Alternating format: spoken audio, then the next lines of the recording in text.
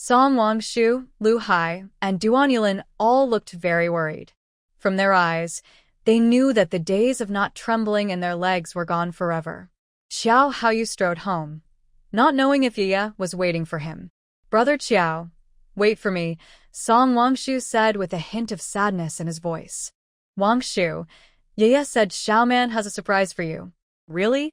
Wangshu's eyes lit up with excitement. He felt his legs gain strength. He took big steps and quickly caught up. Xiao Haoyu patted Song Wangshu on the shoulder. "Hurry home and get ready. If you accidentally ruin Xiaoman's surprise, I won't be able to help you." Wangshu sniffed, worried that the smell of sweat on him was too strong and that his wife might dislike it. Xiao Haoyu went into the yard first, heading straight to the bathroom. He quickly cleaned up, changed into fresh clothes, and felt refreshed. And you smiled at him, "You're back. He Shu is already waiting for you." Seeing Anyu's smile, Xiao Haoyu felt all his tiredness disappear. "Daya, thank you for your hard work." "It's not hard," and you handed him a towel. He wiped the water from his hair. He looked at Xiao Haoyu. "Haoyu, I'm back. Congratulations on winning your love. Just being back is enough. Are you hurt?" Xiao Haoyu didn't miss the sadness in He Shu's eyes. He Shu shook his head. "The mission went smoothly. The leader approved me to rest for 2 days." Xiao Haoyu sat beside him and patted his shoulder. "He Shu, why do you look so worried?" He Shu sighed deeply. "Haoyu, I broke up with Lu Pianpian." His voice was full of exhaustion. "You broke up again? When did that happen?" Xiao Haoyu was used to it. They had broken up and gotten back together many times. "We broke up a month ago." He Shu, "According to our usual pattern, it's only been a month. You'll probably get back together soon." "Haoyu, this time we are really done." He Shu's eyes were serious. Jiao Haoyu and Ji Qingyuan exchanged glances, both looking at He Shu at the same time. "He Shu, are you serious? Are you really willing to give up Lu Pianpian?" He Shu smiled bitterly. "Haoyu, Qingyuan, I am serious this time. After so many breakups and reconciliations, I am exhausted. Every time she wants to break up, I apologize and admit my mistakes. This time, just as she wishes, I let go and set her free." Ji Qingyuan looked at He Shu with concern. "He Shu, what's really going on? Why did you break up this time?" "A month ago, Qingyuan, Lu Pianpian, and I were walking by the sea. Her childhood friend Zhao Beichen suddenly appeared. Without saying a word, he picked up Lu Pianpian and spun her around by the sea. I was very angry and punched Zhao Beichen. To my surprise, Lu Pianpian stepped in front of Zhao Beichen and asked me to apologize to him. If I didn't, she said she would break up with me." He Shu clenched his fists tightly, veins bulging on the back of his hand, showing his anger. "I didn't want to apologize." Lu Pianpian and Zhao Beichen left together. When I returned from my task, Lu Pianpian still demanded I apologize to Zhao Beichen. She told me they weren't involved romantically. I didn't do anything wrong, so why should I apologize? This time, I refused to compromise and endured my own feelings.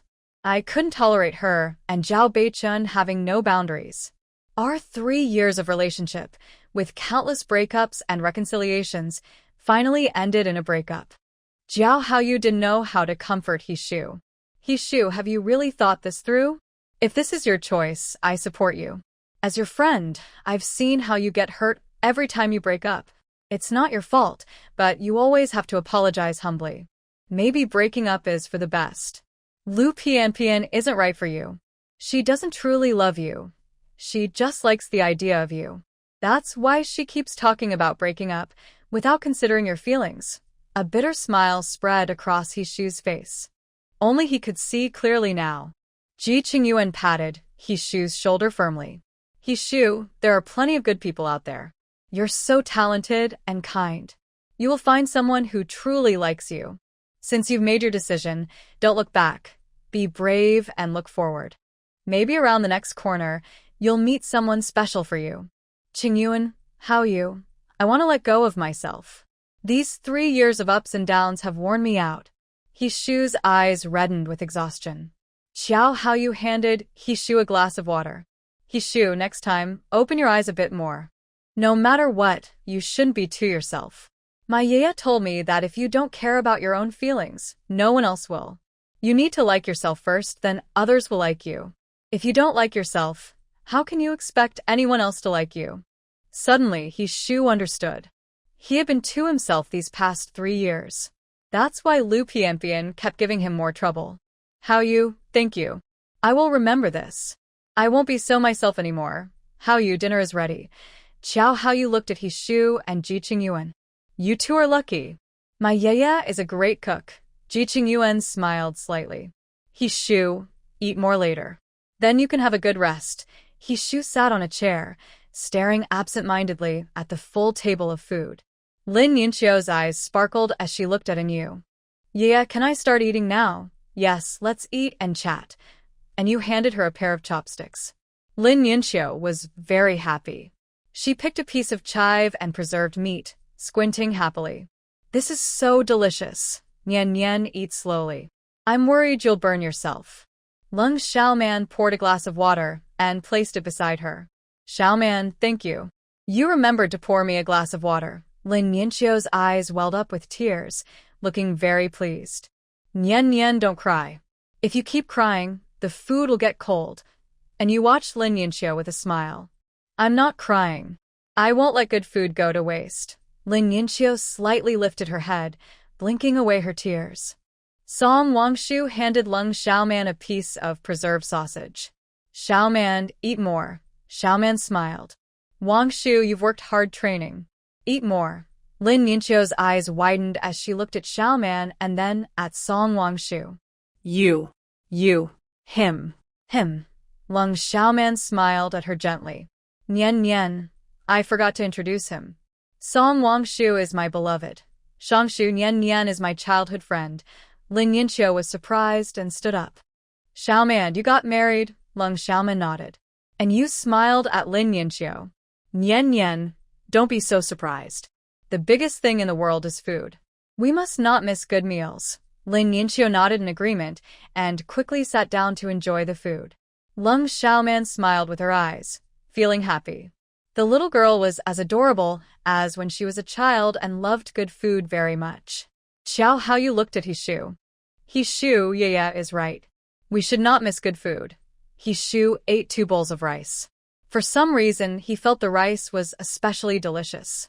His mood improved without him realizing it. Song Wangshu finally finished eating. He felt completely relaxed and full of energy. He couldn't help but think. People need food to stay strong.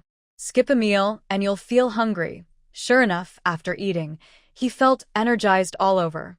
Haoyu and Song Wangshu went to the kitchen. Shu and Ji Qingyuan helped clear the table. Lin Yinxiu held Lung Xiaoman's hand and sat in the yard. Xiaoman, are you really married? Absolutely. If I weren't married, I wouldn't have come to the island with the army, and I wouldn't be able to reunite with you. Is he good to you? Wangshu Ji is very kind to me. That's good.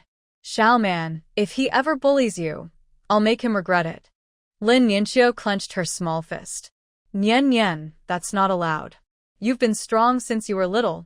If you accidentally hurt him, I'd feel sad. Lung Xiaoman reached out and patted Lin Yinxiu's fist. And you looked at her. Lin Yinxiu's fair little fist. Nian Nian, are you very strong? Lin Yinxiu shyly nodded. Yes, I've been strong since I was little. I've practiced drawing a lot. It took years to control my strength, so I wouldn't cause trouble. Really? Don't you believe me? I can show you. Lin Yinxiu's eyes twirled.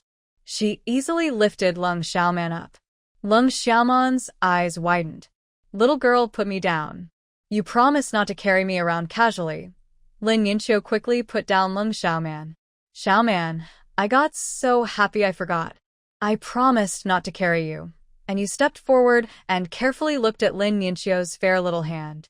Nian Nian, I believe you. You are really strong. Lin Yinxiu's eyes curved into a smile.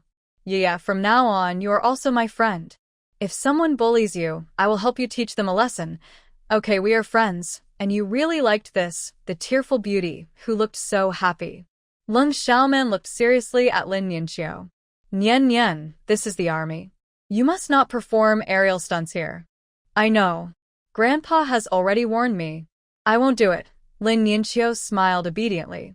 Ji Qingyuan, Qiao Haoyu, and Song Wangshu hurriedly left because they were busy. He Shu returned to his dormitory, wanting to sleep without thinking about anything. Lung Xiaoman looked at Lin Yinqiu. Nian Nian, come with me to find Uncle Xiao. Okay, Xiaoman. Uncle Xiao has been looking for you. When will you go back to the Shen family? Uncle Shen and Aunt Lan have never given up looking for you. Not in a hurry. I will see Uncle Xiao first. Lung Xiaoman looked at Yu. Yeah, you come with me too. And you locked the small courtyard. Shen Li was playing with little ants in the yard. Xiao Jili, Lung Xiaoman smiled happily as she looked at Shen Jili. Big sister, I want to find you, but Dad won't let me. He won't let me go find you. Lung Xiaoman picked up Shen Jili. Xiao Jili, you can go find your sister anytime. Really? Of course, it's true. Lung Xiaoman's smile was gentle. She loved her little brother. He was very cute. Shen Jili was very happy. He looked at Lin Yinqiu. Jie, are you coming to find my dad? Yes. Xiao Jili, is Uncle Shen at home? Shen Jili got down from Lung Xiaoman's arms. He took small steps with his short legs. Follow me, Dad. Shen Chongkong frowned and stepped out. Xiao Jili, your mom is resting. Don't shout so loudly. Dad, I know. Nian Jie came to find you. Shen Jili's voice was soft. Shen Chongkong looked at Lin Yinqiu. And you, and Lung Xiaoman. Little Nian, what brings you here? Lin Yinqiu looked at Shen Chongkong. Uncle Shen, please take a good look at Xiaoman. Shen Chongkong's gaze fell on Lung Xiaoman's face, noticing her reddened eyes. Xiaoman shook her head. And you held Lung Xiaoman's hand. Xiaoman, don't be nervous. Take out your little jade gourd. When Shen Chongkong heard the words little jade gourd, his eyes fixed on Lung Xiaoman. A strange feeling of familiarity washed over him again. Something flashed through his mind, but he couldn't grasp that fleeting insight. His heart beat faster without explanation, and he stared closely at Lung Xiaoman's hand. Lung Xiaoman took a deep breath and slowly took out the small jade gourd hanging around her neck. Shen Chongkong's pupils constricted. How do you have this little jade gourd? I've always worn it. Uncle Shen, don't you remember me? When was the last time you bought me candy? Tears welled up in Lung Xiaoman's eyes. She instinctively grabbed Shen Chongkong's sleeve. He stared at her intensely, and his memory began to clear. A cute little girl, tugging at his sleeve and shaking it. Uncle Shen, don't you remember me? How long has it been since you bought me candy? Shen Chongkong's voice became hoarse and trembling with emotion. His hand trembled slightly. He tentatively called out, Little sugar treasure. Uncle Shen, have you finally recognized me? Tears fell from Lung Xiaoman's eyes, a smile mixed with tears. Little sugar treasure, it's really you. Shen Chongkong's eyes were full of surprise. He finally understood where that sense of familiarity came from. Her features resembled Xiao Jili by about 50%. Little sugar treasure, why didn't you recognize me last time we met? Did you blame Uncle Shen for not finding you? Lung Xiaoman shook her head, tears continuing to fall. Uncle Shen, I lost my memory before I was 6 years old. I don't remember who I am. It was Nian who recognized me and awakened my memory. That's when I knew I am Shen Jiqiu. Shen Chongkong's eyes reddened. He reached out and patted Lung Xiaoman's head. After all these years, have you been doing well? Have you been treated unfairly? I'm doing pretty well. My younger brother protects me a lot. Lung Xiaoman thought of Lung Liqiu, her eyes full of longing. Shen Chong'an looked at Lin Yinqiu. Little Nian, how did you recognize little Tang Bao? Lin Yinqiu pointed to Lung Xiaoman's ear. Uncle Shen, I got lost on the island and saw Xiaoman smiling so brightly. You know, I've been searching for little Tang Bao all these years. When she appeared before me, that familiar smile and feeling made me unable to stay away. I looked closely at the blue on her earlobe.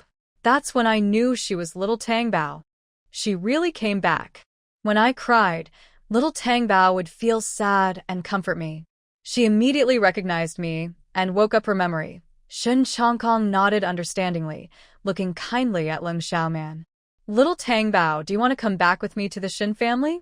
Your father and mother miss you very much. We've been looking for you all these years. If they see you, they will be overjoyed and cry with happiness. Lung Xiaoman shook her head and looked seriously at Shin Chongkong. Uncle Shun, I was drugged and left at a train station that year. Xiao Zhili had the same experience as me.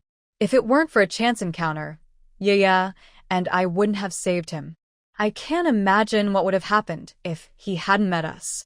I suspect we were drugged on purpose. I'm afraid if I return to the Shin family, it might cause trouble. Little Tang Bao, leave this to me. I will find out the truth, Shin Chongkong said with a cold look in his eyes. No matter who hurt little Tang Bao and Xiao Zhili, he would make that person pay a heavy price. Yes, my current name is Lung Xiaoman. Just call me Xiaoman, Uncle Shun, she said softly. Shin Chongkong nodded slightly. All right, Xiaoman. I want to tell your parents about you. They've been worried about you all these years, especially your mother. She's been searching for you without success and has been very sad. Lung Xiaoman nodded obediently. Shin Zhili's eyes widened with joy. Sister Tang, you really are my sister. Lung Xiaoman pinched his little face. Xiao Zhili, I am indeed your sister. You can call me Sister Xiaoman. Xiao Zhili shook his head. I heard Dad call you Little Tang Bao. You are Sister Tang. And you and Lin Yinqiu looked at the helpless Lung Xiaoman and smiled at each other. Shin Chongkong laughed heartily. Qiao Haoyu and Song Wangshu, these two mischievous boys, will call me uncle from now on. Shin Chongkong looked at Yu. And you, come with me. Yes, Uncle Shin, under cold Xiaoman's worried gaze, and you gave her a reassuring look and followed Shin Chongkong. And you, and Little Sugar have grown up together. Do you know how she has been these years? Did her foster parents treat her well? Did she suffer too much unfairness? And you blinked. Uncle Shin, Xiaoman, and I grew up in Qinghe village. Cold uncle and aunt are traditional and prefer boys over girls, so she has suffered some unfairness. She has a younger brother, Lung Liqiu, who is very good to Xiaoman. Since he was old enough, he has been protecting her. Shin Chongkong's eyes were full of pain. His little sugar from the Shin family has always been obedient and sensible. Hearing about the preference for boys, he knew his little sugar had suffered a lot. But he still appreciated the couple who found her. Even if they didn't treat her well, they raised her. If he hadn't met that couple, he didn't know what her fate would have been. Moreover, she has a caring younger brother who truly loves her. And you, is the engagement between Little Sugar and Song Wangshu mutual? Do they love each other? And you nodded. Xiaoman fell into the water, and Song Wangshu heroically saved her. They love each other. Shin Chongkong heaved a sigh of relief. That's good. And you turned to leave, looking at the worried cold Xiaoman. It's okay. I told Uncle Shen that cold uncle and aunt are traditional and prefer boys, so you suffered some unfairness. You have a younger brother who cares for you and treats you very well. Cold Xiaoman's worries eased a bit. Yeah, thank you. My parents haven't been good to me, but I still thank them for taking me in. Otherwise, my fate might be 1,000 times worse. A hint of a smile appeared in Yu's eyes. Xiaoman, Uncle Shin asked me at the end whether you and Song Wangshu love each other. Cold Xiaoman's heart raced again. Yeah, what did you say? I told Uncle Shin that you fell into the water, and Song Wangshu heroically saved you. That you love each other and have created a beautiful story. And Yu's lips curled into a happy smile. Xiaoman, are you satisfied with my answer? Lung Xiaoman's eyes curved as she let out a sigh of relief. I'm satisfied, very satisfied. Lin Yinqiu looked at her. Xiaoman, I'll go back to the dorm first. I still have some things to take care of. All right, be careful and don't get lost. I know. Lin Yinqiu left with a smile. It was truly a happy day. Tonight, she could finally sleep well and never have that nightmare again. Now that little Tang Bao was found, even her dreams would be sweet ones. And Yu smiled warmly at Lung Xiaoman. Xiaoman, let's go back. Lung Xiaoman nodded in agreement. Suddenly, she felt a small weight on her leg. A little one had clung to her. Sister Tang, Sister Tang. Shin Zhili blinked his big eyes and hugged her tightly. Zhili, do you want to come with me? Shun Jili nodded quickly, like a little chick pecking rice. Lung Xiaoman smiled fondly. All right, I'll take you to play. Yay. Shin Jili let go of her leg and ran toward Shin Chongkong. Daddy, I want to play with Sister Tang. Shin Chongkong patted his son's head. Jili, you really like your sister Tang, don't you? Shin Jili nodded eagerly. Shin Chongkong smiled. Go ahead, but you must listen to her. I will. Shin Jili grinned happily, his smile blooming like a little flower, and ran back to Lung Xiaoman. Sister Tang, sister you. My dad said yes. Lung Xiaoman took his small hand. Then let's go. Shin Jili held An Yu's hand with his other one. He liked this pretty sister you too. A little bird flapped its wings and flew around. Suddenly, it heard someone mention Sister Yu's name. It blinked its tiny eyes and landed on a nearby branch, curious to see who was talking about its owner. Sang Xiaona, are you really willing to accept this? A trace of sadness flashed in Sang Xiaona's eyes, her heart full of bitterness. Of course not, but what can I do? Captain Xiao is already married. Zheng Yindua's eyes darkened with anger. That woman is just a poor girl from the countryside. How could she ever be worthy of Captain Xiao? Sang Xiaona just returned from her vacation. She gathered her courage and prepared to confess her feelings to Qiao Haoyu. Unexpectedly, before she could act, she learned that the person she liked was already married. She missed her chance and felt very sad. She is one of the 3 beauties on the island, with big, round eyes that shimmer like a calm lake in autumn. At this moment, her eyes were filled with traces of sadness. It's too late now. Captain Xiao is already married, she said. Zheng Yunduo rolled her eyes and said, Sang Xiaona, I know you like Captain Xiao. Why don't we work together to send An Yu, that country girl, off the island, so she has no place to stay here? Sang Xiaona widened her eyes and looked at Zheng Yunduo with disapproval. Zheng Yunduo, how can you have such a terrible idea? I like Captain Xiao. He's married and has a wife, and that makes me sad. I feel upset because I didn't get the chance to confess my feelings. Without that chance, my feelings feel meaningless. I never thought about ruining their relationship. Whether An Yu is suitable for Captain Xiao or not isn't up to us to decide. Zhang Yunduo looked at her with disbelief and said angrily, Sang Xiaona, if you don't try to confess, how will you know if you have a chance? Why not try tomorrow? Maybe you'll get one. Sang Xiaona looked at Zheng Yunduo in shock. Shut up. Captain Xiao already has someone he loves. How can I be so reckless as to confess? I have my pride. I know who Captain Xiao is. He's not the kind of person to be indecisive about feelings. He married An Yu because he truly liked her. Cheating is not my principle. When Captain Xiao was single, I didn't get the chance to confess, and that is my regret. Now that he has a family, confessing would only ruin it. I refuse to do such shameless things. I hate people who cheat. If you truly like someone, you just want them to be happy. Even if that happiness has nothing to do with me, I will still wish them well. I won't cause trouble. Captain Xiao is already married, and his marriage with An Yu is protected by law. Sang Xiaona looked at Zheng Yunduo, who was shocked, and slowly spoke. Zheng Yunduo, I advise you not to break the law. You have been chasing Captain Xiao for years. He really doesn't like you. Please stop bothering Captain Xiao. There are many talented people on the island. Someone suitable for us will appear eventually. Why make things difficult for others and yourself? Zheng Yunduo was furious. She stared at Sang Xiaona with angry eyes. Sang Xiaona, you're too timid to even confess your feelings. Why do you criticize me? You only dare to secretly like Qiao Haoyu. Why do you mock me? My love for Qiao Haoyu is my own choice, and at least I tried. I'm 100 times, 1,000 times better than you. At least Qiao Haoyu knows I like him. You can only hide your feelings in your heart, not letting any sunlight in. You deserve to miss your chance and regret forever. Sang Xiaona's eyes turned red with anger, and her fury burned brightly. Zheng Yunduo, I am 10,000 times stronger than you. I keep my feelings in my heart, and at least Qiao Captain doesn't dislike me. And you? You confessed your feelings and chased Captain Xiao for years. So what? Captain Xiao doesn't even give you a glance. He even tries to avoid you when he sees you from afar. You're like a fly, shamelessly buzzing around Captain Xiao. My love for Captain Xiao is my own business.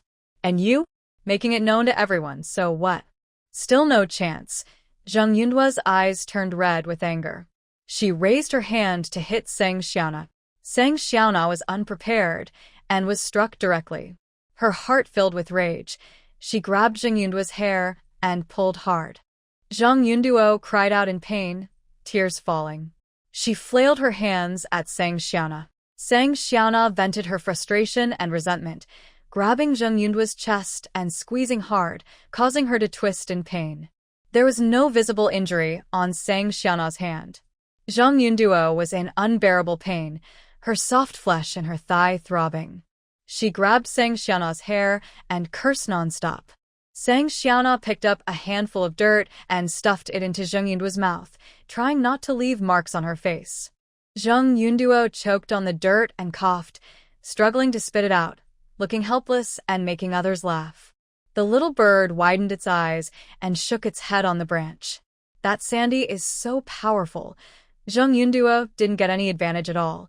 It saw clearly that Sandy had a dung ball in her hand. The dung beetle that suddenly lost its dung ball was so shocked it forgot to run away. Sandy stood up and tidied her messy hair. There were obvious 5-finger marks on her fair face. Zheng Yunduo felt sick and vomited on the ground, tears covering her face. Sandy quietly looked at Zheng Yunduo, and her anger faded. Zheng Yunduo got up from the ground, with a circle of dirt around her lips, as if she had stolen something. Sandy, you hit me. You won't get away with this. Zheng Yunduo, you started it. I am the victim. You're lying. I'm going to find Commander Zhao. You'll be punished. Zheng Yunduo was furious and walked away quickly. She looked messy, with disheveled hair and dirt all over her face. No one could tell she was Zheng Yunduo, one of the 3 beauties of the island. Sandy was not afraid at all and followed behind her. The little bird flapped its wings and followed them, curious about what would happen next. Commander Zhao was drinking tea when suddenly someone burst into the room. Commander Zhao, you have to stand up for me. Zheng Yunduo's voice was choked with tears, looking at Commander Zhao with a sad face. Zhao Aiguo looked confused and frowned. Don't cry first. Who are you? Zheng Yunduo widened her eyes. Commander Zhao, I am Zheng Yunduo. Zheng Yunduo, you say you are Zheng Yunduo? Zhao Aiguo looked at her for a moment and quickly looked away. Little Zheng, why do you look like this? Commander Zhao, it's Sandy. She hit me and made me look like this. Commander Zhao took a sip of tea to calm down. His eyes fell on Sandy, who had just entered. Little Sandy, what's wrong with your face? Who hit you? Sandy covered her face. Commander Zhao, Zheng Yunduo hit me. Commander Zhao put his teacup down heavily. Tell me what happened. Who started it? Sandy looked sad. Commander Zhao, Zheng Yunduo started it. He looked at Zheng Yunduo, waiting for her explanation. Zheng Yunduo, is what Sang Xiaona said true? Did you start the fight? A guilty look flashed in Zheng Yunduo's eyes. Yes, I did. She was mocking me. She also hit me. Look at all these injuries I have. They are from her, she said. Commissioner Zhao examined Zheng Yunduo carefully. Xiao Zheng, you say you are injured. Where are your injuries? I don't see any. Instead, Sang Xiaona's face is swollen from being hit. Why do you look so upset? Without thinking, Zheng Yunduo said, my injuries are in. She remembered her injuries were in private places. Commissioner Zhao looked at Zheng Yunduo. Xiao Zheng, where are your injuries? Zheng Yunduo couldn't say a word. He then looked at Sang Xiaona. Sang Xiaona, why did Zheng Yunduo hit you? How did she mock you? Sang Xiaona blinked. Commissioner Zhao, I just came back from leave, and Zheng Yunduo approached me. She said Captain Xiao was already married, and said that Yu was not suitable for Captain Xiao. I kindly advised her. I said that Yu was worthy of Captain Xiao. If she wasn't, that was Captain Xiao's choice. I tried to persuade Zheng Yunduo to give up. There are many good men on the island. She shouldn't bother Yu. Unexpectedly, Zheng Yunduo got angry, jumped up, and slapped me. Commissioner Zhao frowned. What does Zheng Yunduo say about you hitting her? Sang Xiaona's eyes showed disbelief. After Zheng Yunduo slapped me, she went crazy. She rolled on the ground. Then she messed up her hair and kept cursing, saying she wanted to teach me a lesson. What shocked me most was that she grabbed a handful of dirt and ate it. I was terrified. I have never seen such a scene before. I was stunned and just watched Zheng Yunduo lying on the ground, vomiting nonstop. I was at a loss and wanted to help her up, but her fierce look made me hesitate. Hearing Sang Xiaona's words, Zheng Yunduo's eyes turned red with anger. She stared at Sang Xiaona fiercely, as if she wanted to swallow her whole. Sang Xiaona was so frightened she took a step back, her eyes full of panic. Commissioner Zhao, look at Zheng Yunduo's expression now. It made me tremble all over. She got up from the ground, glaring at me angrily. She said that her messy appearance and all her injuries were caused by me, then loudly came to find you. Sang Xiaona looked very upset. She stretched out her fair hand and waved it in front of Commissar Zhao. Commissar Zhao, look at me, small arms, small legs. Do you think I could fight her?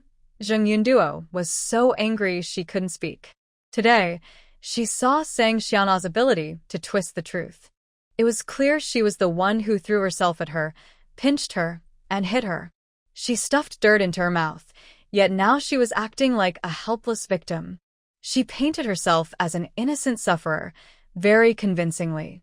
No wonder she's from the arts troupe. Her acting skills are excellent.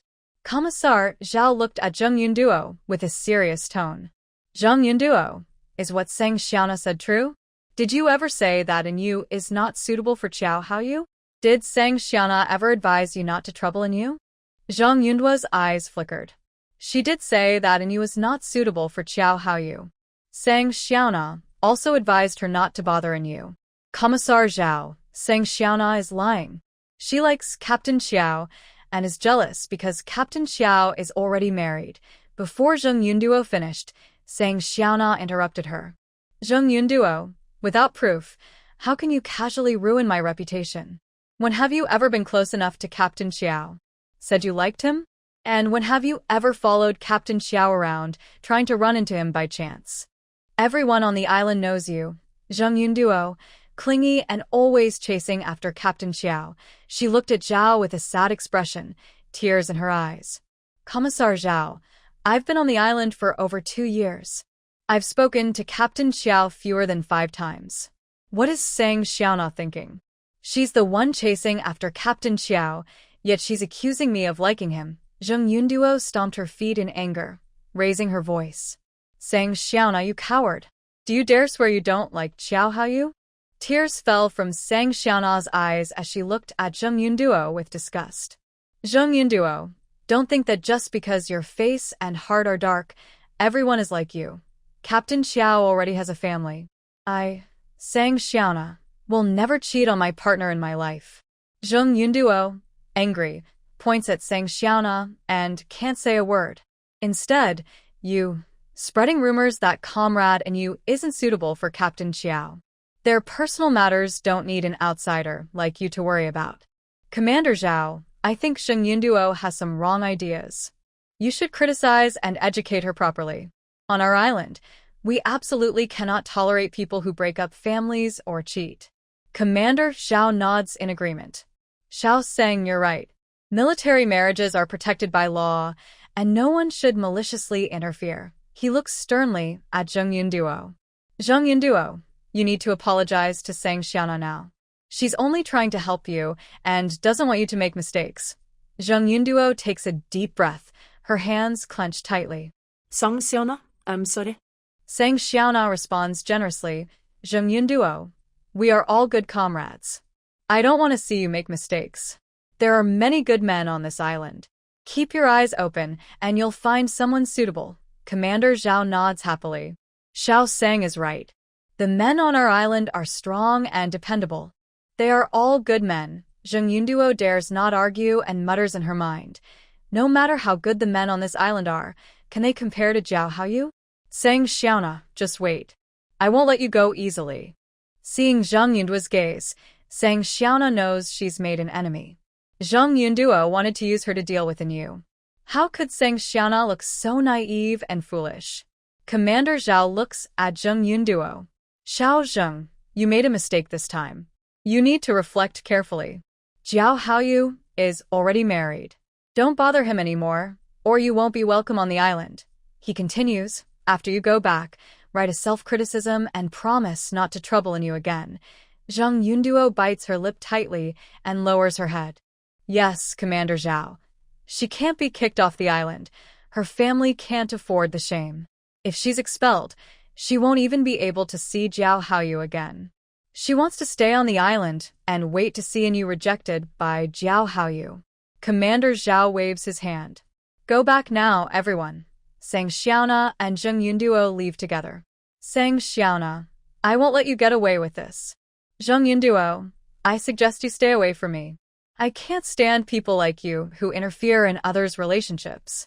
Wherever you are, the air feels poisonous. Sang Xiaona, be quiet. I liked Captain Xiao first. How did I become the one at fault? Zheng Yunduo glared angrily at Sang Xiaona. Sang Xiaona noticed Mo Yan walking toward them from a distance. Her eyes moved slightly. Zheng Yunduo, he's already married. If you still try to come between them, what else can that be called? I really feel sorry for Captain Mo. He must be blind to have liked you. A hint of pride flashed in Zheng Yunduo's eyes.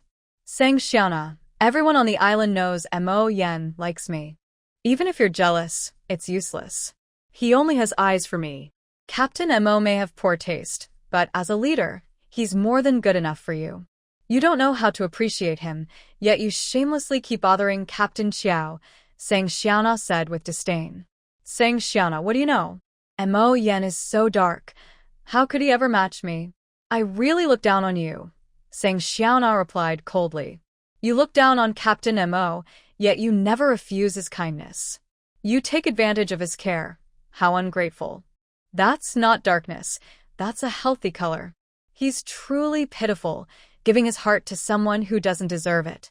You're like a stray dog that doesn't even wag its tail. Sang Xiaona genuinely felt sorry for Mo Yan. Falling for Zheng Yunduo was his misfortune. Zheng Yunduo pouted. Why should I refuse him? Mo Yan treats me well, because he wants to. I never promised him anything. He's the one who insists on giving me gifts. Letting him get close to me and accepting his gifts is already my kindness to him. Mo Yan's heart sank completely. He realized how foolish he had been.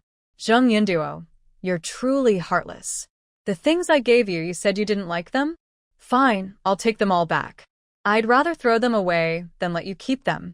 Sang Xiaona watched Mo Yan leave with a dark expression and smiled with satisfaction. She ignored Zheng Yunduo and ran off quickly. The little bird's eyes sparkled. It had to hurry back. She wants to share everything she just saw and heard with Sister Yu.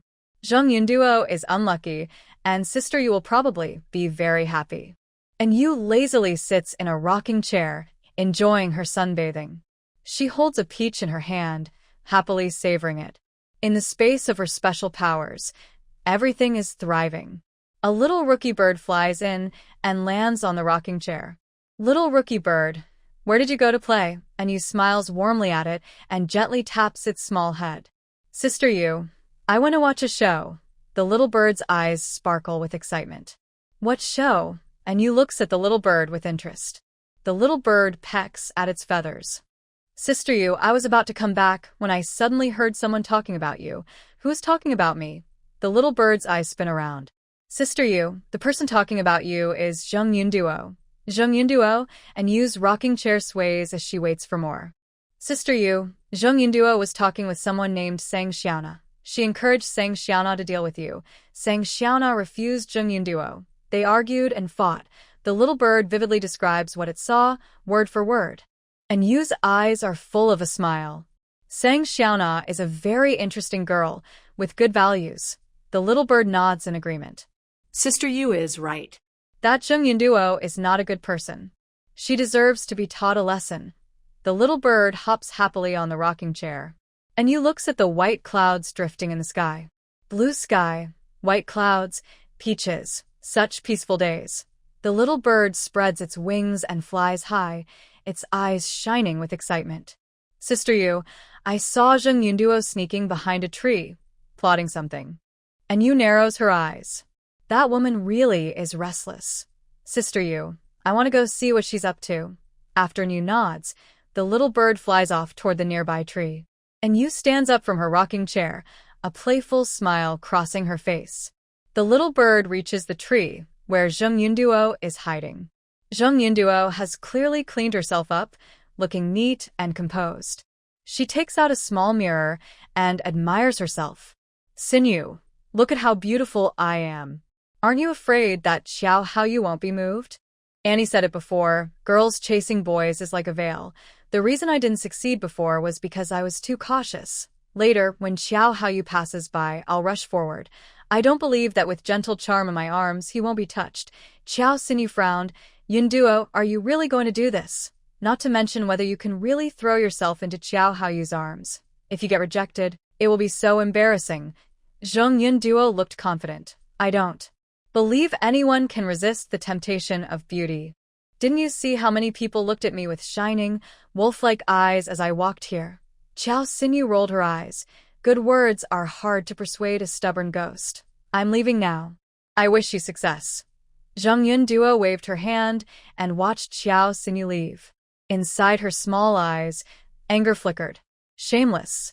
You still want to throw yourself into the master's arms? Dream on. The little bird flapped its wings and flew back to the Qiao family courtyard. And Yu reached out her hand, and the little bird landed on her palm. Little bird, what does Zheng Yunduo want to do? Yuejia, I heard Zheng Yunduo say she wants to throw herself into the master's arms. The little bird looked at Yu with cold gleam in its eyes. It shivered and ruffled its feathers, feeling a bit cold. And Yu's lips curled into a cold smile. Zheng Yunduo, this is your own fault. Who told you to be so blind? The little bird quickly spread its wings and flew high, feeling that Yuejia was too dangerous now. And Yu locked the courtyard door. The little bird obediently led the way, and Yu's lips curled into a cold smile. She watched with interest as Zheng Yunduo hid behind the tree. Not far away, footsteps sounded. Zheng Yunduo's eyes lit up, and she cheered herself on silently. Charge forward. For your happiness, you must throw yourself into Qiao Haoyu's arms. She imagined herself rushing into Qiao Haoyu's embrace, holding him tightly around the waist. Qiao Haoyu looked at her with gentle affection. And Yu's finger moved slightly, and transparent silk threads wrapped around Zheng Yunduo's feet. Qiao Haoyu slowly approached, walking lightly. As he passed the big tree, he heard a noise and quickly stepped back. Two sounds rang out at the same time. Zheng Yunduo just wanted to throw herself into Qiao Haoyu's arms. She imagined it beautifully, but reality was harsh. Instead of falling into his arms, she fell onto the ground, her face and hair covered in dirt. Qiao Haoyu looked at the clumsy Zheng Yunduo with disgust in his eyes. He had no intention of helping her. He was about to leave. Captain Xiao. Zheng Yunduo looked up at him. She wanted to stand up, but for some reason, her legs wouldn't cooperate. She couldn't get up and could only awkwardly lie on the ground. And Yu stepped out from nearby. She smiled and looked down at Zheng Yunduo with a superior attitude. Oh. What are you pretending to do? Zheng Yunduo's face was covered in dirt. She supported herself with her hands, trying to stand. But after some effort, she didn't stand up. She just knelt on the ground. Seeing Yu, Qiao Haoyu's eyes were full of tenderness. Yeah? Why are you here? Haoyu, I'm here to pick you up, and Yu smiled brightly. Qiao Haoyu's lips curled slightly, showing he was in a good mood. Haoyu, did Zheng Yunduo do something wrong? Is she begging for your forgiveness? And Yu's eyes curved into a smile. I don't know. When I came over, Zheng Yunduo just collapsed on the ground. She rolled around for a while, and now she looks like she's asking for forgiveness. And Yu looked at Zheng Yunduo with a gentle smile. Comrade Zheng Yunduo, why aren't you getting up? Do you want me to help you up? Zheng Yunduo was about to cry. I can't get up, and Yu circled around her. Why can't you get up? No one is holding you down. Qiao Haoyu's lips lifted slightly, knowing this was definitely his wife's clever trick. Zheng Yunduo was very anxious. She looked back. She saw nothing, but no matter how hard she tried, she couldn't get up. Jo Haoyu not only did not stop but looked at Inu with affection. Comrade Jung Yunduo is hurt. I need to go see her. Oh my heart hurts so much. Jung Yunduo is injured. In a moment, 5 or 6 tall young men ran toward them. And Yu smiled and said, Haoyu, look at that chubby guy leading the race. He's really quick. Jo Haoyu nodded. That's Fat Tiger. Don't judge him by his size. He's very fast. During training, he's always ranked within the top 100. Jung Yunduo's eyes widened with fear. She watched Fat Tiger, who was running fast and far ahead. Fat Tiger was smiling as he ran. He saw his chance. Jung Yunduo is a beautiful girl from the island. When someone she likes gets hurt, he wants to show off. He thought about having a chance to hold his dream girl, so he ran even faster. Under Jung Yunduo's frightened gaze, Fat Tiger suddenly picked her up. Yunduo, don't be afraid. I'll take you to the hospital right away. To avoid falling, Jung Yunduo instinctively held onto Fat Tiger's neck. Fat Tiger carried Jung Yunduo and ran quickly toward the hospital. Behind them, 4 young men caught up, looking regretful. They admired Fat Tiger holding Jung Yunduo. What a great chance. An opportunity to get close to his dream girl. And you watched all this with a gentle smile. She moved her fingers, and the silk thread tying Jung Yunduo's feet disappeared. Haoyu, let's go home. Jo Haoyu and you walked side by side. A little bird flapped its wings and followed behind Jung Yunduo. Yuejia, I want to go see the fun. And you nodded softly. Jo Haoyu said with a smile. Yeah, come pick me up. I'm very happy. Haoyu, do you regret bothering my love life? And you looked at him with a gentle smile. Thanks to my wife for protecting me. There's no love luck here. At most, it's a crazy person pretending to fall and can't get up. Jo Haoyu looked at Inu tenderly. Inu's voice was cheerful. Your description is very accurate. Jo Haoyu walked lightly. Seeing his wife made him feel very happy. Inu opened the gate of the small courtyard, and Jo Haoyu went into the bathroom. Inu washed her hands carefully and thought about what to have for dinner. Xiao Haoyu dried his hair and saw his wife resting her chin on her hands as soon as he came out. Yeah, what do you want to eat? I'll cook for you. Inu blinked. I don't know either. Xiao Haoyu leaned down and stole a sweet kiss on her cheek. Yeah, what should I make? What would you like to eat? Looking into his smiling eyes, Yaya said, Okay. Xiao Haoyu went into the kitchen and washed 2 tomatoes. He wanted to make hand-pulled noodles with 2 poached eggs. His movements were smooth and quick, and soon the kitchen was filled with a delicious aroma. As the sunset painted the sky with fiery clouds, playful and eager to hide the sunset's glow, and Yaya watched the evening sky. Xiao Haoyu carried 2 bowls of hand-pulled noodles, smiling slightly. Yeah, try the noodles I made. Haoyu, your noodles smell so good just from the aroma. And Yaya looked at him with a happy smile. She blew on the noodles, then took a bite. The noodles were chewy and tasty. She gave a thumbs up to praise. Seeing her enjoy the food, Xiao Haoyu felt satisfied and smiled. He felt a great sense of achievement watching his wife finish the noodles he made with his own hands. And Yaya put down her chopsticks, feeling content, and leaned back in her chair. Xiao Haoyu cleaned the dishes and tidied up the kitchen. Looking at the slowly rising moon, and Yaya asked, Haoyu, what do you think I can do on this island? Xiao Haoyu hugged her from behind. Yeah, do you have something you want to do? In her past life, she had lived through a tough end-of-the-world situation. Now, living in a good environment, she was unsure what she wanted to do. Xiao Haoyu gently brushed her earlobe with affection, his voice soft and loving. Yeah, if you don't know what you want to do, take your time to think. Even if you do nothing, it's okay. My Yaya, just be happy. And Yaya leaned into his embrace, her smile deepening. Haoyu, if I do nothing, will that be bad? There's nothing wrong with that. My wife, you have the right to do nothing. I love to pamper you. Who can stop me? Xiao Haoyu gently kissed her fair earlobe. Haoyu, if you spoil me like this, what if I get too used to it? What can I do? Of course, I will keep you close and hold you in my arms. I've liked only you for 25 years. His voice is charming, like a gentle breeze that calms Yu's heart. And Yu holds Jo Haoyu's hand. Haoyu, I remember what you said. Jo Haoyu tightly holds her hand back and leans his head on her shoulder. Yu, tomorrow supplies will arrive on the island. You can go with Xiao Man to the supply store and see what they have. Buy whatever you like. And Yu's eyes light up.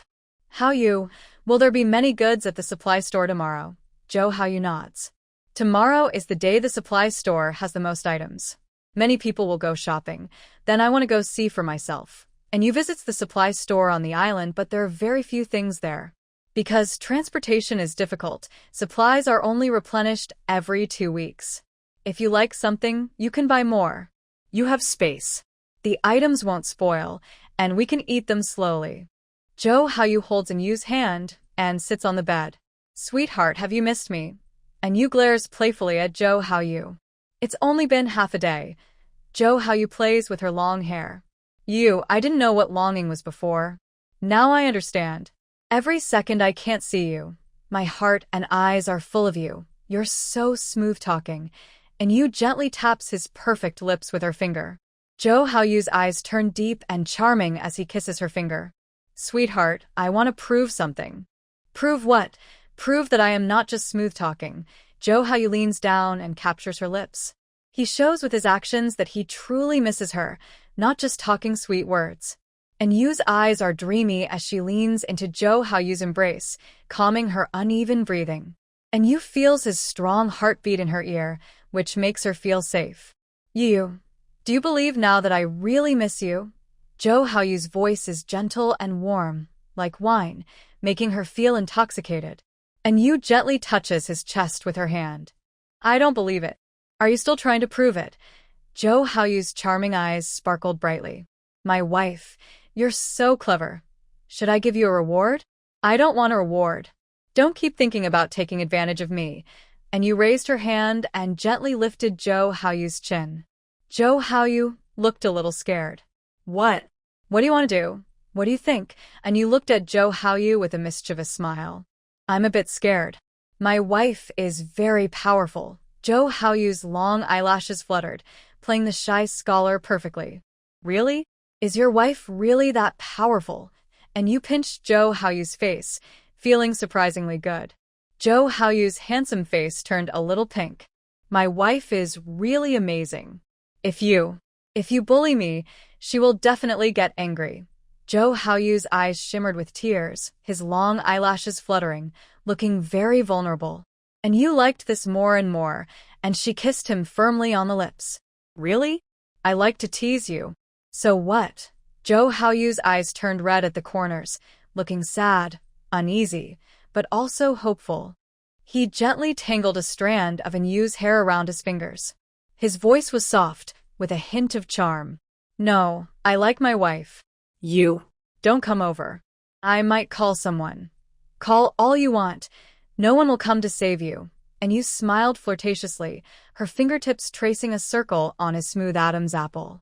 She leaned down quickly and firmly covered his lips, stopping him from calling for help. Jo Haoyu's mind exploded like fireworks, lost in the gentle warmth Yu gave him. Some people are happy, some are sad, and some have tears in their eyes. Zheng Yunduo was so angry she couldn't sleep. Today, she became the joke of the whole island. Pang Hu held her, and under everyone's watch, he was taken to the hospital. When she arrived at the hospital, her feet felt fine. Pang Hu kept comforting her, refusing to leave her side. He even claimed he was protecting her because she was hurt. Zheng Yunduo was so scared she ran away, hiding in her dorm and not daring to come out. She leaned against the door, unable to understand. Why did the well-planned thing turn out like this? I was worried that as soon as I went out, I would be caught by Fat Tiger. A hint of dislike flashed in Xiao Sinyu's eyes. She had already told her this before. Is it really so easy to throw herself into Xiao Haoyu's arms? Zheng Yunduo's wild imagination has now caused such a big joke. She is crazy about marrying into the Qiao family. No wonder Qiao Haoyu doesn't like her. Xiao Sinyu played with a pen, thinking of that charming fox-like eyes, and couldn't help but smile. Tomorrow, she plans to try to build a good relationship with Yu, based on her observations. Xiao Haoyu really likes Yu and listens to her. If Yu helps, then she believes Xiao Haoyu will assist her in getting close to that person. With Xiao Haoyu and Yu creating opportunities for her, how could she fail to win that person? Thinking of this, Xiao Xinyu smiled. She looked at the darkening sky, looking forward to dawn. She stood up, walked to the small box, and took out a small mirror and a comb. She gently tapped them, planning to give them to Yu tomorrow. She muttered to herself, "Isn't it unfair that Yu from the countryside gets such nice things? She probably has never even seen such good items." Everyone loves beauty, and who can resist the temptation of a small mirror and a little comb? As for what her mother said, she had long since dismissed it from her mind. Who does Xiao Haoyu like? What does that have to do with her? Why should she help Zheng Yunduo? Just look at Xiao Haoyu's attitude. He doesn't even bother to look at Zheng Yunduo. Does she still have a chance? Only her mother and Zheng Yunduo are still stuck in impossible hopes, unwilling to move on. A gentle breeze blew away the heavy night, and dawn arrived, accompanied by the sea breeze. Xiao Haoyu got up early, prepared the meal, and kept it warm in the pot. His eyes were gentle, with a smile on his lips, as he lovingly looked at Yu's blushing little face. He leaned down and kissed the corner of her lips, then turned and strode away. Yu's small fingers moved slightly, her eyelashes fluttered. Her mind was torn between continuing to sleep and getting up, wavering back and forth. One voice tempted her. "Sleep, sleep. Nothing's wrong. You can wake up naturally." Another voice, not willing to be outdone, urged her. "Get up quickly. There are many things to do today. Don't stay in bed." Yu really wanted to stay in bed and sleep until she naturally woke up. But today was the day for the island supply and sales event, when goods are delivered. It only happens once every 2 weeks, so she couldn't miss it. If she was late, the items she liked might already be bought by others. After some internal struggle, Yu slowly opened her eyes. That night, she had no dreams and slept very soundly, feeling lazy all over. She used a lot of effort to finally get out of the bed that was tempting her to keep sleeping. She dressed and saw a note by the bed, and a small smile appeared on her face. She went to the kitchen, happily ate a warm boiled egg, and drank a bowl of vegetable porridge. She looked at her watch on her right hand, 7:30 a.m. After cleaning her dishes, she turned and left the kitchen. She went to the small yard to breathe some fresh air. A little bird circled around Yu, chirping happily. "Good morning, Sister Yu. You woke up so early today." After spending some time together, the clever little bird had figured out that her beautiful owner, the lovely Sister Yu, liked to wake up naturally. Yu felt very happy. She reached out her hand, and the little bird landed gently in her palm. She gently tapped the bird's head with her fingertip and said, "Little bird, I envy you. You get to sleep until you wake up naturally every day." The little bird flapped its wings and hopped onto her shoulder, its tiny eyes full of curiosity. "Sister Yu, don't you wake up naturally every day too?" Yu shook her head. "I have something to do today. I want to visit the island supply and sales event. If I sleep until I wake up naturally, the sun will probably be high in the sky. By then, the items I want to buy will be gone because others will have bought them all." The little bird pecked at its feathers, seeming to understand but not fully. "It's okay. If I can't wake up naturally today, I will tomorrow." Yu's lips curved into a small smile as she sighed. Who doesn't want to sleep until they wake up naturally? Sleeping until you wake up naturally is a kind of happiness. It's as desirable as counting money until your hand cramps. The little bird hopped happily on Yu's shoulder, chirping joyfully. "Sister Yu, I sleep until I wake up naturally every day. I am a happy little bird." Of course, not only do you get to sleep until you wake up naturally, but you're also a lucky little bird. The fate that brought you here in 3 lifetimes led you to meet your owner, me. You have achieved many dreams that other colorful spirit birds cannot realize. Sleeping until naturally waking up, eating the sweet grains of lingu. Yu gently tapped the forehead of the little bird. She was a bit envious of the little bird. Its luck is truly amazing. The little bird, with its small eyes, listened to Yu and sparkled with bright light. The little bird also feels it is the happiest, colorful spirit bird in the world.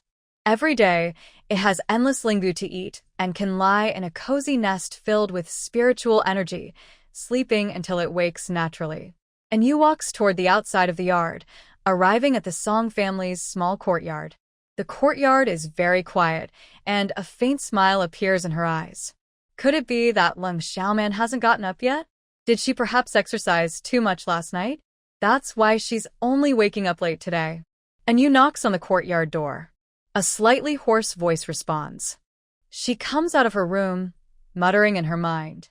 It's all because Song Wangshu caused trouble last night, making her throat sore. Maybe she should have kicked him harder this morning, so he wouldn't dare to cause trouble again. And Yu looks at Lung Xiaoman's rosy face, her eyes flickering with a hint of affection. Xiaoman, what's wrong with your throat? Are you feeling unwell?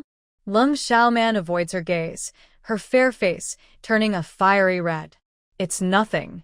And Yu stops teasing her. Xiaoman, let's go shopping at the island supply store.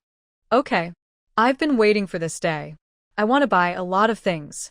Lung Xiaoman's eyes shine brightly. Let's go now, or the good items will be bought by others. And Yu and Lung Xiaoman walk side by side toward the island supply store. Today, the island is bustling with activity. Many military wives are ready with tickets and money, heading in groups to the supply store. Wang Yanyu woke up early today. She has many things to buy. Su Jiaxing injured his foot during training yesterday and needs to buy some good food to recover. Yanyu, thank you for your hard work. Brother Su, it's not hard. Taking care of you is what I should do. Wang Yanyu smiles as she leaves. Su Jiaxing watches her back, full of guilt.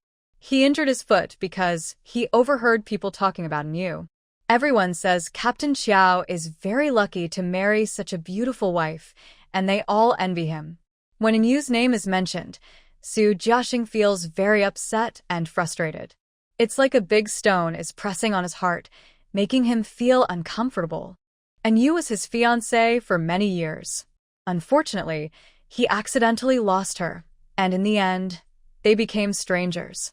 He remembers secretly seeing Yu on the island. Her bright smile hurt his eyes and his heart. Su Jiaxing no longer remembers when Yu started to smile at him with difficulty. She has become more beautiful than before, which shows she is doing very well. He has thought many times that if he hadn't broken off the engagement with Yu, the person by her side now should have been him. Thinking about the past, Su Jiaxing laughs, but after the laugh, he feels very bitter. Yu has nothing to do with him now. She is already married to Qiao Haoyu. Regret eats away at him late at night, slowly hurting his heart, and he can't fall asleep when he wakes up. He knows this is wrong, and his whole heart should be with Wang Yanyu. But his thoughts are not something he can control. The more he tries not to think about Yu's good qualities, the clearer those memories become. If he had trusted Yu a little more back then, things wouldn't have turned out like this. People are strange. When they are alive, they often refuse to look directly at what they dislike and are full of disdain. But once they lose something, all the good things they ignored before come back like spring bamboo shoots after rain. They are so overwhelming that they can't be suppressed, and forgetting becomes impossible. Su Jiaxing's situation is even worse. He doesn't even have a chance to regret. He married Wang Yanyu, and Yu married Qiao Haoyu. No matter how much he regrets, he can do nothing about it. Yu looks at the entrance of the island supply store, where a large crowd has gathered. Xiaoman, look at how many people there are today. Lung Xiaoman agrees and nods. Yeah, I'll go queue up quickly. Yu feels a bit helpless. They didn't come late, but there are already 15 or 16 people in line. Look, that's Captain Xiao's wife. Oh. She's really beautiful. Captain Xiao's wife is even more beautiful than the pretty salesgirl Zheng Yunduo. That's right, such a beautiful person standing next to Captain Xiao. They make a perfect match. The military wives whispered, full of amazement. Lu Tsuehua sarcastically said, "What's there to envy? She's just a sly fox. Otherwise, how could she make Captain Xiao Haoyu, who is as cold as ice, lose his mind?" And Yu's eyes flashed with coldness as she looked at Lu Tsuehua. Lu Tsuehua, mind your words. Be careful. Words can cause trouble. Lu Tsuehua glared and looked at Yu with jealousy. Seeing her smooth, fair hands and then her rough hands, her heart felt more unbalanced. Her husband is Battalion Commander Wang Dehu. Yesterday, he got drunk and was mumbling at the table. Really envy Captain Xiao Haoyu, with his icy face, marrying such a beautiful girl. Did I say anything wrong? Didn't you see how many people were attracted when you came over, and you curled her lips, her voice cold. Lu Tsuehua, I am pretty because of my parents. You can't envy that. If you want to blame someone, blame your own looks. My Haoyu likes me. What does that have to do with you? We are married, and he likes me.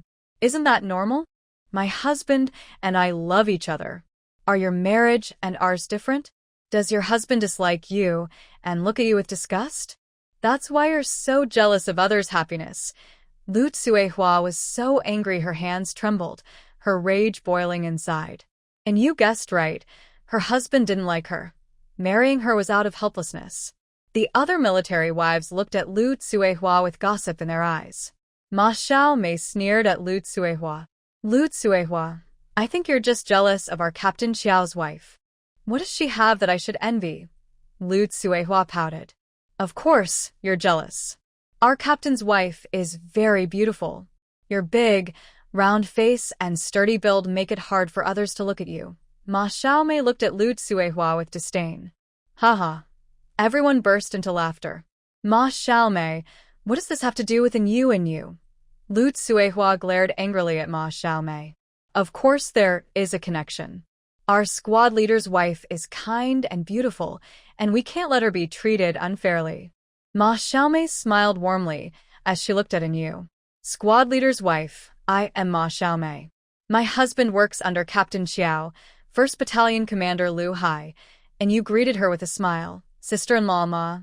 Thank you just now. Ma Xiaomei shook her head. Xiaoan, call me sister-in-law, and I will definitely protect you. Lu Tsuehua looked at everyone's pointing and whispering, getting so angry she stopped shopping. She took a few steps forward, but lost her balance and fell flat on the ground, like a dog slipping on a patch. Haha. Everyone burst into laughter, joking about Lu Tsuehua's clumsy fall. And Yu's lips curled slightly, thinking to herself, just a small lesson to teach you to watch your mouth. Lu Tsuehua struggled to stand up, her mind clearing. She realized she hadn't finished shopping and couldn't leave. But someone else was already in her previous spot. Fuming, she shouted, "Move aside, this is my place." Wang Yinyu shook her head calmly. Sister Lu, you've already left, so why are you cutting in line? Even if I agree, the waiting military wives behind me wouldn't. Lu Tsuehua glared and crossed her arms, looking like a fiery dragon. Wang Yinyu, are you going to let me or not? Sister Lu, please don't make things difficult for me. Look, there's no space in front of me. Wang Yinyu's eyes reddened, acting scared. Some people couldn't stand Lu Tsuehua and said, Lu Tsuehua, everyone is in line. Do you have the nerve to cut? It was your choice to leave earlier. Hurry up and go to the back of the line. Yeah, go to the back of the line. Everyone spoke up, refusing to let Lu Tsuehua cut in. Lu Tsuehua could only slink away, walking to the end of the line. The supply and marketing cooperative's door opened, and a girl with big eyes smiled at everyone. Rules are rules. No pushing, the first 100 people can go in to buy. The military wives were used to this and entered the cooperative in order. And Yu and Lung Xiaoman felt proud to be among the first 100. And Yu entered the cooperative and carefully looked at the items inside. The island supply store wasn't very big, but it had many things. There's food, clothing, and everything else you need. And Yu bought some eggs, brown sugar, cured meat, ribs, and pork belly. Lung Xiaoman bought a lot of grains, including rice and millet, as well as meat and eggs. Zhang Yunduo and Qiao Xinyu looked at Yu with jealous eyes, chasing after her. And Yu didn't even bother to look at them. When Yu and Lung Xiaoman left the supply store, they received envious glances from the military wives. Wang Yinyu looked at Yu with jealousy, especially when she saw the ribs and pork belly. Her family's meat coupons had been sold, and she only had half a pound of meat coupons left. For the next half month, she could only eat half a pound of meat. And Yu ignored everyone's gazes and carried her things home. Lu Tsuehua drooled with envy, her voice tinged with bitterness. She really doesn't know how to live. Who buys so much meat? Poor Captain Xiao, married to a woman who doesn't know how to live. Ma Xiaomei looked coldly at Lu Tsuehua. Xiao, what do you like to buy? What does that have to do with you? You're just saying the grapes are sour because you can't get them. Lu Tsuehua was upset. Her husband's money and coupons. Every month, she had to give a third of it back to her hometown for her brothers and sisters. Her husband, the eldest of the Wang family, cares deeply for his younger siblings. She secretly hides some money and coupons to send to her family. Because of this, her available money and coupons are very limited. Chun Hong watched and Yu's departing figure with envy. Captain Xiao not only looked good, but also had money and coupons. Recently, she was searching on the island for her long-term meal ticket. She had two targets, Ji Qingyuan and He Shu, both single men. She was feeling conflicted, unsure whether to choose one or the other. And Yu entered her small courtyard and put things down. She washed the ribs and pork belly, planning to braise them today and store them in her space to enjoy slowly. She worked quickly. The meat and ribs were already in the pot, simmering on low heat. A little bird was hopping on a branch. Yuejia, I saw a fat rabbit on the mountain. And Yu smiled warmly at the little bird. Really? The little bird's eyes sparkled. Really? The climate on the island is very good, and the mountain is lush with plants. The wild rabbits are very fat, but they are also very fast. They disappear in the blink of an eye. And Yu stroked her chin. Little rookie, do you think you can catch that fat rabbit, my owner? The little rookie flapped its wings and circled around Yu twice. Yuejia, once I make a move, that fat wild rabbit won't escape. My speed is faster than the rabbit, and I haven't been caught by you yet. All right, let's go up the mountain together. If we catch the fat wild rabbit, I'll reward you with a rabbit leg, and you clean the fire in the kitchen. She turned around and headed toward the mountain with the little rookie. The little rookie flapped its wings and led the way ahead. It was very fast because it wanted to eat the rabbit leg. And Yu raised an eyebrow. Little rookie, I didn't expect you're still a little glutton. Yuejia, I just want to eat meat. Why am I a little glutton? The little rookie blinked its small eyes and defended itself. And Yu smiled gently and asked thoughtfully, Little rookie, if I catch a wild rabbit and feed it some small green vegetables with spiritual energy, do you think the rabbit's flavor will become better? Yuejia, the spiritual grains and vegetables you have can be fed to the rabbits and wild chickens. Their meat will become tastier and more delicious.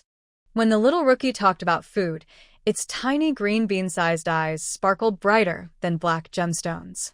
And Yu was amused by its appearance. The temptation of good food. Who can resist? You're just a little rookie who loves delicacies and enjoys eating meat, no problem. Yuejia, look, there's a fat rabbit over there, the little rookie said excitedly. And Yu's eyes lit up. She squinted and looked in that direction. Her hand moved, and a transparent silk thread shot out, wrapping around the rabbit's hind leg like lightning. The fat rabbit's long ears stood up, and its eyes were full of panic. It dragged its hind leg and wriggled on the ground, trying to escape. And Yu walked over with a smile and grabbed its ears. She looked at its round belly and sighed regretfully. Today, we can't eat spicy rabbit head. Why? And Yu raised the rabbit in her hand. This rabbit is lucky. It's pregnant. The little rookie's small eyes showed a hint of disappointment. Yuejia, this big rabbit is really lucky. We can raise it first and eat it later. Yu continued searching for the next target. Half an hour later, Yu returned home with a full load. 2 plump rabbits and a chubby wild chicken. What made Yu happiest was that when she caught the wild chicken, she also found a nest of eggs. Little Bird was very happy. Today, she could still make braised rabbit legs. Yu carried her spoils home, leaving the pregnant rabbit and the egg-laying chicken aside. She quickly processed the other rabbit, a large white wild rabbit. Little Bird looked at the wide-eyed chicken, and with her little paws, she firmly pressed down on its head. Foolish chicken, get your facts straight. You're now a prisoner, and you have no awareness of your situation. If you keep staring with those eyes, do you believe I won't turn you into a delicious dish like that skinned rabbit? I'll pluck your feathers and cook you into a tasty meal. The chicken was severely threatened by Little Bird, its eyes full of fear. It lowered its head obediently, not daring to resist or even think about escaping. It was afraid that Little Bird, if upset, would end up like the soon-to-be cooked rabbit, becoming chicken soup. The chubby chicken obediently sat on the ground, motionless, showing submission. Little Bird was very satisfied and stepped on the chicken's head again. Since you're so obedient, you won't become chicken soup. You can stay and lay eggs. You finished processing the rabbit, pondering whether to make it braised or spicy. Little Bird eagerly watched the kitchen, hopping on her little feet on the rocking chair. Smells so good. Sister Yu is amazing. I really want to eat meat. You placed the golden brown meat pie on a plate.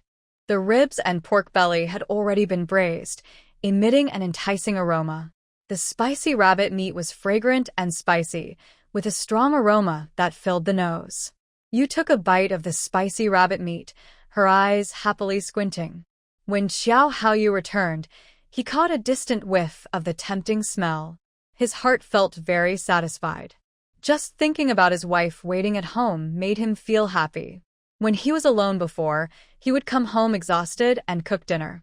Now his wife was waiting for him at home, and there was the tempting smell of food. All of this felt like a dream, something he had never even imagined before. Xiao Haoyu walked quickly toward the small courtyard. Yeah, what delicious food did you make today? Why does it smell so good? And you smiled warmly at Xiao Haoyu. Haoyu, wash your hands quickly. It's time to eat. I cooked pork ribs today, and I think you like it. Xiao Haoyu's face relaxed as he finished washing his hands in the basin.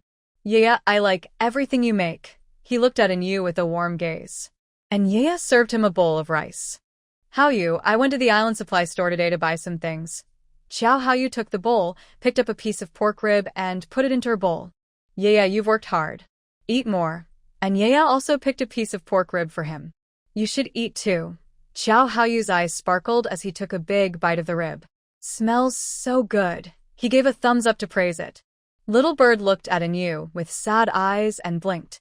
Feeling the bird's gaze, Yu picked a spicy wild rabbit leg and placed it in the bird's shell. The little bird was happy and lowered its head to enjoy the food. Xiao Haoyu ate while watching Yu. Yeah, did anyone bother you at the island supply store today? Yu spat out a piece of bone. I met Lu Tsuehua today. Do you remember her? Yes, she's the wife of team leader Wang Dahu from the 8th Brigade. I don't get along with Wang Dahu. Did she bully you? Xiao Haoyu looked at Yu with concern. Yu gave him a piece of spicy wild rabbit leg. It's not exactly bullying, just a few snarky words. I responded to her. Yeah, if she bothers you again, I won't hit a woman. I'll go talk to Wang Dahu and ask him to control Lu Tsuehua and stand up for you. Yu smiled and shook her head. Haoyu, I can handle these things myself. Don't worry. I definitely won't be at a disadvantage. Honey, if you ever feel wronged, tell me. I'll stand up for you. Xiao Haoyu looked at Yu seriously. Okay, I understand. Yu nodded with a smile. She finished eating and put down her chopsticks. She watched Xiao Haoyu eat. He ate quickly but not roughly. In her heart, Yu sighed. Good-looking people look good no matter what they do. Zhou Haoyu finished his meal, feeling satisfied and squinting happily. He stood up to clean the dishes. He didn't want his wife to work hard at home. Yu watched Zhou Haoyu busy, a gentle smile on her face. After cleaning the kitchen, Zhou Haoyu saw wild chickens and rabbits in the yard. Yeah, you're really good at catching rabbits in the mountains, he said. Yu's eyes showed pride. Of course. I'm very good at it. Yeah, I know you're talented, but be careful when you go up the mountain, he warned, with concern in his eyes. He worried that she might get hurt somewhere he couldn't see. He had never thought someone could make him care so much. Yu smiled softly. Haoyu, you be careful too. Let me show you what I can do. Seeing her eager look, Zhou Haoyu nodded affectionately. Yu moved her fingers slightly, and transparent silk threads stretched toward Zhou Haoyu. Although he couldn't see, he heard a faint sound of something breaking the air. He believed he heard correctly and moved to the left. Yaya smiled brightly. Haoyu, Your hearing is amazing. She had 3 more transparent silk threads coming from the southeast, southwest, and northwest, wrapping around Zhou Haoyu. His eyes sparkled. He moved his body to dodge 3 of them. Suddenly, he saw Yeye's proud smile. He then realized that his right leg was somehow caught by something. In just a moment of surprise, he felt his legs tightly. Zhou Haoyu's eyes shone brightly. He couldn't see, but he felt the restraint, unable to move even a little. "Yeah, you win," he said. Yeye moved her fingers again, retracting the silk threads. Zhou Haoyu was instantly free. "Haoyu, do you believe now that I have the ability to protect myself?" she asked confidently and proudly. Zhou Haoyu nodded in agreement. "I believe." His eyes were full of curiosity. "Yeye, is your mysterious power only about wrapping things up?" Yeye smiled without answering and held his hand. They walked to the corner of the wall. "Haoyu, watch carefully," she said. Yeye's eyes became sharp. She moved her fingers, and 3 small holes suddenly appeared in the big stone in front of them. A large stone as thick as a brick had 3 tiny holes the size of sewing needles, yet it let light pass through. Zhou Haoyu widened his eyes and sincerely exclaimed, "Yeye, you're amazing. Such a powerful," and you made his heart beat faster. At the same time, he also felt sorry for her, the girl from the end of the world. She must have lived very hard to develop such strong abilities. He remembered Anu mentioning her original world. Mutated monsters were everywhere, and without special powers, survival was difficult. Although Anu didn't tell him how her story ended in that world, he knew she lost her life there, and by chance, she came to be with him. "Yeye, was life hard for you before?" Seeing the pain in Zhou Haoyu's eyes, and you understood he was asking about her past in that world. It was very hard. The sky was always gray, and mutated monsters were everywhere. People there couldn't sleep deeply, always on alert. There were no rules anymore. Surviving in the end times meant not only avoiding sudden attacks from monsters, but also being careful of other powerful people who might attack you. Because, in that world, even a bowl of rice or a bottle of water could cost you your life. Zhou Haoyu felt deep sympathy, as if he saw a girl struggling to survive in the end times. She couldn't trust anyone, was hungry and cold, and couldn't sleep well. She was all alone, fighting to survive in a narrow space. Zhou Haoyu held Anu's hand, his voice full of tenderness. "Yeye, you won't be alone anymore. I will stay with you and protect you. Haoyu, will you stay with me for a lifetime?" And you looked into his eyes with bright determination. Zhou Haoyu will stay with you for a lifetime. Zhou Haoyu made a promise. This life and the next he wanted to be with her. And you smiled brightly. "Good, it's a promise. If you dare to break it halfway, I will tie you up, put you in my space and lock you in a cage, so that for the rest of your life, no one but me can see you." Zhou Haoyu's heart softened, and he looked at her with love.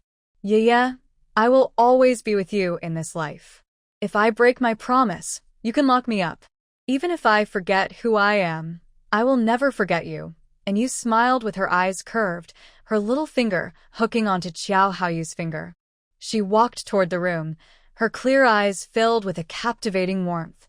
Zhou Haoyu's gaze was enchanted, and his throat unconsciously moved. He took step after step, as if walking on clouds, following his own light into the room. And Yu's long eyelashes fluttered gently, and the tenderness in her eyes formed a whirlpool. She firmly caught Zhou Haoyu's gaze. As he drew closer, their noses nearly touched, and they could feel each other's breath. A sweet kiss seemed just about to happen right in front of them. Their hearts beat in sync, gradually matching each other's rhythm. Suddenly, footsteps sounded outside the yard. "Big sister-in-law, are you home?" An awkward voice interrupted the intimate moment in the room. Xiao Xi and Yu looked silently at the closed door, muttering in her heart, "Why close the door in broad daylight?" And you saw Zhou Haoyu's face darken visibly. Her smile couldn't hide, and she gently kissed Zhou Haoyu on the lips to soothe him. "Let's go out first." Zhou Haoyu looked unwilling, but he made up his mind to always keep the door closed from now on.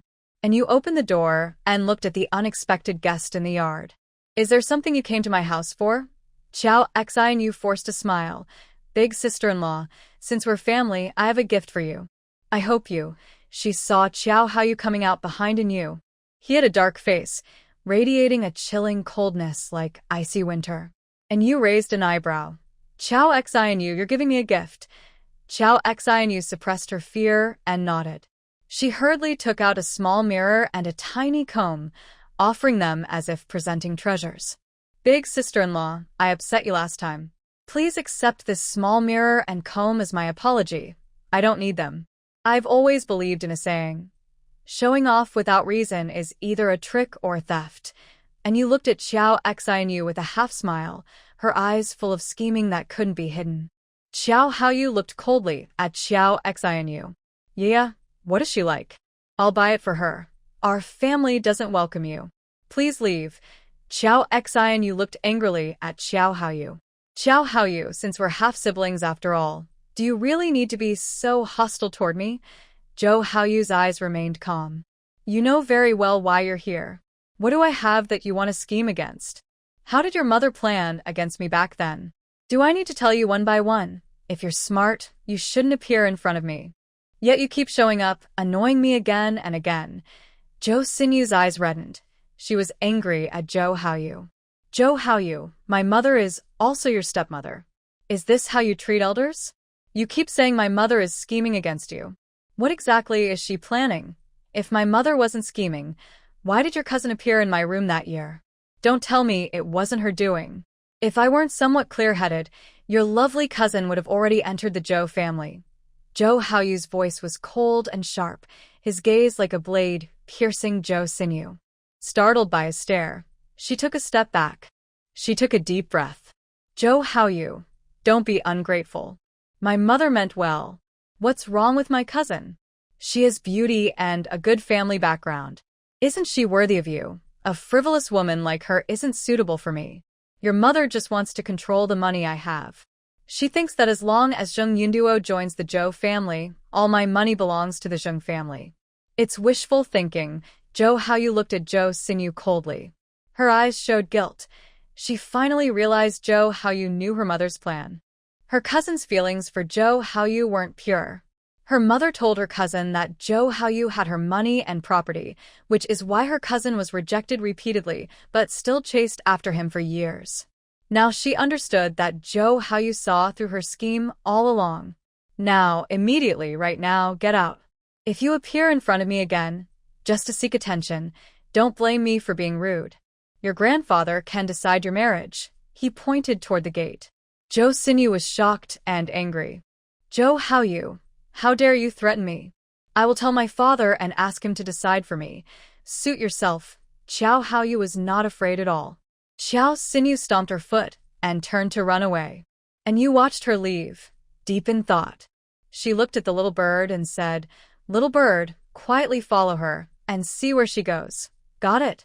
Sister Yu. The little bird spread its wings and flew far behind Xiao Sinyu. And you held Xiao Haoyu's hand gently and comforted him. Don't be angry. I will be here for you. The coldness in Xiao Haoyu's eyes disappeared. Zheng Qiushuang plotted against me. She wants me to marry Zheng Yunduo. Zheng Yunduo sneaked into my room during Grandpa's birthday celebration, trying to make things happen. That day, I drank a few more glasses and was almost drunk. When I saw Zheng Yunduo, I was so scared I sobered up a bit.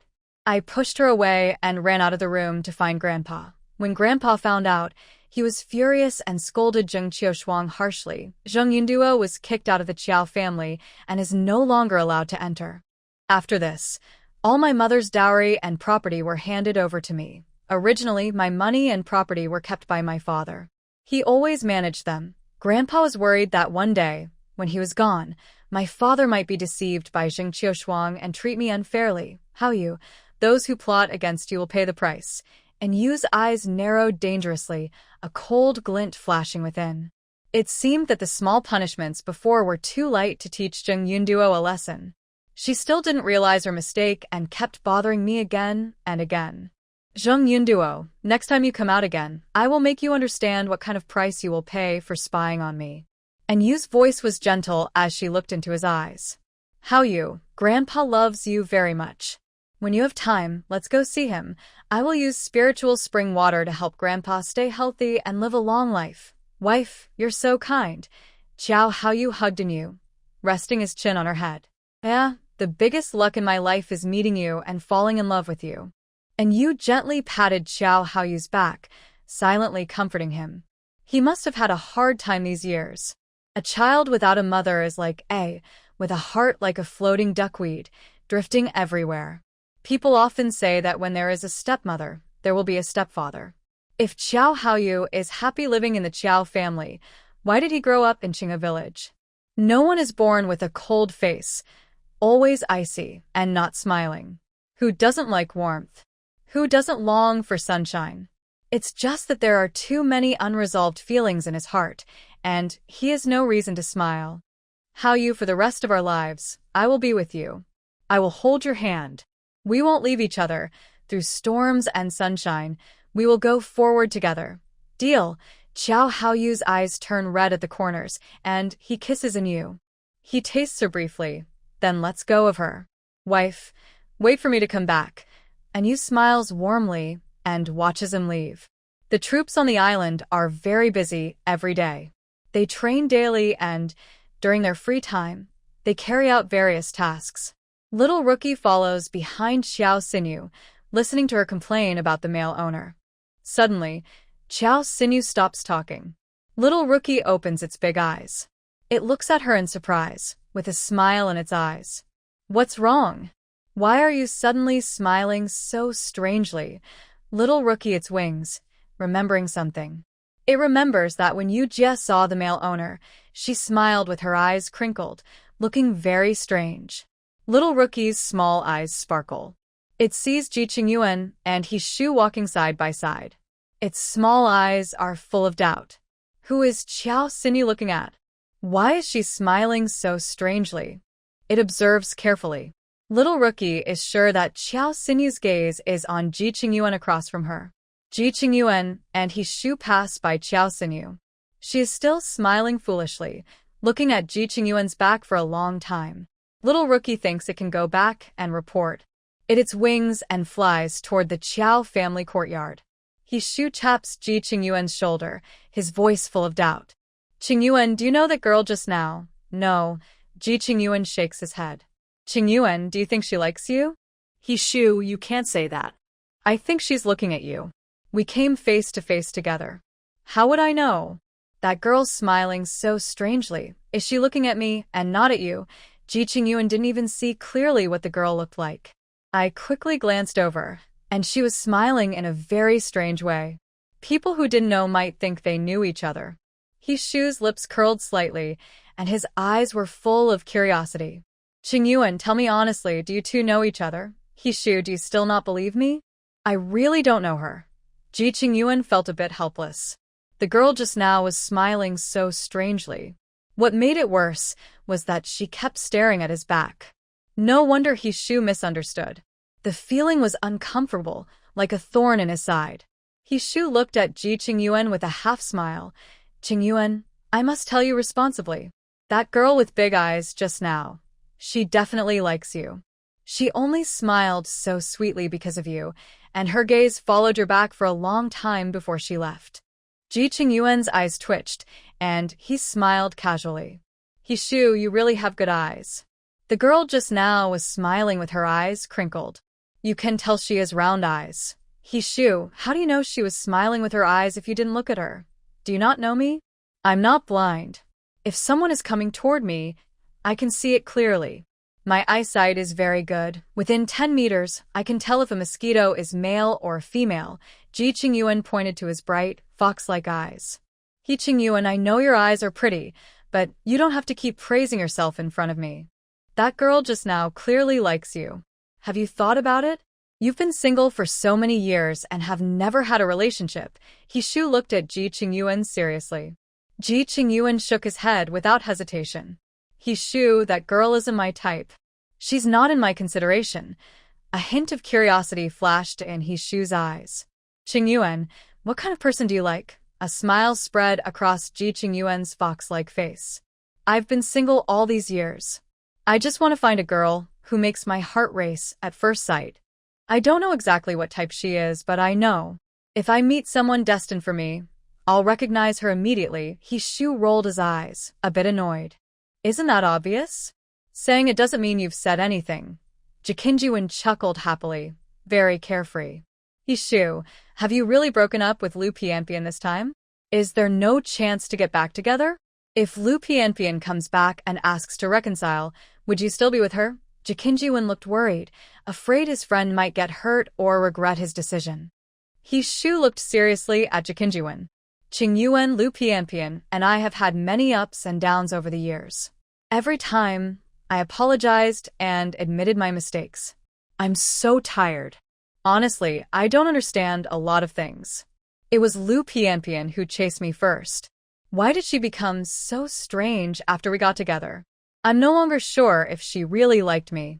If she truly liked me, why would she keep saying break up so easily? And besides, there's Zhao Beichen between us. Lu Pianpian and Zhao Beichen have no boundaries. They aren't related by blood, so they can be close without worries. They hold hands, hug, and even tell me they are childhood sweethearts.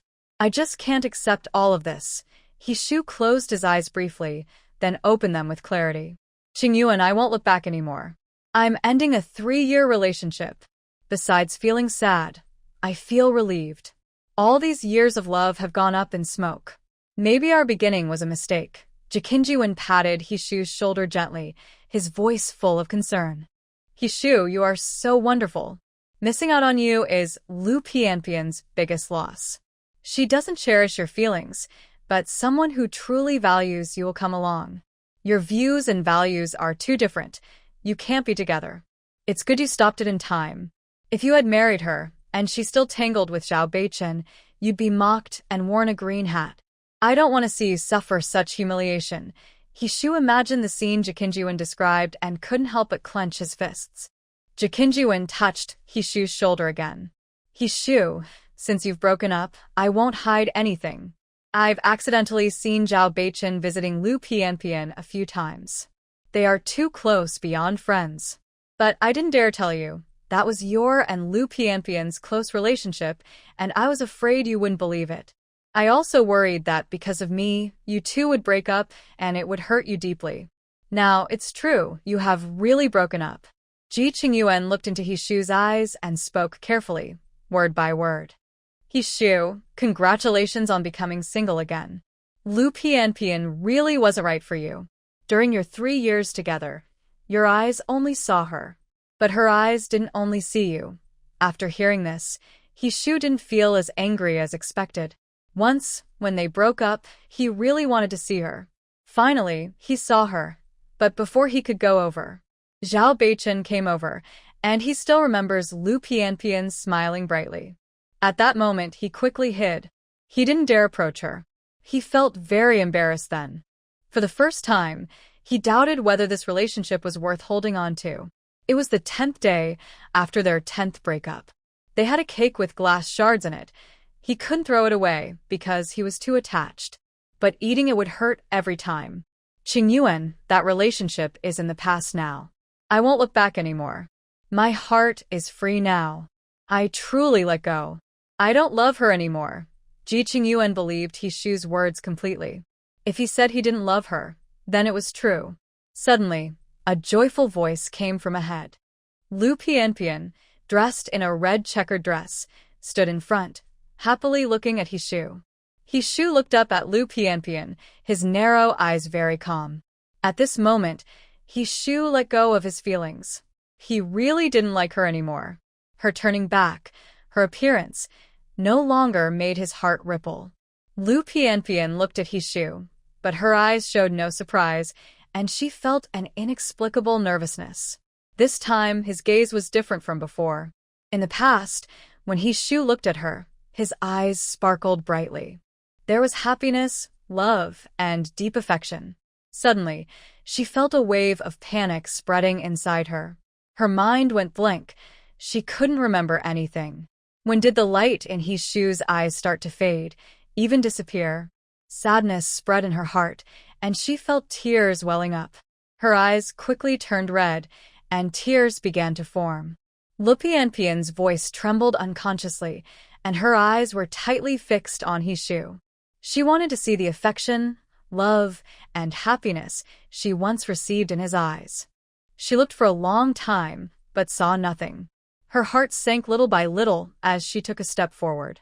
Hishu, in the past you always apologized first when we broke up. This time, I came to find you. Don't be upset or angry. I will keep my distance from Zhao Beichen from now on, okay? Lu Pianpian moved forward while tears fell drop by drop. Her steps stopped about a meter in front of Hishu, just one step closer. Hishu said nothing, politely stepping back. Lu Pianpian's eyes were full of disbelief, and tears suddenly burst out. She stared at Hishu without blinking, the 1 meter distance between them feeling like a chasm. A forgotten memory suddenly flashed into her mind. Pianpian, you are my partner. I am so happy. What if another girl likes you and gets close to you? Foolish girl, I have principles. If she is not my partner, I won't let her come within a meter of me. Pianpian, maintaining purity is my promise to you. I also hope you will keep your distance from others for our relationship. Lu Pianpian's heart hurt deeply as she looked at Hishu. Can we really not go back? Hishu looked at her tears, but there was no longer the usual tenderness. His voice was calm. Lu Pianpian, we really broke up. It wasn't a sudden impulse. There have been problems in our relationship for a long time. What's the problem? Why can't you apologize and admit your mistake like before? Lu Pianpian clenched her fists tightly. She didn't expect that she would come to him to bow her head. Hishu actually refused her, unwilling to get back together. Such an outcome was beyond her expectations. To her, walking toward him was a sign of apology. Hishu should be overjoyed and embrace her, making everything as before. Lu Pianpian, I am too tired. I don't want to hurt myself anymore. Hishu looked seriously at Lu Pianpian in front of him, as if he no longer remembered her original appearance. Why are you upset if you're with me? Since our 10th breakup, I went to the beach to find you. Seeing you and Zhao Beichen playing and joking in the sunset, you smiled so brightly, with no sadness about breaking up. I secretly hid, pretending not to see, so my heart wouldn't hurt. From that moment, I felt wronged and hurt inside. Our relationship ended, and I felt very relieved. Lu Pianpian, I really liked you once, but you gradually pushed me away. You knew I cared, but you took advantage of my feelings. Holding hands, hugging, talking with Zhao Beichen without shame. Now, I no longer like you. Coming to find me to get back together is pointless. Hishu said more, and Lu Pianpian's face grew paler. Hishu, I can explain. That time, Zhao Beichen saw I was upset about breaking up. He came all this way to comfort me. We were just walking on the beach. Really nothing happened. Lu Pianpian tried hard to explain, wanting to keep this relationship. She liked Hishu, but she didn't want to hurt Zhao Beichen. After more than 10 years, she couldn't just forget everything and start fresh. Zhao Beichen had taken care of her since childhood. When she was sad or upset, she was used to his company. Hishu smiled softly, just like when they first met, his smile pure. No need to explain anymore. Our relationship is in the past. Tears kept falling from Lu Pianpian's eyes, her heart full of pain and regret. How did she lose the person she liked at first sight? This person in front of her, she had chased for a long time, and he finally agreed to be with her. They had many beautiful memories. Why did things turn out like this? She was sure she truly liked him, step by step, as he compromised. Lu Pianpian had forgotten her initial feelings and care, which made her ignore her sadness for him. Hishu, I really know I was wrong. I won't be stubborn about breaking up again. I promise to keep my distance from Beichen, not to get angry with him. Please forgive me for deliberately making Beichen upset. I still like you. I don't want to break up. Can you give me another chance? Hishu's voice was soft but firm. Lu Pianpian, if you had been like this earlier, I wouldn't have lost hope. You know, I never lied to you. I no longer like you. How are you and Zhao Beichen? We are no longer connected. Hishu felt a bit bitter inside, seeing her cry so sadly. He still couldn't bear to see her upset. Emotions are not like a faucet that can be turned off instantly. He believes time is the best medicine, and he has let go. People should look forward and not stay stuck in the past. Hishu, you can't treat me like this, you can't. Lu Pianpian looked at Hishu in pain, repeatedly saying these words. Ji Qingyuan's gaze fell on Hishu, unsure of what to say. Now is not the right time to speak. The Hishu, he knows, will make the right choice. Hishu smiled softly at Lu Pianpian. Pianpian, we loved each other.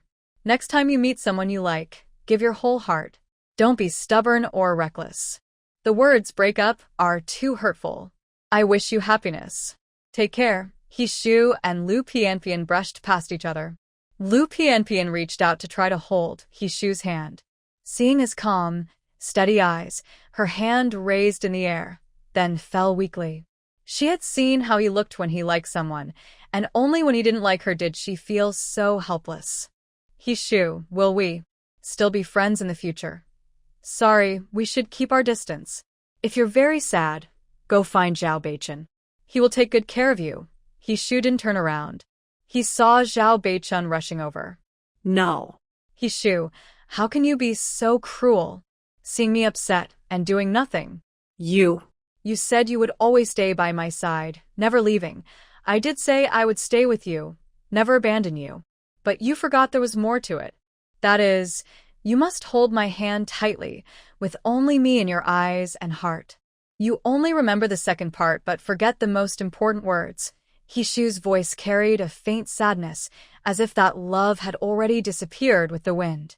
Lu Pianpian felt powerless to argue. She couldn't deny that she was craving Zhao Beichun's tenderness and care. Zhao Beichun hurried over, seeing Lu Pianpian's pale face. Hishu, how dare you make Pianpian so sad? His dark eyes flashed with anger. He swung his hand, aiming at Hishu's face. Hishui's lips curled into a sarcastic smile. You're good. Do you know I've disliked you for a long time? Hishui reached out and grabbed Zhao Beichun's fist, then kicked his knee. This kick is because of you, for all the unfair treatment I've suffered because of you. He slapped Zhao Beichun on the left cheek, his voice cold and sharp. Zhao Beichun, this slap is to tell you to stay away from others' partners. Hishui turned and slapped him again, a faint smile in his narrow eyes. This slap is a gift to you. Who gave you the right to hit me in front of everyone? Years of frustration seemed to vanish with these slaps. His mind cleared, and his demeanor quietly changed. Ji Qingyuan's eyes brightened, and he said happily, Hishui, I finally see the brave and free you again. These years, you've become less like yourself. I finally see your wild and carefree spirit in your eyes again. Hishui smiled faintly. Sorry, all these years, I've made you and how you worry about me. Ji Qingyuan happily clenched his fist and bumped fists with Hishui. Zhao Beichun covered his face, looking at Hishui in shock. He had never seen this side of Hishui before. He had challenged him many times before, but Hishui always chose to be patient. Does that mean he really no longer likes Pianpian? That's why he dared to fight back. Hishui, don't think that just because you're the leader of the 9th group, you can hit people at will. I'll go find Commander Zhao and ask him to judge this. Zhao Beichun knew he wasn't Hishui's match and could only call in Commander Zhao to pressure him. Hishui looked at him with mockery, a cold smile on his lips. Zhao Beichun, go find Commander Zhao. Did I stop you from doing that? I kindly remind you, it was you who started the fight. Hitting back is just self-defense. Who do you think you are? Am I supposed to stand here and let you hit me? Who do you think you are? Lu Pianpian watched Hishui, just like 3 years ago, and felt her heart race. So many years of ups and downs had brought too much pain to the person in front of her. Gradually, the bright light in his eyes dimmed. At this moment, her heart ached so much, she couldn't breathe. She swayed, feeling faint. She regretted it. She shouldn't have easily suggested breaking up. It is even more wrong to know that he cares about Zhao Beichun's presence. Yet, she still acts recklessly, repeatedly having meals, walking, and writing letters with Zhao Beichun.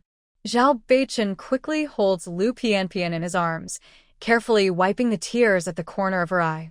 Lu Pianpian's eyes are blurry with tears as she looks at Hishu standing in place. Hishu, it's my fault. I lost you. I'm sorry, really sorry. Shu looks at her being held by Zhao Beichen, no longer angry. Lu Pianpian, when a relationship is over, who is right or wrong doesn't matter anymore. Shu and Ji Qingyuan leave together, walking farther away. Sniff. Beichen, Shu, he really doesn't want me anymore. Lu Pianpian cries herself to faint in Zhao Beichen's arms. Zhao Beichen picks up Lu Pianpian and chases after Shu. Shu, you and Pianpian have broken up. You hurt her. I hope you won't bother her again in the future. Shu looks at Zhao Beichen with disdain, his tone full of disgust. Don't think everyone is like you, talking like fireworks, turning to ashes in an instant. You say there's nothing between you and Lu Pianpian, but you keep getting involved again and again. Do you like Lu Pianpian? I wish your feelings for her would never see the light of day. Didn't you say your relationship was pure and innocent? Just sibling-like friendship? Then I wish your sibling-like friendship remains pure and lasts forever. Zhao Beichen's face turns pale with anger, speechless. He holds Lu Pianpian and can only watch Shu gracefully disappear at the end of the road. Ji Qingyuan secretly glances at Shu several times, hesitant to speak. He looks at Shu in surprise. Shu, when did your words become so smooth? Look at Zhao Beichen. He's so angry he's like a Buddha appearing and ascending to heaven. Shu smiles faintly. It's his own fault for making me angry. Next time he dares to fight me, I'll make him regret it. A little bird its wings and stops on a branch. Its small eyes are spinning as it observes carefully. Is the person lying in the rocking chair dreaming or awake? And Yu lazily lies on a rocking chair, a book covering her face. Is she resting with her eyes closed, or has she already fallen into a dream? The little bird carefully approached, holding its tiny claws gently. The rocking chair was still swaying. The little bird blinked its small eyes and dared not make a sound. It knew very well that its owner disliked being disturbed during sleep. Although it was not human, the little bird was very sure of this. A bird that disturbed sleep would not be liked by the owner. And Yu's eyes were beneath the book, and she was smiling softly. The little bird landed on the rocking chair, and even though it was very light, it could still feel it. And Yu didn't make a sound on purpose to see if the little bird had the courage to wake her up. And Yu's finger moved slightly, and the little bird's eyes immediately sparkled. Yuejia, I'm back. And Yu reached out and took away the book covering her face. Little bird, you've been gone for so long. Did you find any useful news? Her voice was lazy and gentle, and the sunlight was warm, making people feel sleepy. The little bird shook its beautiful feathers. Yuejia, whenever I make a move, I never fail. And Yu pointed at its tail with her finger. Little bird, do you have any misunderstandings? Do you have hands? The little bird blinked its small eyes. When I use my claws, I never fail. Get to the point. Yes, Yuejia. The little bird pecked at the feathers on its wings. Yuejia, I followed Xiao Xinyu all the way. She acted like a crazy person, mumbling to herself about her dissatisfaction with the male lead. You wouldn't believe it. The little bird was very angry. I was thinking about giving her a few claws when her mumbling suddenly stopped, and she smiled in a strange way. I was very curious, so I looked carefully. I realized her smile seemed familiar somewhere, and then I remembered. Yuejia, when you see the male lead, you smile in a very strange way. And you suddenly became interested and sat up. Little bird, who is Xiao Xinyu looking at with such a sweet smile? The little bird was startled and almost fell off because it lost its balance. And you grabbed its tiny claws, preventing it from touching the ground. The little bird's head was hanging down, dizzy and confused. Yuejia, you're going to scare me to death. Haven't you heard that birds are very timid? Yuejia, I feel dizzy. And you held the little bird in her hands. Then hurry up and tell me. Little Rookie shook his head, which was shining with tiny stars. Yuejia, after I watched carefully, I saw Xiao Xinyu looking at Ji Qingyuan. After Ji Qingyuan left, she kept staring at his back for a long time, and Yu's eyes flashed with amusement. Xiao Xinyu actually likes Ji Qingyuan. That explains why she wants to give herself a gift. Little Rookie, go play now. She casually tossed a small spiritual grain ball about the size of a soybean. Little Rookie's eyes sparkled, and it flapped its wings, flying toward the spiritual grain ball. It spun in the air and grabbed the ball in its beak. And you watched little Rookie holding the ball and gave a thumbs up. Feeling praised, little Rookie was about to thank her. Suddenly, its mouth opened, and the spiritual grain ball dropped quickly. Little Rookie dove sharply downward. Before the ball hit the ground, it caught it in its beak. This time, it didn't dare to be careless. It flapped its wings and flew back to its little nest.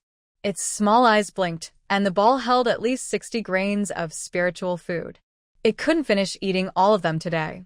Just thinking about sleeping while holding the ball made it feel very happy.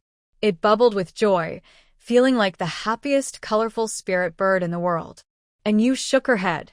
Little Rookie was getting smarter. "Yeah, are you at home?" A sweet voice sounded outside the yard. And you looked happily at Lin Yinxiu standing outside. Lin Yinxiu's eyes curved into a smile, shining brightly. A hint of sadness between her brows made her look especially pitiful. The conflicting expressions on her face blended perfectly, making people want to get close. And you opened the yard door, and Lin Yinxiu came in. "Nian Nian, are you here to see Xiaoman? Is she not at home?" Lin Yinxiu nodded, her brows slightly furrowed, looking a little sad. "Yes, I don't know where Xiaoman went. I just arrived at the island and have a 3-day rest period. I'm so bored and want to chat with Xiaoman. I wonder where she went."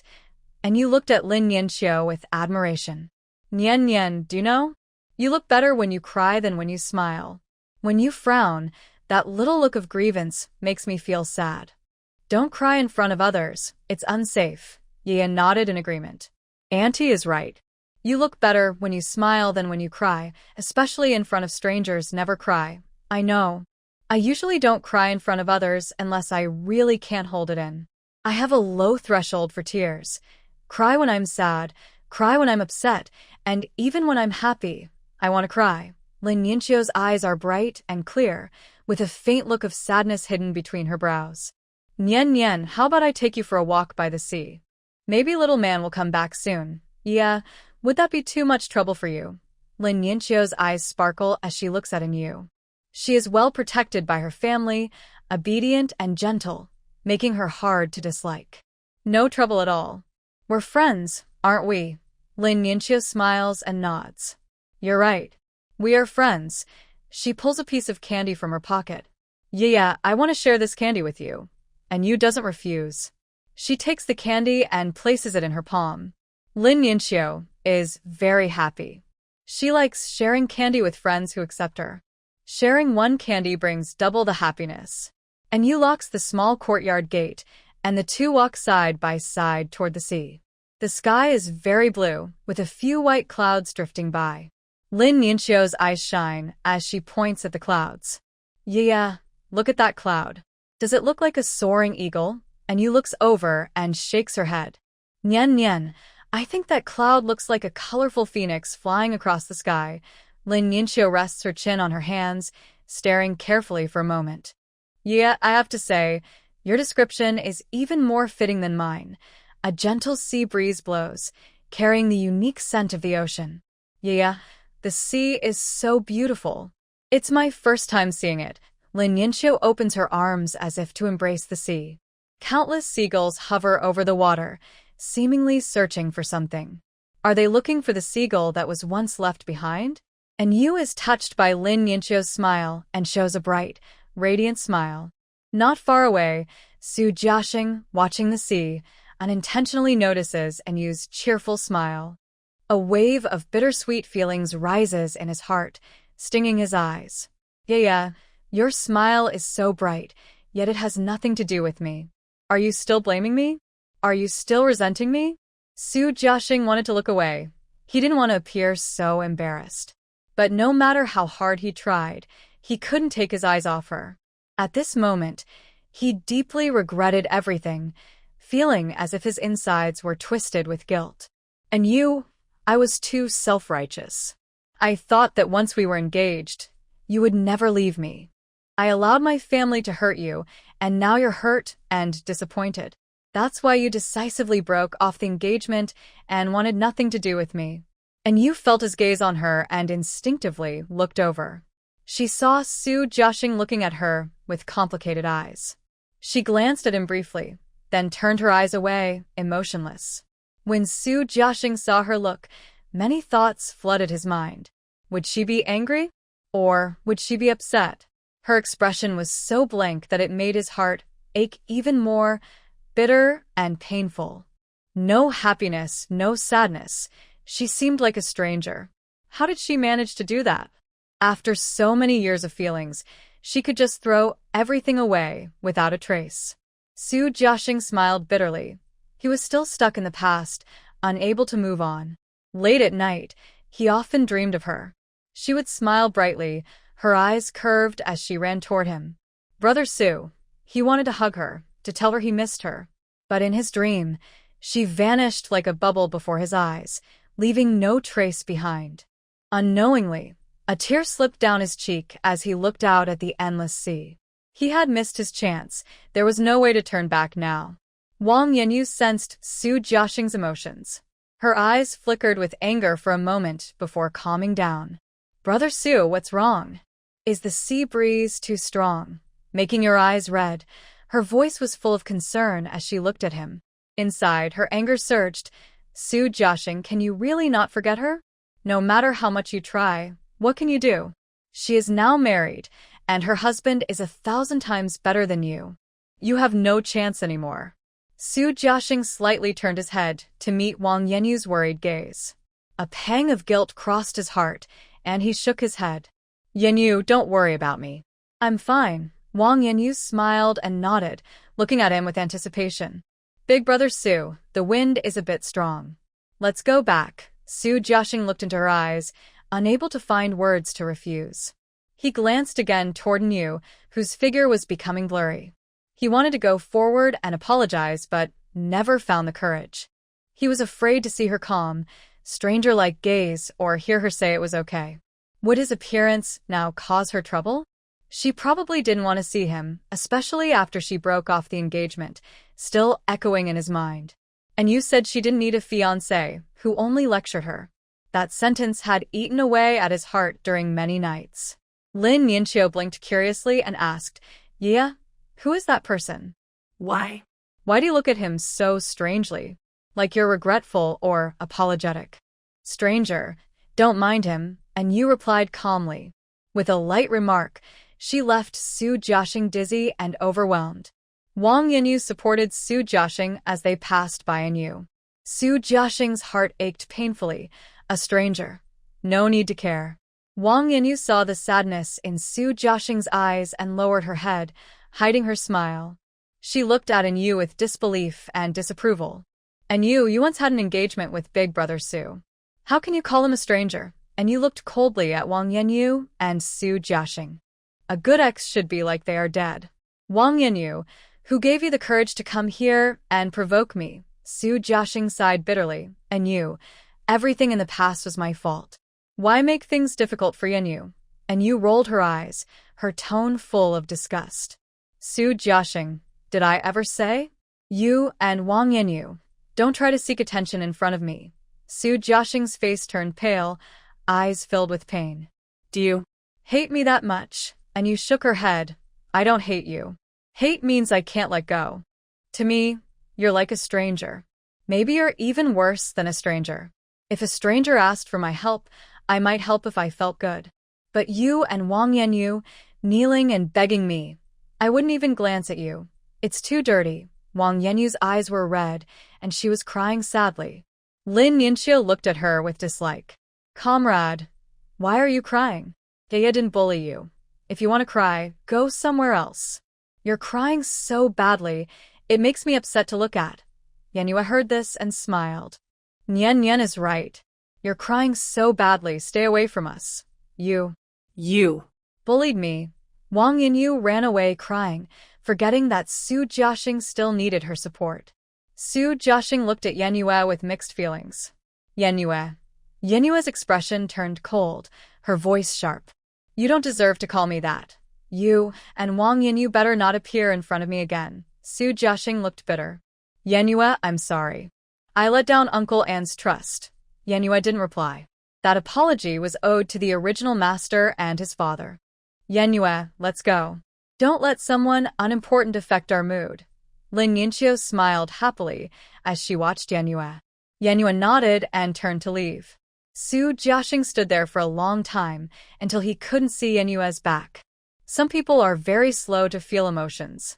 They are kind to strangers, but harsh to those they like, always finding faults. Only when the person they like is disappointed and leaves do they realize their mistake and regret it. Yenue smiled softly at Lin Yinxiu. Nian Nian, do you have anything you want to ask? Lin Yinxiu happily shook her head. No, since you said they are strangers, it means they are not important. Yenue smiled. You're right.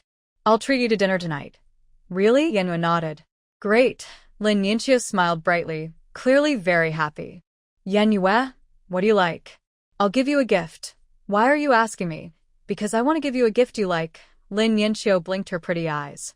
Nian Nian, I don't have anything I really like. Yenue shook her head. Suddenly, Lin Yinxiu's eyes lit up as she thought of something. Yenue, I know what gift to give you. You will definitely like it. In Yu's eyes, a hint of doubt flickered. She asked curiously, what kind of gift? I will definitely like it. Lin Yinxiu smiled mysteriously, walking lightly. She loved painting and wanted to give Yenue a painting. Yenue didn't have anything she particularly liked, so she must love her partner very much. So, she decided to give a picture of the two of them to show her feelings. The sunset glow spread over the beach, looking as beautiful as a painting. Lin Yinxiu was inspired. She wanted to paint a picture of lovers gazing at each other under the sunset. Yenue was busy in the kitchen, preparing to make a simple and tasty meat sauce noodle dish. Lung Xiaoman saw Lin Yinxiu and was full of joy. Yinxiu, what are you doing here? Lin Yinxiu looked at Lung Xiaoman with a sad expression. I came to find you, but I didn't know where you went. You disappeared. Lung Xiaoman saw tears gathering in her eyes and quickly comforted her softly. Yinxiu, it's my fault. I went to play with Xiaoji today and forgot the time. Lin Yinxiu glared at Lung Xiaoman. Who asked you to apologize? I didn't tell you I was coming to find you. Okay, it's not my fault. Yinxiu, are you free tomorrow? We promised to go clam digging early in the morning. It will be fun. Lung Xiaoman suggested with a smile. Okay, let's go clam digging together tomorrow. Lin Yinxiu smiled brightly. Lung Xiaoman smelled the aroma in the small yard. Yeah, I haven't cooked yet. Can I stay for a meal at your place? Of course. Come help me boil water. Coming right away, Lung Xiaoman immediately went to the kitchen to help. Lin Yinxiu sat on a small stool, resting her chin on her hands, staring at the door. She didn't look carefully at Yenue's partner last time. This time, she wanted to see clearly to finish her gift for Yenue. Xiao Haoyu had just finished training his soldiers and was about to leave.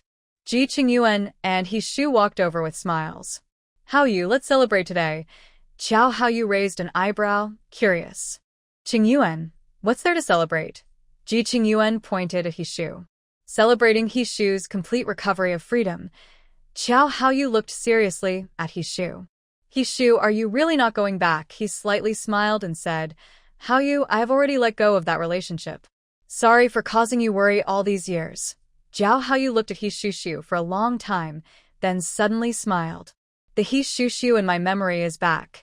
He patted He Shu on the shoulder. He Shu, a good relationship makes you better. It shouldn't make you suspicious of yourself or doubt everything. You're so talented, you'll definitely meet the right person. He Shu nodded in agreement. I take your good wishes. Jiao Haoyu put his arm around He Shu. He Shu, you need to be brave. You must solve your personal issues before Qingyuan does. Why? He Shu looked confused. Jiao Haoyu lowered his voice. He Shu, a few days ago I made a bet with a friend. What bet? Is it related to me? He Shu narrowed his eyes. Jiao Haoyu nodded. I bet with Qingyuan that whoever gets married and registers first wins. He Shu smiled playfully. Haoyu, what's your bet with Qingyuan? Well, you know Qingyuan has a set of beautiful tea sets that Yu likes. If I win, that's the bet. He Shu asked curiously, and if you lose? If I lose, the chess set you've liked for a long time will be given to Qingyuan. He Shu rolled his eyes and took Jiao Haoyu's hand. You two are really reckless. Dare to make a bet with me? And You want me to help you win? What's in it for me? Jiao Haoyu whispered. If you help me win, I'll give you the chess set you like. He Shushu's eyes lit up. That chess set was his favorite. He Shushu, have I ever lied to you? Haoyu, you haven't lied to me. But I just became single again, and I'm not ready for a new relationship. He Shushu frowned, looking serious. Jiao Haoyu pointed at Ji Qingyuan. He Shushu, there's no rush. I think Qingyuan won't find someone he likes in a year or two. When you meet a girl you like, just confess in 3 days and get married in 10. He Shu widened his eyes in disbelief as he looked at Xiao Haoyu. Do you think registering for marriage is like buying cabbage at the supply store? Quick, sharp, and precise. A faint smile flashed in Xiao Haoyu's eyes. He Shu, after we get married, we can take our time to build feelings. There's no need to worry or be anxious. As long as you sincerely treat the girl you like with your talent, you shouldn't worry about winning her heart. He Shu thought his words were a bit unreasonable, but he couldn't argue with his logic. You got married so quickly, like lightning. Hearing Yu's name, Xiao Haoyu's expression softened visibly and quickly. He Shu, I fell in love with you at first sight. I confessed after 3 days. We aimed to get married and planned to be together for a lifetime. We got our marriage license in 10 days, and she came with me to the island to join the military. Look at how happy we are now, meeting the right person at the right time. So, if you find someone who makes your heart race at first sight, you must act quickly. Marry her first, then spend every day and night building your feelings. How can that not be full of love and happiness? He Shu's eyes grew wider and he couldn't help but sigh. Haoyu, you're truly lucky to meet you. Xiao Haoyu nodded in agreement. Meeting you is the greatest luck of my life. He Shu, I believe in you. Keep going. Chess is calling you. Okay, I believe you this time. If I meet a girl who makes my heart race, I will confess in 3 days, propose in 10, and marry her. Then I will love her for a lifetime. Ji Qingyuan listened to He Shu and laughed so hard, he nearly fell over. He Shu, first you need to meet someone who makes your heart race. Only then can you confess in 3 days and propose in 10. He Shu shot a cool glance at Ji Qingyuan and said, Qingyuan, don't laugh at me first. Maybe one day a girl will confess to you, and in 3 days, she'll propose. Then you'll be afraid she'll want to be with you forever. Ji Qingyuan's eyes widened like a fox, showing off his confident attitude. He Shu, are you joking? I am a strong, upright man. How could I be afraid of a girl wanting to be with me forever? He Shu looked at Xiao Haoyu with a big smile in his eyes. Haoyu, do you think Qingyuan has a pair of ears that are afraid of his wife? Xiao Haoyu carefully examined Ji Qingyuan's ears, a quick smile flashing in his eyes. I've heard people say that those with soft ears are naturally afraid of their wives. Ji Qingyuan raised his fist and glared fiercely at He Shu and Xiao Haoyu. Are you two feeling bored? I want to challenge you to a one-on-one fight. He Shu and Xiao Haoyu exchanged a glance, sharing a strong sense of understanding as they looked at Ji Qingyuan. They spoke at the same time, their voices full of warning. Qingyuan, are you feeling restless today? We don't mind a double fight with you. Ji Qingyuan quickly backed down. He could fight one of them alone and have a 50-50 chance of winning. But if he faced both at once, he would definitely get beaten up. Do you two have no conscience? Bullying someone so obviously and you want to fight me together. Where's your face? Have you all lost it? Xiao Haoyu laughed cheerfully. Isn't my face for you? My face is also yours now. Congratulations, you've turned into a two-faced person. He Shu's narrow eyes held a smile. The three of them laughed and chatted as they headed toward the Qiao family courtyard. Song Wangshu sat resting after training. When he finally came to his senses, there was no sign of Xiao Haoyu anymore. His eyes were full of resentment as he muttered in his heart, Millennium of cold ice, I thought you were melted by you. But unexpectedly, you are still the same icy block. You smile warmly in front of you, but it's all a fake. He took big steps toward home, muttering as he walked. Xiao Geta, today I'll go to your house for dinner and make you wait. After saying that, he carefully looked around. Only when he was sure no one was listening did he relax. He couldn't help but remind himself, Song Wang Shu, you must watch your mouth. If the Millennium of Cold Ice hears the name Xiao Geta, you'll definitely be in big trouble. Lin Yinxiu's eyes blinked without blinking, staring at the door, waiting for Qiao Haoyu to return. She wanted to capture the moment when Qiao Haoyu and you looked into each other's eyes with deep affection. Qiao Haoyu, Ji Qingyuan, and He Shu all smelled a strong fragrance. Book's eyes lit up. Haoyu, I smell this fragrance coming from your house. I wonder what delicious food you made. You get to eat such tasty meals every day. I'm really jealous. Jiao Haoyu's eyes were full of pride, and a smile couldn't hide in his voice. You're only jealous. If you want to go home to good food, you'd better hurry. Ji Qingyuan looked at Jiao Haoyu in surprise. Haoyu, watch your image. You're smiling so happily. Are you still the Jiao Haoyu we know? Just a few days, and you've already been melted by a new? Jiao Haoyu raised his eyebrows proudly.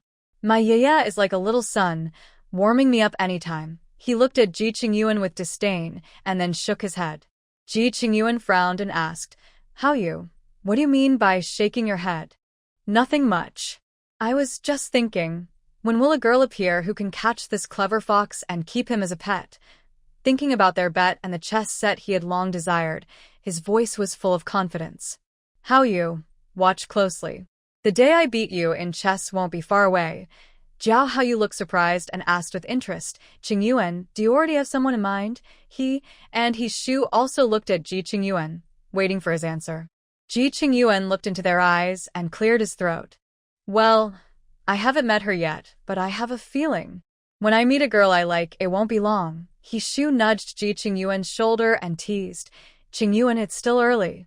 It's not the time to dream. After dark, go back to your dorm, wash up and sleep. When you dream, the girl you like will appear. He was thinking to himself, Qingyuan, your rival is me. Who knows, I like that chess set too. Who will meet the girl who makes their heart race first? It's not certain. I've already decided. If I meet a girl who makes my heart beat faster, I will confess in 3 days and propose in 10. Can you keep up? Qingyuan, even if you run on 4 legs, you can't catch up with my speed. Ji Qingyuan clenched his fist and punched He Shu on the shoulder. Good job, He Shu. How dare you mock me? Dreaming in the daytime. Take this punch. He Shu stepped back 2 steps and responded with a punch of his own. Let's see whose fist is stronger. Their fists collided with a dull sound. He Shu's hand was fair, while Ji Qingyuan's hand was a healthy wheat color. Both pulled back their fists at the same time. He Shu's knuckles were red. Ji Qingyuan's hand showed no signs of injury. He Shu raised his hand and glared at Ji Qingyuan, accusing him. Qingyuan, you hit so hard. He Shu, don't accuse me falsely. Strength is mutual. Your hand is red because your hand is white. Isn't it because you look down on my dark hand and make it red? I'm naturally wheat-colored, unlike your delicate hand. He Shu's eyes flicked. While Ji Qingyuan wasn't paying attention, he stepped on his shoe tip. Ji Qingyuan let out a cry of pain as the pain hit him. He stomped his foot. He Shu looked at him and laughed happily. Qingyuan, take this kick. You punched me, so I kicked you. We owe each other nothing. Ji Qingyuan looked angrily at He Shu. He Shu, if you dare to sneak attack me, don't run. I want to challenge you to a one-on-one fight. Today, I won't forget this. This kick I will remember. He Shu turned and ran away. Qingyuan, I won't fight you one-on-one. I'm afraid you'll lose and make me take your last name. Qiao Haoyu's lips curled into a clear smile as he shook his head, watching the two. Qingyuan, He Shu, how old are you? Why are you still so childish? Ji Qingyuan looked at Qiao Haoyu with annoyance. If the person who got stepped on was him, he said, if I were the one stepped on, I would have already flown away in a spaceship to get revenge on He Shu. No way. I won't take a spaceship to find He Shu for revenge. I'm different from you. I won't give him the chance to step on me. Qiao Haoyu didn't hide his glee, his eyes full of schadenfreude. Ji Qingyuan recovered from the pain and looked at Qiao Haoyu mysteriously. Haoyu, have you heard a saying? What saying?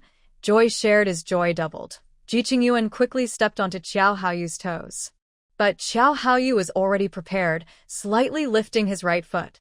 As Ji Qingyuan's foot came down, Xiao Haoyu's foot landed on the top of his foot. A familiar voice once again came from Ji Qingyuan's mouth. This time, he was unguarded, holding his right foot and jumping in place. Xiao Haoyu, in a good mood, slightly smiled. Qingyuan, if you want to step on others' toes, you should be ready to have yours stepped on too. It shows that your preparation isn't enough. Ha ha ha. He Shu's running action stopped, and he looked at Ji Qingyuan, who was jumping in place holding his foot, laughing happily. Qingyuan, seeing you jump around on your right foot really made me happy. Song Wangshu, who was catching up from afar, saw Ji Qingyuan spinning in place, holding his right foot. His eyes were full of curiosity. Qingyuan, what are you doing? Are you playing a game where you bump into legs? Where's your partner? Is it Brother Qiao? Or He Shu? Ji Qingyuan gritted his teeth, glaring at Song Wangshu. Wangshu, which I saw me playing a game to bump into legs. Song Wangshu pointed with his hand. Both eyes saw it. He then lifted his left foot, pretending to bump into legs. He jumped a few times in place and asked Xiao Haoyu with a smile. Brother Qiao, does my leg-bumping move look good? Is it similar to Qingyuan's? Wangshu, you're right. Xiao Haoyu couldn't hold back this time and burst into hearty laughter. He hadn't laughed so happily in a long time. Ji Qingyuan listened to Xiao Haoyu's laughter, a hint of surprise flashing in his eyes. The last time he saw Xiao Haoyu laugh so happily was many years ago, when the three of them were drunk. He remembered childhood when his mother made him a peachwood sword. Haoyu, if I can make you happy and see you smile, then my efforts weren't in vain. Ji Qingyuan's peripheral vision caught sight of He Shu, still in shock. A glint flashed in his fox-like eyes, and he moved quietly closer. Seizing the opportunity, he stepped on He Shu's toes. He had thought it through. After stepping, he would run away. What do you think? It's only an illusion to think everything is perfect. Reality is much tougher. He was stepped on by He Shu, but didn't immediately jump back or hold his foot. Instead, he reached out and grabbed Ji Qingyuan's collar. Qingyuan, you just want to run after stepping on me? That won't do. I feel bad if I don't give you a gift, so I came to surprise you secretly. He Shu, it's cold. Before Jing could finish speaking, he suddenly leapt into the air. He spun around in midair and awkwardly fell to the ground. Qingyuan, I'll give you a back throw. He Shu's sharp eyes glinted with a dangerous light. He shook his foot, feeling genuine pain. Ji Qingyuan got up from the ground and suddenly remembered something important. He had forgotten how powerful He Shu's back throw was. Among the three, he was the weakest in strength. He Shu looked gentle and refined, full of scholarly air. His strength had nothing to do with his appearance. Over the past 3 years, he had gone through many ups and downs in love, which left him with a lot of worries. He had no time to spar with others. He realized he shouldn't challenge others casually in the future, or he might get beaten up again. He Shu, I didn't expect your skills to be as good as before. Your back throw is still so cool. Ji Qingyuan quietly moved away from He Shu, not wanting to be thrown down again. Xiao Haoyu's eyes sparkled as he looked sincerely at He Shu. He Shu, you still shine like this. Please don't let this bright side of you disappear. He Shu's eyebrows relaxed as he showed a confident smile. Okay. Song Wangshu looked at He Shu with admiration. He Shu, you're so amazing. Your back throw is almost as good as Brother Qiao's. He Shu's smile was pure. He patted Song Wangshu's shoulder. Wangshu, if you want to learn, we can practice together. Song Wangshu nodded eagerly, like a chick pecking at grains. I want to learn, then come to the beach tonight and find me. I'll practice with you. Thank you, He Shu. Song Wangshu looked at He Shu gratefully. No need to thank me. You're Brother Haoyu's friend, so you're also my friend. Xiao Haoyu shook his head and looked at Song Wangshu's expectant face. Wangshu, are you really going to learn back throws from He Shu? Yes. Brother Qiao, how long do you think it will take me to learn? He Shu is very skilled at teaching people how to perform a back throw. If you learn seriously, you can master it by tomorrow. Zhou Haoyu's eyes flickered with a hint of longing as he remembered the night he and He Shu practiced back throws. He Shu's teaching method was simple throw. He clearly remembers being thrown onto the ground repeatedly during the first half of the night. He was dizzy and saw stars. In the second half, after many attempts, he finally managed to throw He Shu onto the sand for the first time. Then it was a game of you throw me, I throw you, continuing until dawn. Brother Joe, is it really easy to learn back throws? Joe Hao-yu, rarely gentle, patted his shoulder. He-shu is very good at teaching back throws. I learned everything from him. Song Wangshu looked at He-shu with even more admiration. Brother Joe, how long did it take you to learn the back throw? Joe Hao-yu smiled, but said nothing. He-shu also recalled that night when he and Joe Hao-yu practiced back throws. He looked at Joe with admiration, his voice filled with nostalgia. Hao-yu is very smart. He learned it in just 2 hours. And within an hour, he mastered the technique perfectly and threw me onto the sand. Song Wangshu looked at Joe with envy. Brother Joe, you're really amazing. As long as you don't give up, you'll learn it by tomorrow. Joe encouraged Song Wangshu. Song Wangshu's eyes sparkled with determination. I will work hard and not give up, Brother Joe. In his heart, he added, once I learn the back throw, I will be the first to throw you to the ground. Ji Qingyuan thought about his own experience learning back throws. Such a pitiful scene. After being thrown 10 or more times by He-shu, his eyes saw stars. He clumsily collapsed on the sand, unable to get up, only to be roughly pulled up by Joe Hao-yu. He-shu and Joe Hao-yu worked perfectly together during the throws. Finally, he learned the back throw, but it left him with a shadow of fear. Whenever he faced Joe Hao-yu and He-shu, he couldn't perform that move anymore. Qingyuan, what are you spacing out for? He-shu patted Ji Qingyuan's shoulder. I was just thinking about when I learned the back throw. It feels like it was yesterday. Ji Qingyuan smiled at He-shu. Seeing your back throw is really impressive. A sense of warmth flickered in He-shu's eyes, for only true friends hope for your better future. Qingyuan, you've improved over these years. When I fell, you reacted quickly, so I didn't land on all fours. In the future, we can practice together more and help each other improve. In the past, Lu Pianpian didn't like him sparring with others. Every time he practiced, she would get angry. Ji Qingyuan's fox-like eyes sparkled. It's a deal. You can't be absent again. Joe Hao-yu's gaze fell on He-shu, waiting for his answer. Okay, I won't be absent again. He-shu blinked with slightly teary eyes and silently apologized in his heart. For that relationship, he felt he had suffered more than just himself. Qingyuan and Hao-yu did too. The group walked forward happily, as if time had turned back to the old days. The iron triangle of the island was back. Joe Hao-yu, Ji Qingyuan, He-shu, and Song Wangshu entered the Zhou family courtyard. They saw a girl, resting her chin on her hands, watching them intently. Lin Yanqiu's gaze fell on Joe Hao-yu's face, full of admiration. His looks matched Yaya perfectly. Her eyes shifted to Ji Qingyuan's face. His fox-like eyes were the highlight of his face. She had seen many handsome people, so she didn't feel much. But her gaze was drawn to He-shu, not because of his face, but because of his slender, fair right hand, with a tiny red mark that caught the eye. A flash of amazement appeared in Lin Yanqiu's eyes. She admired silently. That hand, perfectly shaped, white and slender like jade. It's hard to believe that hand belonged to a man. It's truly rare. He-shu sensed the gaze on his right hand. He quietly hid it behind his back. But the next second, he was scowled at by a girl sitting on a small stool. Lin Yanqiu had just been imagining that stunning hand, creating a picture in her mind. Suddenly, the hand disappeared, ruining her inspiration. She instinctively looked over and recognized the person, remembering she was at an Yu's house. He-shu's narrow eyes flickered. The little girl frowned and glared at him. For some reason, he wanted to smooth out her frown and clear her worries. This feeling was new and strange, something he'd never experienced before. He remembered this girl. Her name seemed to be Lin Yanqiu.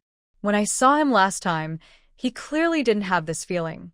And you came out of the kitchen, breaking the awkward silence. Hao-yu, you're back. Yeah, sorry for not telling you earlier that they would come. Jiao Hao-yu looked at Yu with some apology. It's okay. Today, Xiaoman helped out and made a lot of meat sauce for noodles. Lung Xiaoman's gaze fell on Lin Yanqiu's face, and she waved her hand in front of her eyes. What's wrong? You look distracted. Lin Yanqiu snapped out of her thoughts and shook her head. It's nothing. A smile appeared on Lung Xiaoman's face. You've been sitting on that small stool for a long time. Did you find inspiration? Lin Yinqiu nodded. Yes, I found it. I'll start working on it when I go back today. I'm preparing a gift for Yaya. She'll definitely like it. A flash of that perfect hand crossed her mind, and her gaze involuntarily drifted to Hishu's hand. Little sugar treasure. Today is really a good day. Not only did I find inspiration, but I also gained something unexpected. And you served everyone a big bowl of meat sauce noodles, and they gathered around the table. Lin Yinqiu only took a bite, but her eyes sparkled. Yeah, your meat sauce noodles are so delicious, Lung Xiaoman echoed happily. The taste is truly amazing. Ji Qingyuan finished his big bowl of noodles very quickly. He looked at Yu and gave a thumbs up. You're so lucky. Zhao Haoyu's eyes and brows were gentle, and he looked very proud. Ever since I met Yi, every day has been happy. Hishu's long eyes narrowed slightly. He really liked eating meat sauce noodles. Lin Yinqiu's gaze swept over his right hand and thought that the noodles tasted even better. She knew that ever since she fell in love with painting, she liked to look at beautiful hands. Hishu's hand was the most perfect hand she had ever seen. Although his index finger joint had a tiny sesame-sized scar, it didn't ruin the hand's perfection, just a little regret. Lin Yinqiu felt regretful that she never had the chance to see that hand without scars. Hishu sensed Lin Yinqiu's gaze again, watching his hand. There was admiration in her eyes, mixed with a hint of regret. He looked at his right hand and examined the tiny sesame-sized scar. She is a very interesting girl. Is she perhaps regretting the small scar on his index finger? He can't quite remember how the scar got there. It seems that once Lu Pianpian wanted to eat a fried donut, and he made it himself. A drop of oil fell on his index finger, and from then on, he had a scar. At that time, Lu Pianpian still thought he was clumsy and teased him with a smile. A grown man, having a scar doesn't matter. Hurry up and fry the donuts for me. Now, he didn't expect a stranger girl to feel sorry for the scar on his hand. Hishu felt a strange sensation rising in his heart. It was as if his hand was very precious and shouldn't have a scar. And Yu blinked her eyes. She had noticed this long ago. Lin Yinqiu's gaze often fell on Hishu's hand. That look was full of admiration and appreciation. She was very familiar with this look because she was a fan of beautiful hands. Lin Yinqiu was definitely a hand enthusiast. She had to admit, Hishu's hand was perfect. His fingers were long and slender, with clear joints, and his skin was as white as jade.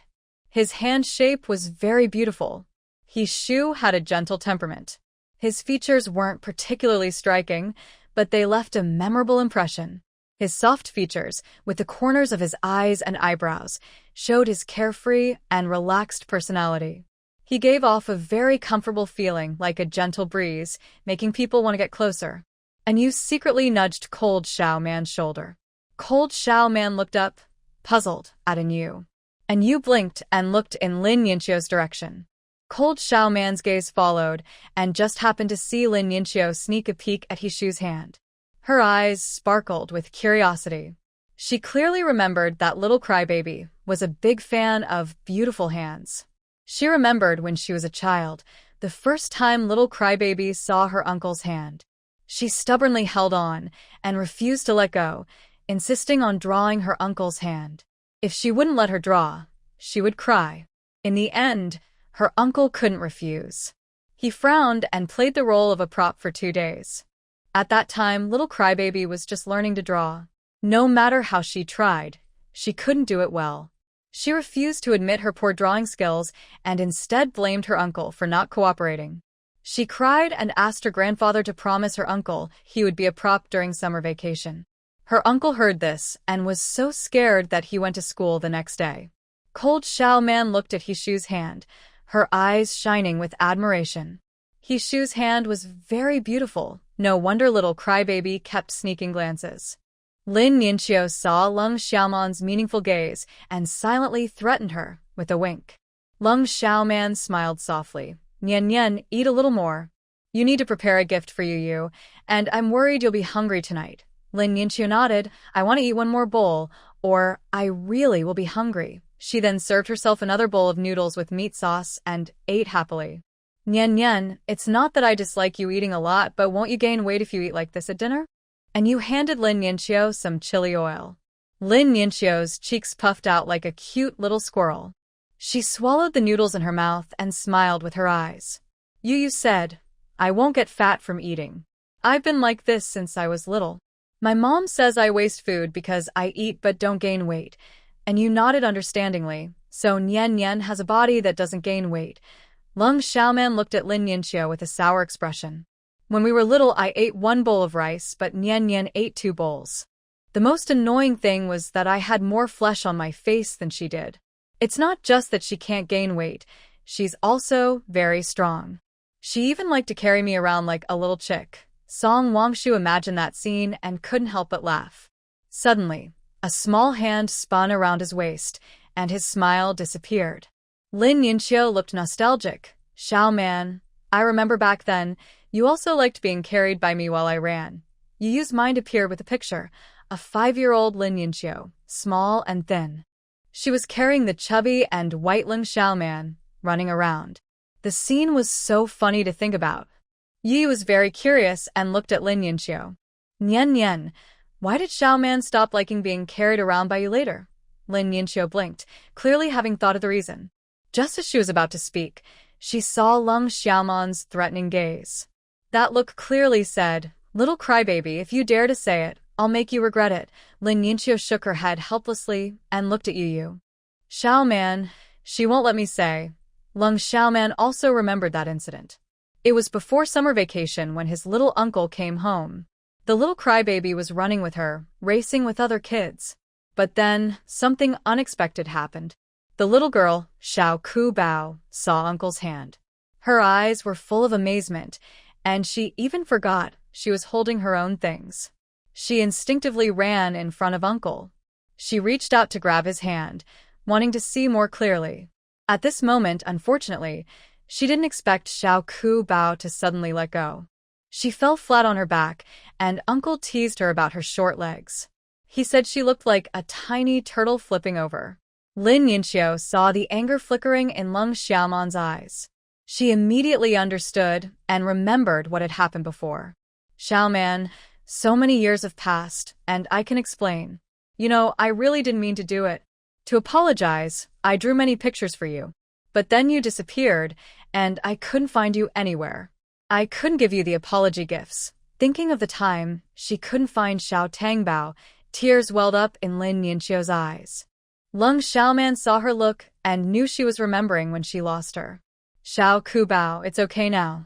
It's in the past and we've met again. Lin Yinxiu blinked, holding back her tears. Xiao Tangbao, I drew many apology gifts. Can I give them to you? Lung Xiaoman really wanted to say no. When she left home, she clearly remembered Xiao Ku Bao's terrible drawing skills. She looked at Lin Yinxiu's hopeful eyes and couldn't bring herself to refuse. Okay. I can. Great. I'll show them to you tomorrow. Xiao Tangbao, you have to look at each one carefully. Every year, on the day you disappear, I draw an apology gift for you. I always hope that maybe one day we will meet again. Lin Yinxiu was very happy. Her long-held wish was coming true. Lung Xiaoman felt touched. Even when she lost her memory, Xiao Ku Bao never forgot her. Every year, she drew apology gifts for her. Okay, I will look carefully and keep them safe. When she received the apology gifts tomorrow, she would regret it. Why would she regret?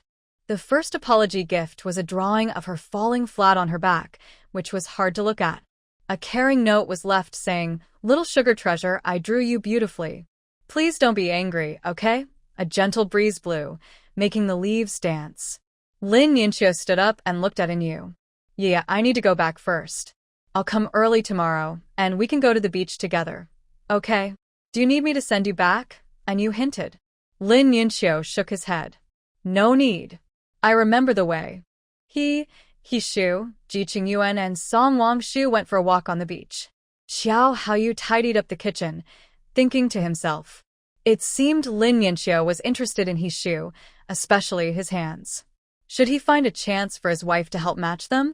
Ji Qingyuan's teaware was very beautiful. Yaya would definitely like it. He didn't miss the moment when Lin Yinxiu saw the scar on Hishu's hand and looked pained. He guessed that the girl probably liked Hishu. And Yu was watching the sunset glow. Xiaoman, Nian Yan seems to really admire Hishu's hands. Lung Xiaoman nodded. Hishu's hands are very pretty.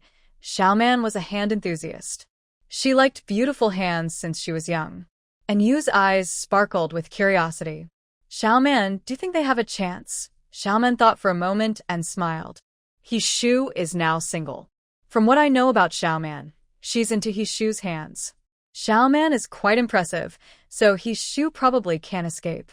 They just met at the right time with the right person. If Hishu isn't single, then it could be complicated. And Yu nodded in agreement. Good thing Hishu is now free. Everything is just right. She seemed to think of something and looked at Xiaoman with a curious expression.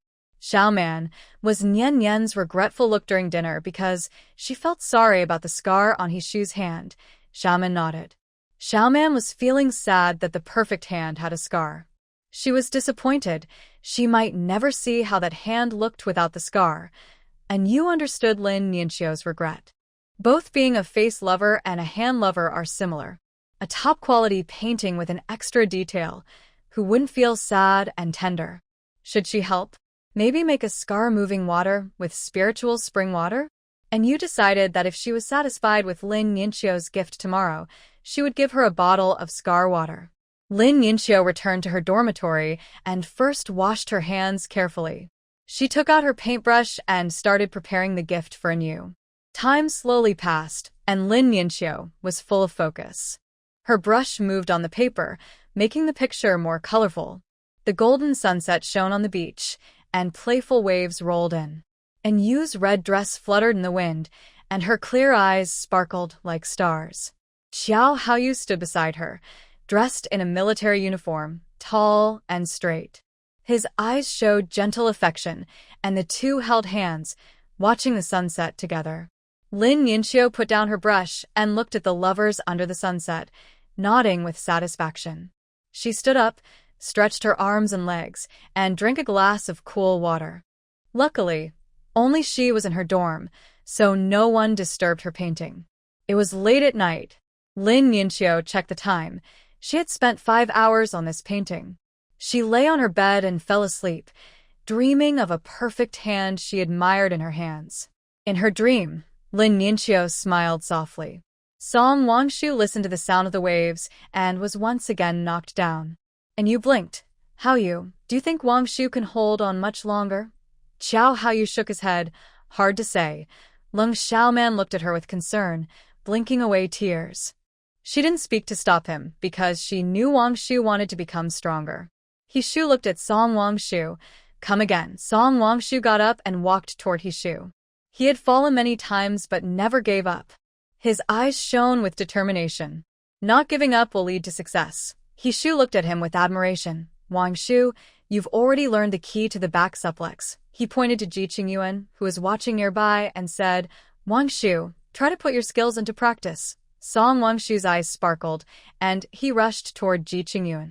Ji Qingyuan was still watching the show and didn't expect the fire to come to him. In a moment of carelessness, Song Wangshu was right in front of him.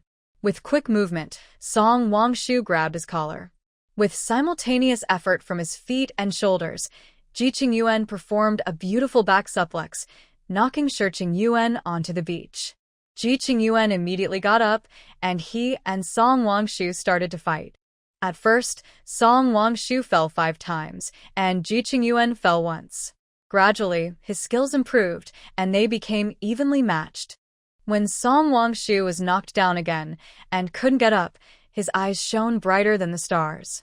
I finally learned how to do a back suplex. Ji Qingyuan reached out and pulled him up. Congratulations! Song Wangshu looked at Hishu standing under the moonlight. Hishu's narrow eyes showed a smile, and he gave a thumbs up. Thank you, Hishu. Song Wangshu sincerely thanked him. Xiao Haoyu patted Song Wangshu on the shoulder and looked at his watch. It's already 10 o'clock. Let's go back and rest quickly. We have training tomorrow, so you can't be late. I won't be late. Song Wangshu caught his breath. feeling his legs were very heavy. No matter how hard, tired, or exhausted he was, it couldn't ruin his good mood. Shu and Ji Qingyuan waved goodbye and headed toward their dormitory.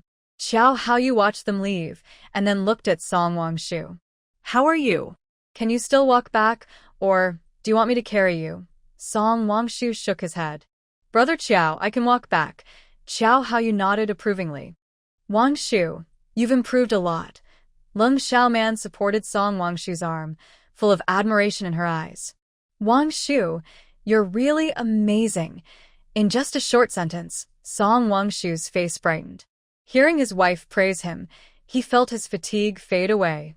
Xiaoman, let's go home. Lung Xiaoman nodded obediently. If they weren't outside, she would love to hug Song Wangshu and praise him more. Xiao Haoyu watched Song Wangshu and Lung Xiaoman walk into the small courtyard together. He held Anyu's hand and headed toward his own home. The moon drifted across the night sky, stars shining brightly. The moonlight stretched their shadows long and close, leaning on each other. They returned to their room and shared their secrets quietly. The night was blown away by the wind, and dawn eagerly chased after the night, reluctant to leave. Although I almost miss it every time, I enjoy it very much. Walking the paths you walked, admiring the scenery you admired. Many times I have brushed past you just to bring light to the darkness. Anyu's eyelashes fluttered, and she slowly opened her eyes. Xiao Haoyu had already put on his military uniform, looking at her with a loving gaze. Husband, you woke up so early today. Are you going to the sea? Yes, I made plans with Nian Nian and Xiaoman. We're going to the sea together today.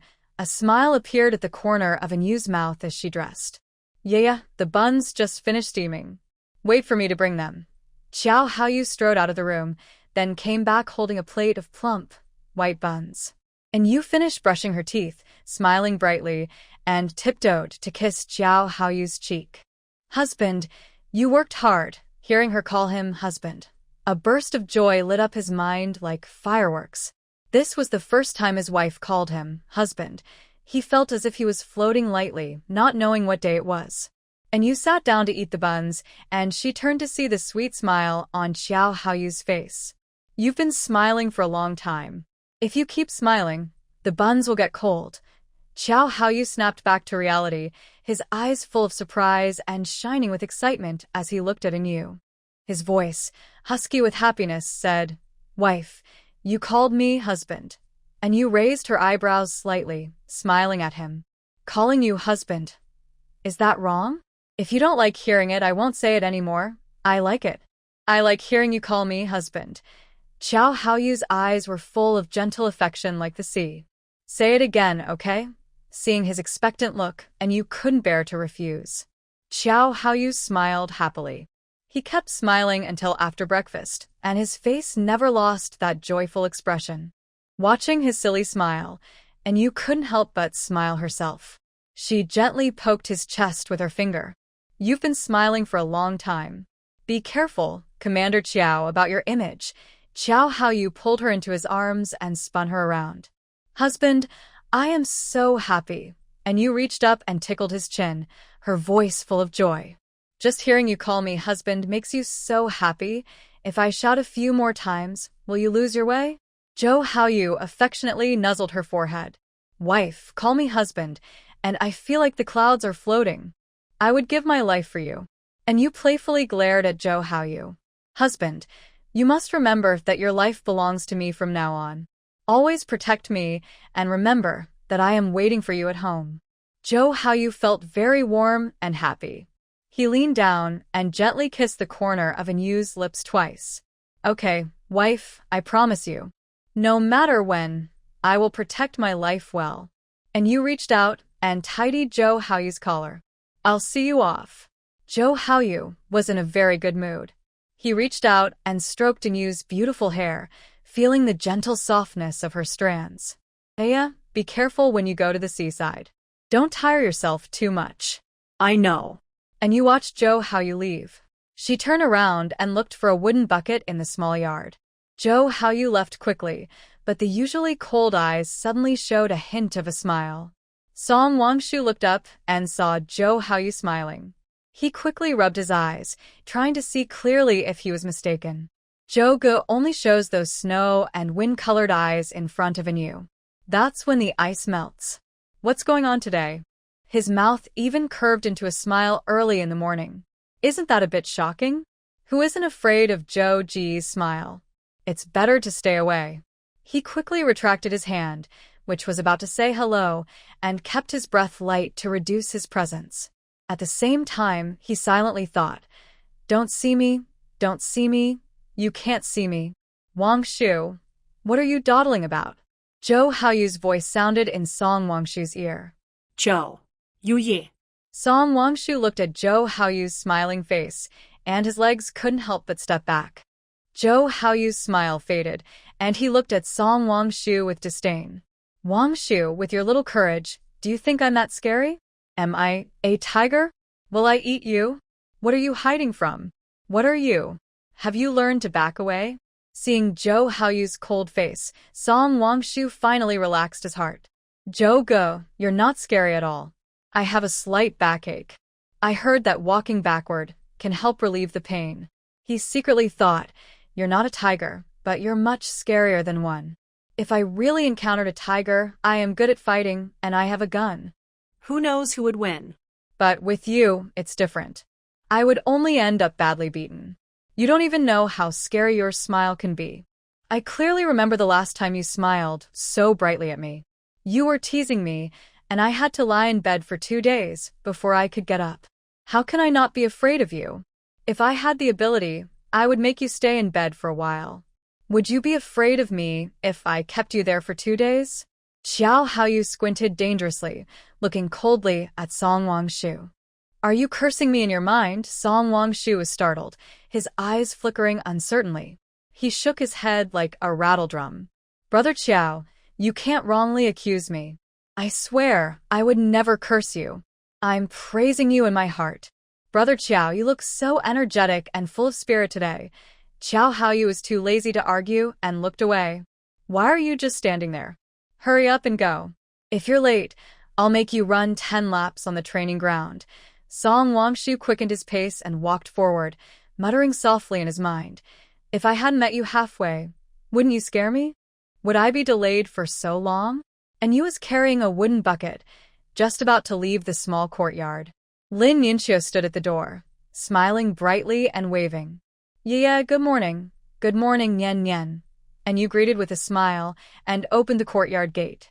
Lin Yinxiu held a beautiful rectangular box. "Ah, this is a gift I brought you. I think you'll like it." And you reached out to take it, looking at Lin Yinxiu. "Thank you.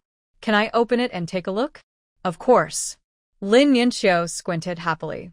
Carefully, and you opened the wooden box, revealing a painting inside. Under Lin Yinxiu's expectant gaze, she gently unrolled the scroll.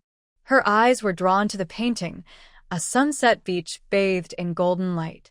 Xiao Haoyu's gaze was filled with endless gentle affection as he watched Yu intently. And Yu smiled happily, their fingers intertwined as they admired the beautiful scenery. "Nian Nian, thank you for the gift. I really like it. I didn't expect your painting skills to be so good." Carefully, and you rolled up the painting scroll. Lin Yinxiu's eyes sparkled with joy. Her painting was appreciated, and she felt very happy. "Yeah, I've been very strong since I was a child. To control my strength, I started learning to draw when I was young. I've been practicing for over 10 years and have made some progress." And you came out of the room holding a wooden bucket. "Nian Nian, let's go catch some sea creatures. Look, Xiaoman is waiting for us." Lin Yinxiu looked in the direction of her gaze and saw cold Xiaoman smiling brightly at them. Lin Yinxiu quickly ran over, her eyes crinkling with happiness. "Nian Nian, yeah, let's go catch some sea creatures. Maybe we can find some spotted fish. Their taste is so fresh and unforgettable." Cold Xiaoman's bright eyes were full of anticipation. And you nodded in agreement. "Abalone, big prawns. All taste delicious. I like them all." Lin Yinxiu's eyes lit up. "I like eating them too. I'm easy to take care of and not picky." Cold Xiaoman and you exchanged a look, their eyes shining with a hint of affection. Cold Xiaoman blinked and smiled seriously. Nian Nian, tell me honestly, did you like Hishu's hand yesterday? Lin Yinchio's eyelashes fluttered, and her face turned a soft pink. Xiaoman asked, is it that obvious? Cold Xiaoman smiled without saying a word and nodded. So, Nian Nian, you really like Hishu's hand? Lin Yinchio nodded, her eyes shining brightly. Xiaoman, I've never seen such a perfect hand. It's even more beautiful than Uncle Shun's hand. It's a pity that such a beautiful hand has scars. I can imagine how perfect it was before it was hurt, and you smiled meaningfully. Nian Nian, do you want to see that perfect hand often? Without hesitation, Lin Yinchio nodded. If Hishu agrees, I could draw his hand. I could observe it closely. Lin Yinchio looked longing, and Yu shook her head. Nian Nian, Hishu is very principled. Men and women shouldn't touch each other. You're just friends, so you probably can't get a close look at his hand. If your relationship were to advance further, not only could you look closely, but you could even hold his hand carefully and admire it without worry. Lin Yinchio's eyes were full of doubt. She was thinking about how to take their relationship to the next level. Lung Xiaoman's eyes sparkled with curiosity. Nian Nian, if Hishu becomes your boyfriend, do you think he would mind you wanting to see his hand? Lin Yinchio's beautiful eyes suddenly widened and she blinked hard. She was considering the possibility of making Hishu her partner. Xiaoman, is Hishu single? I am a person with principles. If he has someone, I won't try to interfere with his relationship, even if I want to admire his hand. After all these years, she had never seen such perfect hands. She didn't want to miss the chance. And Yu and Lung Xiaoman exchanged a glance, both smiling. Nian Nian, I have to say, you're very lucky. Hishu just regained his freedom recently. You should think about whether to pursue him. I believe, with your beauty and intelligence, winning Hishu over won't be difficult. And you looked at Lin Yinchio with a gentle smile. She thought the two of them were a perfect match, Hishu gentle and refined, Lin Yinchio charming and lovable. Standing together, they looked like a perfect couple made in heaven. Lung Xiaoman watched Lin Yinchio deep in thought, a smile appearing at the corner of her mouth. Nian Nian, Hishu's hand is very perfect. If you miss this chance, you might never see such a perfect hand again. Hishu is good-looking, skilled, and the captain of the 9th group. Many girls on the island like him. If you're interested, you should act quickly. If you wait too long, someone else might take him, and that perfect hand will just pass you by. Don't regret it later. Just lean on my shoulder and drop some golden beans. Lin Yinchio's mind was filled with the image of Hishu's beautiful hand. Her eyes shone brightly. Yeah, Xiaoman, do you think I have a good chance if I try to pursue Hishu? And Yu and Lung Xiaoman quickly exchanged a glance. Both of them thought, this could work. Emotional matters are not a game. Dating without the intention of marriage is no different from being a troublemaker. Ling Xiaoman looked seriously at Lin Yinchio. Lin Yinchio nodded earnestly, with a firm voice. I've thought it through. After all these years, I've only seen one pair of hands so perfect. I don't want to miss out.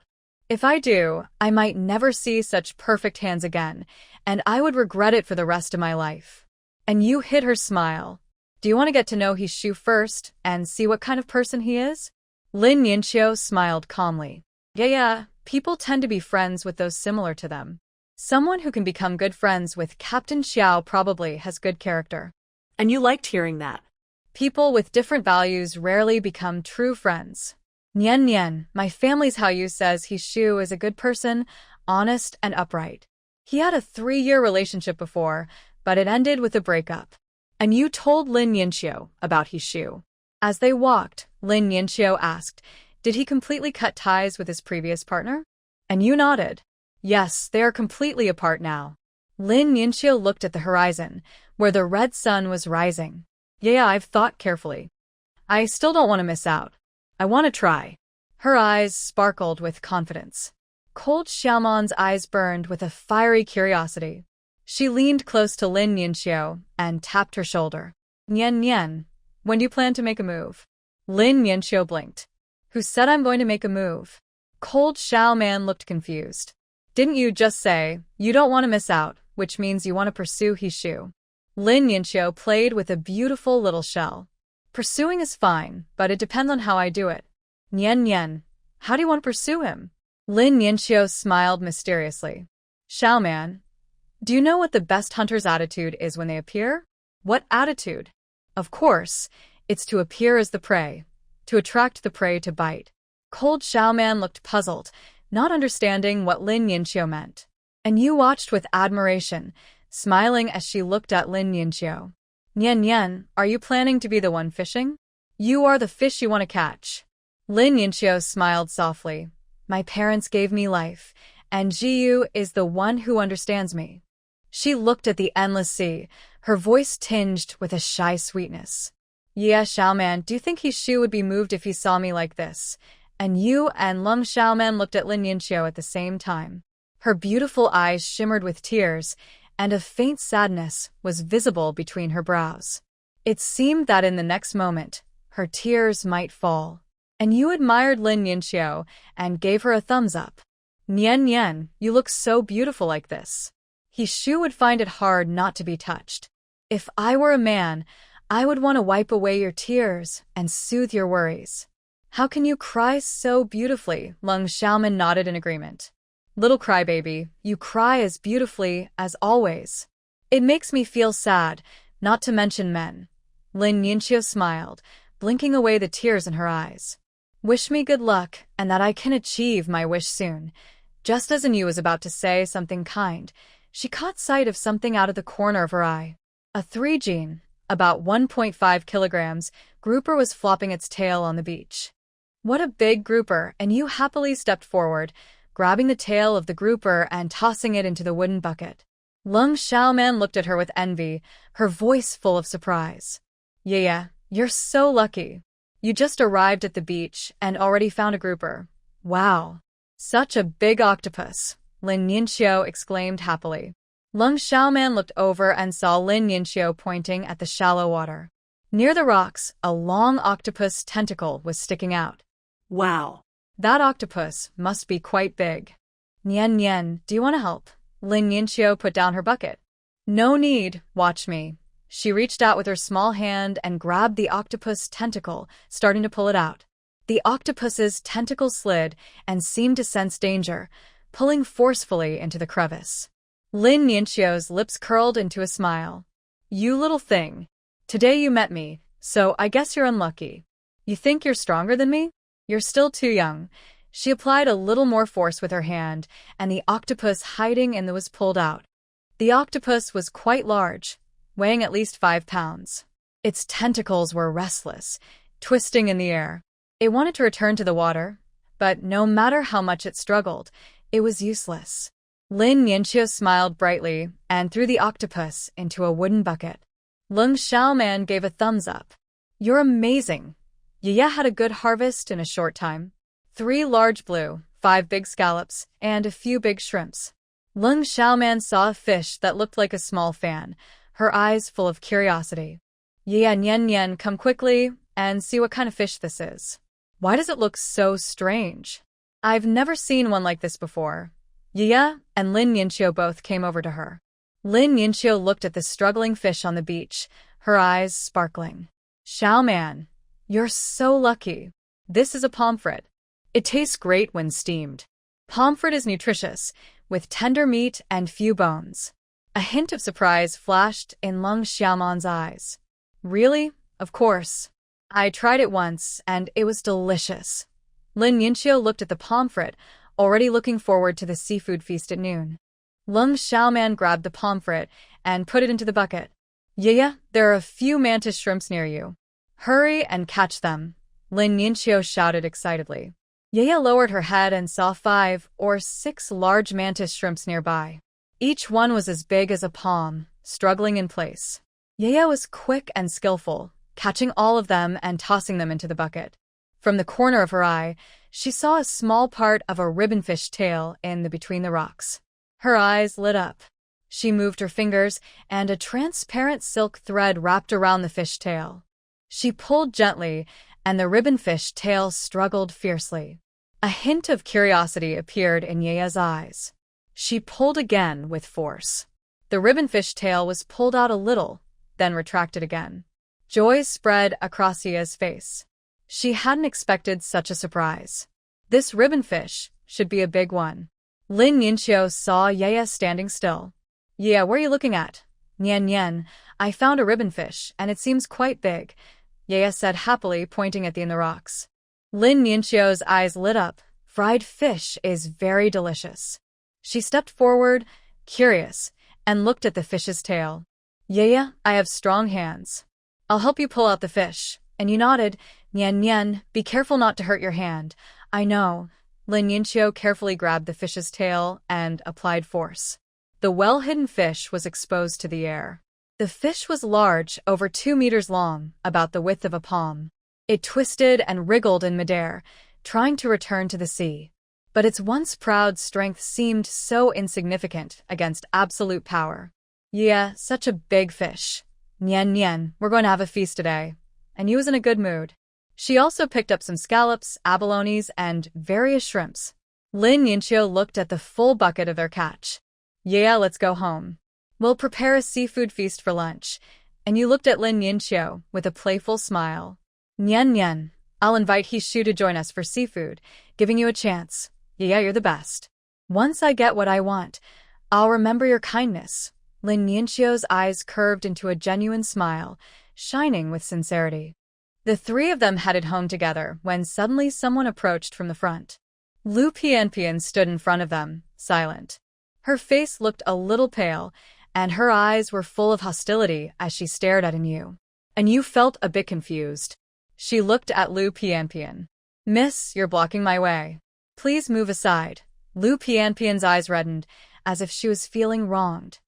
What's your relationship with Hishu? And you studied Lu Pianpian curiously, her tone turning colder. Who are you? I don't know you. A good dog shouldn't block the way. Is it because of you that Hishu and I broke up? Lu Pianpian stared intently at Anu. Now Anu finally knew who she was. Hishu's ex. How is our breakup related to me? Lu Pianpian clenched her fists and looked coldly at Anu. That day in the hospital, I saw Hishu for a meal. And you raised an eyebrow. I invited Hishu to dinner, so what? Lu Pianpian's eyes instantly turned red with anger. You're shameless. It must be because of your appearance. Hishu, that's why he decisively broke up with me, and Yu's gaze suddenly turned icy. Lu Pianpian, say that again. You and Hishu broke up a month ago. I only met him a few days ago. That day at the hospital, we met for the first time. Don't lie and blame me if you say otherwise. Lu Pianpian pointed at Anu, raising her voice. Only a fool would believe that you two met for the first time at the hospital. You invited him to your house for dinner on that first meeting, and you smiled so brightly. You're the third person involved, ruining our relationship. It must be because of you that Hishu decided to break up with me. A loud slap sounded, and Anu shook her hand. Lu Pianpian covered her face in disbelief, glaring at Anu with hatred. You shameless fox, how dare you hit me? And you slapped Lu Pianpian again. If you don't want to get hit, shut your ugly mouth. I don't know why Hishu insisted on breaking up with you, but it's definitely your fault. You're not thinking straight, acting like a mad dog biting everyone. Lu Pianpian growled and lunged at Anu. Fox, how dare you hit me? I'll fight you. I'll scratch your face and see how you try to Hishu. Lin Yinxiu stepped in front of Anu, grabbing Lu Pianpian's hand.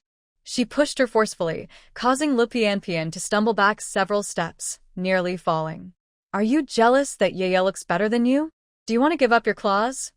Lu Pianpian looked at Lin Yinxiu with suspicion. You're the girl Hishu was hiding that day. Lin Yinxiu nodded, suddenly understanding.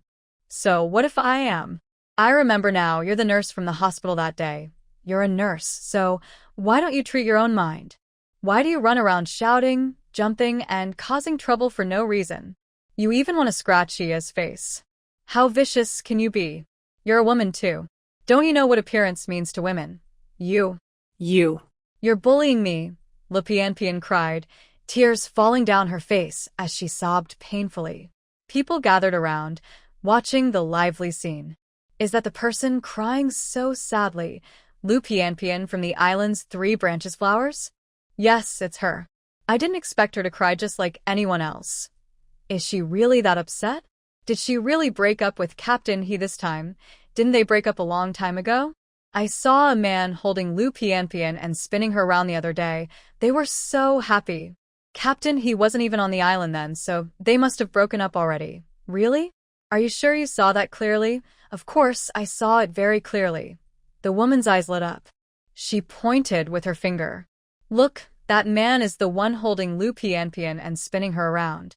Everyone's eyes turned quickly to Zhao Beichun, who was running over. Zhao Beichun was confused. He saw Lu Pianpian crying sadly, with 2 red marks on her face. He hurried forward and carefully hugged Lu Pianpian in his arms. Pianpian, it's okay now. I'm here. Lu Pianpian cried even more sadly, unable to say a word. The woman's voice grew louder. Did you see? Lu Pianpian and Captain he broke up a long time ago. She's with this man now. If they weren't a couple, would they be holding each other in broad daylight? Someone whispered back, maybe he's Lu Pianpian's brother. It's normal for a brother to comfort his sister when she's so upset. Immediately, someone shook their head. That's impossible. I know this man. He's Zhao Beichun, a new doctor on the island. It seems he and Lu Pianpian grew up together. Oh, I see. And you finally understood why Hishu wanted to break up with Lu Pianpian. Lu Pianpian, you really don't deserve Hishu. Lu Pianpian pushed Zhao Beichun away. What do you mean? Exactly what I said. Shut up.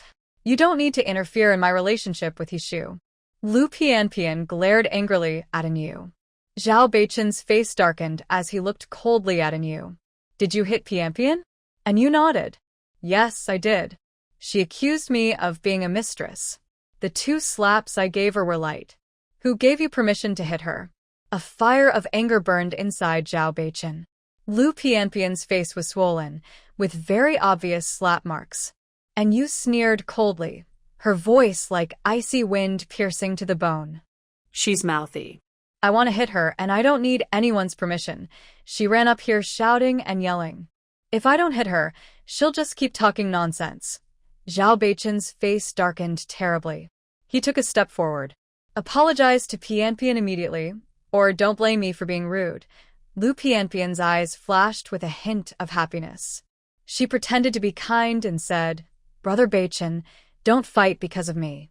I don't want you to get into trouble because of me. And Yu's lips curled into a sarcastic smile. There's no way I'll make Lu Pianpian apologize to me. She should apologize to me first. If she doesn't, I'll hit her every time I see her from now on. Angrily, Zhao Beichun raised his hand and swung it toward Anu. The slap cut through the air with wind. If it had hit Anu's face, it would have made her swell up immediately. Anu slightly squinted her eyes and took a step back, avoiding the swift slap. She moved her fingers, and a transparent silk thread wrapped around Zhao Beichun's leg. With a sudden pull, Zhao Beichun slipped and fell flat on his back. Anu walked over with a smile and stomped on Zhao Beichun's right hand. Are you trying to use this hand to slap me? No one has ever dared to slap me since I was a child. What are you, anyway? A sharp pain shot through Zhao Beichun's right hand, and cold sweat broke out on his forehead. He struggled hard to pull his hand out from under Anu's foot. Let go of your foot. Seeing Zhao Beichun's face turn pale, Lu Pianpian felt very worried. Lin Ningxiu grabbed her collar, preventing her from moving. You'd better behave. If you struggle and fall, I won't be responsible. Lu Pianpian was lifted by someone, her face turning pale with fear. Comrade, I'm sorry. I shouldn't have hit her. Zhao Beichun's right hand was bleeding, and Anu looked disgusted as she moved her foot away. Zhao Beichun got up from the ground, his right hand burning with pain. Brother Beichun, save me. Lu Pianpian's trembling voice sounded like a leaf in the wind. Zhao Beichun was startled. He quickly looked over. He was horrified to see Lu Pianpian being held in the hand of a girl.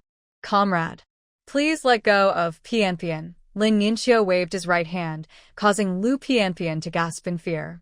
Lu Pianpian, do you want to go down? Lu Pianpian whispered in reply.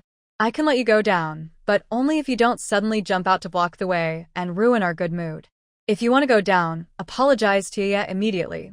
Lu Pianpian looked at Anu and said softly, Comrade, I'm sorry. It was all my fault. Please forgive me. Anu squinted her eyes and said, Nian Nian, let her down. She's so heavy. I'm worried about your hand hurting. Lin Yinxiu loosened his grip, and Lu Pianpian fell to the ground. Zhao Beichen hurriedly helped Lu Pianpian up. The two quickly moved far away from Lin Yinxiu.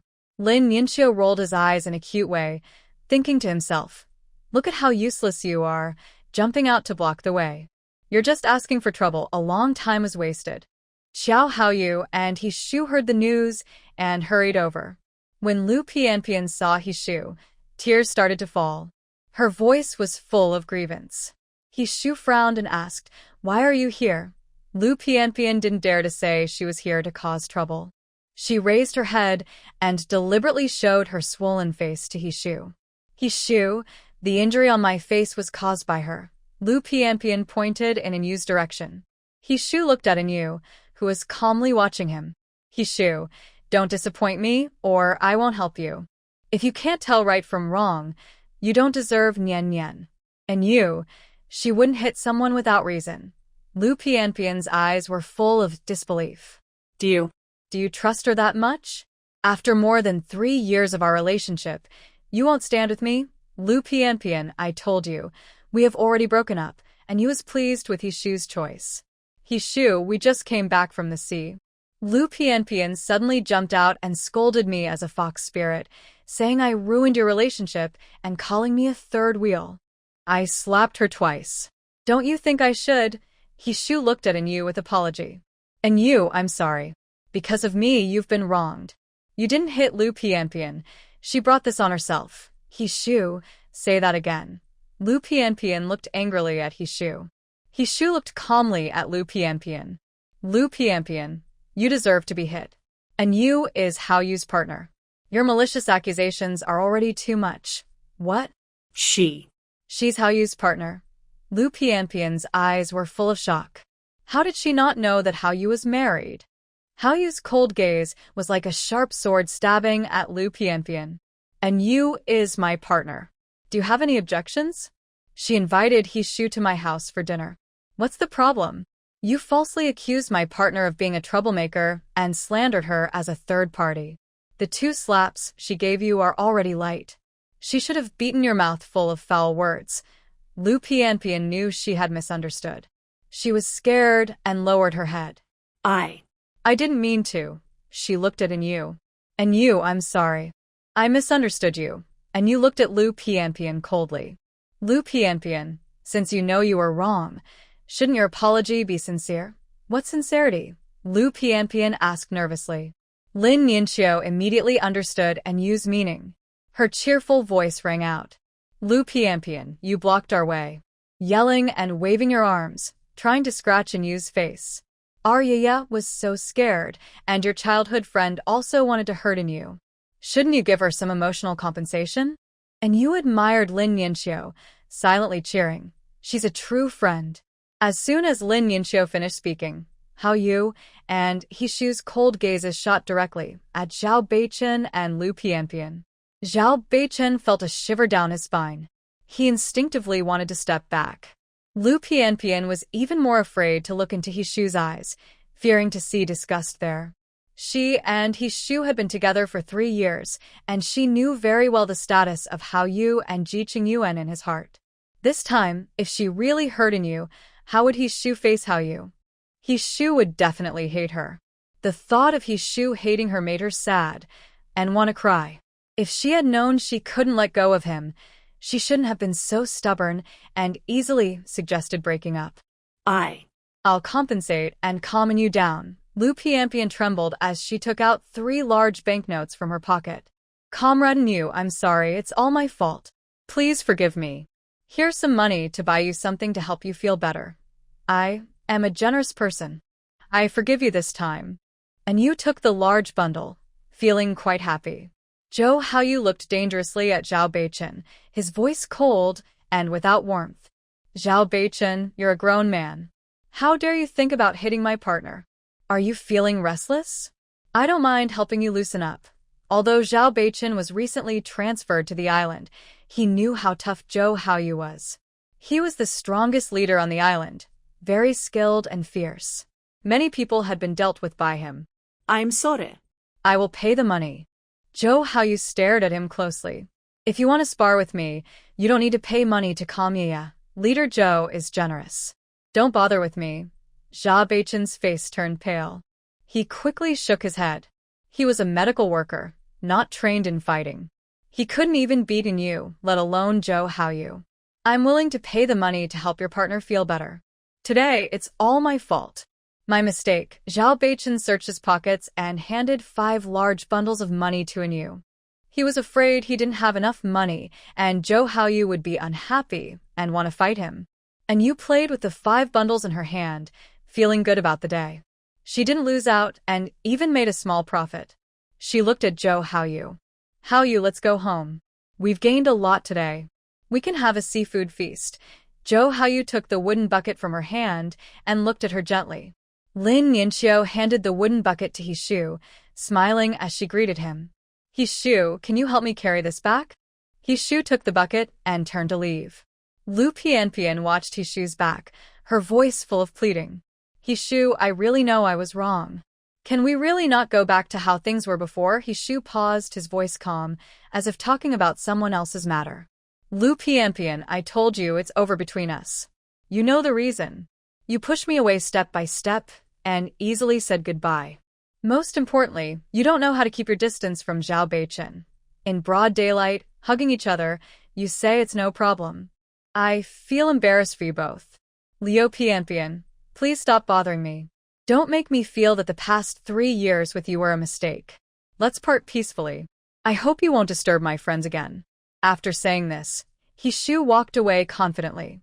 Liu Pianpian cried and fell into Zhao Beichen's arms. Beichen, Hishu really doesn't want me anymore. What should I do? Zhao Beichen gently wiped her tears with care. Pianpian, don't be sad. Maybe you and Hishu are not meant to be. You begged him so humbly, but he didn't respond. That shows he doesn't have feelings for you anymore. You shouldn't be like this. You should be loved and cared for. Do you know how painful it is to see you like this? Beichen, but my heart feels so heavy. Hishu is no longer mine. Liu Pianpian looked at Zhao Beichen with teary eyes. Pianpian, I am here for you. I will always be with you, love you. Zhao Beichen looked at her tenderly. Liu Pianpian was surprised and widened her eyes. Beichen. You. She pushed Zhao Beichen away, staring at him in disbelief.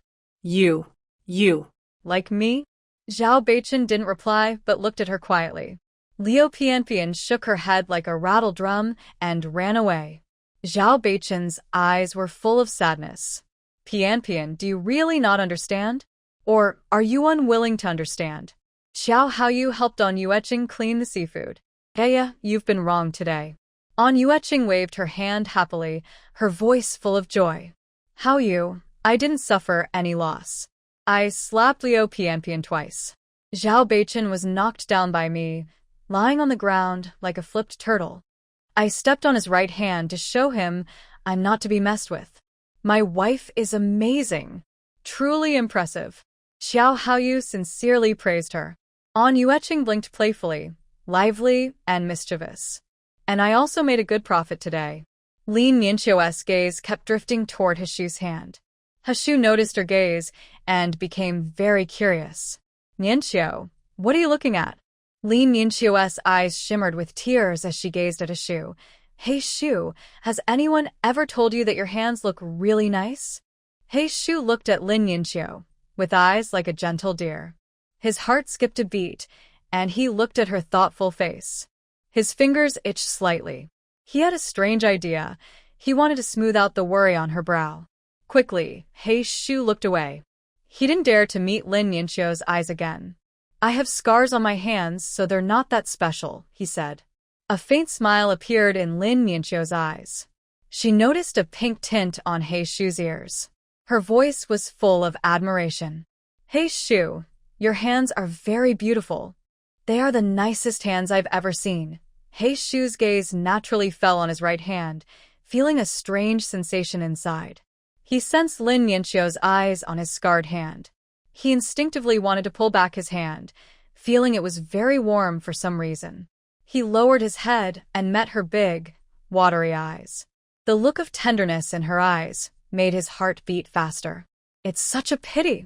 I'll never get to see your hand in perfect condition, she said softly, like a gentle breeze in Shu's ear. His heart pounded quickly, and a strange feeling spread inside him. Lin Ningxiu squinted her eyes, looking at Shu with anticipation. Shu, would you let me draw your hand? Ningxiu, you want to draw my hand? Shu asked, shaking his right hand as he looked at her. Lin Ningxiu nodded, her eyes shining brightly. Shu, I've loved drawing hands since I was in elementary school. I think hands are beautiful. Even with scars, your hand is still the nicest I've ever seen. I want to use my brushes to capture your hand, she said softly. Shu looked at her teary eyes, unable to say no. Her eyes shimmered with tiny tears, as if a small drop might fall at any moment, making her look vulnerable and touching. For the first time, he saw someone's eyes filled with tears, so beautiful and moving. Lin Ningxiu's eyes suddenly lit up. Really? Seeing her happy expression, Shu nodded. Great! Lin Ningxiu's face lit up with joy, and she smiled brightly. Shu, to thank you for letting me draw your hand, I'll treat you to a seafood feast. Lin Ningxiu's warm smile made everything feel brighter. Someone was touched by her smile and showed a gentle smile in return. Lin Ningxiu looked at Shu's smile and thought to herself, not only does Shu have nice hands, but her smile is also very beautiful. She is someone who truly suits her. Since she is free today, she must make her fall for her. Lung Xiaoman was cleaning a pomfret nearby. Nian, I haven't heard that you can cook. Lin Ningxiu's eyes shone with confidence. Xiaoman, you know I am quite lazy. Today, I will show you my skills and surprise your taste buds. Winning Shu's heart starts with winning her stomach. Really? Can I look forward to it? Lung Xiaoman didn't seem to believe her at all. From every angle, Lin Ningxiu didn't look like someone who could cook. Lin Ningxiu looked at her with a sad expression, her long eyelashes fluttering. Xiaoman, after 3 days apart, you should see me with new eyes. We haven't seen each other for over 10 years. I will definitely surprise you. Xiaoman quickly smiled. Nian, I look forward to your performance. Lin Ningxiu carried the cleaned seafood into the kitchen. And you smiled warmly at her. Nian, I heard you're going to show your skills today and prepare a seafood feast. Yeah, do you believe in me? Xiaoman doesn't believe I can cook. Lin Ningxiu first washed her hands and looked at Yu with anticipation. And you looked into her eyes. I'm really looking forward to the surprise you'll give me. Lin Ningxiu smiled, her eyes shining with confidence.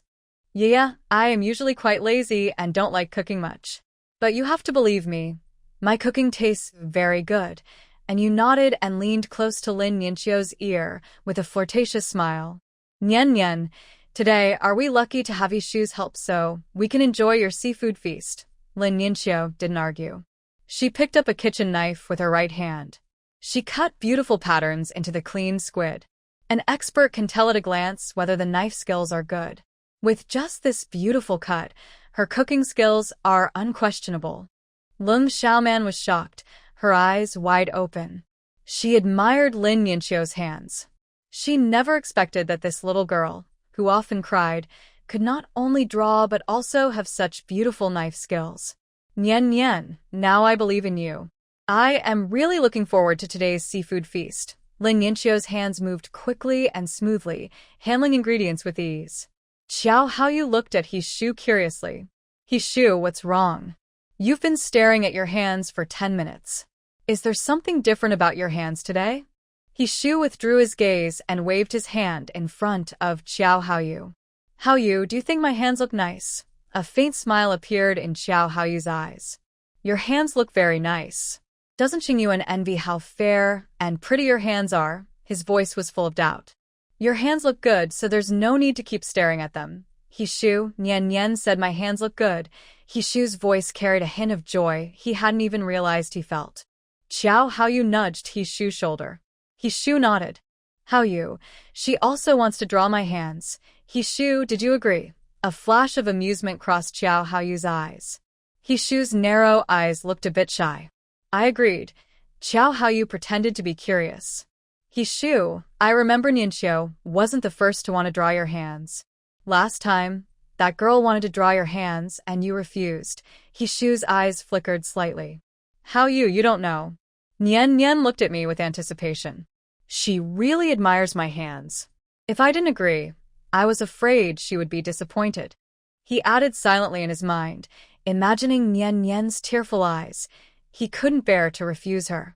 Oh, I see. Xiao Haoyu looked seriously at Hishu. Hishu, I noticed yesterday that she was secretly watching your hands. You're single now, so you should seize the chance. Hishu looked confused. What? What chance? Xiao Haoyu raised an eyebrow. Your hands are so nice, and you can't see that Ningxiu really likes them? If you take the chance, making her like the owner of those hands isn't hard. Hearing Xiao Haoyu's words, Hishu felt a strange flutter of nervousness. Haoyu, don't talk nonsense. Xiao Haoyu squinted at Hishu. Hishu, we're good brothers. I'm just reminding you. He pointed toward Lin Ningxiu, busy in the kitchen. Hishu, open your eyes wide and see clearly. Maieya said, Ningxiu is a wonderful girl who is good at both socializing and cooking. You see, you are reluctant to refuse her requests, which shows you like her. On our island, the most common people are single men. Such a good girl, it's rare to have a chance to get close to her. You should seize the opportunity. If you wait too long, Ningxiu might be taken by someone else. Hishu listened and felt a strange feeling in his heart. His mind replayed Ningxiu's moist, bright eyes. His gaze involuntarily shifted toward her. Ningxiu, through the window, just happened to meet Hishu's eyes. She smiled softly, with a gentle curve in her eyes. The sadness in her expression contrasted sharply with her bright smile. The conflicting feelings of sorrow and happiness made it hard to look away. Hishu was amazed by her smile and momentarily lost track of time. Xiao Haoyu didn't hear Hishu answer and looked up. He saw Hishu staring at Ningxiu busy in the kitchen, full of admiration. Hishu, come back to reality. Xiao Haoyu waved his hand in front of Hishu's face. Hishu snapped out of his thoughts, his ears turning slightly red. Xiao Haoyu patted Hishu on the shoulder. Hishu, since you've been touched by her, you have a chance to get close to Ningxiu. If you seize this chance, you might win her heart. Hishu didn't argue. At that moment, he felt very moved. His eyes returned to Ningxiu, busy in the kitchen, which looked very warm. Haoyu, I'll think about it, Hishu said. Hishu, I think she's perfect for you. She really admires your hands. Roughly speaking, she's admiring you, Xiao Haoyu said with a meaningful look. Hishu was silent for a moment.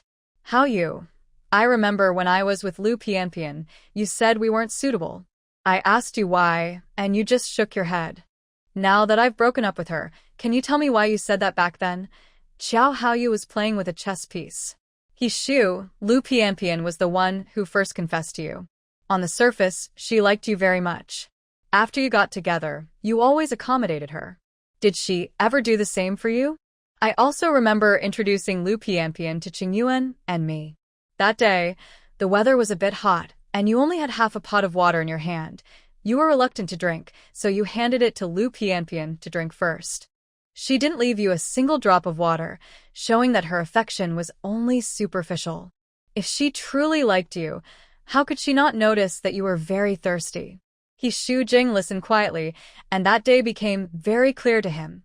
Lu Pianpian was too thirsty to notice he was also very thirsty. He didn't expect that she didn't leave him even a drop. He comforted himself internally, thinking maybe Lu Pianpian was too thirsty and didn't realize he was as well. Xiao Haoyu placed the chess piece on the board. Such things happen often in your relationship. Hishu, you've been together for over 3 years.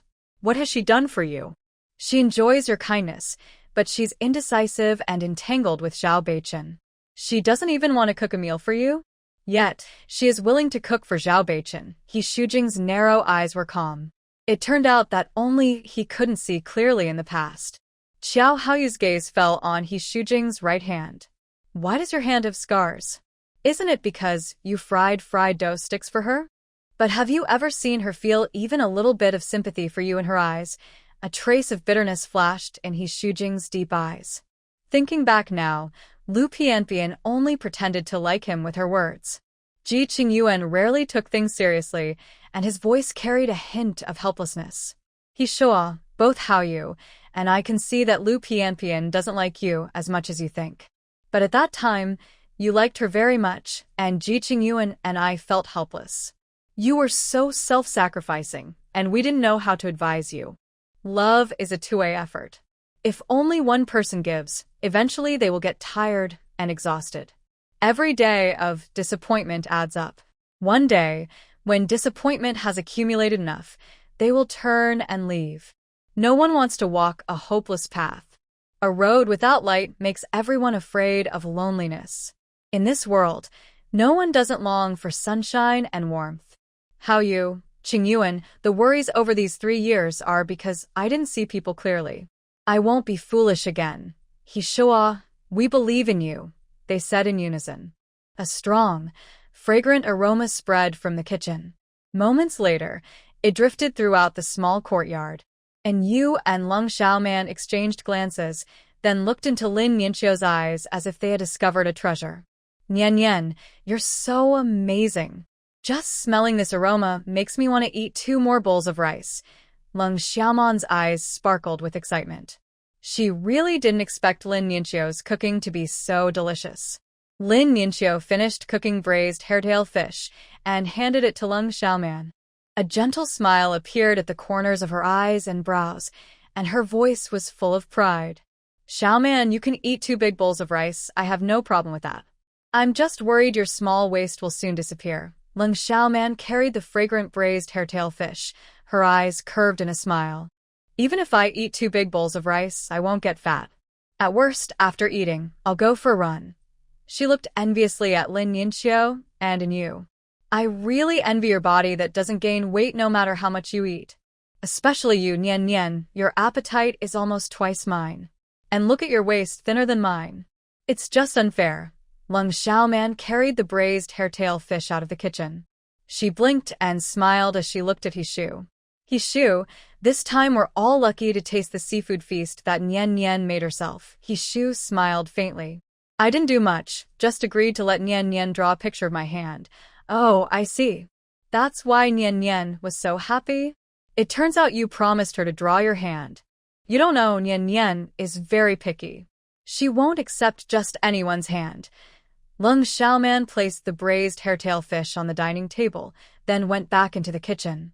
Song Wangshu approached Hishu, curious, and looked at him. Hishu, let me see your hand. Is it really that beautiful? Hishu stretched out his hand and waved it in front of him. What's so beautiful? It has 5 fingers just like yours. Song Wangshu's gaze fell on Hishu's right hand, and he examined it carefully, a look of admiration flashing in his eyes. It's so unfair. Hishu, your skills are better than mine, and your hand is even more beautiful than mine. Song Wangshu extended his hand, clearly showing the difference in skin tone, which made him very jealous. Hishu's hand was fair and smooth like jade, with long, elegant fingers, clearly indicating he hadn't done heavy work since childhood.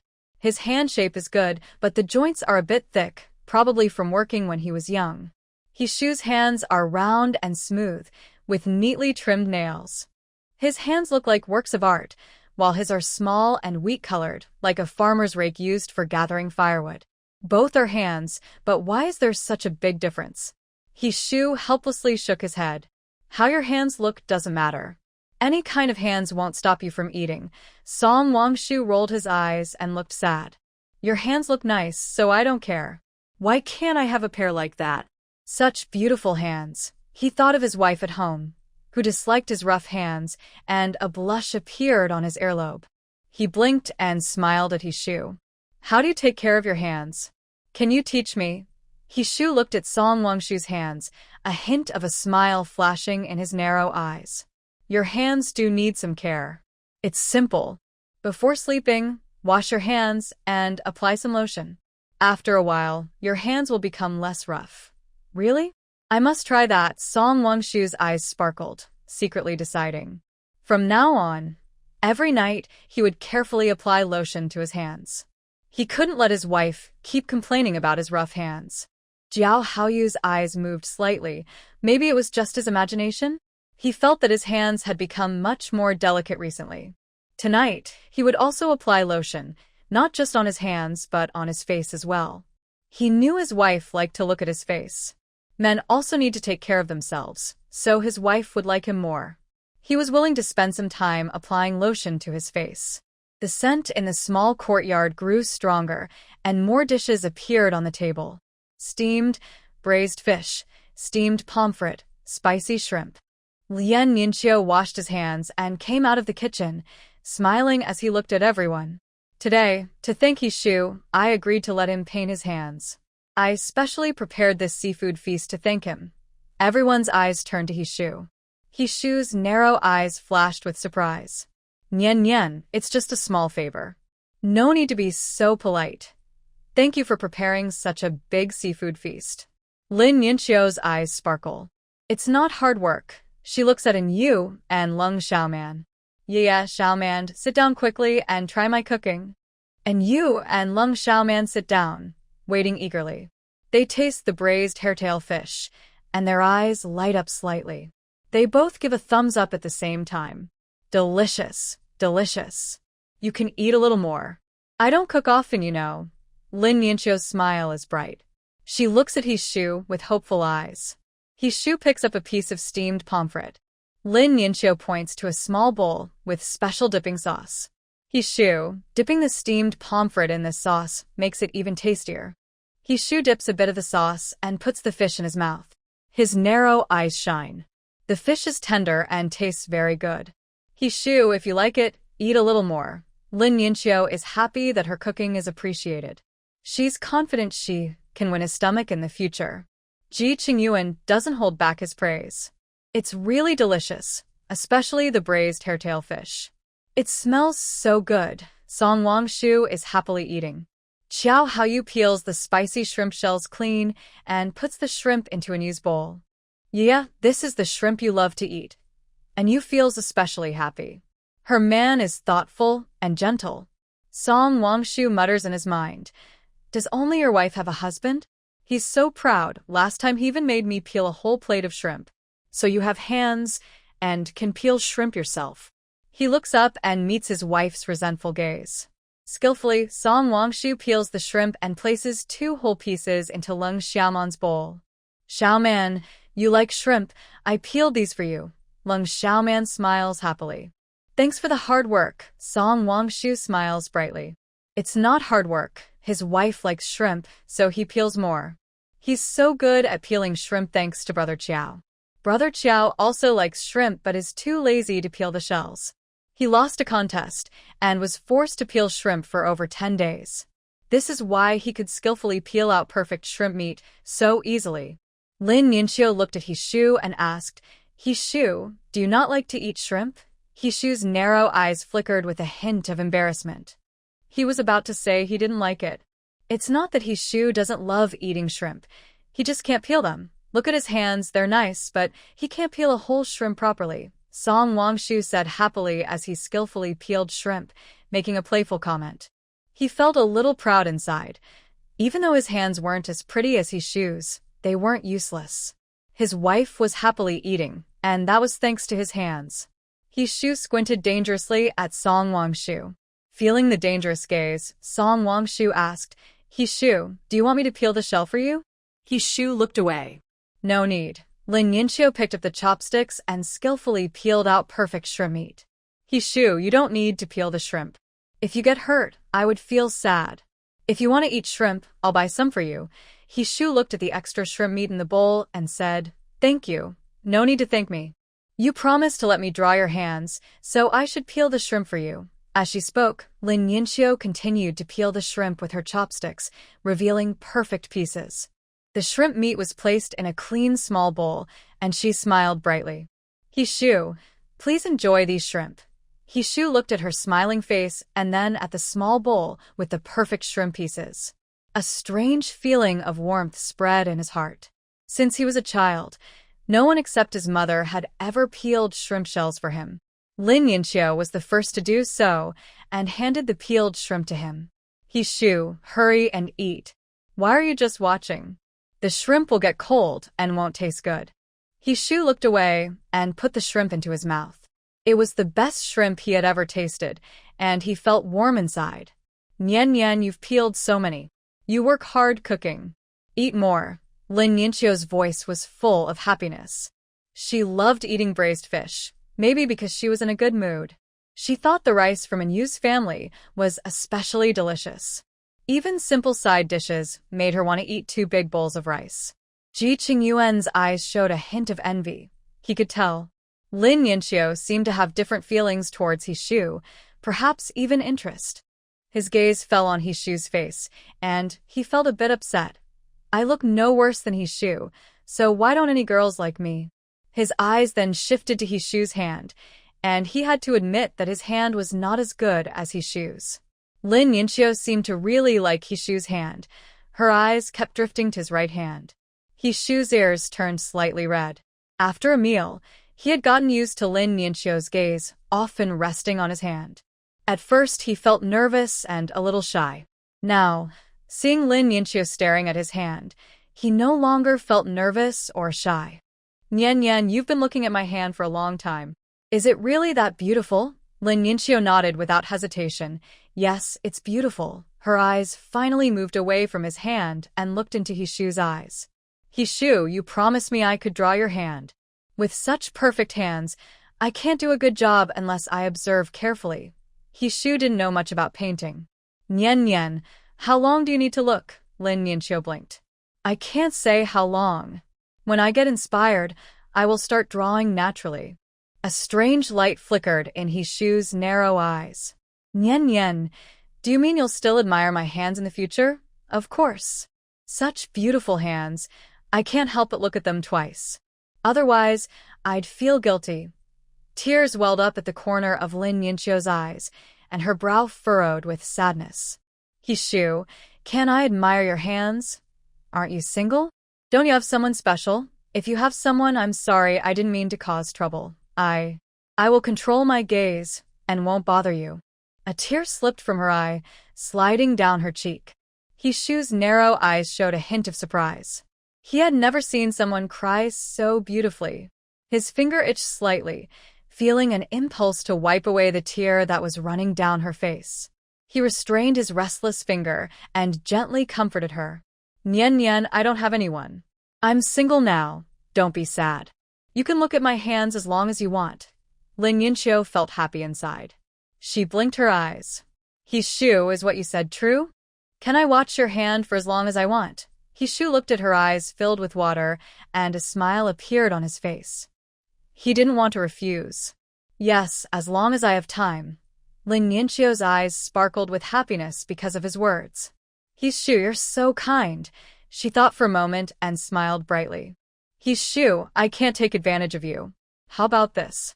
Let me admire your hand, and I'll treat you to lunch. Hishu didn't refuse. Okay. He thought Lin Yinchio was inviting him to eat in the cafeteria. Ji Qingyuan's voice was a bit sour and teasing as he looked at Hishu. Hishu, I really envy you. You have such nice hands. Hishu rolled his eyes at Ji Qingyuan. Qingyuan, you don't need to envy. Even if you do, you can't have them. Qiao Haoyu interrupted their teasing with a cold tone. All right, our training today isn't finished yet. If we stay any longer, we'll be late. If Commander Zhao catches us, we'll get scolded and have to write 1,000-word self-criticism. Hishu nodded in agreement. I don't want to write a self-criticism. He took long strides and followed Qiao Haoyu. Ji Qingyuan quickly caught up. Hishu, what do you mean? You don't want to write a self-criticism? Do you think I want to? And you watched them walk away with a smile on her face. Nian Nian, I think Hishu will win you over sooner or later. Lin Yinchio blushed and smiled. Yeah, I think I've already been won over by Hishu. Lung Xiaoman looked at Lin Yinchio with a flirtatious gaze. Nian Nian, you haven't peeled any shrimp for me to eat. Do you think I'm less important than Hishu in your eyes? Lin Yinchio blinked her beautiful eyes. Xiaoman, I wanted to peel shrimp for you, but I was worried Wang Shu might get angry. Lung Xiaoman glared at Lin Yinchio. Nian Nian, I think you care more about him than friends. Lin Yinchio didn't argue. A hint of a smile flashed in her eyes. Xiaoman, tell me, who is more important to you in your heart, Me or Song Wangshu? I remember when we were kids, you promised to tell me stories when we grew up to help me fall asleep. My adorable little sugar treasure. Who are you keeping warm now, and who are you telling stories to? Who are you playing games with day and night? Lung Xiaoman's face flushed with blush. You. You. Lin Yinqiu reached out and pinched Lung Xiaoman's little face. Little sugar treasure, tell me, who do you care more about, me or friends? Lung Xiaoman's eyes flickered. I have something to do. I need to go home first. She quickly left the small courtyard of the Qiao family, like the wind. Lin Yinqiu watched her leave with a gentle smile. Little sugar treasure, you're still the same as before. Whenever you can't win an argument with me, you just slip away. And you handed Lin Yinqiu a cup of tea. Nian Nian, do you really like his shoe? A faint smile appeared in Lin Yinqiu's eyes. Although what first attracted me was his hands, I also admire his face. Most importantly, he has a pure and clean aura. Since childhood, Lin Yinqiu has studied painting, developing a keen eye for beauty. She has seen many handsome people, but someone like his shoe, gentle as jade and pure, she has never seen before. And Yu's lips curved into a smile. Nian Nian, congratulations on meeting someone you like. I'll toast with tea instead of wine. Wishing you find happiness soon. Lin Yinqiu played with her teacup. Yeah, thank you. Nian Nian, you also saw that Lu Pianpian doesn't want to let go. You should be prepared. Lin Yinqiu's eyelashes drooped, and a smile played on her lips. Yeah, once I am officially with Yishu, who dares to compete with me. I don't mind letting her experience what it's like to fly through the air. Fly through the air? Nian Nian, what do you mean by that? And you looked at her with curiosity. Lin Yinqiu winked playfully. Yeah, have you ever flown a kite? And you nodded instinctively. She hadn't flown a kite in the apocalypse, but in the memories of the original owner, she had. Lin Yinqiu smiled mischievously. Flying through the air means I hold someone in my hand, with a string in my hand, and like flying a kite, I let them soar freely in the sky. And you gave a thumbs up. You're amazing. Yeah, I have to go now. I'll come find you when I have free time. Lin Yinqiu finished her tea, waved goodbye, and left the Qiao family courtyard. And you stood smiling inside the courtyard, watching Lin Yinqiu leave. The little bird fluttered its wings and landed on the rocking chair, its small bean-like eyes full of surprise. It jumped around on the chair. Sister Yu, guess what I just saw? And Yu's eyes showed curiosity. Little bird, you haven't been home all afternoon. Where did you go? The little bird blinked. Sister Yu, I went to watch over Zheng Yun duo, hoping to find a chance to teach her a lesson. Unexpectedly, I ended up witnessing a big scene. What big scene? Tell me about it. And you walked over with a gentle smile and lazily lay on the rocking chair. As the chair swayed, she tapped the little bird's head with her finger. Sister Yu, things are lively over at Zheng Yunduo's place. He, Hei Ta, must have been in a bad mood and went to see Zheng Yunduo. His face was so dark I was scared. Zheng Yunduo looked at him with a sad face, telling him how she felt and how upset she was. Sister Yu, guess what happened? And you looked at the shining eyes of the little bird. Did Mo Yen not comfort Zheng Yunduo? Sister Yu, you're so clever. You guessed right again. Heita didn't wait for Zheng Yunduo to finish talking. He took out a big piece of paper from his pocket.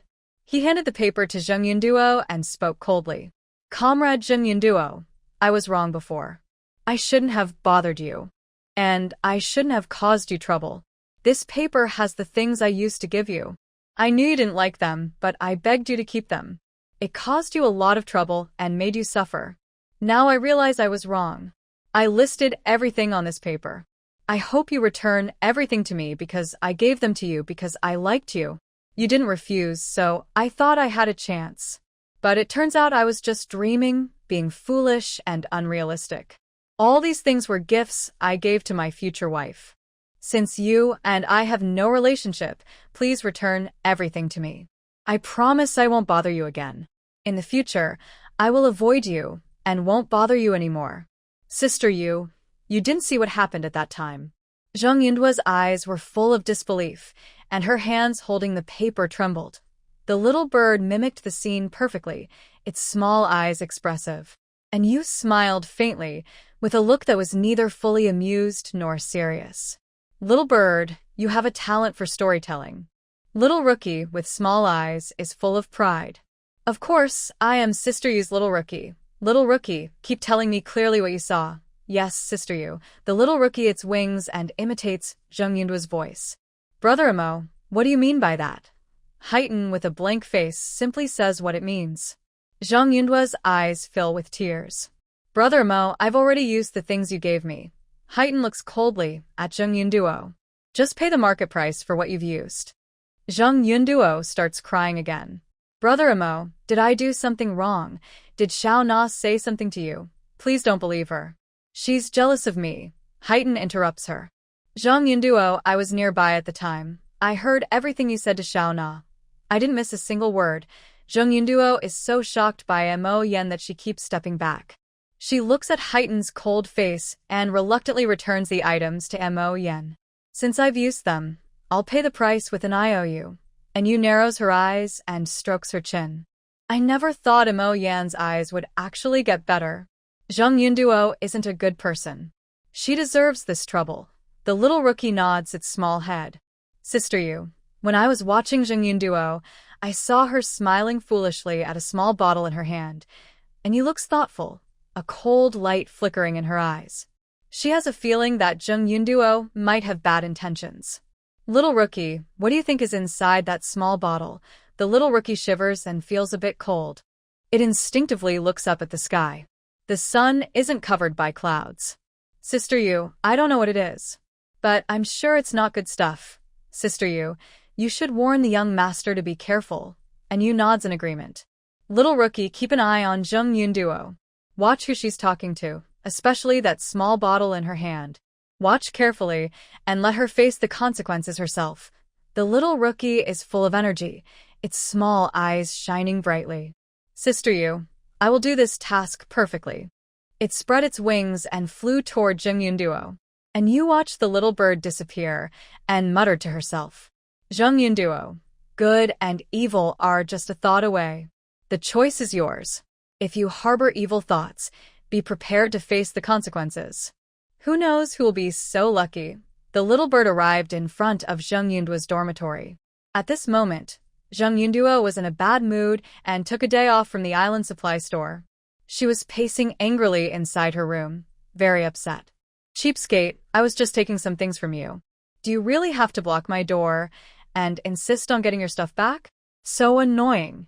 You embarrass me. Don't ever appear in front of me again. Even if you kneel at my feet and die, I won't look at you anymore. A toad wanting to eat swan meat? With your rough appearance, do you really think you can marry me? You're just like a mouse climbing a lamp, completely clueless about your own worth. The little bird listened to Jung Yundua's non-stop scolding. This woman is really talkative. She's been yelling for over half an hour. And she's not even thirsty, still going on and on. Bored, it hopped on a branch. Suddenly, its small eyes lit up as it saw someone familiar. Sang Xiaona's eyes shimmered with cold light. She moved quietly, holding a recorder in her hand. She recorded everything Jung Yunduo said and did inside the room. A hint of joy flashed in Sang Xiaona's eyes. She used to like Xiao Haoyu, but she never confessed, and now there's no chance. Her father was pushing her to marry quickly, so she had to find someone else on the island. Her gaze fell on Mo Yen. Although he had been blind for the past few years and was always around Jung Yunduo, he had now truly changed. Besides being silly around Jung Yunduo, he was quite capable. He was the only son in his family, so he wouldn't cause much trouble. Mo Yen was talented and resourceful, an excellent choice. Does he still like Jung Yunduo? Once he hears this recording, he probably won't have any feelings for her. With Sang Xiaona's skills, she's confident she can win Mo Yen over. Jung Yunduo's voice gradually faded away. She must have been tired from yelling. Sang Xiaona put away the recorder and was about to leave. Suddenly, a strange laugh echoed. Sang Xiaona stopped, her eyes full of doubt. Jung Yunduo seemed to have lost her mind. She was just angry a moment ago, and now she was smiling so suddenly. What else was she planning? The little rookie bird's eyes sparkled. It flew onto the windowsill of the dormitory. Carefully, it hid in the corner, perked up its small ears, and secretly looked inside. Zhang Yunduo sat on the bed, holding a small medicine bottle in her hand. As long as I have this, and you will be ruined. Then I wonder if Xiao Haoyu will still like you? My aunt said that obsession is very powerful. Once you get close, no matter who you look at, they become your love. Sang Xiaona squinted her eyes. She looked at the small medicine bottle in Zheng Yunduo's hand. No need to guess. She already knew who Zheng Yunduo wanted to plan against. Zheng Yunduo wanted to ruin in you. Xiao Haoyu was someone she secretly liked before, and his happiness must not be destroyed by Zheng Yunduo. She looked coldly at Zheng Yunduo. Nature's punishment can be forgiven, but self-inflicted trouble is deadly. Sang Xiaona knew what obsession was. She hated the third party so much because her stepmother used this thing to intrude into their family. Her father thought it was just a drunken mistake and didn't want to go to jail, so he sighed and let the third party into their home. When she saw this small bottle in her room, she wondered how her father, usually so upright, could have been unfaithful after drinking. After taking it away, she realized it was obsession. Her father had been tricked. Sang Xiaona's anger boiled over, and she slapped the third party several times. The third party was fearless. She knew that obsession had a special trait. Little Sang, I am your mother's good friend. I will be your stepmother, but I won't make things difficult for you. Besides, the small bottle with obsession. In 3 hours, it turns into an ordinary small bottle. It leaves no trace, so even if you hold it now, tell your father. He won't believe it either. Little Sang, one day you will get married. You can't stop your father's happiness. Would you be willing to see him old and lonely? You don't deserve to mention my mother. I will never forgive you. Sang Xiaona knew that what the third party said was true. From then on, she hated her. She usually doesn't like to go home, but this time she returned because her father was unwell. Her father hopes she will settle down, or he will entrust her marriage to that woman. Over the years, that woman must have used some tricks to gain her father's trust. When she returned, that woman looked at her with a half-smile. Xiao Sang, whether you believe it or not, what happened between your father and me is not what you think. Your father is not feeling well now, and shouldn't worry too much. You are of marriageable age, and if you come back next time still single, I will naturally take charge of your marriage. I don't want your father to worry about you all the time or stay awake at night. Sang Xiaona, angry, returned to the island and wanted to confess her feelings to Xiao Haoyu. After returning, she learned that Xiao Haoyu was already married, so she lost her chance. Her gaze then fell on Mo Yen, believing she would succeed. Although she had a new goal, she couldn't just watch helplessly as Zheng Yunduo schemed against Xiao Haoyu's marriage. Sang Xiaona quietly left, walking swiftly toward the Qiao family courtyard without hesitation. A small bird flew onto a branch, but did not leave. Its tiny eyes sparkled with anger. This woman's scheme against Yuejia was unforgivable. Sang Xiaona entered the Qiao family courtyard and gently knocked on the door. And Yu was enjoying a sunbath with her eyes closed, thinking it was cold Xiaoman coming to see her. The door isn't locked. Her voice was so sweet that it was hard to tell how someone could sound so stunning. Sang Xiaona gently pushed open the courtyard door. What she saw was a stunningly beautiful woman, relaxing in a rocking chair with her eyes closed. Her delicate features were perfect, with long black hair flowing as she rocked, captivating everyone. Sang Xiaona was filled with admiration and a faint understanding. Such a beautiful woman. No wonder Captain Xiao liked her so much. She had secretly seen Xiao Haoyu look at Niu with such focus and tenderness. From his eyes, she could tell how much he loved his new wife. She felt very envious. Envy for that lucky girl. And Yu sensed a gaze on her face. It was not hostile. She slowly opened her eyes and looked at the girl standing in the yard. Miss, who are you looking for? Sang Xiaona came to her senses and showed a friendly smile. Hello, comrade Niu, I am Sang Xiaona. And Yu's eyes flickered. So this was the girl who had taken care of Zheng Yunduo. The interesting girl. And Yu stood up from the rocking chair, poured a cup of tea, and handed it to Sang Xiaona. Miss Sang, I don't know why you're here. Is there something you want to talk about? Sang Xiaona took the teacup and smiled slightly. Comrade and you, I really envy you. You married the most popular Captain Xiao on the island. Miss Sang, everyone will find their own happiness someday. And Yu's eyes were full of sincerity. This girl, with her good values, is smart and resourceful. Someone like her is bound to be happy. Sang Xiaona smiled softly. Of course, I believe I will be happy. She blew on the floating tea leaves. And you, I came here today because I saw something. I noticed Zheng Yunduo holding a small bottle of a mysterious potion. That thing can make anyone who touches it see others as their loved ones. For your happiness and Captain Xiao's, you must be very careful. And you blinked. Miss Sang, thank you for warning me. I will remember your kindness. Sang Xiaona looked at Yu with a smile. And you, I think we can be friends. Miss Sang, I think we already are friends. And Yu smiled calmly. Sang Xiaona's eyes showed surprise. And you, I used to secretly admire Captain Xiao. Do you mind? And Yu's eyes sparkled with confidence. Xiaona, I believe you have your pride. There are many good men on the island. You'll find someone you like. I also believe in Hao Yu and his feelings for me. Sang Xiaona looked at her with admiration. And you, I won't let you down. I wish you and Captain Xiao a long and happy life together. And Yu smiled faintly. Sang Xiaona, if you ever need my help in the future, I will be there. Sang Xiaona blinked and looked a little shy. And Yu, there is actually something I need your help with. What is it? And Yu, in the past, Mo Yen had some misunderstandings with Captain Xiao. He didn't have good eyesight before, but please don't take it to heart. And Yu's face showed a hint of a smile, and she looked at Sang Xiaona with certainty.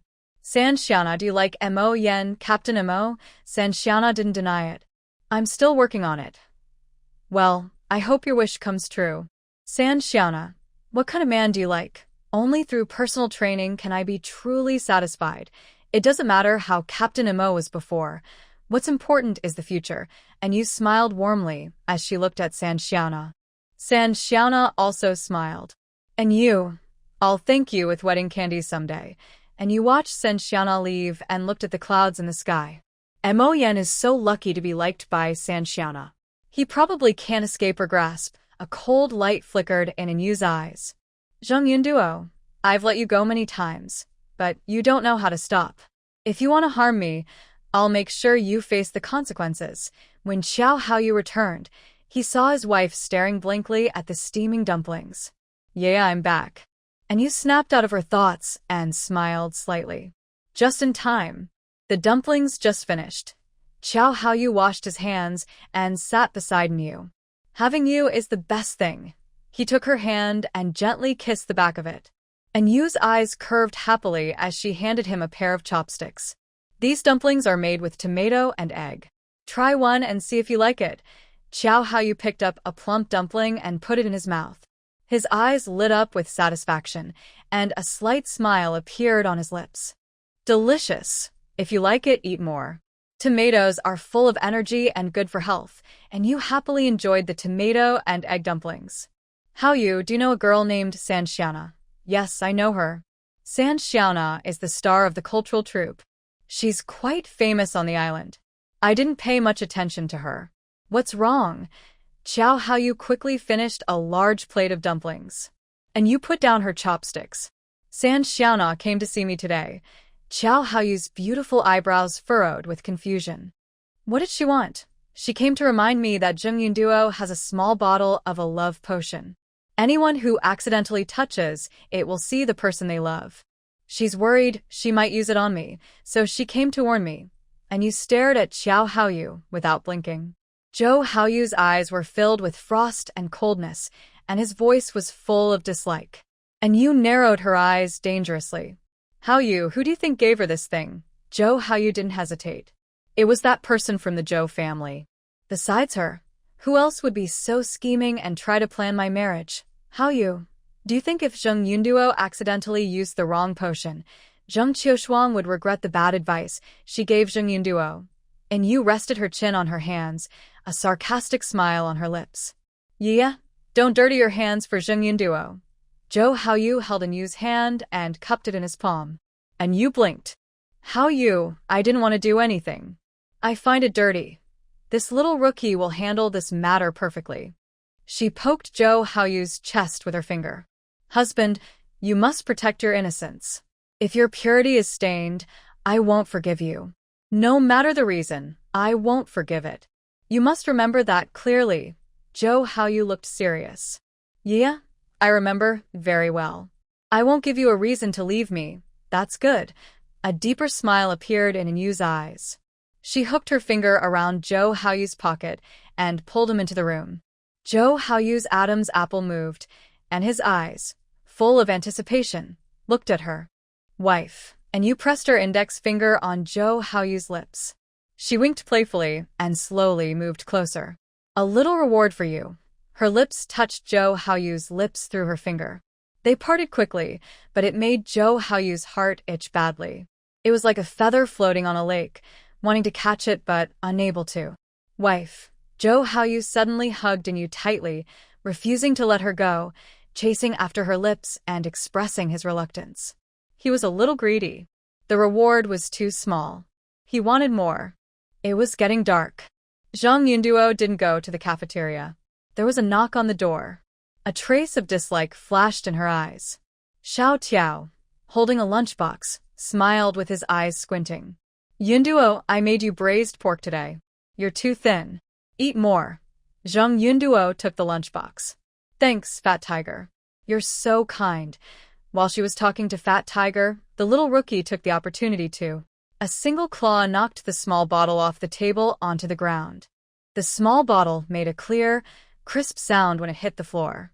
A tiny bird secretly flew in and then quietly flew away. If Yu saw how it looked now, she definitely wouldn't recognize the green-feathered bird as her little bird. The little bird is a colorful spirit bird, and its feathers can change colors. Fat Tiger heard the noise and looked at Zhang Yunduo with concern. Yunduo, I just heard something fall and break. Let me help you clean up so you won't hurt your hand. Zhang Yunduo also heard the sound and didn't refuse. Thanks, Fat Tiger. No trouble at all. Zhang Yunduo went into the room, with Fat Tiger following behind her. Her eyes fell on the small bottle on the ground, and she instinctively reached to pick it up. She didn't notice the on the bottle and quickly hid it in her pocket. Fat Tiger, hurry back and eat dinner. Seeing that everything was fine, Fat Tiger turned to leave the room. He stood outside the door, calming his excited heartbeat. Today, his relationship with Zhang Yunduo had taken a step closer. Entering her dorm was great. It brought him closer to catching Zhang Yunduo. Zhang Yunduo carefully examined the small bottle and saw the tiny, feeling anxious. Why did this happen? What should she do? She felt a little dizzy and saw everything around her as blurry.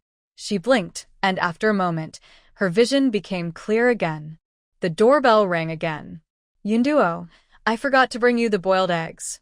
Zhang Yunduo felt happy. She had heard this voice countless times in her dreams. She quickly opened the door, smiling happily at Fat Tiger. She reached out and pulled Fat Tiger into her dorm, then suddenly pushed him to the ground. Am I pretty? Fat Tiger's heart raced. He was so enchanted by Zhang Yunduo that he felt dizzy. Do you want to marry me? Fat Tiger was very excited. Did Zhang Yunduo feel touched by him? Zhang Yunduo held her long-awaited face and kissed him. Fat Tiger was tightly embraced by Zhang Yunduo. This sudden of luck left him stunned. The little bird's bright eyes sparkled. You wanted to harm my sister, you? Serves you right for your own bad luck. Mo Yen came over to find Zhang Yunduo and told her to pay back the money. He thought about the 3 years of foolish effort and felt frustrated. Suddenly, he stopped abruptly, and the sounds in the room made him step back. Brother Qiao. Don't hide. Huang Hu saw Zhang Yunduo's words, and a flash of anger appeared in his eyes. Without hesitation, he raised his hand and knocked the person out with a punch. Mo Yen looked at him with disbelief. Was Qiao Haoyu in Zhang Yunduo's dormitory? Although he had a grudge against Qiao Haoyu, he still believed that he wouldn't do such a thing. Mo Yen was unsure what to do. Should he turn around and leave or wait here to see who was in the dorm? And Yu looked at the beautiful sunset, her voice full of worry. Haoyu, little rookie, hasn't come back yet. I'm a bit worried. Will you help me find him? Yeah, little rookie is probably just playing. Let's go look for him. Chow Hao-yu, and you closed the door of the small courtyard. Yeah, can you sense where the little rookie is roughly? I can sense the general direction. It seems to be north. A smile appeared in Yu's eyes. She and Xiao Haoyu walked side by side toward the north. Emoyan hesitated for a long time, but decided to stay. He muttered in his mind, years of sincere effort, and I never thought I'd end up like this. One day, he never imagined Zhengyun Duo would be so shameless. He heard footsteps and turned to see Xiao Haoyu and Yu walking over slowly. He instinctively asked, Xiao Haoyu, why are you here? Xiao Haoyu raised an eyebrow. Mo Yen, am I not here? Where should I be? Mo Yen was momentarily speechless. Little rookie, it's getting dark. Don't you know to go home? Yu looked at the little rookie in her hand, her tone full of reproach. The little rookie rubbed against her palm. Yeah, I didn't let you down. Zhang Yunduo got what she deserved, and Yu smiled slightly and took a spiritual grain ball from her pocket, placing it in front of the little rookie. Don't be so playful in the future. Do you understand? The little rookie grabbed the spiritual grain ball happily and circled around Yu. All right, go home quickly. The little rookie obediently flew away. A flash of happiness crossed Yu's eyes. The little rookie has found its way. Let's go home. Xiao Haoyu looked at Yu affectionately, and the two prepared to leave. Suddenly, a loud, angry voice broke the quiet evening. Fat Tiger, why are you in my room? Yunduo, today's matter wasn't what I wanted. You pulled me in, you threw yourself on me, and I had no choice but to knock you out. You're talking nonsense. Tears rolled down Yunduo's face as she looked angrily at Fat Tiger. She didn't understand why things turned out this way. Her lips hurt a little, and it seemed swollen. She felt sick and, in a sudden impulse, slapped Fat Tiger. Fat Tiger didn't fight back. He looked at Zheng Yunduo with complicated eyes, feeling very sad. Zheng Yunduo's anger made her dizzy, and she fainted. Mo Yan's eyes widened as he watched Fat Tiger hold the unconscious Zheng Yunduo. He never expected that the person with Zheng Yunduo would be Fat Tiger. And Yu's eyes sparkled with curiosity. She remembered this person. Wasn't he the one who ran away quickly that day? His lips were all cut, showing how hard Zheng Yunduo had bitten him. Zheng Yunduo, are you happy with what you saw? Did you faint from joy? You've only hurt yourself by acting rashly. You deserve it. Xiao Haoyu looked at his wife with a helpless smile, noticing her curiosity. Yeah, we should go home now, and you felt a little regretful. Why did Zheng Yunduo faint just now? Zheng Yunduo slowly opened her eyes. In the dim light, she saw Fat Tiger's face. Without hesitation, she slapped him again. Let go of me. Fat Tiger's small eyes flashed with anger. Anyone would feel upset after being slapped. His suppressed anger broke through his defenses. He loosened his hold on Zheng Yunduo. She screamed in fright and fell to the ground, landing on all fours. Are you crazy, Fatty? Didn't you tell me to let go? Fat Tiger squinted his eyes and looked down at Zheng Yunduo with a commanding gaze. Fat Tiger's voice was filled with deep sadness. Zheng Yunduo, you could have refused my feelings. Why did you use me as a substitute? Why are you like this? Do you think you're worthy of my sincere love? Shut up. Just shut up. Zheng Yunduo's eyes burned with fierce anger, even though the overweight man had clearly taken advantage of her. He looked angry, as if he had been the one wronged. And you couldn't help but laugh out loud. Hearing the laughter, Zheng Yunduo suddenly looked at Yu. And you, did you cause this to happen to me? And you looked at Zheng Yunduo with a teasing smile. What did I do to harm you? Do you have any proof? Food can be eaten carelessly, but words cannot be spoken without thinking. Leader Mo can testify for me. How you and I were just passing by here. Mo Yan looked at Zheng Yunduo with dislike. That's right. I saw with my own eyes that Xiao Haoyu and his partner were passing by here. Zheng Yunduo awkwardly sat on the ground, looking at Mo Yan with a sad expression. Mo Yan didn't want to look at Zheng Yunduo anymore. I came here not to watch you act. I'm here to remind you. If you don't pay back the money tomorrow, I will take the IOU to your house. I don't want any connection with you. Seeing the disgust in Mo Yan's eyes, Zhang Yunduo's anger surged. I will pay you back immediately. I never want to see you again. Zhang Yunduo took 10 large union notes from her pocket and threw them at Mo Yan. Mo Yan carefully kept the notes and threw the IOU back to Zhang Yunduo. Goodbye forever, he strode away. Zhang Yunduo tore up the IOU, her eyes involuntarily looking at Xiao Haoyu. She saw the disgust in his eyes, and her heart hurt even more. Although she had her schemes and plans, her love for Xiao Haoyu was real, and her feelings for him were genuine. Her most embarrassing moment was seen by Xiao Haoyu. Perhaps she would never have another chance. Honey, let's go home. The air here is not clean. Xiao Haoyu and you left side by side, disappearing into the night. Zhang Yunduo was filled with despair. She looked at the overweight man with hatred. Fat tiger, get lost. I never want to see you again. Fat tiger's heart was bleeding, and his body felt icy cold. Zhang Yunduo, are you even human? I've been bringing you meals 3 times a day, worried you'd get sick, buying this and that for you. Today, you suddenly went crazy, threw yourself on me, hugging and biting. I had to knock you out.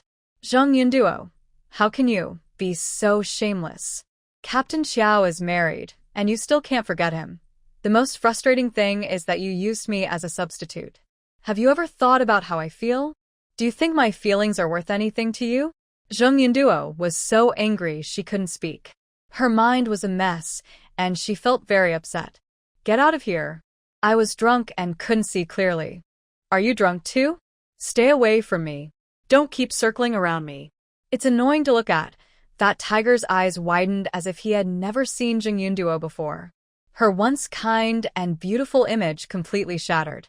His heart felt cold, and he took 2 steps back. Zhang Yunduo, you really don't deserve my feelings. Zhang Yunduo looked at him with disgust. Who needs your feelings? Zhang Yunduo, someone like you really doesn't deserve me. You're pretty, but your heart is ugly, so ugly. Fat Tiger really was blind to think you were kind and good-hearted. You don't deserve that word at all. All those days I tried to be nice to you were wasted. The meals I bought for you, even a stray dog would wag its tail for them. Zhang Yunduo was so angry she glared at Fat Tiger. Fat Tiger, if you have the guts, don't come near me. Don't worry. I see your true self clearly now. Even if you begged me to find you, I wouldn't come again. Fat Tiger turned and left without looking back, without hesitation. I never want to see you in my life. Zhang Yunduo stomped her feet in anger. She felt very regretful, wishing she hadn't listened to her aunt's plan. In the end, she lost her first kiss and gained nothing. She leaned against a tree, closed her eyes, and thought deeply. She needed to think carefully about what to do next. Zhang Yunduo was already 22. She couldn't afford to wait anymore. Xiao Haoyu's attitude was firm. He would never choose her, and that was his loss. Many people on the island liked her, and she had more options. She didn't believe she would live worse than in you, that country girl. She wanted to make Xiao Haoyu regret not marrying her. Xiao Haoyu was walking home alone. No one was around.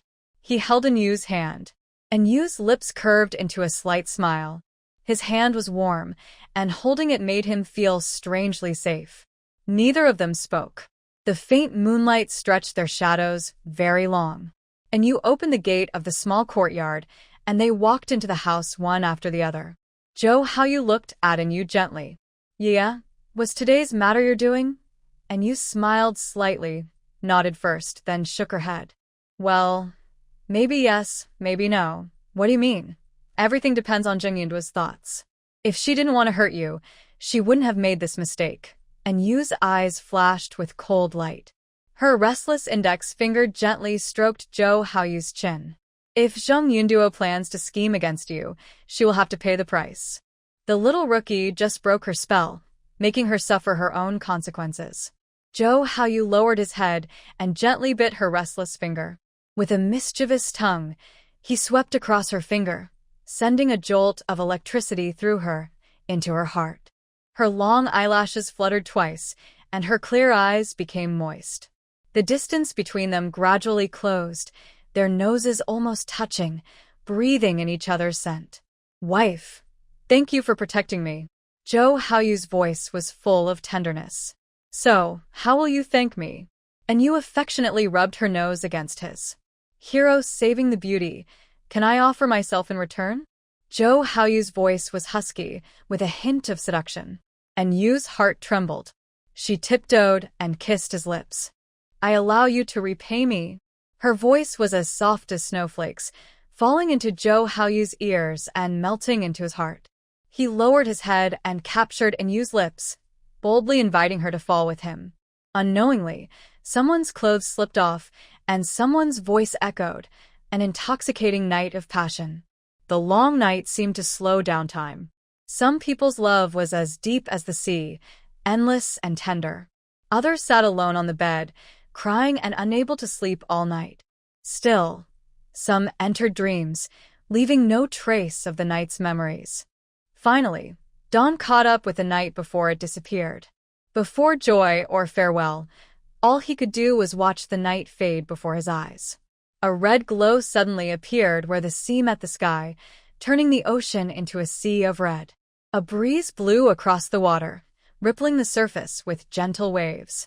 The shifting red clouds, glowing with golden light, danced on the sea. It seemed to comfort the loneliness of dawn, yet also invited it to greet the rising sun together. And Yu leaned on Xiao Haoyu's shoulder as they admired the sunrise over the sea. A bright red sun rose from where the sky and sea meet, slowly climbing higher. Golden sunlight reflected on the water, dancing with the waves and cheering. And Yu was filled with amazement. Xiao Haoyu looked at Yu with affection, gently fixing her hair blown by the sea breeze. Yeah, you like this? We can come to see the sunrise often in the future. And Yu smiled and said, It's a deal. Xiao Haoyu's voice was as charming as wine. They stood side by the sea, with the sky glowing with colors, adding a mysterious touch to their scene. When Lin Yinqiu arrived, she saw a breathtaking view. She stayed still, unwilling to disturb the moment. Lin Yinqiu has a good eye for beauty. She wanted to paint the sunrise over the sea. Today, she woke up a little late and missed the sun rising from where the sky and sea meet. But the sunrise and the colorful sky were still stunning, making the trip worthwhile. Suddenly, an unpleasant sound broke the beautiful scene. You bumped into me. Xiao Xinyu looked at Lin Yinqiu with anger. Lin Yinqiu's eyes flashed with coldness.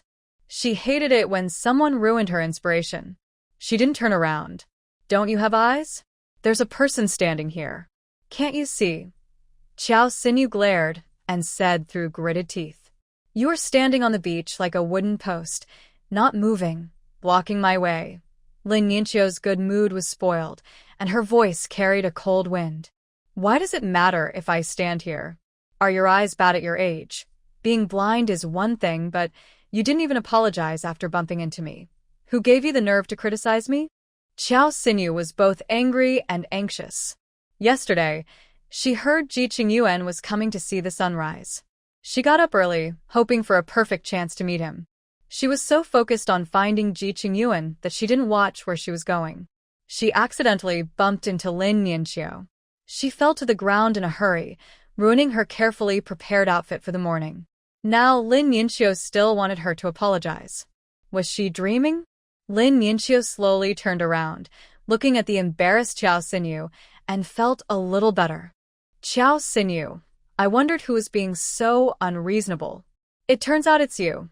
If it's you, I can understand, because you are never reasonable. Xiao Xinyu pointed at Lin Yinqiu's nose with her finger. Lin Yinqiu, you are the unreasonable one. Lin Yinqiu's eyes narrowed dangerously. I hate it when people point at me with their fingers. Xiao Xinyu didn't pull her finger back at all, and her anger kept rising. Lin Yinqiu, you better apologize to me now, or I won't let you go. Lin Yinqiu smirked sarcastically. Xiao Xinyu, why should I apologize to you? Is it because you look ugly? Or because your face is so big it can carry a cart? You're blind to see me, and twisting the truth is your family's way of teaching? Xiao Xinyu's hands trembled with anger. When had she ever been so wronged? Lin Yinqiu, you actually called me ugly and said I have a big face. Congratulations. You do have some self-awareness. Isn't your face big? If your face isn't big, How come you bump into people and don't apologize and still act so confident? Lin Yinxiu played with a small shell, seeming to feel a little better. Their argument soon attracted many people's attention.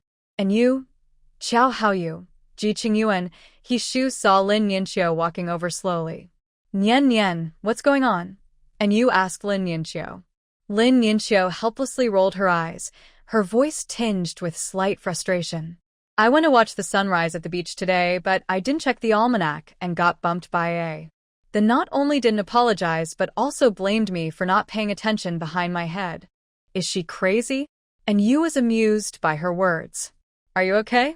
Did you get hurt? Lin Yinxiu smiled brightly. I'm fine, I'm healthy, so I wasn't knocked down from behind by the. That was just unlucky. She bumped into me and fell down in a mess, ruining my sunrise. Then she started barking at me and demanded I apologize. Qiao Sinyu's face turned pale with anger. She stared at Lin Yinxiu fiercely. Lin Yinxiu, you called me a dog? I'm going to fight you. Lin Yinxiu's gaze fell on his shoe, and she looked at Qiao Sinyu with a nervous expression. Qiao Sinyu, a gentleman uses words, not fists. My grandpa told me not to cause trouble. A hint of a smile flickered in her eyes as she quickly hid behind his shoe. His shoe, I'm scared. His shoe's narrow eyes flashed with a brief smile, but he didn't push her away. Qiao Sinyu was so angry at Lin Yinxiu that she lost her reason. She crossed her arms, her hair full of anger. Little crybaby, get out of here. Fragile one, I won't go out, and what can you do about it? Don't think everyone will spoil you. I'm not your mom. Lin Yinxiu peeked out from behind his shoe, her eyes full of happiness.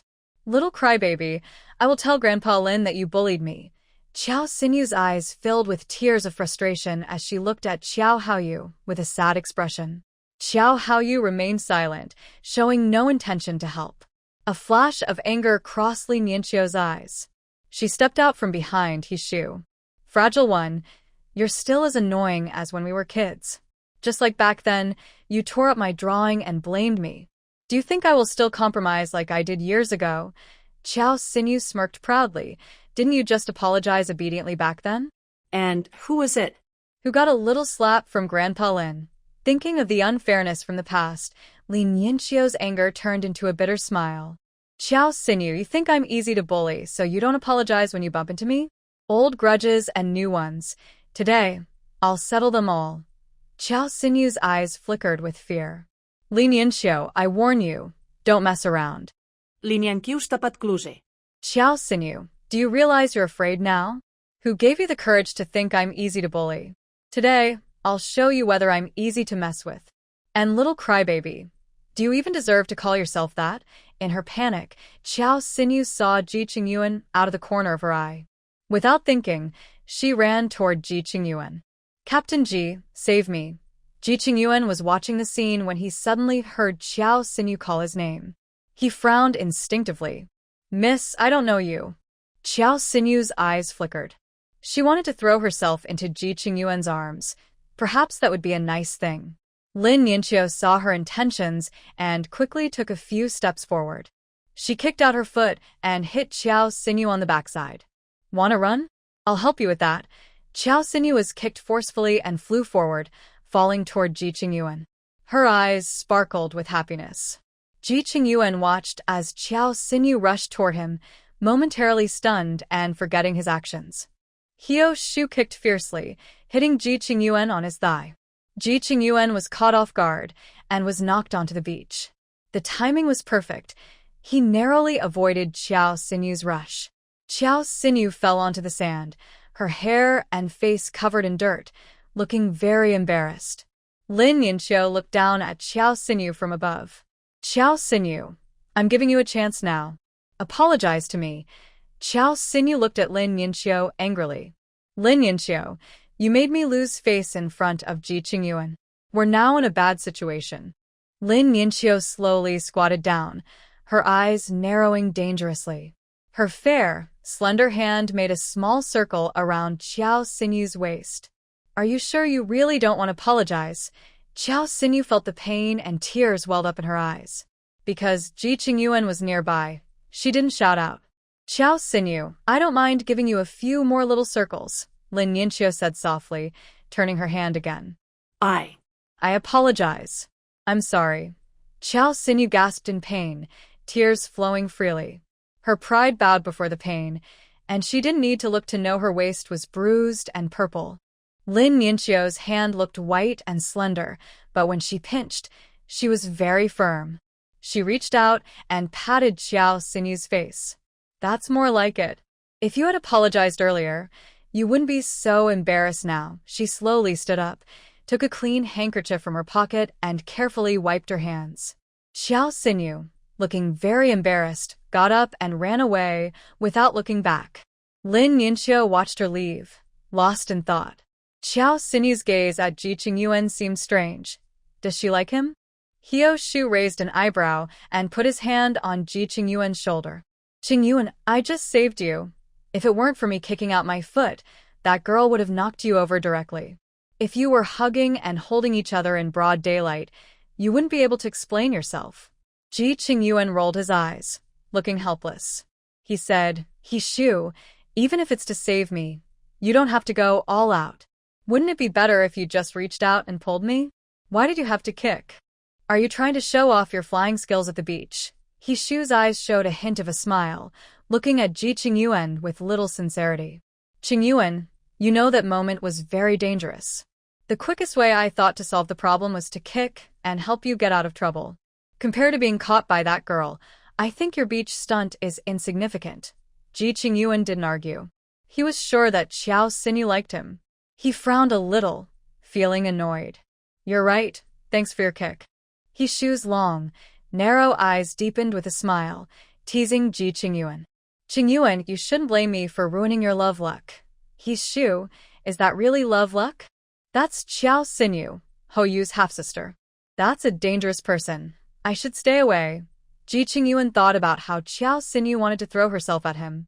Her shining eyes and full of disdain made him uncomfortable. Lin Yinxiu and you were amused by his description.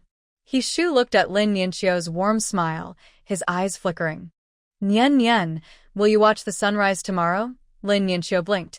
Yes, I want to paint a sunrise over the sea. I've been watching the sunrise every day these days. She looked happily at He Shu. Bookworm, do you like watching the sunrise too? He Shu stretched out his right hand, looking at the golden sunlight through his fingers. Lin Yinxiu's gaze was instantly drawn to his hand. The morning light cast a golden glow on his hand, with tiny rays shining through his fingers. His hand looked warm and beautiful, like a piece of art. He Shu looked at Lin Yinxiu's admiring expression, a happy smile curling his lips. And Yu and Jiao Haoyu exchanged glances, their eyes showing a little smile. It seemed He Shu was starting to fall for her. And Yu thought to herself, Lin Mei's beauty, with that hint of sadness in her brows, easily makes people feel pity. Ji Qingyuan looked at He Shu with envy. He checked his watch. It was already 6:30. He Shu, it's time for us to go. Let's go to the cafeteria for breakfast. He didn't want to disturb He Shu, but there was no time left.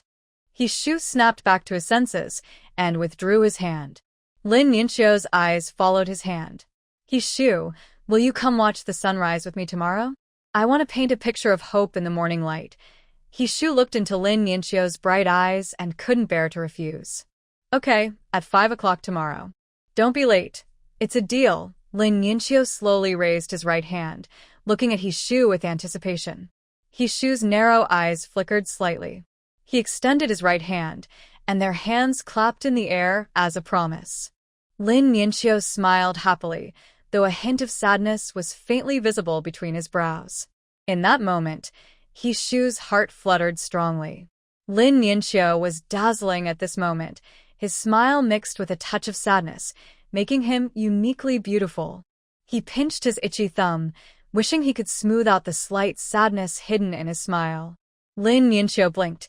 He Shu, remember our promise. She smiled and ran away, her face shining like warm sunshine. He Shu watched her back, feeling her happiness. As she ran, she turned back and smiled. He Shu, don't be late tomorrow. He Shu's narrow eyes were deeply impressed by her returning smile. Suddenly, he had the urge to keep that bright smile forever. Lin Yinxiu's steps didn't stop, leaving only a lively silhouette behind. And Yu raised her thumb and leaned close to Lin Yanxiu's ear. Nian Nian, your smile just now was so powerful. Look, Hishu was stunned. Really? I was a little nervous and didn't dare to look into his eyes. Yes, I saw clearly. Hishu was full of amazement. And Yu and Lin Yanxiu whispered softly. Xiao Haoyu looked at them with disdain, while Hishu stood still. He waved his hand in front of his eyes. Come back to your senses. Hishu snapped out of it, and his ears involuntarily turned a rosy color. A smile spread across his narrow eyes. Haoyu, my heart tells me I don't want to miss her. Xiao Haoyu raised an eyebrow and looked seriously at Hishu. Are you sure, Hishu? Lin Yanxiu is my friend Yia's grandfather, and he is not someone to be taken lightly. He adores his granddaughter very much, so you need to think carefully. Once you start, there's no turning back. A relationship without the intention of marriage is not acceptable. Haoyu, I never treat love lightly. I truly have feelings for her. Hishu's long, bright eyes shone with intensity, and his tone was more serious than ever. His heart couldn't calm down at this moment. The stunning smile he gave in return was etched deeply in his mind. Xiao Haoyu looked at him with a half-smile, a meaningful smile on his face. Hishu, do you remember? You once said that when you meet a girl you like, you would confess in 3 days and propose in 10 days? Of course, I stand by that. Haoyu, Qingyuan, please wish me success in confessing in 3 days and finding happiness. A smile spread across Hishu's face as he walked lightly toward the distance. Good luck, Hishu. Keep it up, Hishu. Xiao Haoyu and Ji Qingyuan both offered their blessings at the same time. Thank you. When I succeed, I'll treat you to drinks. Hishu felt excited and was planning in his mind how to confess successfully and find happiness. Ji Qingyuan smiled brightly, full of anticipation. Hishu, when the time comes, cook some snacks to go with drinks. We won't leave until we're all drunk. Hishu's voice was filled with joy. Xiao Haoyu walked over to Hishu, smiling warmly. Hishu, you should think carefully about what you'll say when you confess. I wish you the best in winning her heart. Haoyu, how did you confess to a new back then? Share your experience so I can learn from it. Hishu looked at Xiao Haoyu with curiosity. He was a bit nervous, wondering if Lin Yanxiu might be scared away. Xiao Haoyu's mind drifted back to his first meeting with Yu, and his eyes unconsciously softened. It's a secret. When it comes to confessing, you should think it through yourself to show sincerity. Haoyu, just give a little hint. Ji Qingyuan grinned, thinking maybe tomorrow or the day after, he might meet a girl he likes too. When he confesses, he could learn from others. A flicker of a smile passed through Xiao Haoyu's eyes. When I confess to my Yaya, I will say, I like you. Let's get married first, then spend our lives loving each other. The most important thing is that in her eyes and heart, only she matters. Remember, as a married man, to keep yourself pure. Always maintain a safe distance from other girls besides your wife. Pampering your wife is part of daily life, and always keep her in your heart. Hishu and Ji Qingyuan both brightened their eyes at the same time, and they nodded in agreement, patting Xiao Haoyu on the shoulder. Haoyu, I didn't expect you to be so experienced. Hishu gave a thumbs up and quietly kept his words in mind. Ji Qingyuan smiled happily, saying, Haoyu, I really can't imagine what you look like with that cold face, talking with such depth. Xiao Haoyu looked at Ji Qingyuan with disdain. Qingyuan, are you blind? When I am in front of Yaya, the snow mountain in my eyes melts, and I am as gentle as spring breeze. Moreover, my wife is very particular about looks. Ji Qingyuan looked curious, asking, Haoyu, what does it mean to be particular about looks? Hishu narrowed his eyes and looked at Xiao Haoyu with a smile. Haoyu, do you mean that Yaya really likes your face? Xiao Haoyu nodded proudly. I'm grateful to my mom for giving me this face, which attracts Yaya's attention. He smiled at Hishu and said, Hishu, let me tell you secretly, my Yaya said that Lin Yanxiu is just like her. Like her in what way? Hishu looked at Xiao Haoyu with curiosity. Xiao Haoyu's gaze fell on Hishu's hand. She said Lin Yanxiu is a hand enthusiast. She especially likes beautiful hands. You might have noticed her eyes always flicker towards your hands. He Shu's narrow eyes sparkled, and he couldn't help but look at his hand. He had already noticed that whenever Lin Yinxiu looked at him, her gaze first fell on his hands. That intense look made his hands feel hot and itchy. So, she's a hand enthusiast, and she likes to look at his hands. He Shu had already decided to apply more lotion tonight to take good care of his hands. He wanted to firmly catch Lin Yinxiu's attention and prepare for future confession. And Ye and Lin Yinxiu were walking home together. Yinxiu, I think He Shu's look at you today was probably love at first sight. Lin Yinxiu's eyes curved happily, saying, I have a date tomorrow to watch the sunrise. I carefully observe his eyes, wondering if I can see myself there. Based on He Shu's reaction today, as long as I add a little more effort, I can win him easily. Thea, I hope your words come true. Once I succeed in winning He Shu, I will invite you to a 3-day trip to the capital city. Lin Yinxiu's eyes are full of hope, and she happily thinks, once I successfully win He Shu and become his rightful partner, those perfect hands will belong to me. Not only can I look at them, but I can also hold them gently and admire them carefully. It's a promise. I am waiting for you to invite me on a 3-day trip to the capital. And Yu smiles meaningfully, believing that day won't be too long in coming. Lin Yinxiu waves goodbye and heads to the art troupe. And Yu watches her leave and walks toward home. Suddenly, a tall figure blocks her way. His gaze makes Yu feel uncomfortable. His eyes are full of criticism. Are you Qiao Haoyu, the girl married from the countryside? And Yu looks at the person coldly. His features seem familiar. Where have I seen him before? Suddenly, a flash of insight hits her. His eyes are very similar to Qiao Sinyu's. Could he be another son of the Qiao family, Qiao Haoyan? Qiao Haoyan looks at her with disdain. Qiao Haoyu? Doesn't he have good taste? He ignores a beauty like my cousin and marries someone from the countryside. As soon as he finishes speaking, for some reason, he stumbles and falls flat on his back. Comrade, are you deliberately pretending to fall flat on the ground? Falling so dramatically, it's quite impressive. And Yu looks down at Qiao Haoyan with a mocking smile. Ha ha ha. Surrounding military wives gather around and burst into laughter at Qiao Haoyan's fall. Comrade, what are you doing? Do you need a hand? Qiao Haoyan's face darkens as he struggles to get up from the ground. And Yu looks at him with disdain. Are you Qiao Haoyan Sinyu's brother? Yes, so what? Qiao Haoyan responds irritably. And Yu shakes her head. Really lacking manners. Is Haoyu a name you can just call? I don't see why I can't call him, he says with a hint of guilt in his eyes. What's wrong? Haoyu, he is your older brother, and you call him by his name without showing respect. Since I married your older brother, I am your older sister-in-law. A sister-in-law like a mother. Haven't you heard of that? Right from the start, you were very rude, blocking my way and speaking disrespectfully. Is this the way the Qiao family teaches their children? Is this the family rule? And Yu looked coldly at Qiao Haoyan. With each word she spoke, his face grew paler.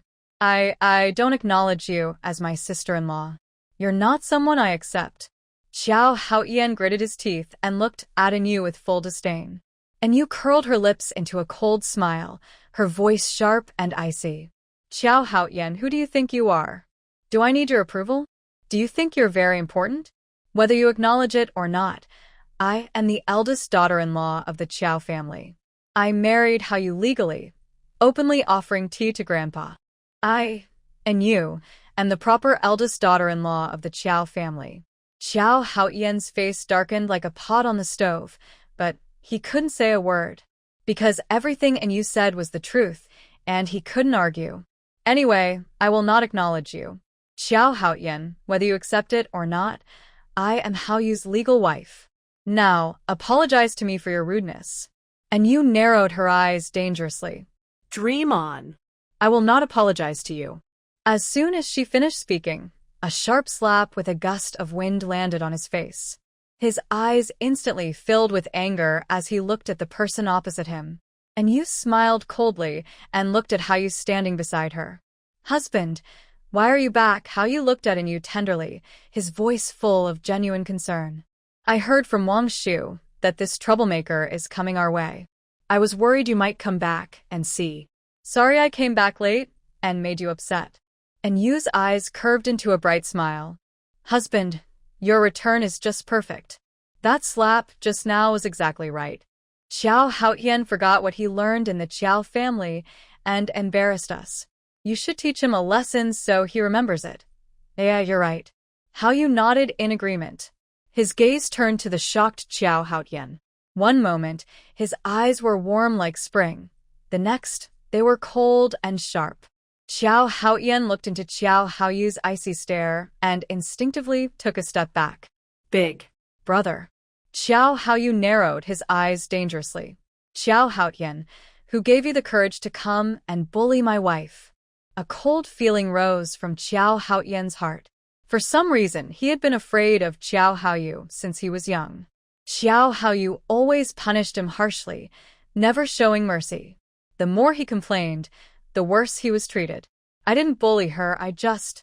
Shut up. I have ears, and I'm not deaf. I hear everything clearly.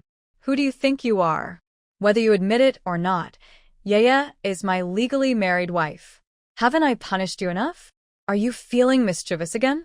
Qiao Haoyu moved his wrists, as if he was ready to punish him at any moment. Seeing Qiao Haoyu's actions, Qiao Haotian said nothing and turned to run. Stop right there. Did I tell you to leave? Qiao Haoyu's cold voice came from behind him. Qiao Haotian stopped, slowly stepping back. He felt very regretful. He shouldn't have listened to his mother and come to the island to see Qiao Xinyu. He shouldn't have been angry when Qiao Xinyu cried a few times and come angrily to find anew, only to be caught by Qiao Haoyu. Big brother, I'm sorry.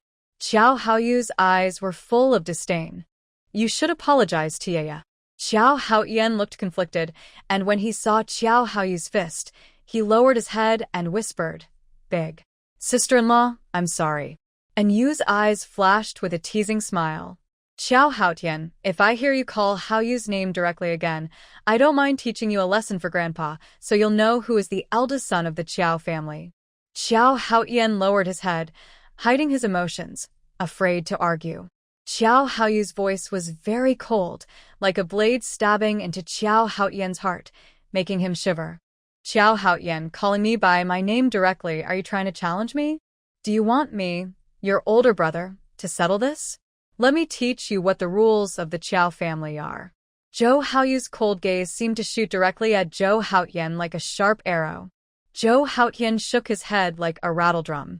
At this moment, he cursed Zhou Xinyu fiercely in his heart. It was all her fault that he was upset about finding anew, and that he was targeted by the icy Zhou Haoyu. He even threatened to punish him. Why was he so unlucky? Big brother, I won't dare to do it again. Where are you coming from? Where are you going back to? If you dare to block my Yaya's way again, next time, you won't be so lucky. I will definitely give you a lesson you'll never forget. Zhou Haoyu glanced at Zhou Haotian lightly. That look made Zhou Haotian's legs tremble. I understand. Zhou Haotian left those words behind and disappeared quickly like the wind. Zhou Haoyu, this cold block of ice, was too scary. He wanted to leave immediately by boat. He couldn't stand staying on the island for another second. Wasn't it better to stay in Jing City? Zhou Haoyu cleaned up after him, each time more ruthless than before. His father always turned a blind eye. As long as he wasn't seriously injured or missing limbs, he pretended not to see. Zhou Haoyu's actions were very measured, causing him pain but never harming his core. It was all his mother's fault, forcing him to see Zhou Xinyu. What was so interesting about Zhou Xinyu? Zhou Haoyu didn't hit women, and he wouldn't hit her. Now, Zhou Haoyu was married, and Zheng Yinduo had no chance to marry into the Zhou family. He didn't want to stay here. Only by staying far away from Zhou Haoyu, this icy block of ice, could he have a good life. And you watched Zhou Haotian's hurried escape, a hint of a smile flashing in her eyes. Haoyu, it seems like Zhou Haotian is really afraid of you. Zhou Haoyu nodded, his voice full of joy. This guy has been beaten up many times since he was a kid. As long as his mother provokes me, I can't hit her. Paying back mother's debt with her son, punishing Zhou Haotian is just right. Usually he avoids me when he sees me. This time, he probably came to the island to see Jo Sinew and happened to see her crying. He got carried away and wanted to come find trouble with you, and you nodded understandingly and smiled. I'm fine here, you go ahead and do your work. Jo Hao turned and strode away. And you watched him leave until she could no longer see his figure. She slowly looked away and continued walking toward home. When Yu returned to the Qiao family courtyard, she saw Lung Xiaoman at the gate. Lung Xiaoman's eyes showed happiness mixed with nervousness. Yeah, my little uncle told me. My dad and mom want to see me. I am going to Beijing tomorrow. Congratulations, Xiaoman. You will meet your real parents. Are you going alone? And you looked at Lung Xiaoman with concern. Lung Xiaoman shook her head, her voice filled with small hope. Yeah, I will take brother Wang Shu with me to see my parents. I want them to see brother Wang Shu and know. I am doing very well now, and I am happy. Xiaoman, don't worry. You and Wang Shu are a good match. My uncle and aunt will definitely like you, and you sincerely felt happy for Lung Xiaoman. Her biological parents must love her very much. Otherwise, they wouldn't have searched for her for over 10 years. Yeah, we might be gone for 3 or 5 days. Please take care of Nian Nian for me, and remind her not to try to do any daring stunts in the air. Grandpa Lin loves Nian Nian very much, but he can be quite scary when he's angry. Lung Xiaoman's voice was full of helplessness. She usually looked obedient and harmless, with no threats at all. But when she was truly angry, she ignored everything. She especially liked to tie a long rope around the waist of anyone who offended her. Then she would make them perform aerial stunts, like a kite flying in circles in the air. Don't worry, I will watch Nian Nian and remind her not to try any aerial stunts. A hint of curiosity flashed in Yu's eyes. Could it be what she was thinking? Like in the apocalypse, using her transparent supernatural power to toss malicious supernatural beings into the air and make them spin around. She imagined them crying and begging for mercy. Lung Xiaoman nodded at Yu, relieved. She was excited as she went back to prepare the gifts for meeting her biological parents. Yu pushed open the courtyard gate and entered the Qiao family courtyard, noticing that the little bird was unusually not out playing. Little rookie, why are you so well-behaved today? Didn't you go out to have fun? The little rookie's small eyes were full of excitement. Sister Yu, I have good news to tell you. A hint of doubt flashed in Yu's eyes. Good news? Did you find a treasure on the island? The little rookie looked at Yu in shock. How do you know, Sister Yu? And Yu's eyes lit up immediately. She grabbed the little rookie's paw and held it up to her face. Her voice was filled with obvious excitement. Little rookie, did you really find a treasure on the island? The little rookie's paw was raised, and it shook its head upside down, feeling dizzy. Its small wings flapped weakly. Sister Yu, calm down. First, put me down. I'm seeing stars. Hearing the little rookie's voice, Yu loosened her grip and placed it on a rocking chair.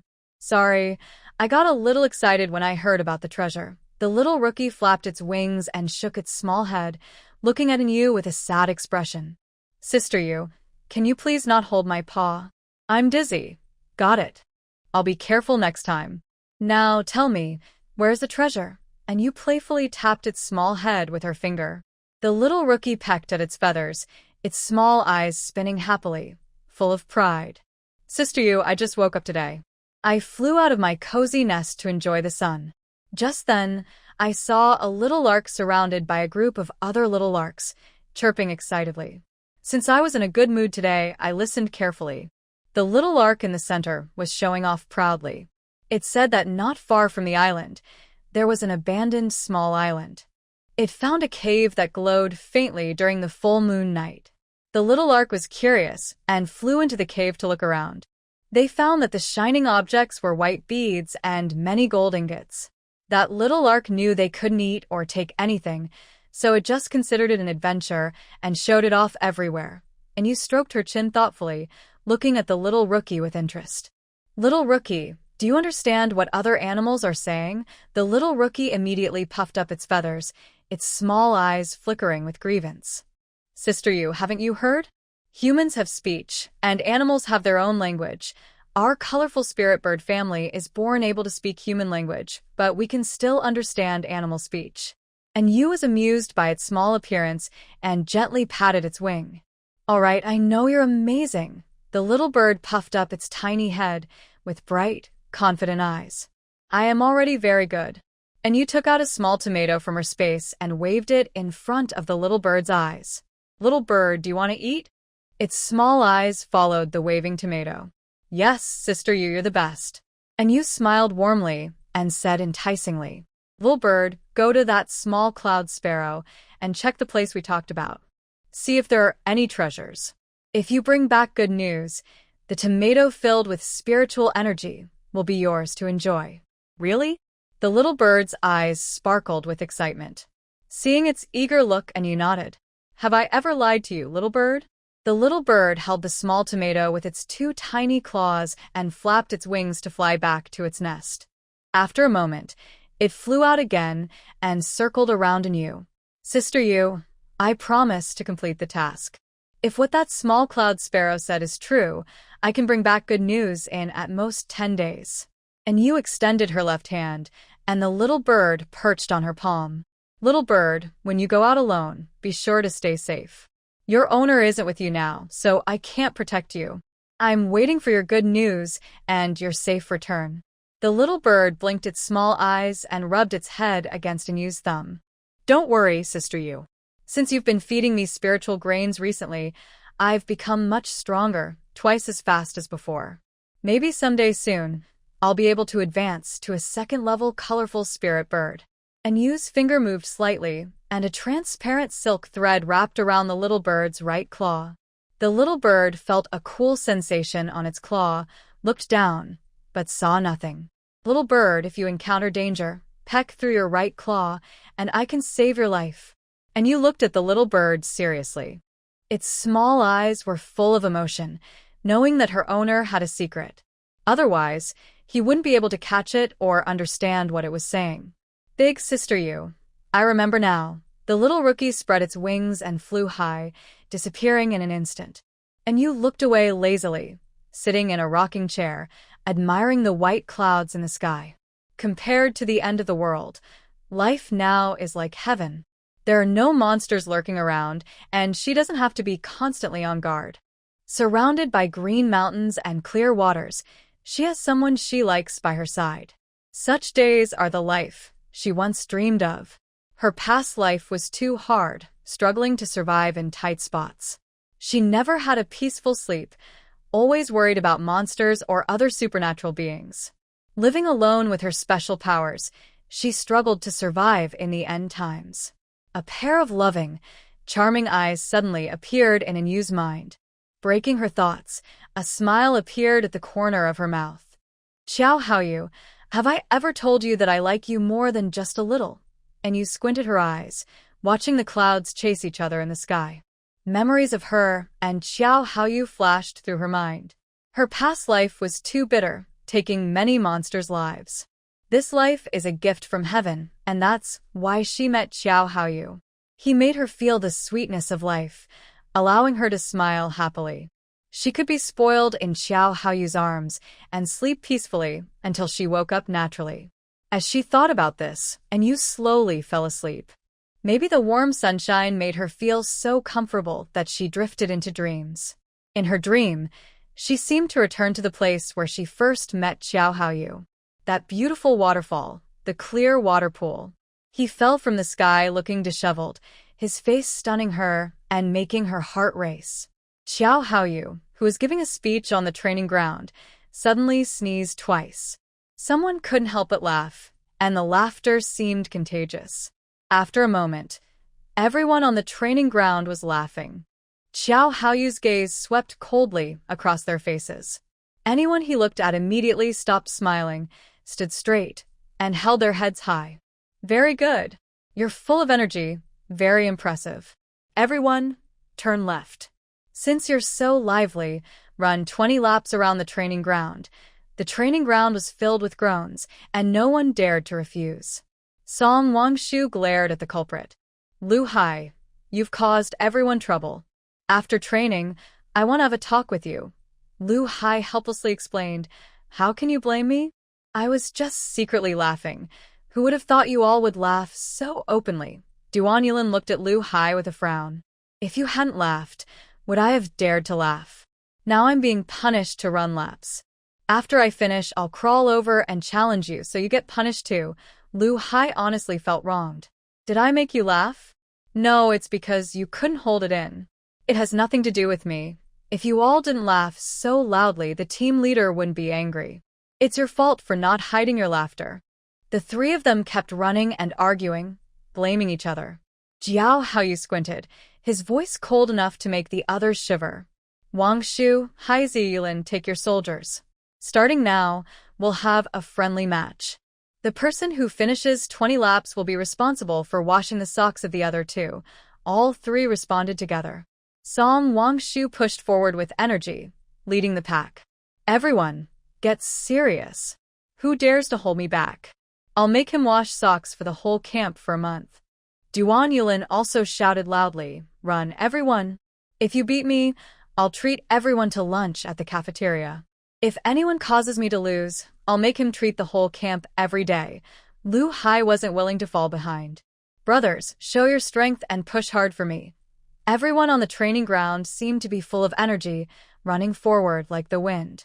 No one wanted to wash socks, and no one wanted to treat everyone to lunch. Jiao Haoyu turned and walked away, a slight smile on his lips where no one could see. Kia, were you thinking of me just now? Ji Qingyuan walked over to Jiao Haoyu, raising an eyebrow with a look full of doubt. Haoyu, I've noticed something strange about Mo Yan lately. When Zheng Yunduo came to find him, he didn't respond. The sun didn't rise from the west either. Why is he acting so strangely? Jiao Haoyu looked in the direction Ji Qingyuan pointed. Why are you curious about Mo Yan? His eyes aren't blind. Once he sees what kind of person Zheng Yunduo is, he won't bother with her anymore. Ji Qingyuan looked thoughtful. Mo Yan's eyes finally aren't covered in dirt. Zhou Haoyu looked at Ji Qingyuan with disdain. Qingyuan, do you have to describe it so vividly? Shu instinctively moved a little farther away from Ji Qingyuan. Ha ha ha. I'll choose a different adjective next time. Ji Qingyuan laughed cheerfully. Mo Yan's face was dark, and his eyes showed annoyance. Since that day he stood outside the dorm and saw everything that happened, he felt uncomfortable whenever he saw Zheng Yunduo. Zheng Yunduo's heart was angry and restless. In the past, Mo Yan was like a dog, always around her, impossible to chase away. Now that she was humble and seeking his attention, he wouldn't even give her a glance. Brother Mo, to thank you for your past care, I made a meal myself to show my gratitude. Mo Yan impatiently interrupted her. There's no need. Men and women are different. Don't come to me again. My partner would be upset if she found out. Zheng Yunduo stared at him in disbelief, raising her voice. Mo Yan, when did you get a partner? Thinking of those lively eyes, a hint of a smile appeared in Mo Yan's eyes. Zheng Yunduo didn't believe what Mo Yan said at all. Last night, she thought carefully and decided to focus on Mo Yan. After all, his consistent affection over the years couldn't be fake. Besides his dark face, he was really good in other ways. She believed that if she lowered her stance, Mo Yan would be thrilled and accept her, treating her 100 or 1,000 times better. But the reality was different from her expectations. When Mo Yan saw her, he didn't even look at her kindly. Zheng Yunduo took a deep breath, tears gathering in her eyes. In the past, whenever she did this, Mo Yan would feel very distressed. Her voice was full of sadness as she looked at Mo Yan with misty eyes. Brother Mo, you said you have a partner now. Who is she? Mo Yan looked coldly at Zheng Yunduo. Comrade Zheng Yunduo, please call me Mo Tuanzhang. We are not close, and I don't want my partner to misunderstand. Zheng Yunduo clenched her teeth, tears welling up in her eyes. Mo Tuanzhang, who is your partner? I know I spoke carelessly earlier and hurt your feelings. You don't need to make up excuses to brush me off. Zheng Yunduo, look at my Mo Tuanzhang. Why are you crying and making a fuss? Xiaona's son slowly appeared beside Mo Yan, and the two stood side by side. Xiaona's son, why are you here? I'm here to find my partner and go to the cafeteria for a meal. Your partner is Mo Yen, the leader of the big group, is my partner. Xiaona's son smiled happily while looking at Zheng Yunhua, whose face was changing. Zheng Yunhua looked at Mo Yen standing nearby, her voice a little unsteady. Leader Mo, is your partner Xiaona's son? Yes, Xiaona's son is my partner. We are dating with the intention of getting married. Mo Yen looked at Xiaona's son with gentle eyes. Zheng Yunhua's eyes were full of disbelief, and she felt a twinge of regret. Xiaona's son smiled brightly, her voice carrying a teasing tone. Yunhua Zheng, you once looked down on the old Mo Yen. Now you can't reach him. By the way, I should thank your poor eyesight. You couldn't see how good Mo Yen is. That gave me the chance to build a special friendship with him. Xiaona's son poked Mo Yen's shoulder with her finger. My leader Mo Yen, you should thank Comrade Yunhua Zheng. She once refused to marry.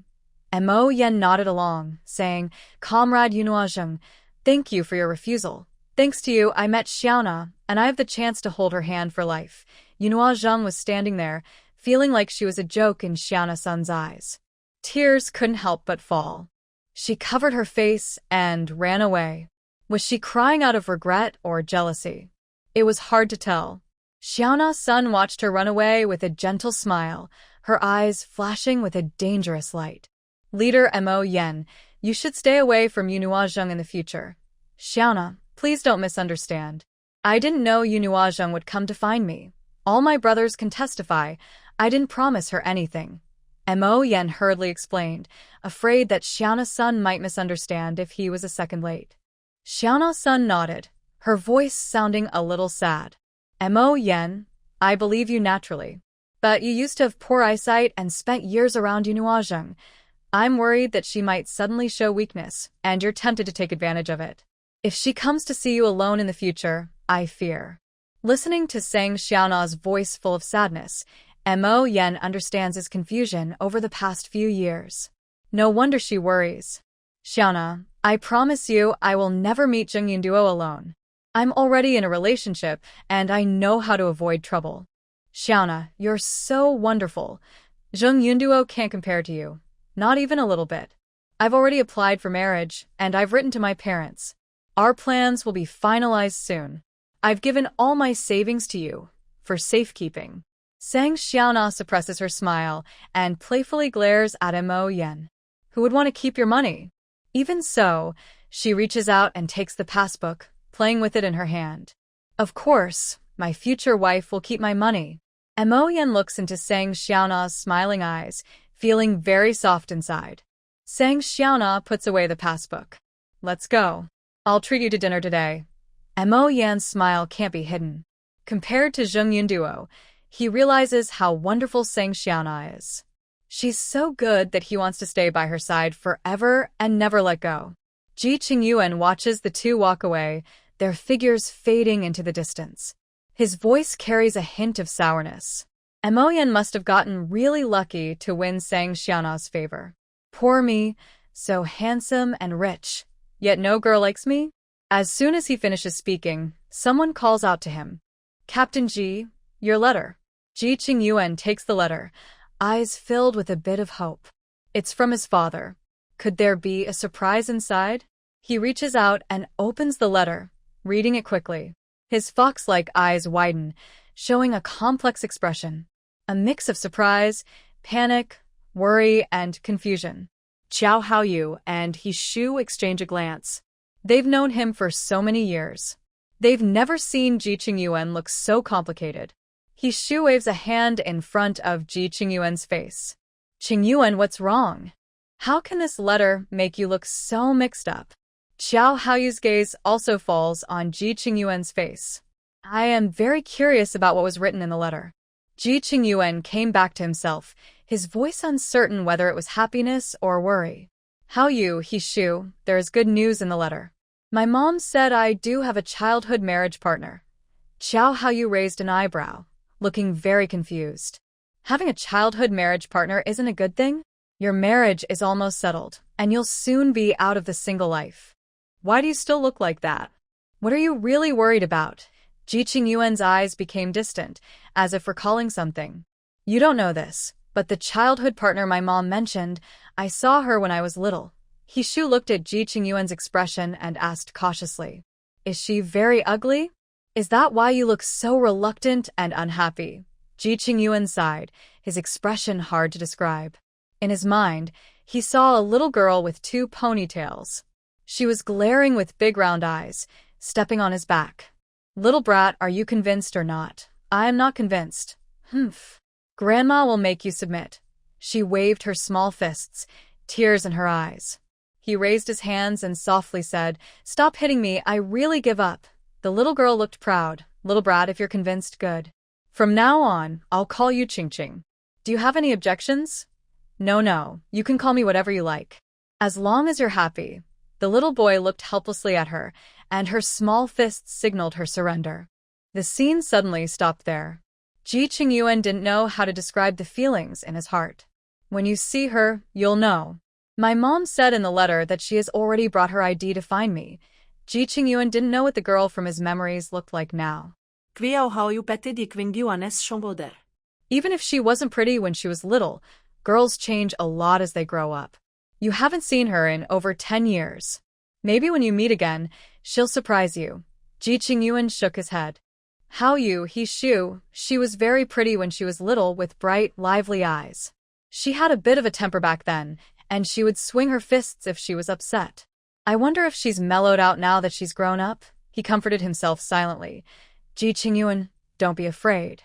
Your fighting skills are much better now. You're no longer the helpless little boy who was pushed down by a girl and couldn't fight back. Zhong Xiuxiu, such a delicate and graceful name. Who would have thought that her temper was as fiery as a firecracker? Especially her small fists, which hurt more than stones when they hit you. Hishu didn't quite understand Ji Qingyuan's worries. "Qingyuan, you're a grown man. What's there to worry about? Are you afraid your childhood sweetheart's small fists will hurt you?" Ji Qingyuan nodded, a worried look hidden in his fox-like eyes. "Hishu, I do have some worries about that." Hishu was amused by his expression. "Qingyuan, don't joke. Your strength is very good now. Do you still fear your fiancé's small fists? And besides, girls need to be coaxed. You should learn more from Han Bing. If you do, you won't get hit anymore.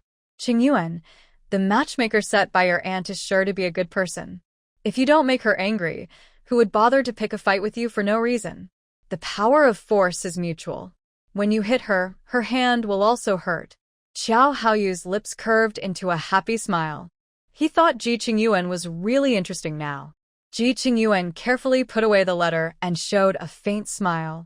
"You're right. Zhong Xiuxiu and I haven't seen each other in 16 years.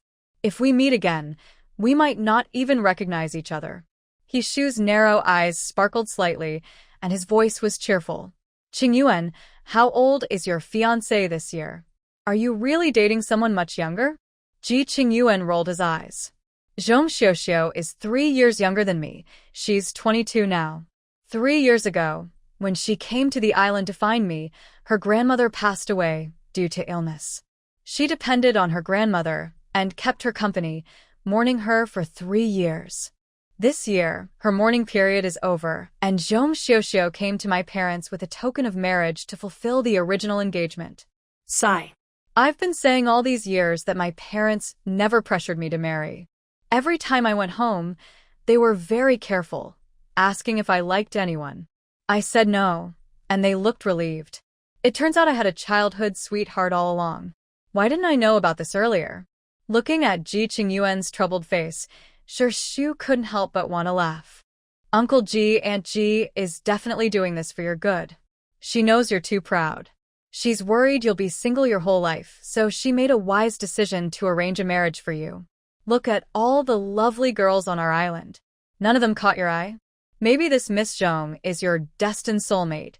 The people they were talking about were standing in front of the train. Zhong Xiuxiu's hair was shiny and black, styled in 2 thick braids hanging over her chest. Her face was cute and doll-like, with big, lively eyes. She smiled sweetly, showing 2 small dimples. She carried a bundle on her back and looked toward the train. "Ching Ching, do you remember me? I haven't forgotten you." In Zhong Xiuxiu's memory, when they parted, Ji Qingyuan was still a young boy. In the blink of an eye, 16 years had passed. She had grown from a little girl into a young woman. 3 years ago, she wanted to find Ji Qingyuan, but her grandmother suddenly passed away. Zhong Xiuxiu had to observe mourning for 3 years. She initially wanted to cancel her engagement, so as not to delay Ji Qingyuan. Uncle Ji disagreed because he and her father were close brothers. Now that the mourning period was over, she packed her bags and set out to find her fiancé. "Qingqing, will you recognize me when you see me?" Zhong Xiuxiu smiled brightly and boarded the train. At the dock on the island, Qiao Xinyu looked resentful, tugging at Xiao Haotian's sleeve. "Second brother, didn't Mom ask you to come see me? You only took one look, and now you're leaving?" Xiao Haotian looked at Qiao Xinyu with annoyance. "I've already seen you. You're doing well. Second brother, how am I doing badly? Qiao Haoyu and that country girl always bully me. You're my real brother. Shouldn't you stand up for me?" Qiao Xinyu looked wronged. Just thinking about you and Xiao Haoyu made her burn with anger. Xiao Haotian rolled his eyes and pointed to the slap marks on his face. "Qiao Xinyu, open your eyes and see clearly. If I wasn't standing up for you, would I have slapped Xiao Haoyu, that cold block of ice? And he threatened me fiercely, saying he would deal with me." Qiao Xinyu held Xiao Haotian's hand and paused, looking at him with concern. "Second brother, I didn't expect this to happen either. It's because your luck isn't good. You met Xiao Haoyu," she muttered softly. In her mind, she thought, "Xiao Haotian, you're really useless. You're a grown man, tall and strong. If Xiao Haoyu hits you, can't you fight back? I've never seen anyone as cowardly as you. You're less brave than a mouse. Second brother, I'm not criticizing you, but you're not much shorter than Xiao Haoyu. He hits you and you don't even slap him back." Qiao Haotian listened to Sinyu's light words and felt angry, then smiled. He suddenly pulled away her hand that was grabbing his sleeve. "Qiao Xinyu, you're really good at talking without knowing the facts. Are you saying you weren't the one who got beaten? From small to big, whenever you annoyed Xiao Haoyu, wasn't I the one who took the beating for you? You only talk so lightly because he hasn't hit you yet. And if I fight back, do you think I can win? If I retaliated, the only result would be that I get punished even worse." Qiao Xinyu rolled her eyes and looked at him with a hint of disdain. "Second brother, you're too timid. You don't even dare to try fighting back, so how do you know you can't win?" "Qiao Xinyu, are your eyes bad? Have I never fought back? If you've been beaten since childhood, do you even have the courage to fight back? Every time you and Mom cause trouble for him, I'm the one who gets scolded. I see him avoiding me every time. It's always the same. Your and Mom's fault. I warn you, stay away from that ice block and that country girl. If you keep causing me trouble and getting me beaten, I'll have Mom marry you far away, so you won't cause more trouble for me." Qiao Haotian turned and headed onto the boat, wanting to leave the place with the ice block. It was too scary. He had just arrived and already received a slap. If he stayed longer, he didn't know what kind of punishment he might face. He knew the ice block valued that country girl very much, so it was better to stay away from her for now. In the future, when he had the ability, he would beat Xiao Haoyu so badly that he wouldn't recognize him. In his mind, he imagined hitting Xiao Haoyu until his face was swollen and bruised. Carefully holding his leg and begging for mercy, he couldn't help but laugh aloud. "Xiao Haotian, come back to me. You traveled all this way. Just look at me with your own eyes. Where are my money and tickets?" Qiao Xinyu stood on the shore, stomping her feet in anger.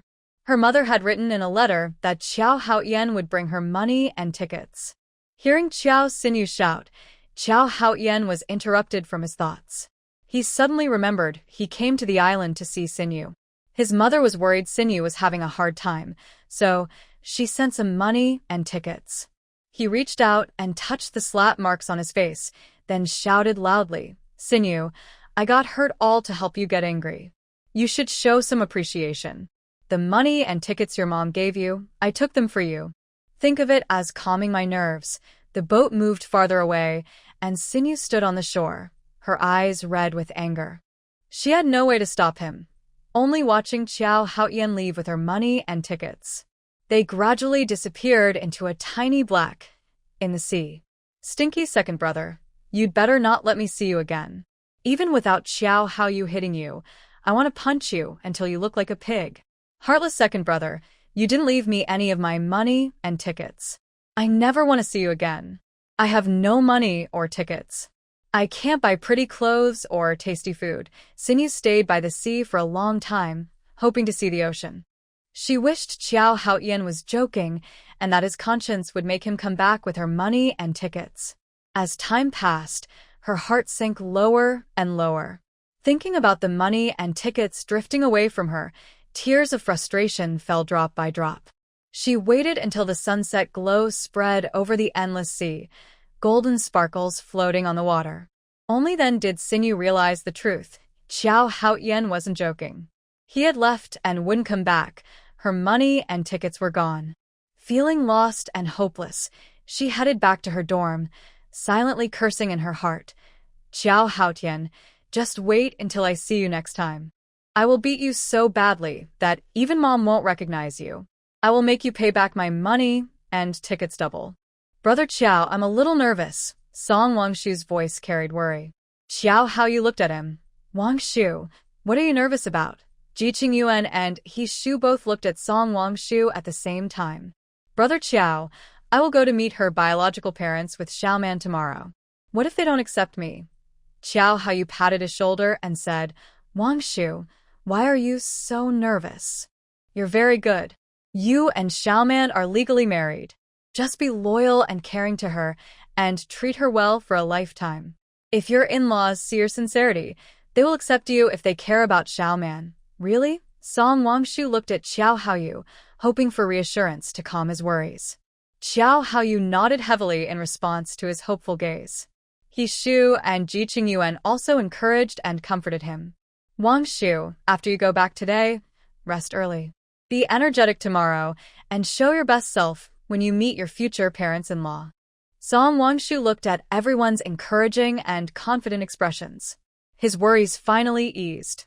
Brother Qiao, I'll go home first. He strode confidently toward his house to rest and relax. He didn't want to wake up early tomorrow with panda eyes to meet his in-laws. Xiao Haoyu watched Song Wangshu leave, a faint smile appearing in his eyes. I haven't seen Wangshu look so nervous and unsure in a long time. He Shu's narrow eyes sparkled with curiosity. Haoyu, when you first met Yu's uncle, were you nervous or panicked? Xiao Haoyu's eyes twinkled, and a smile played on his lips. How could I be nervous or panicked? Uncle cares a lot about Yaya. I promised to treat Yaya well and make her happy. He wouldn't tell them that when he met Ji Daling, he was so excited he didn't sleep all night. Haoyu, are you telling the truth? He Shu raised an eyebrow, looking at Xiao Haoyu's slightly flickering eyes. He Shu, is that true? When you meet him, you'll understand. That feeling can only be felt but not described. Xiao Haoyu's lips curled into a meaningful smile. Ji Qingyuan looked at He Shu in surprise. He Shu, do you already have someone in mind? He Shu smiled without answering directly. Ji Qingyuan sighed inwardly. My chess game. You'll have to wait for me. Zhong Xiuxiu, when will you arrive on the island? At this moment, Ji Qingyuan hopes that his childhood sweetheart will come to the island soon. Xiao Haoyu drapes his arm over He Shu's shoulder. He Shu, are you sure about this? Yes, I'm sure. He Shu smiles faintly and nods.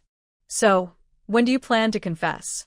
Xiao Haoyu's eyes light up, as if he sees a beautiful set of tea utensils. He Shu's narrow eyes flicker with an unknown light. Haoyu, are you in a hurry? He Shu, I'm not in a rush. I'm just worried you might lose your chess set. What do you mean? He Shu, the fox's fiancée is already on her way to the island. I don't know exactly when she'll arrive. They are childhood friends, very close. If they meet and skip all the formalities, they might get married right away. Then my tea set and your chess pieces will disappear. Xiao Haoyu glances at Ji Qingyuan, who seems distracted. He Shu lowers his head and thinks for a moment, then makes a decision. He's already certain. His heart is moved by Lin Nianqiu. There's no reason to hesitate. Tomorrow, he'll watch the sunrise. At that moment, when the sun jumps out of the sea, he'll confess and make a lifelong promise. Xiao Haoyu notices He Shu's firm expression and can't help but smile. He Shu, Have you already made your decision? Confess when you watch the sunrise tomorrow. My yeah, and I will secretly cheer for you. If your confession doesn't succeed, I can comfort you in time. If you succeed, you'll solve your lifelong problem. To celebrate your success in finding love, I have a surprise for you. I'll throw you into the sea to cheer and celebrate your hand-in-hand future with Lin Yinxiu. Hishu, I'm really curious. Will you be cheering in the sea or seeking comfort there tomorrow? In any case, you and the sea are deeply connected. Hishu snaps back to reality and sees Qiao Haoyu's strange smile. Haoyu, what are you thinking? Smiling so weirdly, it's making me nervous. Qiao Haoyu straightens his expression and returns to his usual calm. His voice is cool. Hishu, you misunderstood. I wasn't thinking about anything. During Qiao Sinyu's moment of despair, she hears Qiao Haoyu's voice. She frowns, a flash of anger in her eyes. A surge of anger rose in her heart, all because Qiao Haoyu had slapped Qiao Haotian. That ungrateful person wouldn't take her money and tickets, would he? She was about to shout out loud when she caught a glimpse of Ji Qingyuan behind Qiao Haoyu in the corner of her eye. Her angry words caught in her throat, quietly fading away. She couldn't yell loudly in front of Ji Qingyuan and leave a bad impression. Qiao Xinyu lowered her head and took a deep breath. When she looked up, her eyes curved into a bright smile, like blooming flowers in spring. Qiao Haoyu had already noticed Qiao Xinyu, watching her face change from anger to a big smile. It only took a bow and a look up for her to switch emotions. His eyes flicked to Ji Qingyuan behind her, then looked at Qiao Xinyu's smiling face. What more was there to understand? A wave of anger rose in his heart. How dare Qiao Xinyu have feelings for his good friend Ji Qingyuan? She should look in a mirror. Does she think she deserves Ji Qingyuan? Ji Qingyuan felt the cold air coming from Qiao Haoyu, and his rationality returned. Haoyu, what's wrong? Who made you angry? Qiao Haoyu put his arm around Ji Qingyuan's shoulder. Qingyuan, be careful lately. Don't go alone. Someone is watching you, before your fiancé arrives. Wherever you go, one of us, Hishu or I, must be with you. Ji Qingyuan's fox-like eyes narrowed slightly, and he nodded at Qiao Haoyu's worried look. He wasn't a fool. He felt Qiao Xinyu's gaze always on him. But he hadn't done anything. His eyes were on her face. He couldn't control that. Qiao Xinyu stepped closer, her heart pounding fast. She was thinking about how to greet Ji Qingyuan without seeming forced. Ji Qingyuan didn't even look at her and quickly passed by her. The words she had prepared couldn't be spoken. Qiao Xinyu looked back sadly, staring at Ji Qingyuan's back, and stomped her foot the ground. Qiao Haoyu must have told you something, she thought. That's why he didn't look at me. It must be you causing trouble, so he can't see how good I am. Suddenly, anger, sadness, and frustration mixed together. Tears welled up in her eyes and couldn't hold back. She was angry that Qiao Haoyu didn't introduce Ji Qingyuan to her. She was even angrier that Qiao Haotian had taken her money and tickets. Hishu patted Ji Qingyuan's shoulder with a teasing tone. Qingyuan, Haoyu and I have helped you avoid romantic trouble. How will you thank us? Ji Qingyuan didn't know why, but hearing the words, romantic trouble, made him feel uneasy. Hishu, don't talk nonsense. I don't have any romantic trouble. My childhood sweetheart isn't someone to be taken lightly. When she comes, you must not say anything bad in front of her, understand? If you do, it might bring me bad luck. You don't want to see me with a swollen face, do you? Ji Qingyuan's fox-like eyes showed helplessness, and his voice carried a strange nervousness. This unfamiliar yet familiar feeling made him feel dizzy. That kind of strange nervousness was only felt when facing that fiery little girl over 10 years ago. Hishu and Qiao Haoyu looked at him in shock, their eyes wide. They looked at Ji Qingyuan at the same time. Qingyuan, is your childhood sweetheart very skilled? Qiao Haoyu was full of curiosity. He rarely saw Ji Qingyuan nervous. Ji Qingyuan shook his head. We haven't seen each other in over 10 years. I don't know if she's still as good now. When we parted, no one in our village dared to provoke her. She was nicknamed Chao Tianjiao, a fiery girl, trouble to anyone who crossed her. Ji Qingyuan recalled a time when he was bullied. Zhong Xiao saw and dragged him to seek revenge. The other was 2 years older and kicked him down with one move. She waved her little fists, and the other person's face swelled up. She even humorously called it a panda eye, quite creative. Xiao Haoyu and He Shu exchanged glances, confirming their thoughts. This time, Ji Qingyuan was probably going to get into trouble, caught by his childhood sweetheart fiancé, and turned into a pet. Ji Qingyuan looked confused. "What are you laughing at?" He Shu's voice was cheerful. "Qingyuan, I think your childhood sweetheart will win you over." "No way. I'm very capable now. If anyone can win her over, it's me. With my looks and figure, how could I not win over a little girl?" Ji Qingyuan pounded his chest confidently. Xiao Haoyu's voice was tinged with disdain. "I really want to give you a mirror so you can see the sparkle in your fox-like eyes. Your ears are very soft, naturally afraid of your wife. Even if you admit it, and you're afraid of your wife, we won't laugh at you." "Haoyu, you're right. We promise not to laugh." Ji Qingyuan's fox-like eyes narrowed dangerously. "Haoyu, dare you say you're not afraid of your wife?" Jiao Haoyu doesn't hesitate at all, speaking proudly. "I'm not afraid of my wife. My Yaya is beautiful and kind-hearted. I just don't want her to be sad." Ji Qingyuan rolls his eyes. "You can be so romantic even when you're scared." Jiao Haoyu glances at Ji Qingyuan calmly, his voice serious. "Qingyuan, my mom told me that when you marry a wife, you must be responsible for her, love her, and protect her. Everyone is precious to their parents, and they marry across mountains and rivers for love.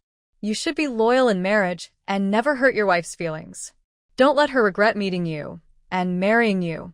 Loving your wife isn't because you're afraid, but because you don't want her to suffer or be sad. Because she chose you and depends on you for life." He Shu nods in agreement, his voice full of admiration. "My parents have a very good relationship, loving each other for decades. My dad loves my mom very much and doesn't want her to shed a tear. He told me that a good man treats his wife well and is kind to her. Marrying her means protecting her, loving her, caring for her, and sharing life together. From youth to old age, side by side for a lifetime."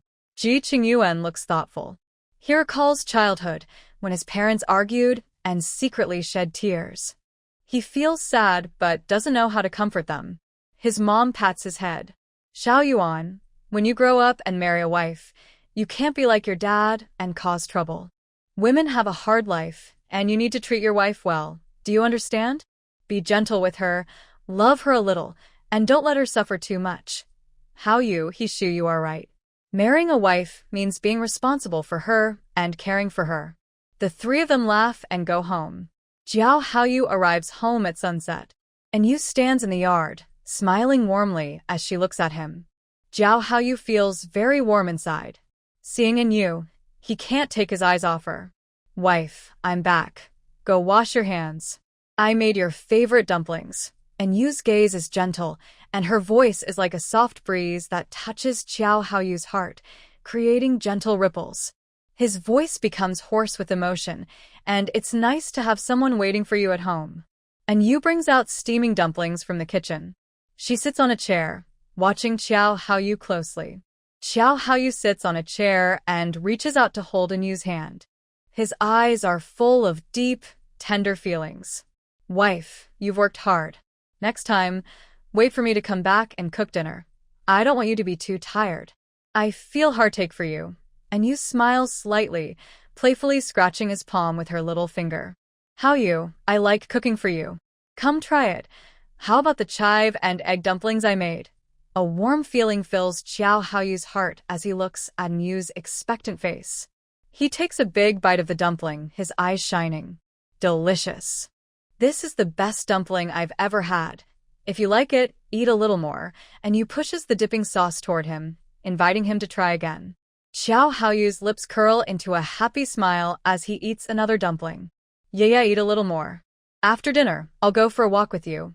And Yu and Jiao Haoyu finish their dinner in a cozy atmosphere. Jiao Haoyu takes the dishes to wash and puts them away in the kitchen. And Yu is his precious one, giving him a warm home. He looks up at the starry night sky in the yard.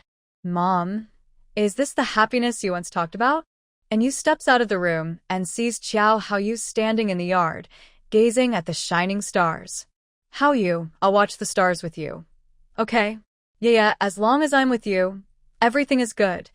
Xiao Haoyu holds Yu's hand. And Yu sits on the roof, her head resting on Xiao Haoyu's shoulder.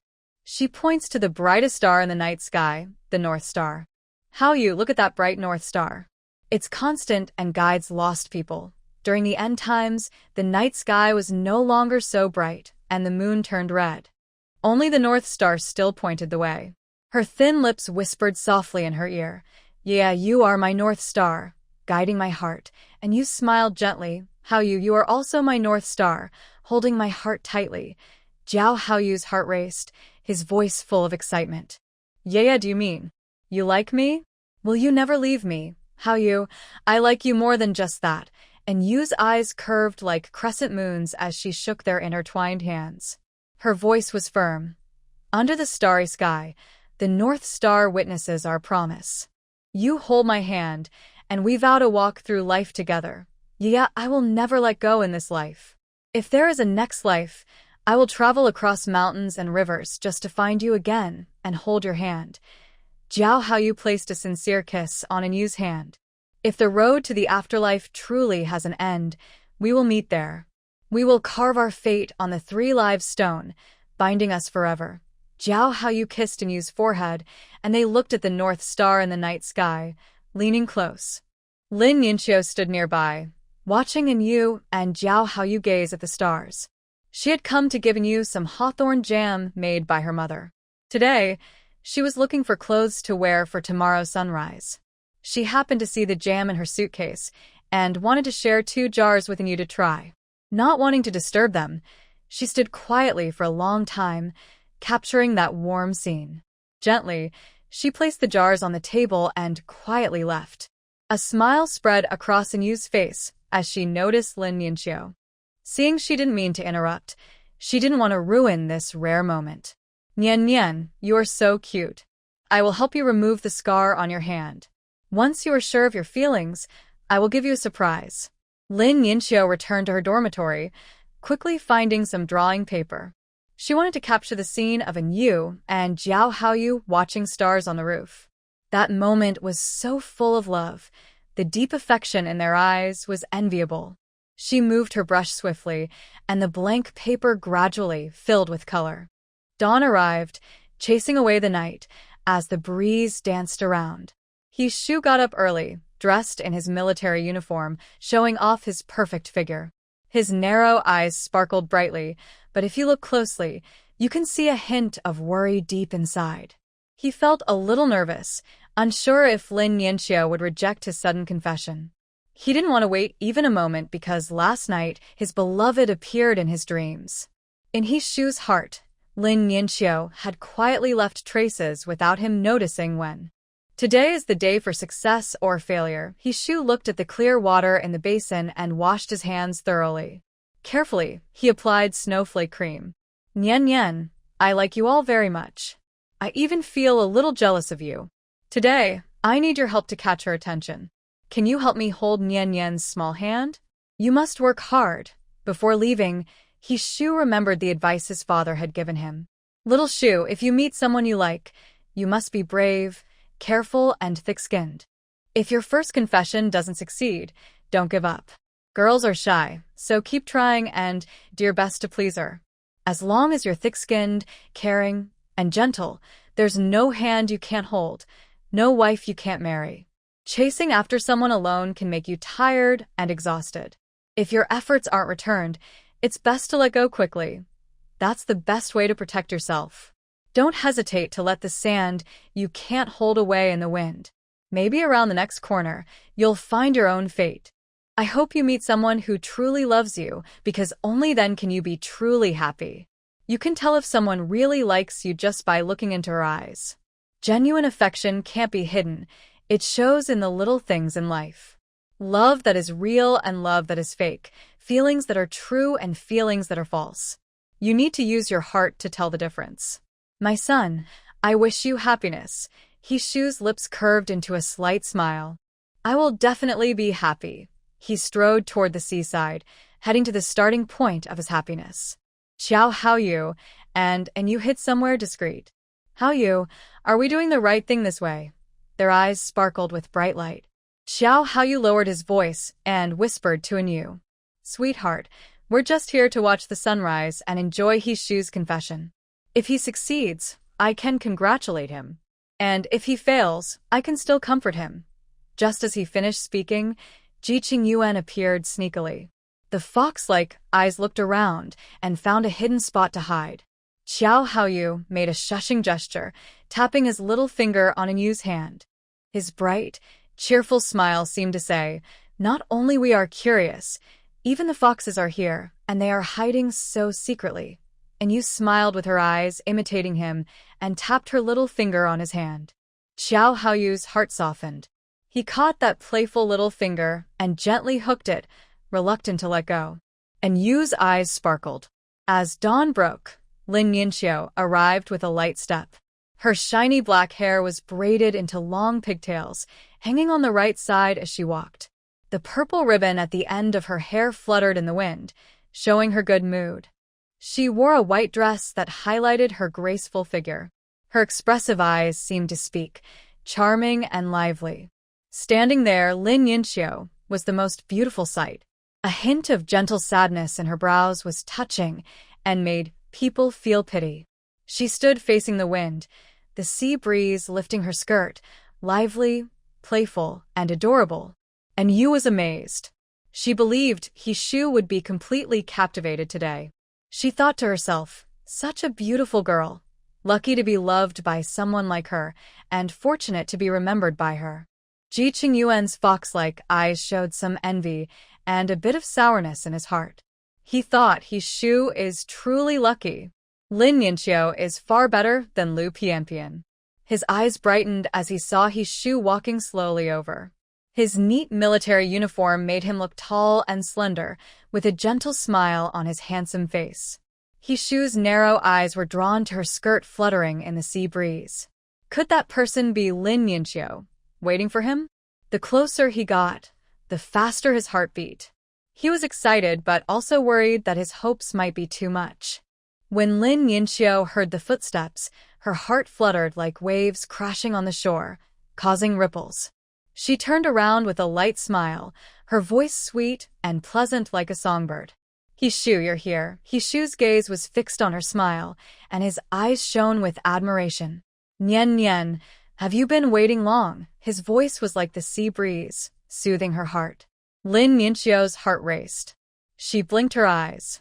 Shu, you just arrived at the perfect time. Her gaze lingered on his hand, and a charming smile appeared on her lips. Shu's narrow eyes lit up. Slowly, he raised his right hand, holding a piece of candy in his palm. A surprise for you, number 120. And you watched the two standing side by side and admired silently. Shu and the beautiful girl are a perfect match. Jiao Haoyu's peach blossom eyes flashed with a faint glow as he looked at Anu, his eyes shining. Maybe someday, I can find a time to be romantic with my own wife too. A red sun rose from where the sea and sky meet, casting a glow over the water, reflecting a rainbow of colors. The sunlight shone on Shu's right hand, covering it with a mysterious veil. His long fingers caught the sunlight, making it hard to look away. Lin Yinxiu's gaze followed Shu's hand and saw the candy in his palm. Shu, is this a gift for me? Shu looked at Lin Yinxiu with intense eyes. Nian Nian, do you want to accept the candy in my hand? And hold my hand at the same time? To walk together from sunrise to sunset. A gentle smile spread across Lin Yinxiu's face, her eyes full of joy. Shu, is the candy in your hand only for me? I am a little possessive. If I hold your hand, I will never let go. Shu's heart beat faster. He took Lin Yinxiu's hand and placed the candy in her palm. Nian Nian, I will give you a piece of candy every day. Our life will be very sweet. Will you agree to date me with the intention of marriage? Will you let me hold your hand through spring, summer, autumn, and winter? His voice was husky and charming, his narrow eyes burning with two small flames. Lin Yinxiu played with the candy in her hand, a happy smile curling on her lips. A pair of expressive eyes looked at Hishu. She reached out and held his right hand. His hand was warm and handsome. Once she held it, she never wanted to let go. Hishu, congratulations. You have a lovely partner. The surprise spread across Hishu's eyes. His heart raced because of her words, pounding wildly. Her hand was slender and fair, soft in his grip. Their hands fit perfectly, as if they were meant to be together. Hishu's throat moved, and his voice was excited, husky, and full of emotion. Nyen Nyen, so you agreed with me, right? Lin Yinxiu nodded with a smile, shaking the hand they held together. Lin Yinxiu's eyes shimmered with water, and her voice was filled with happiness. Hishu, from this moment on, you are already taken. I really like your hands. You must protect them well. If they get hurt, I will feel sad. Hishu smiled brightly. His mood was like a sunrise over the sea, rising slowly. Nyen Nyen, hold my hand tightly. Let's have a love story from youth to old age. One day, I will give you a candy. For the rest of our lives, every day, every minute, every second will be sweet. Hishu, I am so happy. Lin Yinxiu happily reached out and hugged Hishu's waist, spinning around. Hishu's narrow eyes widened as he looked around at the changing scenery, confused. Where am I? What just happened? Lin Yinxiu's laughter caught his attention. Hishu only then realized he was being spun around by his new partner. Nyen Nyen, please put me down first. I feel dizzy. Lin Yinxiu immediately stopped, her lively eyes full of concern. Sorry, I was so happy. Are you still dizzy? Hishu shook his head gently, eyes full of tenderness. Nyen Nyen, I am also very happy. Can I hold you and spin around too? Feel my joy, my happiness. Lin Yinxiu blinked. Okay. Hishu reached out and picked her up, spinning around by the seaside. The sea breeze blew in the glow of sunset, rustling Lin Yinxiu's skirt. Their cheerful laughter and the tinkling of bells blended together. They created a happy melody that traveled with the waves to distant places. Applause sounded, blessing the couple. And you? Qiao Haoyu and Ji Qingyuan stood up. Hishu heard the applause and reluctantly put down Lin Yinxiu. His eyes and smile showed he was very happy, radiating beauty and joy. Hishu, congratulations on winning your love. Hishu, congratulations on finding happiness. Nyen Nyen, Hishu, congratulations on your mutual love and wish come true. Lin Yinxiu's beautiful face flushed with blush, more stunning than the sunrise on the horizon. Yu, let me officially introduce. Hishu is my partner. Hishu's eyes sparkled brightly, his voice cheerful and light. Haoyu, Qingyuan, this is my partner, Lin Yinxiu. We're waiting to celebrate your wedding. Qiao Haoyu and Ji Qingyuan are both very happy for Hishu. That day won't be too far away. Hishu and Lin Yinxiu speak in unison. They exchange a knowing look and smile. Lin Yinxiu feels a little shy and walks over to Yu to share her happiness. Yeah, I did it. I can now admire his hand up close. And Yu looks at her with joy in her eyes and places a small bottle in her hand. Yinxiu, congratulations on officially holding Hishu's hand. This is scar-removing water for you. Lin Yinxiu's eyes sparkle as she happily takes the small bottle. Yeah, thank you. I also have a gift for you. I'll get it when I go back. You'll like it. She carefully puts away the scar-removing water, and Hishu's hand appears perfectly in front of her. Qiao Haoyu looks at Hishu. Hishu, your confession was successful. Are you very happy? Hishu nods. Yes, I am happy. Nianxiu is holding my hand. In the future, we will watch the sunrise and sunset together. Ji Qingyuan raises an eyebrow at Qiao Haoyu. Qiao Haoyu nods. Ji Qingyuan walks over to Hishu. Hishu, today is a special day. You've successfully found love. Let's celebrate with a surprise. Hishu, close your eyes.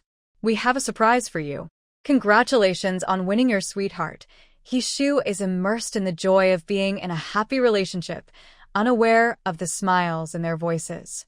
1, 2, 3. Qiao Haoyu and Ji Qingyuan kick towards Hishu at the same time, and he happily flies into the sea. The sea splashes with big waves of water. Hishu, surprise? Unexpected? Even the sea feels your joy, sending waves of blessing. Ji Qingyuan smiles brightly, watching Hishu splash around happily, looking pleased. He doesn't notice Xiao Haoyu sneaking up behind him. Qingyuan, go feel the sea's blessing too. Ji Qingyuan's eyes widen in shock, and he involuntarily rushes into the sea. A big splash of water flies everywhere, and Ji Qingyuan shakes the water off his hair. Haoyu, you sneak attacked me. Sharing happiness is better than just enjoying it alone. Hishu swims over to Ji Qingyuan and splashes water vigorously. Water splashed all over Ji Qingyuan's face and hair. Ha ha ha. Xiao Haoyu laughed loudly, watching Hishu and Ji Qingyuan play in the water. Hishu is a bit lonely on his own. You and he make a good pair. Hishu and Ji Qingyuan exchanged a knowing look and smiled at each other. Ji Qingyuan stood in the sea, squatting with his hands on his knees. Hishu stepped onto his hands and, like a cannonball, rushed toward Xiao Haoyu. Xiao Haoyu's laughter suddenly stopped. Ji Qingyuan quickly climbed onto the shore. Together, Hishu and Ji Qingyuan watched happily as Xiao Haoyu ran toward the sea. Familiar voices rang out again, splashing bigger waves of water. Ha ha! Hishu and Ji Qingyuan stood by the sea, smiling proudly. Qingyuan, you're covered in mud. Let me help you clean up. Hishu, don't be unkind. Ji Qingyuan was pushed back into the sea again. Hishu didn't look at the two of them anymore and ran to Lin Yanxiu. Nian Nian, I'm going back first. Let's eat together at noon. Okay, remember to take a hot shower. Hishu disappeared quickly by the seaside. And Yu smiled with her eyes, watching the three of them playfully fool around. Ji Qingyuan looked at Xiao Haoyu with a dangerous gaze. Haoyu, listen to my explanation. Explain what? Haoyu and Hishu worked together to push me into the sea. Haoyu, calm down. Why did you kick me into the water? You started it. I was just returning the favor. Xiao Haoyu squinted his eyes. Qingyuan, I think we haven't had a good sparring in a long time. Ji Qingyuan shook his head and backed away. Haoyu, it's late. We shouldn't mess around anymore. If we're late, we'll have to write a report. There's plenty of time for sparring later. No rush now. Xiao Haoyu nodded with a meaningful smile. Qingyuan, you're right. We have plenty of time in the future. Xiao Haoyu quickly reached the shore. If he didn't leave now, he'd be late. Ji Qingyuan climbed onto the shore in a few quick steps, his fox-like eyes full of doubt. When did Xiao Haoyu become so easy to talk to? But he didn't think about it anymore and strode quickly toward the dormitory. And Yu and Lin Yanxiu exchanged smiles. Nian Nian, what do you mean by the wedding celebration is not far? Yu's eyes are full of curiosity. Lin Yanxiu slightly smiles. I'm planning to submit the marriage report tomorrow. Nian Nian, are you in such a hurry? I'm certain about him. Of course, I want everything to be official and proper as soon as possible. After registering the marriage, anyone with bad intentions who tries to get close to him is breaking military rules. As for love, we can take our time to talk after we get married. From youth to old age, we have a whole lifetime. Lin Yanxiu's smile is bright and beautiful. Why don't you take Hishu home first and visit your family? Yu looks at Lin Yanxiu with admiration. It's lucky and happy that Hishu is loved by her. Yes, I want to see him. He's so wonderful. My grandfather will definitely be happy. If he's not, I'll flood his study with tears. Lin Yanxiu winks playfully. Yu, come with me to my dorm. I want to give you a gift. Okay, let's go quickly. Is there still enough time? Yes, there is. Lin Yanxiu takes Yu to get the painting she drew yesterday. Yu sits in a rocking chair, admiring the picture in her hands. In the starry sky, there is a shining North Star. She and Xiao Haoyu are leaning close, gazing at the North Star. Suddenly, Xiao Haoyu returns. His affectionate eyes are full of deep reluctance. He holds Yu's hand, his voice full of worry. Yu, Hishu, and I have to go on a mission. You need to take good care of yourself. If anything happens, go find Xin Yuan. Yu holds his hand back and kisses his lips. Don't worry, I will take care of the family. Be good and wait here for your return. No matter when or where, remember someone is waiting for you at home. No matter how long you are gone, bring yourself back safely. Xiao Haoyu feels 1,000 regrets and a million worries. He gently kisses her forehead. not daring to stay too long, then turns and walks away quickly. The farewell comes so suddenly. Ayu watches his back until he disappears from sight, then she lowers her gaze. Hishu looks at Lin Yinxiu with guilt. Nian Nian, we just got together and now I have to go on a mission. Don't apologize. Lin Yinxiu's eyes are misty. She truly can't bear to part. Go on your mission, but make sure to protect yourself. You're not alone. I am with you. She held Hishu's right hand and kissed the back of it. Take good care of your hand. I am waiting for your return. When you come back, we will register our marriage. Hishu's heart softened like water as he looked at the misty tears in her eyes. He gently wiped away the sparkling droplets. I promise you, I will come back safe. Lin Yinxiu tiptoed and kissed his lips. Stamp your approval, and from now on, you are my bookworm. I will wait for you to come back, always. No matter when or where, remember I am waiting for you. Hishu lowered his head and kissed her lips softly, his voice hoarse. Nian Nian, wait for me to marry you. If you need anything, find Qingyuan. Please ask him to take care of you. Hishu put the purple charm bracelet on Lin Yinxiu's wrist. Nian Nian, this purple charm is for my destined person. It's a bracelet handmade by my grandmother for her future daughter-in-law. Lin Yinxiu's face lit up with joy as she looked at the purple golden bracelet on her wrist. Bookworm, I wear the purple charm, waiting for you to come back and marry me. She forced a smile and watched Hishu leave. When his figure disappeared from sight, tears burst from Lin Yinxiu's eyes, falling in large drops. She felt so sad, really so sad. She didn't expect the farewell to come so quickly. She hadn't even finished drawing a picture for his hand. Suddenly, there was a knock on the door, and Anyu's voice came in. Nian Nian, are you okay? Lin Yinxiu blinked and wiped away her tears. She gently opened the door and welcomed Anyu inside. Anyu looked at her red-rimmed eyes and said, Nian Nian, don't be sad. Parting is for a better reunion. They will be back soon. Let's wait for them together. Lin Yinxiu nodded heavily. Yes, let's wait for them together. Ji Qingyuan stood on the dock, watching Xiao Haoyu and Hishu. Xiao Haoyu looked at Ji Qingyuan. Qingyuan, Yaya asked you to take good care of herself. Don't worry. I am on the island, and I won't let you be bullied. Hishu looked seriously at Ji Qingyuan. Qingyuan, not only do you need to help me watch over Nian Nian, you also need to be careful of people with bad intentions who try to get close to her. Ji Qingyuan nodded and said, Don't worry, I won't let you come back and become a single man. Anyone who tries to harm Yinxiu, I will deal with them. Xiao Haoyu and Hishu, feeling reluctant to leave their loved ones, boarded the departing ship. Ji Qingyuan stood by the sea, watching the ship turn into a tiny black. He felt a bit sad. Just a second ago, the three of them were playing happily in the sea.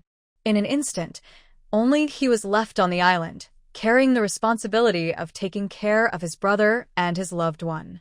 And you watched Lin Yinxiu stay calm and then turned back to her small courtyard.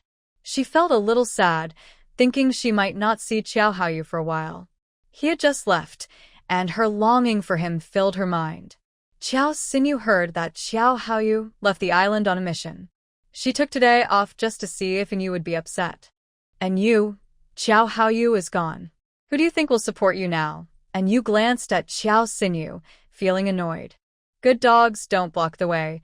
Xiao Xinyu looked at her provocatively. What if I don't let you? Don't think that marrying Xiao Haoyu makes you part of the Qiao family. Besides Grandpa, who else in the Qiao family would accept you? Look at yourself, just a woman from the countryside. Do you really deserve Qiao Haoyu? Do you deserve the Qiao family status? And you, tired of the nonsense, slapped her. Xiao Xinyu's voice stopped abruptly as she covered her face and stared wide-eyed. And you dare to hit me? Yes, I did. And Yu's eyes, usually gentle, now looked icy and cold. She was already in a bad mood, and now she had a way to vent her anger. Xiao Xinyu, who gave you the nerve? Coming here to cause trouble? And you stepped forward, looking coldly at her. Who gave you the right to interfere in our marriage? Xiao Xinyu backed away step by step, seeing the icy look in Yu's eyes. For a moment, she thought she was looking at Xiao Haoyu. The cold, emotionless gaze made her shiver. That chill was like a biting wind, piercing into her heart. Xiao Xinyu kept retreating. You. You. Don't come any closer. I cursed Jing Yunduo in my heart. It was her encouragement that made me upset about finding in you. At this moment, I regret not listening to Qiao Haotian and provoking in you. Not from the same family, not marrying into the same family. Could the person Qiao Haoyu likes be a well-behaved girl? I only hate that I was blind and fooled by Inyu's smile. That's why I thought she was easy to bully. If I had known Inyu was so hard to deal with, I wouldn't dare to provoke her even if I had the courage. Inyu's eyes were cold, with a deadly aura, shooting towards Qiao Xinyu. Qiao Xinyu, I warn you to stay away from me. This is a small warning. Next time you dare to provoke me, I will show you my strength. Qiao Xinyu felt as if a fierce beast was staring at her. One wrong move could be the end of her. Help! Help me! Frightened, Qiao Xinyu covered her face, crying from fear. Inyu withdrew her gaze, looking at the crying Qiao Xinyu with disdain. Qiao Xinyu's legs went weak with fear, and she helplessly stepped back. From the corner of her eye, she saw Jing Yunduo hiding nearby. Qiao Xinyu saw her as a lifeline. Big. Big sister. Zheng Yunhua's eyes widened. She had never seen such a terrifying look from Inyu. She watched from afar, her heart trembling. Hearing Qiao Xinyu's voice, she turned around and ran in shock. Inyu's lips curled into a cold smile. Zheng Yunduo, what are you running for? Hearing Inyu's emotionless voice, Zhang Yunduo's legs went weak. And you. I was just passing by, she stammered and lowered her head to explain. She didn't dare look into Inyu's eyes. Inyu raised an eyebrow, looking at Zhang Yunduo's pale face. Yes. Yes. Zheng Yunduo nodded like a chick pecking at rice. Inyu's voice was soft, without any change in emotion. Zheng Yunduo, you keep pestering me. Do you think I won't dare to deal with you? She stepped closer to Zheng Yunduo. Her cold gaze fell on Zheng Yunduo's neck. Zheng Yunduo immediately felt her neck grow cold. Her heart shrank into a small ball. Regret flooded her mind. There are thousands of good men in the world. She shouldn't have been so obsessed, always thinking about Qiao Haoyu. She truly knew she was wrong. I'm sorry. I was wrong. Zhang Yunduo's legs went weak, and she knelt on the ground, kowtowing. Inyu looked at her with a satisfied smile, withdrawing her deadly stare. Remember what you said today. Anyone who dares to think about Captain Qiao again will be like this stick. Inyu stepped on the stick, breaking it. I won't dare anymore. I won't dare again. Zheng Yunduo kept promising, her eyes full of fear. Her wrists were thin, but they couldn't withstand Inyu's foot pressing down. She was now more afraid of Inyu than of Qiao Haoyu.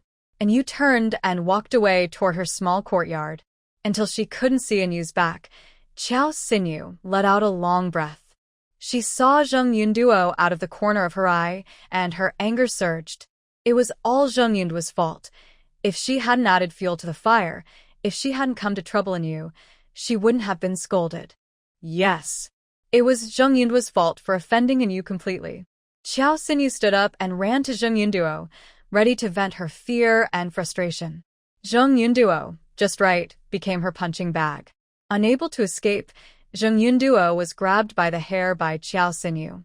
Qiao Xinyu slapped Zheng Yunduo twice. It's all your fault, I offended Inyu. That's why I got scolded. Do you know? I almost got scared to death. Zheng Yunduo, how dare you ignore me and try to run away? Her hands pinched Zheng Yunduo's soft waist repeatedly. Qiao Xinyu, are you crazy? Zheng Yunduo's scalp tingled, and she slapped at Qiao Xinyu's body randomly. Suddenly, they were fighting fiercely, unable to separate. Zheng Yunduo, let me go or I won't be polite. Qiao Xinyu, let go of my hair first. Dream on. I won't teach you a lesson today, but I apologize for the shock I received. Qiao Xinyu held tightly to Zheng Yunduo's hair, pulling out many strands. Qiao Xinyu, you force me, Zheng Yunduo said, biting down on Qiao Xinyu's wrist. This punch was really forceful, and she immediately tasted blood. Zheng Yunduo, you actually bit me? Qiao Xinyu let go and kept pulling Zheng Yunduo's hair, swinging her arm repeatedly. Zheng Yunduo's hair was messy, her face pale, and she kept rubbing her waist. The other military wives around were shocked and stared wide-eyed. Oh wow. Do city girls fight like this? In our countryside, no one fights so fiercely. People say appearances can be deceiving and the ocean can't be measured. Looking at this delicate girl, she fights so aggressively. Look at her wrist, bleeding from the bite. Jung Yunduo has a strong bite. I never expected. Miss Chiao looks gentle and quiet, but once she starts, she pulls hair and twists around in a 360-degree move. Can you tell just by looking if someone is skilled? Her fighting skills are on par with the fierce women from our countryside. Chao Xinyu and Jung Yunduo listened to the gossip around them. Their faces kept changing, red, then white, then black, as they silently synchronized their expressions. Chao Xinyu and Jung Yunduo covered their faces and ran in opposite directions at the same time. Ha! The surrounding military wives saw their simultaneous actions and burst into laughter. Lu Tsuehua looked disgusted. Last time I introduced my younger brother to Jung Yunduo. Luckily, she didn't agree to meet him. With her fierce fighting skills, my little brother wouldn't dare marry her. Otherwise, my mom would definitely be bullied. Yeah, who would have thought? Such a pretty girl, but she fights so fiercely. Exactly. I watched carefully. She bit into Chao Xinyu's wrist with a loud chomp, and it was about to bleed. Chao Xinyu ran back to her dorm angrily and stormed into her room. Her gaze casually drifted to her right wrist, where a row of bite marks showed how much she had been hurt. Her anger boiled like magma. Jung Yunduo was just a troublemaker. Her mom and she had been so kind to Jung Yunduo, but she turned around and didn't help when needed, biting her with all her strength. Her eyes fell on the bed across from her, and she immediately saw the neatly folded cloth bag, which her mom had bought for Jung Yunduo. I walked over quickly and threw all the bedding and clothes on the floor. Suddenly, a sharp, angry scream rang out. Chao Xinyu, are you crazy? Why are you throwing my things? So what if I threw them? Which one did I throw? Aren't they all bought by my mom for you? Jung Yunduo's face turned pale with anger, and her hands trembled. So what if I did? Those are from my aunt, and they have nothing to do with you. Chao Xinyu snorted coldly, her voice full of arrogance. Jung Yunduo, you need to apologize to me right now. Otherwise, when I go back to the Chao family, I will tell my mom that you bit me on the island and bullied me. Let her never take care of you again, and don't think about getting a single cent from us. Jung Yunduo's expression flickered, a flash of panic crossing her mind.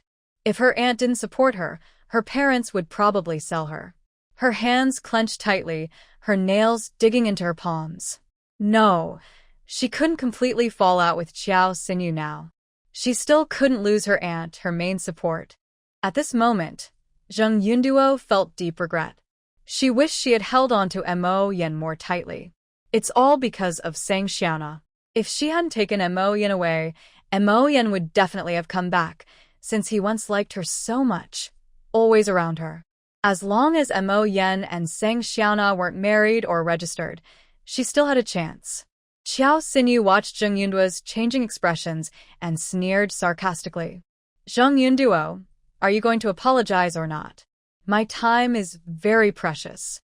The pain in her palm made Jung Yunduo regain her senses. She took a deep breath forcefully and forced out a stiff smile. Xinyu, I'm sorry, it was all my fault. You are generous. Please forgive me this time. I was just scared by you. I didn't really mean to ignore you.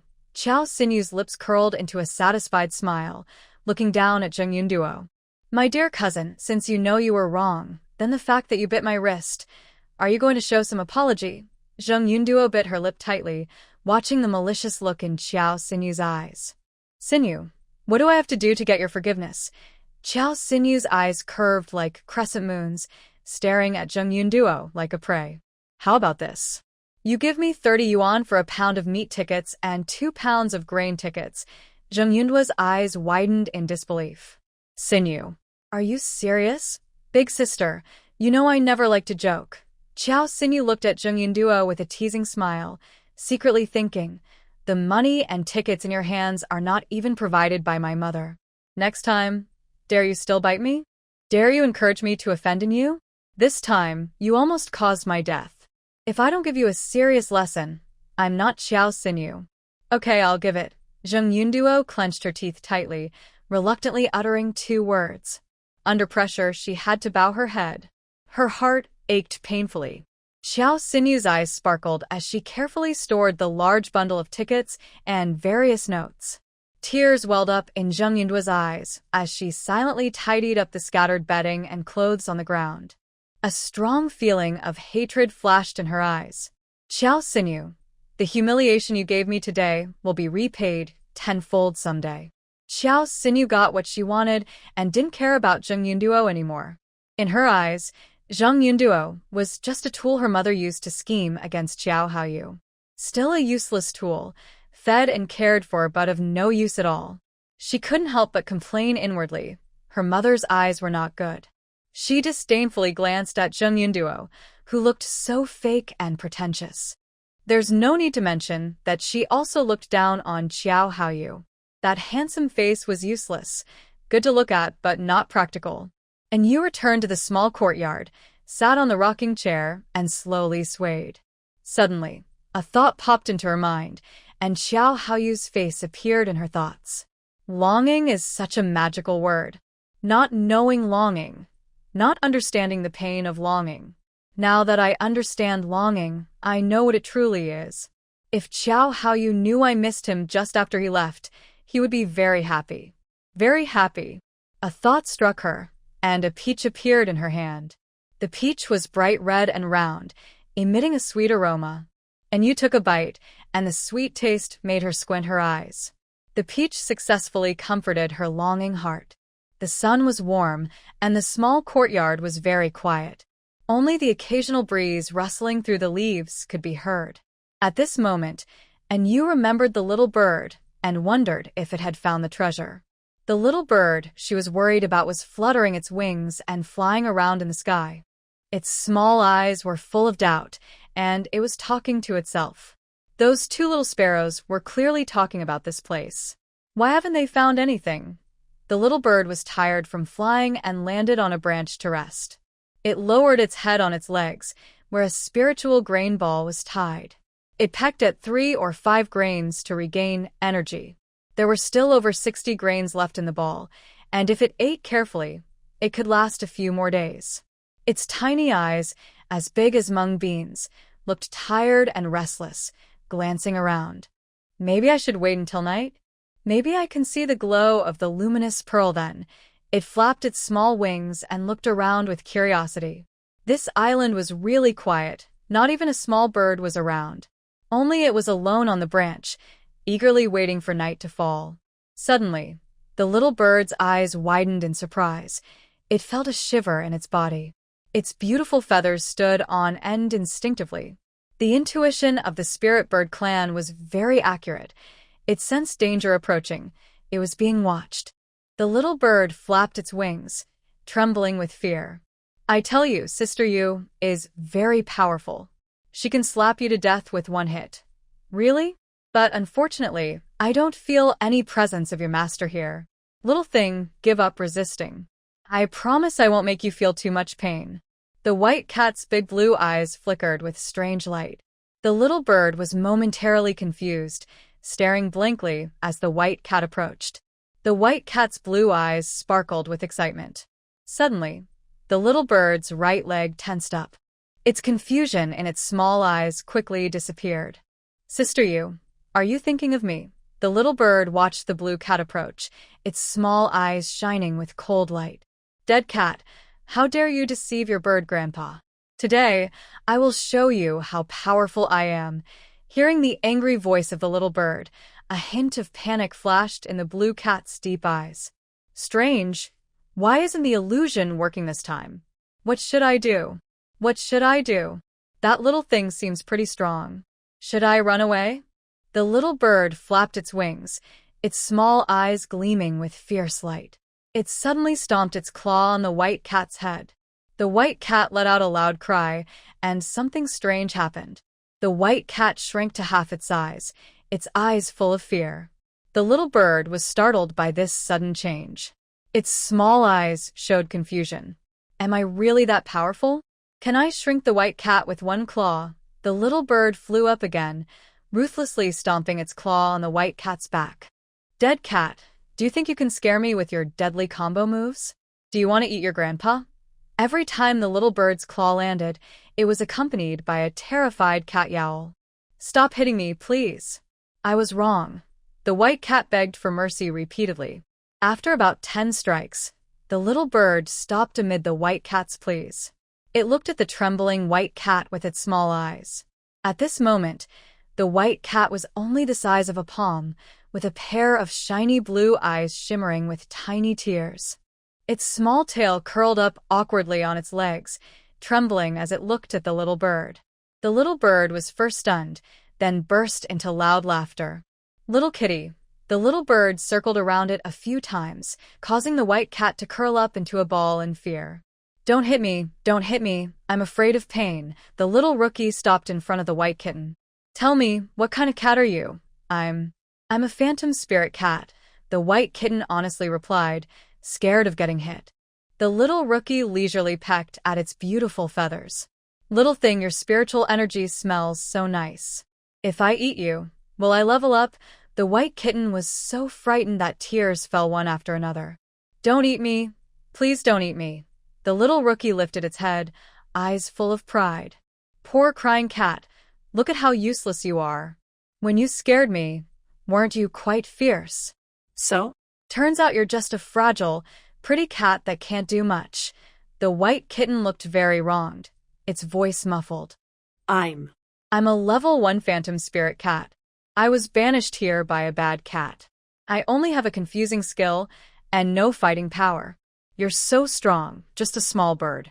They all get confused by my illusion and obediently wait to become my food. Ha ha ha. The little rookie blinked its small eyes. Little cat, from now on, follow me. Since you can talk, it's good to keep me company and pass the time. The white kitten blinked its blue eyes. You won't eat me anymore? No, I won't. You don't have much meat, and I'm worried your bones might hurt my beak, the little rookie replied. The white kitten sighed in relief, its ears twitching slightly. Little cat, this name isn't nice. Can I change it? The little rookie's eyes widened, its voice sounding a bit threatening. My name is Little Rookie. Your name is Little Cat. Are you unhappy with that? My owner said the word kai, vegetable, can mean food, grain, vegetables, or meat. Do you want to go hungry forever? The white kitten's tail swayed left and right, cautiously watching Little Rookie. Little Rookie, I have a real name. What is it? My name is Snowball. The little rookie stared at Snowball with wide eyes, examining it from head to tail. All right, that's a fitting name. Snowball took a deep breath and thought to himself. Why does the name Little Veggie Cat not sound like a good name? Little Rookie, I see you've been wandering here for a long time. Are you looking for something? Little Rookie's small eyes lit up. Snowball, how long have you been on this deserted island? Snowball stretched and wagged his tail. I don't remember exactly, but the leaves on the trees have turned yellow 10 times. That must be 10 years. You've been on this island for so long. Have you found any treasures? Like luminous pearls, Snowball squinted his round eyes and nodded slightly. There is a cave on this island. Inside, there are some useless treasures. The luminous pearls only glow during the full moon each month. Snowball licked his paw pads, sounding a bit annoyed. Little Rookie, inside the cave are gold ingots, luminous pearls, paintings. But they have no spiritual energy at all. You can't eat them, only look at them. They're useless, and just make me annoyed. Little Rookie's eyes sparkled as he flapped his wings and flew in front of Snowball. Snowball, have you been to the cave? That's great. Little Rookie happily spun around Snowball. Snowball, how about you take me to see it? Snowball shook his head, showing no interest. He sounded dismissive. I don't want to go. There's nothing good to see there, no spiritual energy at all. Little Rookie pecked at a spiritual grain and placed it in front of Snowball. His voice was tempting. Snowball, if you take me to the cave, I'll give you this spiritual grain. Snowball's blue eyes widened suddenly, and his nose twitched. Wow. Such strong spiritual energy. Snowball, do you want it? Snowball's eyes shone brightly. I want to eat. He hadn't had spiritual grains in a long time and missed them very much. Little Rookie blinked his small eyes. Snowball, I'll give you one more chance. Are you willing to take me to the treasure-filled cave? Snowball looked at him with longing, expectant. Little rookie, I will only take you to the cave with treasures. Is this shining spiritual grain really a gift for me?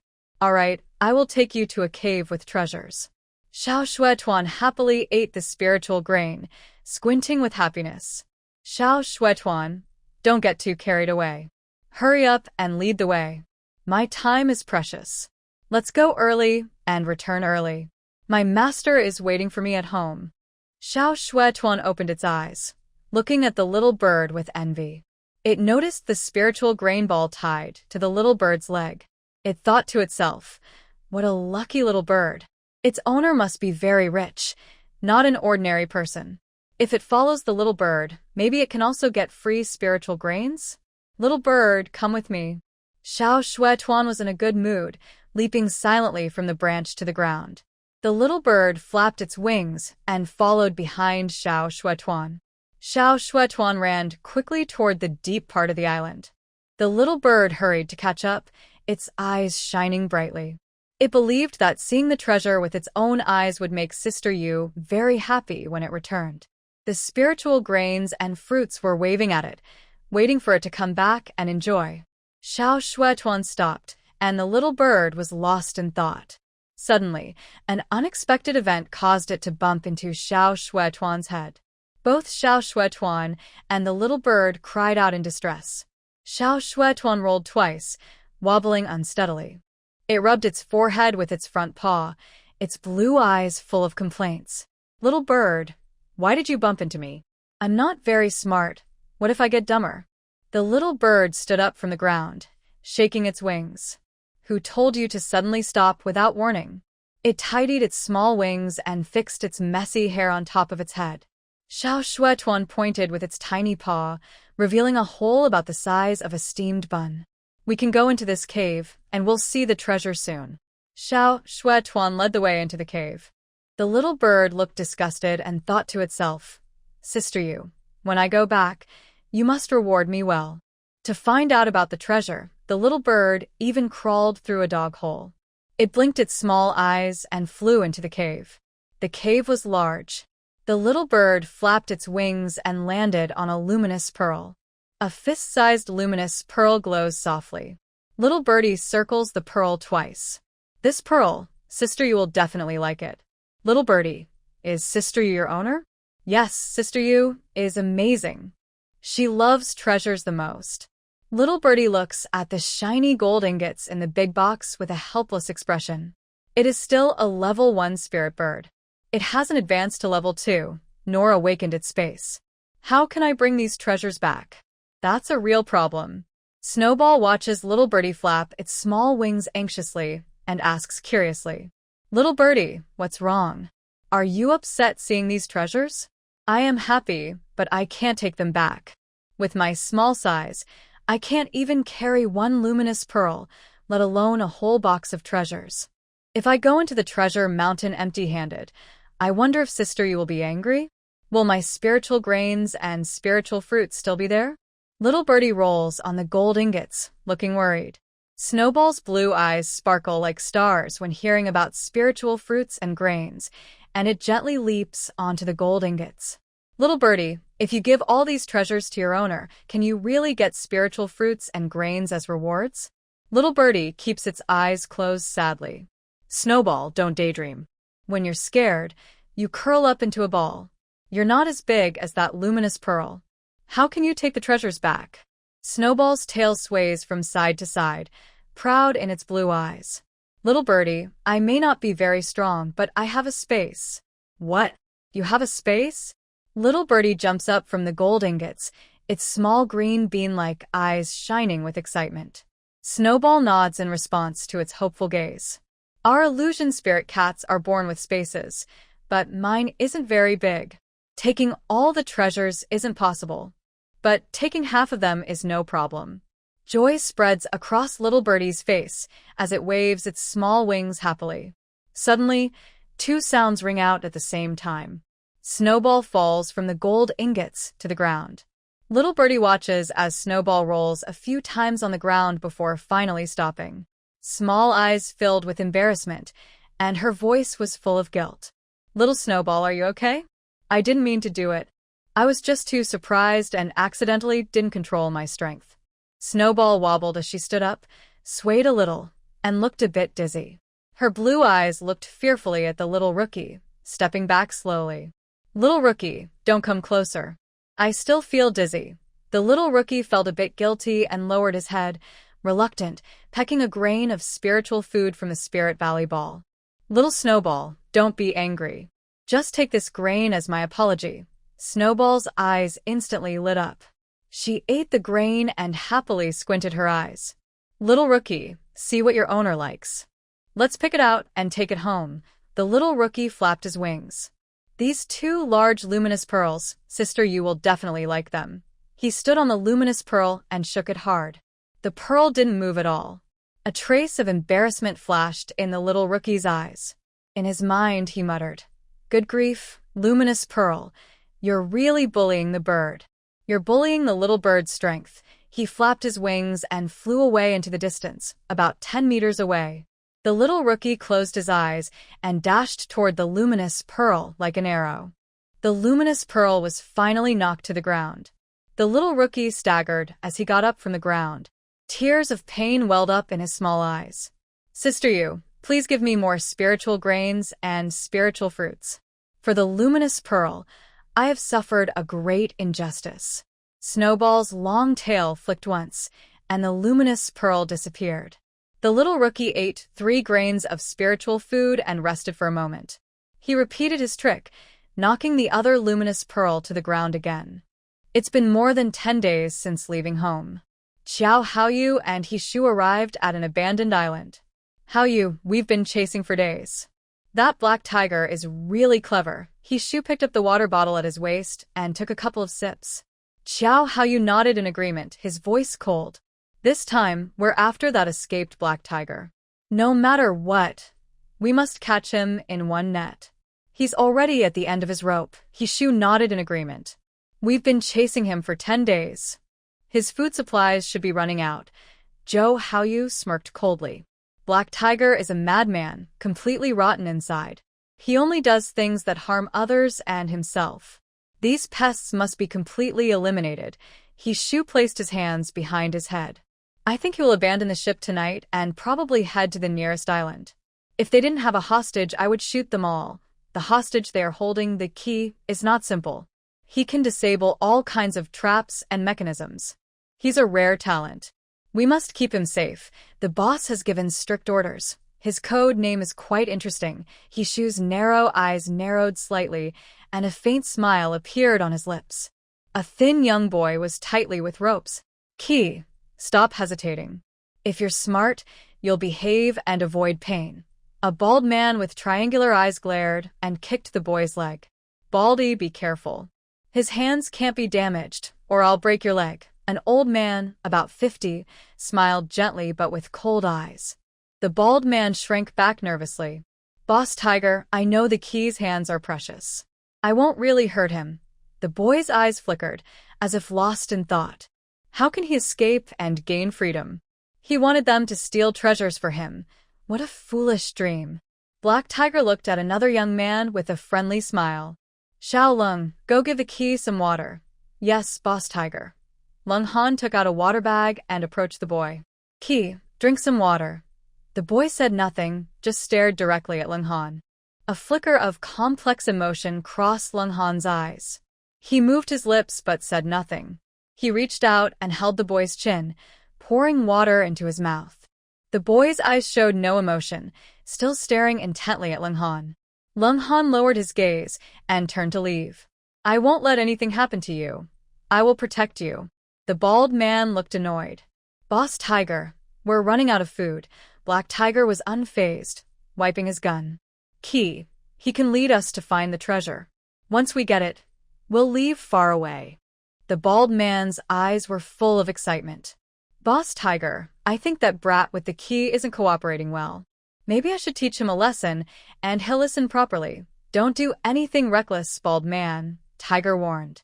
Don't worry, Boss Tiger. I won't hurt the key's hands, the bald man said with a sly smile, stepping closer to the key. The key's eyelashes fluttered. Get lost. The bald man's triangular eyes narrowed as he slapped the key across the face.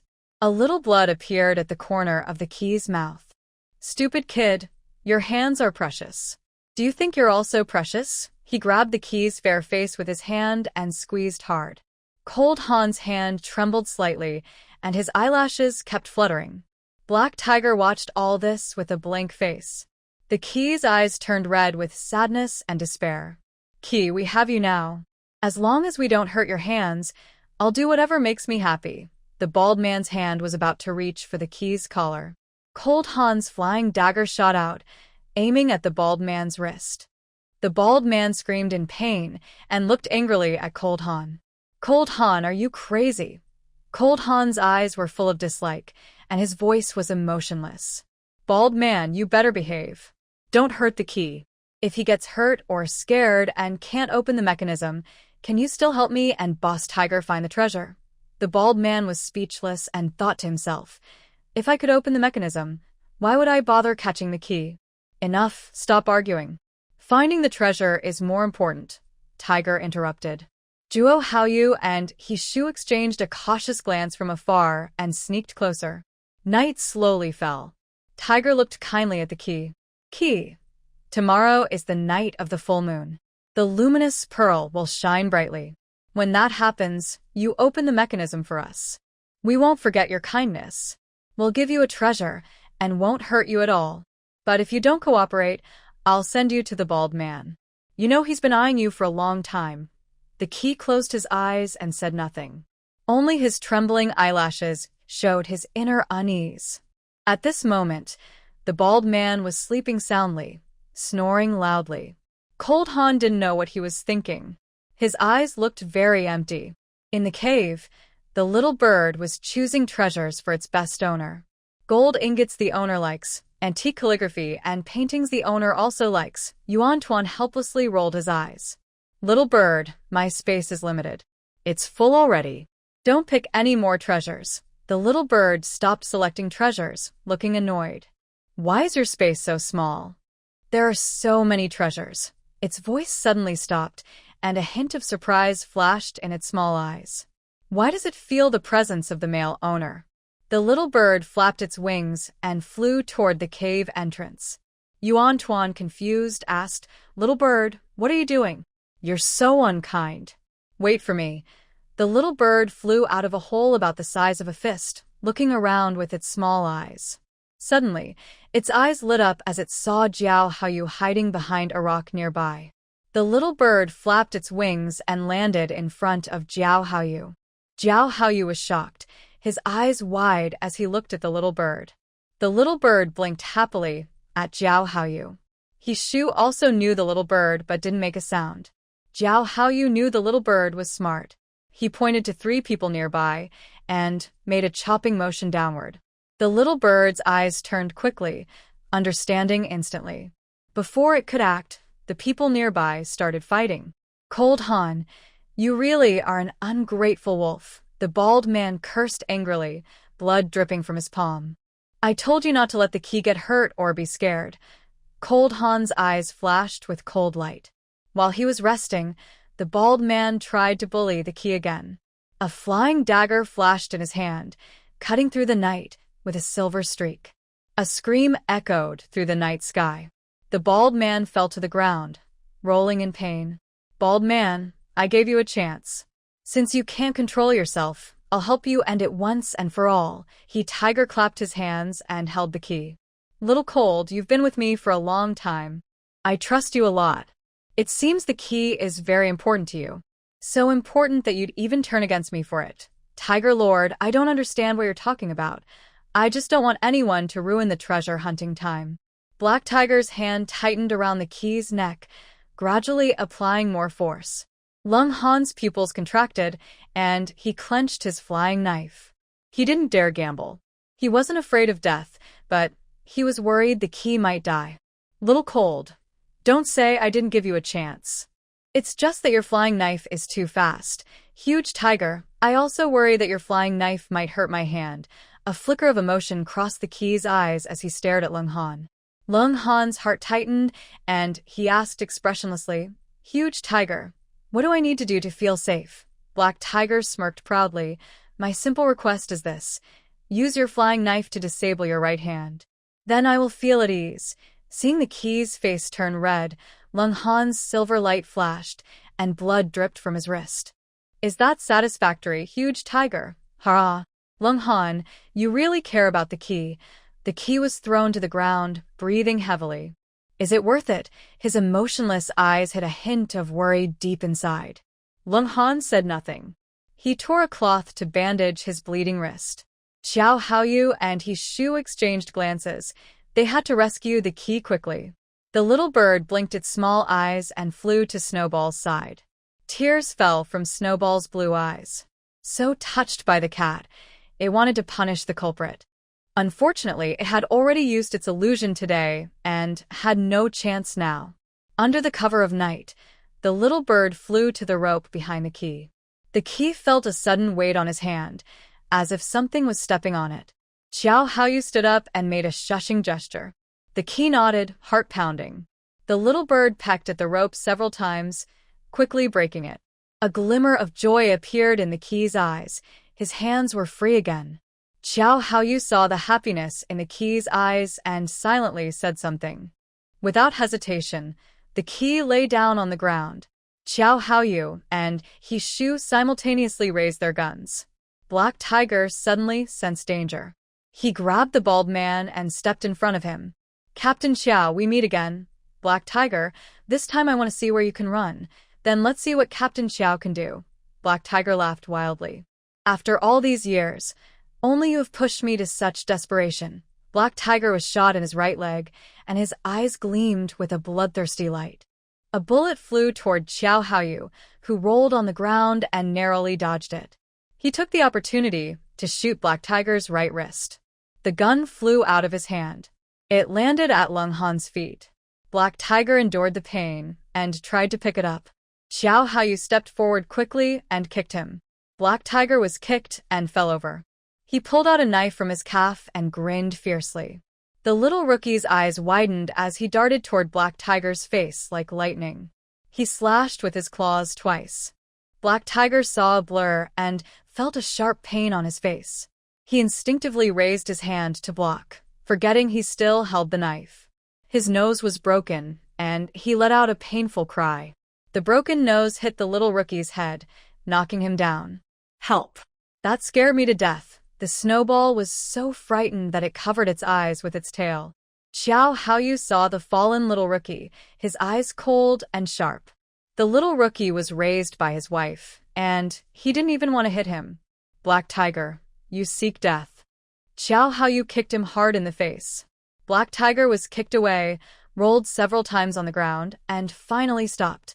He Shu descended from above, pressing his legs on Black Tiger's back. He skillfully tied Black Tiger's hands with a rope. Xiao Haoyu kicked him a few more times and also tied his feet. He then walked over to the little rookie, holding its tiny paw and examining it carefully. The little rookie finally woke up, with its paws up and head down, dizzy from the movement. Its little wings fluttered weakly as it looked at Xiao Haoyu with a pitiful expression. Seeing the little rookie wake up, Xiao Haoyu released its paw.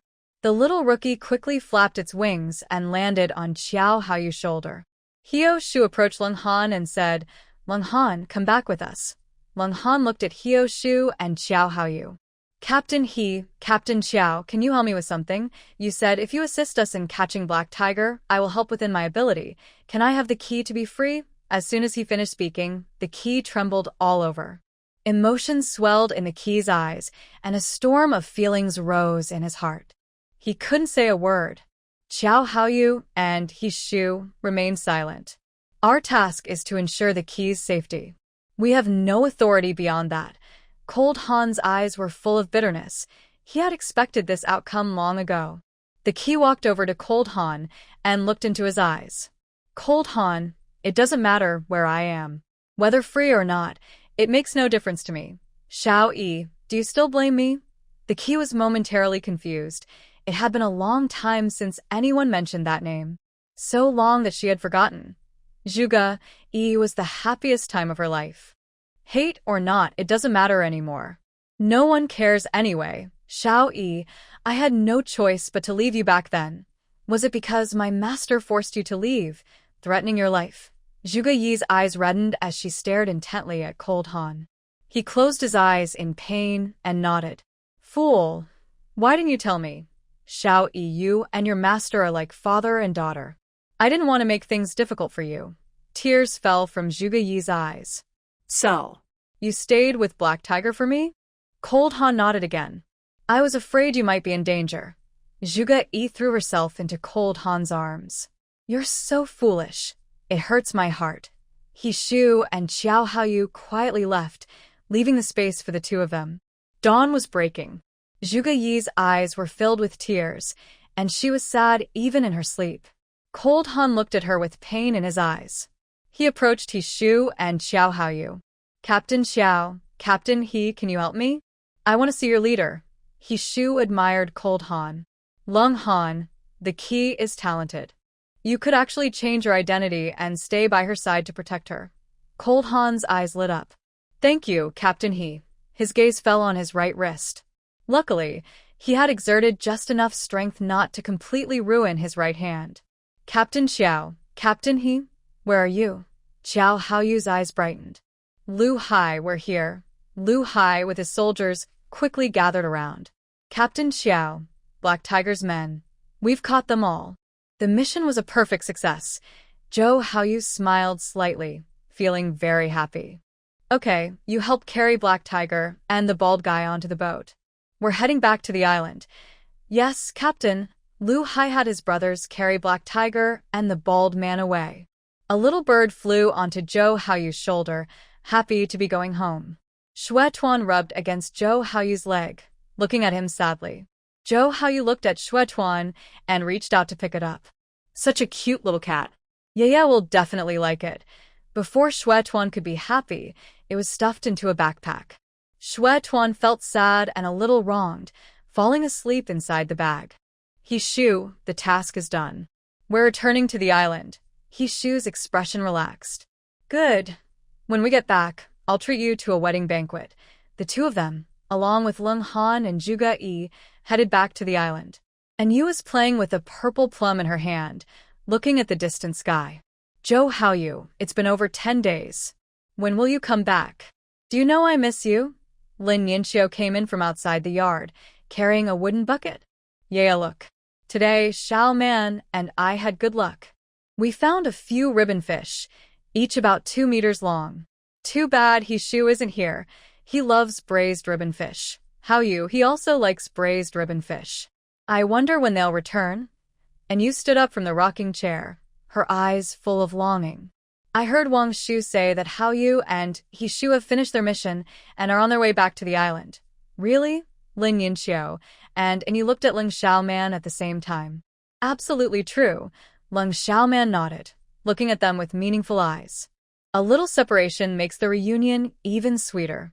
Do you want to dress up a bit to welcome your loved ones back? And Yu's smile was bright, her voice full of joy. I'm naturally beautiful. I always look good. Lin Yinxiu smiled warmly. I'm in a good mood, so I'll cook myself. Today, we're having braised ribbon fish. I want 2 bowls of rice. The sun was warm, and the small yard was filled with happiness. Lu Pianpian rested her chin on her hands, lost in thought. She still liked He Shu. She wanted to pursue him again. Brother Beichun, I like He Shu. Let's keep our distance in the future. Zhao Beichun looked sad. Pianpian, why don't you want to think about me? We've been childhood friends, innocent and carefree. I like you so much. Why can't you see that? Lu Pianpian looked at the pain in Zhao Beichun's eyes, full of pity. She looked away. Brother Beichun, I like someone else, He Shu. I don't want to miss her. Okay, I understand. Zhao Beichun looked disappointed. He could wait. He knew clearly that He Shu was firm. She said they should break up. That relationship was over, but Pianpian couldn't let go. He Shu wouldn't look back. Lu Pianpian would give up sooner or later. Lu Pianpian watched Zhao Beichun walk away sadly. Her heart felt heavy. She wanted to speak many times but didn't call out to stop him. The sun chased the moon and rose again from where the sky and sea meet. Ji Qingyuan stood on the coast, watching the big ship approach. How you, he shu, you're back. Qingyuan, we completed the mission perfectly. Xiao Haoyu's eyes lit up with a smile. He shu's narrow eyes sparkled, her voice full of happiness. Haoyu, let's go see the leader first. Later, I'll treat you to drinks to celebrate my wedding and leaving the single life. Okay? We won't go home until we're drunk. Shen Chongkong nodded happily, looking at Zhuge Yi and Leng Han. Go rest first. You and Leng Han take the key and go to the hospital to check his wrist. Thank you, Leader Shen. Zhuge Yi and Han Bing were taken to the hospital. Shen Chongkong looked at Xiao Haoyu and he shu. Good job. You did very well this time. He took out 2 red envelopes from the drawer and handed them to them. Rest for 2 days. After that, join the training. Yes, leader. Xiao Haoyu and he shu took the envelopes and left quickly. Shen Chongkong watched them leave and chuckled. Young people are great. Xiao Haoyu quickened his steps, eager to go home. After more than 10 days apart, he wished he could fly back. Little Rookie flapped his wings happily, eyes full of surprise. He also wanted to go home to his little bird nest. And Yu wore a beautiful dress that showed off her perfect figure. Her long hair flowed straight and smooth down her back. She had a gentle smile in her almond-shaped eyes and felt very excited. Standing in the small yard, she saw Xiao Haoyu walking quickly toward her from afar. Her surprised eyes immediately focused on Xiao Haoyu's face. Her gaze was filled with longing for him. The moment Xiao Haoyu saw Yu, his heart beat very fast. Only when he saw her did he realize how much he missed her. She stood in the yard, facing the wind. Her red dress looked like fire, as beautiful as a blooming rose. Yeah, I'm back, Xiao Haoyu said with a slight smile, opening his arms to welcome his beloved. And Yu didn't hesitate and rushed into his arms. The 2 lovers hugged tightly. Yeah, I missed you so much. Did you miss me too? Haoyu, my heart is like yours. You come into my dreams every night. Xiao Haoyu's eyes sparkled with love, and he didn't want to leave her for a moment. The snowball in the backpack didn't dare to move, and quietly curled up inside. The little bird didn't want to disturb them, and silently flew into its small nest. Xiao Haoyu gently kissed Yu on the face. Wife, I'm going to take a shower first. He let go of Yu and looked at her with tender eyes. Okay, the water is ready, she replied softly, full of affection. Xiao Haoyu threw the backpack on the ground and strode toward the bathroom, his steps quick and eager, his heart pounding fast. A small white head peeked out from the backpack.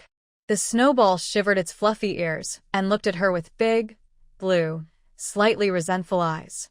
And Yu's eyes lit up. She reached in and picked up the snowball. A little cat? A talking cat? The snowball blinked its blue eyes. Can you hear me? Are you the owner of the little bird? And Yu smiled and nodded. Yes, I am the owner of the little bird. Did you come back with it? The snowball nodded. I'm Snowball. I came back with the little bird. Miss, could you please not hold my neck so tightly? I feel a bit nervous. And Yu smiled, gently holding Snowball and petting its head. Snowball, such a nice name suits you. You're so cute. Little Rookie flew out, circling around Yu. It sounded a little excited. Yuejia, I'm back. And Yu smiled and reached out her hand. The little Rookie landed in her palm. It nuzzled affectionately against her thumb with its small head. And Yu patted its head. Little Rookie, thank you for your hard work. Yuejia, I gained a lot on this treasure hunt. The little Rookie's small eyes sparkled brightly. And Yu's eyes lit up. She was about to ask more. The bathroom door opened, and Xiao Haoyu walked out with long strides. His black hair was wet, and his shining eyes looked at Yu with longing. And Yu's gaze was drawn to Xiao Haoyu. The small flickering flame in his eyes made her unable to look away. Xiao Haoyu stepped closer and took her hand. Her heart beat faster. She looked at him with a mix of anticipation and nervousness. The little Rookie blinked its small eyes. It exchanged a look with Snowball. Snowball, you come with me first. I'll take you to rest. It thought to itself. Yuejia, don't you like your treasure? Why does the moment the male owner appears, the treasure forgets about everything? And Yu and Xiao Haoyu entered the room. A wave of kisses flooded over her, landing on her eyes and brows. Finally, he captured her lips, sending her his longing with a warm temperature that made her heart flutter. And Yu hugged Xiao Haoyu's neck, responding to his feelings. Xiao Haoyu's shirt fell to the ground, landing by the bed. But he wasn't alone. A red dress accompanied him. One red, one white. They complemented each other perfectly, sharing a tender bond. And Yu endured Xiao Haoyu's longing, her feelings deep and wind-like. Soft whispers told of deep longing. The creaking sounds played beautiful music, celebrating this long night. Hishu was not as lucky as Xiao Haoyu.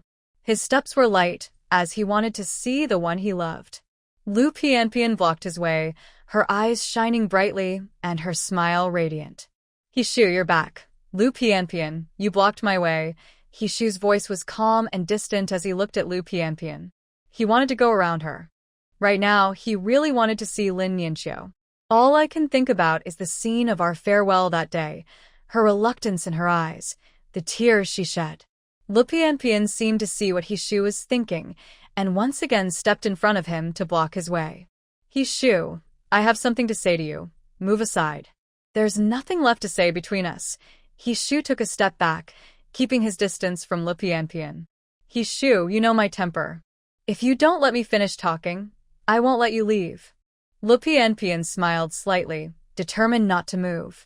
Hishu's narrow eyes turned cold like ice, and his voice lost all warmth. Lu Pianpian raised her eyebrows, showing no fear. Not letting me? Hishu, don't you want to know what I want to say to you? Lu Pianpian listened to Hishu, refusing without hesitation, her eyes clouded with a hint of sadness. Hishu coldly interrupted her. Lu Pianpian, I already have someone. Please don't disturb my life. What are you saying, Hishu? Lu Pianpian's eyes widened, her eyes quickly turning red, tears welling up. Hishu spoke slowly and clearly. I said I already have someone. Our past is over. Impossible. Who is your new partner? Lu Pianpian's tears burst out, and she shook her head like a rattledrum, refusing to accept this heartbreaking truth. Lu Pianpian, no one stays in the same place forever. Our feelings ended long ago, from the moment I suggested we break up. There's no room for us to turn back now. I've always been serious about love. I'm different from you. The words break up are never a game of playing hard to get. Hishu took long strides, bypassing Lu Pianpian, and walked forward quickly. Lu Pianpian grabbed his arm tightly, but Hishu immediately shook her off. His narrow eyes showed annoyance. Lu Pianpian, I want you to stay away from me. Don't come looking for me again. I don't want my partner to misunderstand, and I don't want her to be upset. Lu Pianpian's eyes turned red from crying. She wanted to see some sign of her in Hishu's eyes. She looked at him for a long time, finally believing that her reflection was no longer there. He answered without any hesitation. Lu Pianpian swayed. You must be lying to me. You're definitely lying. Lu Pianpian, why do you have to do this? You broke up first, so we should part peacefully.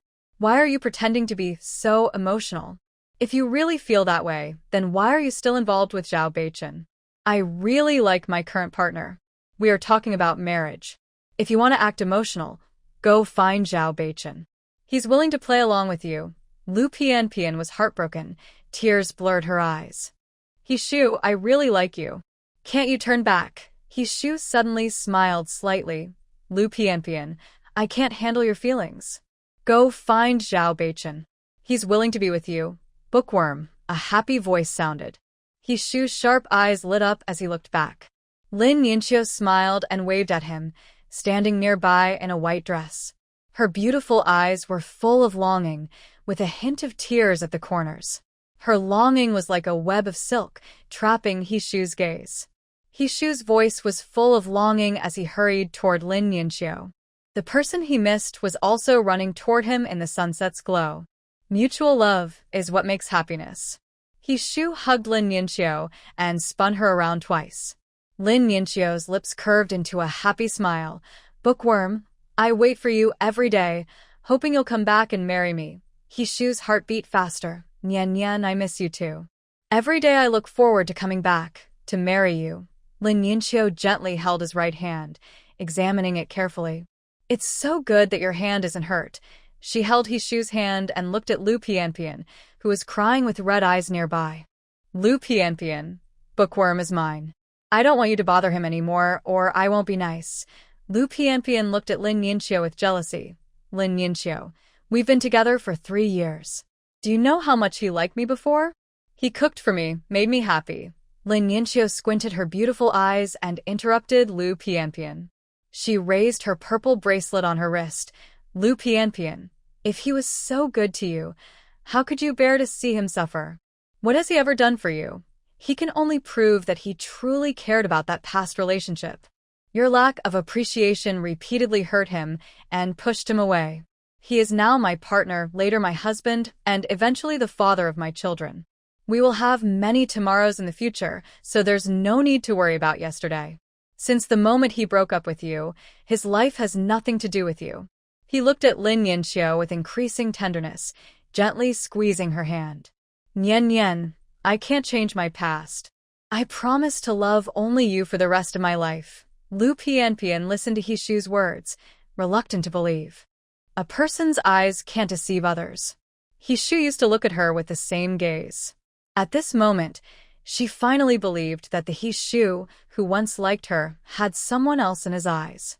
A bitter feeling spread in her heart, recalling all the little moments over the past 3 years. The kindness Hishu showed her, the disappointment in his eyes, his resolute look. Zhao Beichun looked at Lu Pianpian with concern. Pianpian, let go. Hishu has fallen for someone else. You should let him go, and also let yourself go. Lu Pianpian's eyes filled with sadness. I thought if I just looked back, he would forgive me. I thought I still had a chance, I thought. Lin Yinxiu held Hishu's sleeve and walked away quickly. Hishu let her hold his sleeve, his eyes full of affection. The moon climbed to the treetops, casting a silver glow. The hazy night added a touch of mystery. Lin Yinxiu stood under a big tree, releasing Hishu's hand. In her misty eyes, small tears gathered. She looked at Hishu with a look of grievance, her eyes reddening. A trace of sadness in her brows made her look pitiable. Hishu gently brushed away the faint sorrow between her brows with his finger. Nian Nian, what's wrong? Lin Yinxiu threw herself into Hishu's arms, her head buried in his chest. Her voice was muffled, full of grievance and envy. Bookworm, why did we meet so late? Why couldn't I meet you earlier? I'm jealous. You cook for her, make her happy, and you. Hishu's heart softened completely, pain spreading in his heart. A mix of tenderness and happiness filled his heart.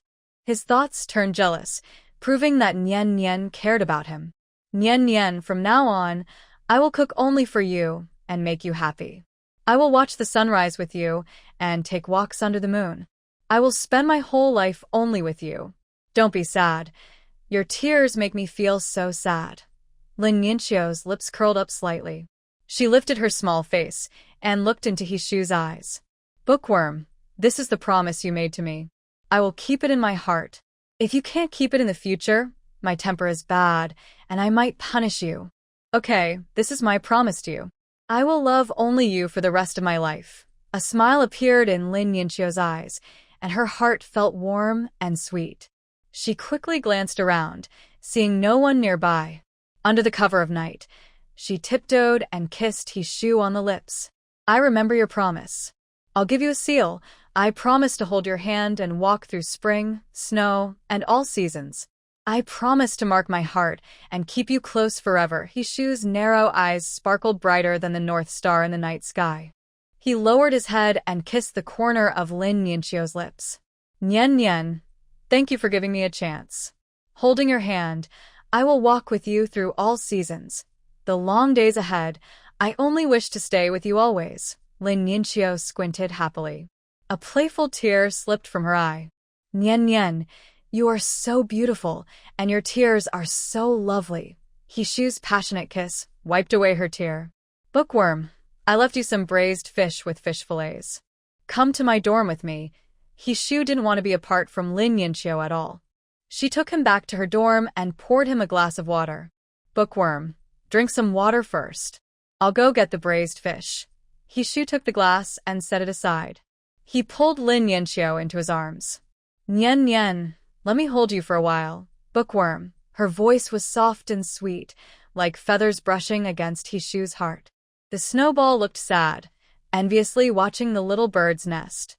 It also wanted a cozy cat nest of its own, preferably one that radiated spiritual energy. The little bird blinked and comforted the snowball. Little snowball, sister, you won't be busy tomorrow. You can give her your treasure. Joy sister, when she is happy, will definitely keep you and make a cozy nest for you. Snowball blinked and asked, Little Rookie, will Joy sister like me? Will she keep me? Don't worry, I will ask her to keep you. The little rookie flapped its wings to promise. Snowball looked at it gratefully. It curled into a ball and closed its eyes to rest. The night wind dispersed, and the first light of dawn appeared in the east. And Yu's long eyelashes fluttered as she slowly opened her eyes. Her whole body was sore from last night's restless thoughts.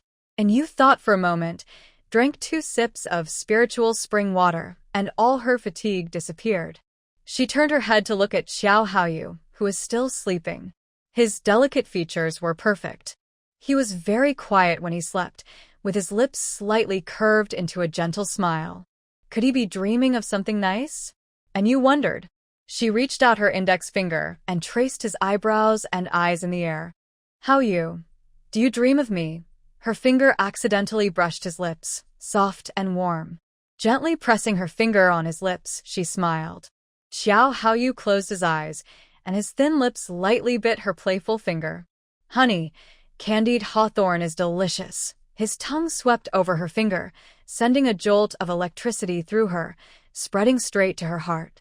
And Yu quickly withdrew her finger, blushing. Her heart was pounding, and she couldn't help but kiss his rosy lips. Xiao Haoyu's little finger moved, and he rolled over to hold her tighter. Honey, his voice was lazy and tinged with sleepiness, as if tempting her to kiss him or acting coquettishly. And Yu's ears felt tingly, and her eyes were misty. Xiao Haoyu, you were the one who did me first. When she could no longer bear it, she decided she didn't have to. And Yu kissed Xiao Haoyu's lips, trying to wake the sleeping beauty. Xiao Haoyu's lips curled into a smile, taking the lead, tasting the gentle affection only his wife could give. A happy day began with her waking him with a kiss. After healthy exercise, Xiao Haoyu felt refreshed and got out of bed. He happily walked to the kitchen to prepare breakfast. And Yu's eyes were dreamy. She covered her face with her hand, her voice soft and full of longing. Ultimately, beauty has led me astray. She finished dressing, tied her hair into a ponytail, and walked slowly out of the room. Good morning, Sister Yu. Little Rookie and Snowball greeted her at the same time. And Yu held a large spirit grain ball in her hand. Little Rookie, you've worked hard.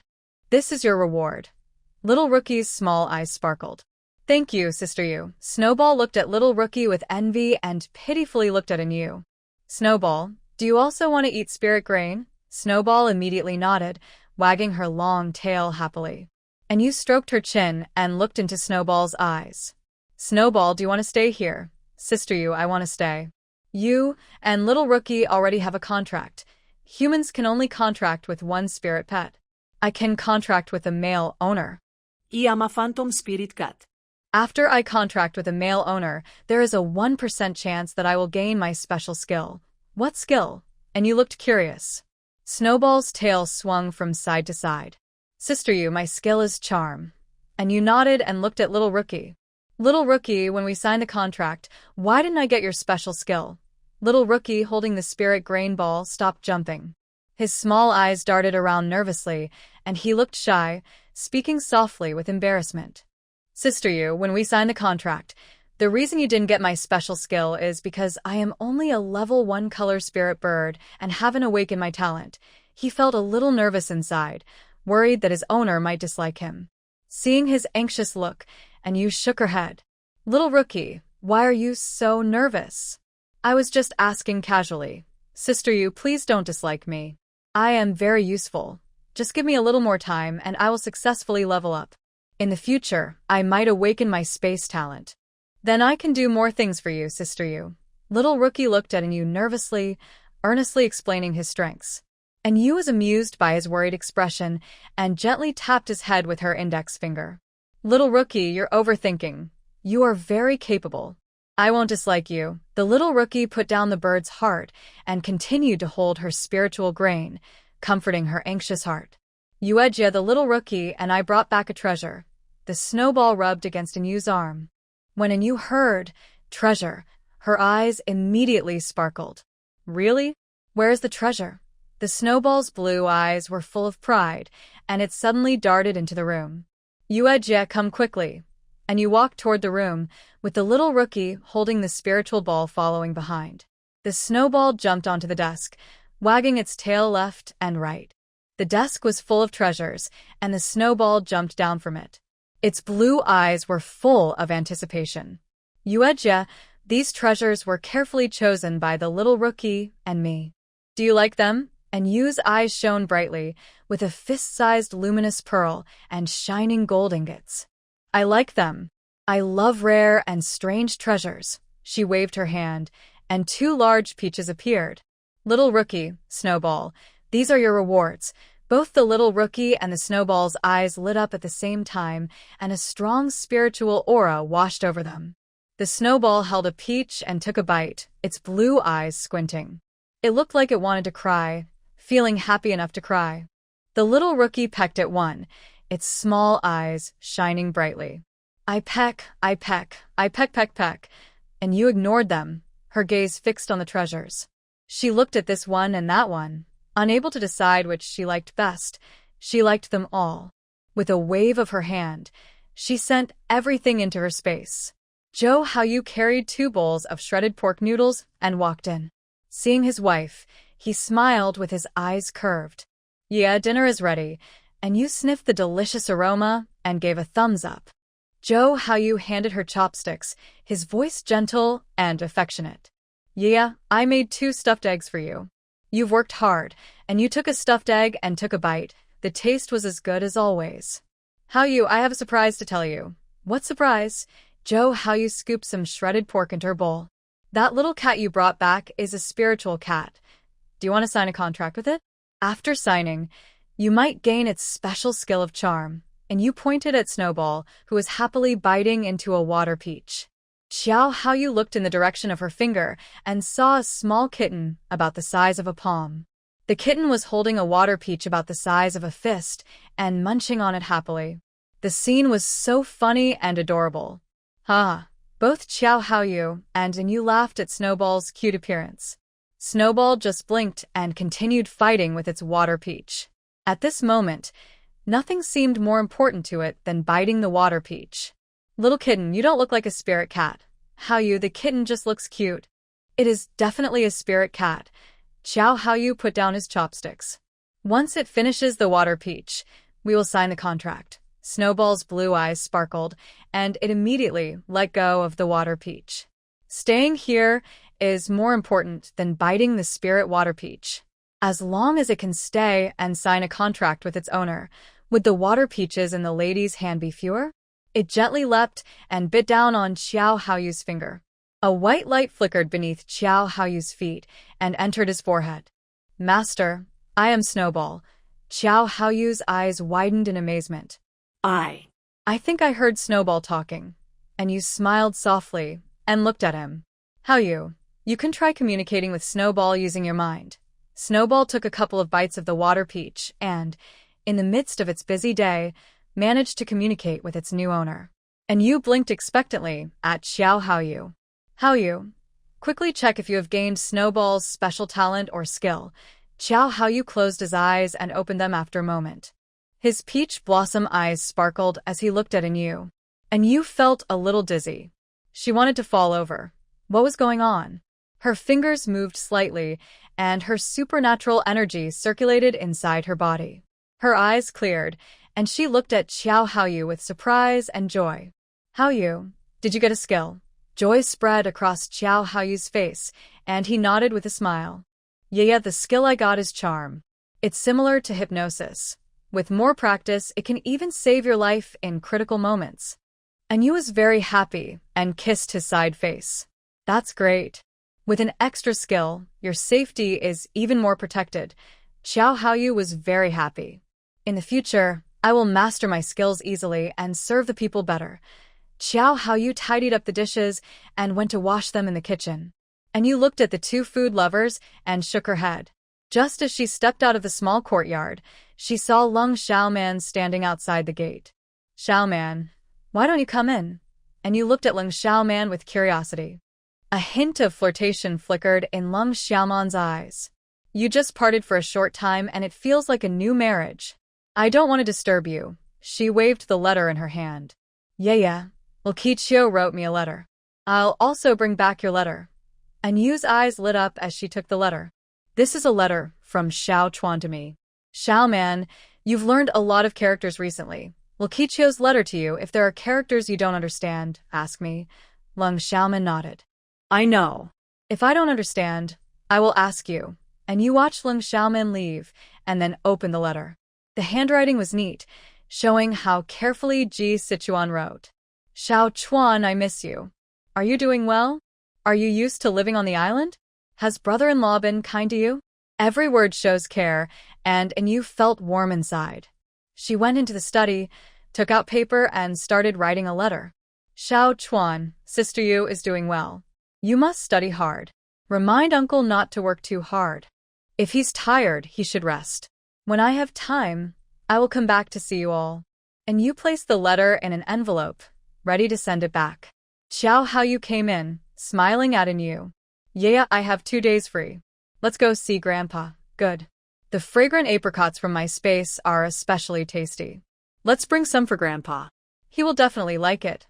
Also, bring some dried seafood that has been sun-dried. Let Grandpa try it. Xiao Haoyu hugged Yu. Yeah, I trust your judgment. And Yu reached out and tapped Xiao Haoyu's chest, smiling softly.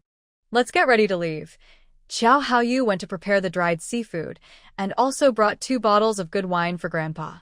And Yu prepared everything and gently patted the little bird on the head. Little bird, Haoyu and I will be gone for 2 days. You and Shuetuan take good care of the house. Little bird blinked. Sister Yu, I promise to complete the task. Yuejia, I will behave well and watch over the little rookie for you. Shuetuan's blue eyes sparkle and her tail wagged happily. And Yu and Xiao Haoyu walk side by side toward the seaside pier. At the seaside pier, Hishu stands in the wind, dressed in a neat military uniform, like a tall pine tree. Hishu's narrow eyes show some nervousness, and his hands tighten then loosen. Lin Yinxia smiles warmly and gently comforts him. Bookworm, are you nervous? Don't worry, my grandpa isn't a tiger. He doesn't eat people. Hishu looks at Lin Yinxio, his voice tinged with worry. Nian, what if Grandpa doesn't like me? What if he doesn't agree for us to be together? Bookworm, you're so good. Grandpa will definitely approve of you. If he doesn't, I'll hold his arm and cry my heart out. Lin Yinxio winks playfully. Hishu is amused by her, and he reaches out to smooth her wind-blown hair. Nian, you cry so beautifully. It makes me feel tender. His eyes soften, and he silently adds in his mind, You cry so beautifully. I feel sad but also want to tease you. Your tearful eyes are so tempting to me. They chat and laugh, waiting for the boat to depart. Yuan watches from afar, seeing Lin Yinxio and Hishu standing by the sea. Nian, are you and Hishu also going to Jing City? Are you going on a date or to meet the family? Lin Yinxio suddenly turns around, her smile bright. Yeah, are you and Haoyu also going to Jing City? Yuan nods. Yes, Haoyu and I are going to see my grandpa. Lin Yinxio's face flushes with a rosy glow, and her voice is cheerful. Coincidentally, I and Bookworm are also going to see my grandpa. Xiao Haoyu's eyes flicker with a smile as he walks over to Hishu. They have known each other for many years, and he can tell at a glance that Hishu is a bit nervous right now. Hishu, you're excellent, and you and Nian are a good match. There's nothing to be nervous about. Just remember a few words, and you'll pass Grandpa Lin's test. Hishu's eyes suddenly light up with hope, looking at Xiao Haoyu. In terms of meeting the family, you have more experience than me. I'm a little nervous now. I'm worried that Grandpa Lin might not agree that Nian Nian and I are together. Xiao Haoyu patted his shoulder with a hint of a smile in his voice. He said, He Shu only gets nervous when he cares. Just remember this. No matter what Grandpa Lin asks, always put Nian Qiu first. Make a sincere promise, like after you get married, caring for your wife is every day, and loving her should always be in your heart. As long as Grandpa Lin sees your sincerity, he won't oppose. He Shu's eyes brightened, and his nervousness eased a little. How you? Thank you. I will remember. He said, He Shu, I look forward to celebrating your wedding. I wish you to marry your love soon. Xiao Haoyu clenched his fist and patted He Shu's shoulder. Haoyu, when we get married, we definitely won't leave until we're completely drunk. He Shu's smile grew warmer, and he felt like spreading his wings. He wanted to fly to the Lin family to see Grandpa Lin and gain his approval. Time can be strange sometimes. Many times, we realize how quickly the days pass. In the blink of an eye, the sun sets. But when waiting, time seems to slow down. Every second feels long, and each minute stretches endlessly. Right now, He Shu keeps checking his watch, feeling like time is moving very slowly. He's waited so long. Why hasn't it been time to set sail yet? And Yu's eyes sparkled with curiosity. Nian Nian, do you think He Shu is a little nervous? Lin Yinqiu nodded with a smile. We made plans yesterday. Today, I'm taking him to see Grandpa. He's a bit nervous, but that's normal. It's not a big problem. Grandpa loves me very much. He'll see the good in He Shu, and Yu smiled. Nian Nian, I wish you both success on this trip. Thanks. When the time comes, I'll treat you to some wedding candies. Do you prefer white rabbit milk candies or chocolate-filled candies? Lin Yinqiu's eyes lit up as she looked at the boat on the sea. Whether it's white rabbit candies or chocolate-filled ones, as long as they're wedding candies for you and He Shu, I like them all. Nian Nian, we're setting off. The big ship to your happiness is here, and you pointed at the approaching ship. Let's go. Lin Yinqiu's eyes sparkled, and her smile was bright. She stepped lightly and boarded the big boat on the sea. He Shu's narrow eyes sparkled with joyful flames as he took long strides toward the big boat. Zhou Haoyu watched He Shu's eager look with a smile. He shook his head and looked kindly at Yu, extending his right hand. Yeah, let's go on the boat together. And Yu smiled slightly and placed her hand in his palm. Zhou Haoyu held her hand and helped her onto the boat. Ji Qingyuan stood by the sea, saying, He Shu, I wish you success and good luck. Qingyuan, wait for my good news. When I return, I will bring you a bottle of mitai. Thank you for taking care of Nian Nian during this time. He Shu smiled brightly and waved at Ji Qingyuan. When Ji Qingyuan heard about mitai, his fox-like eyes shone brightly. He Shu, I'm waiting for your good news. He looked at Zhou Haoyu with anticipation, wondering, will Zhou Haoyu also bring him a bottle of mitai? Zhou Haoyu looked into his expectant eyes, a happy smile forming on his lips. His voice carried with the sea breeze to Ji Qingyuan. Qingyuan, He Shu brought you mitai. I brought you 2 roasted chickens you love. Ji Qingyuan laughed heartily. It's a deal. And you sat on the boat, watching the waves in the sea. Haoyu, what is Grandpa like? Zhou Haoyu looked at the clouds in the sky. Yeah, as long as it's something you give Grandpa, he'll like it. He Shu's narrow eyes lit up as he looked intently at Lin Yinqiu. Nian Nian, what is Grandpa like? Drinking wine or tea? Lin Yinqiu's beautiful eyes were filled with tenderness. Bookworm, my grandpa likes to drink wine, especially mitai. He Shu squinted happily. Nian Nian, let's go to the supply store first and buy some mitai for Grandpa. Lin Yinqiu felt a warm glow inside. When someone cares about you, they also care about your family. If someone doesn't care about your loved ones or your feelings, they probably won't care about you either. Zhou Haoyu held Yu's hand as they stepped off the boat, and He Shu held Lin Yinqiu's hand as they disembarked. He Shu was reluctant to let go of Lin Yinqiu's hand, feeling a bit regretful. He missed the chance to hold Nian Nian's hand when boarding the boat. He firmly remembered in his heart that, in the future, whether boarding or leaving the boat, he must not miss the chance to hold hands. Zhou Haoyu looked at He Shu. Hishu, let's go to the supply and marketing cooperative together. Hishu's narrow eyes looked at Zhou Haoyu. He lowered his voice. Haoyu, do you think buying 2 bottles of Maotai is too little?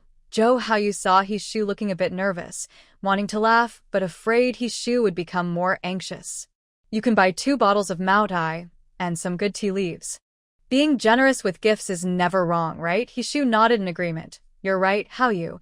He tapped Zhou Haoyu's shoulder again. When you went to see Auntie and Yu's uncle, weren't you nervous at all? Zhou Haoyu recalled that day and smiled mysteriously. The first time I met my uncle, I said I wasn't nervous at all. That was a lie. Hishu's tense heart relaxed a little. Bookworm, the supply and marketing cooperative is ahead.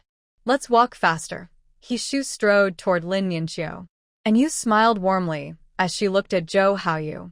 Haoyu, Hishu has completely been won over by Nian Nian. Zhou Haoyu nodded in agreement. Hishu's parents have a good relationship.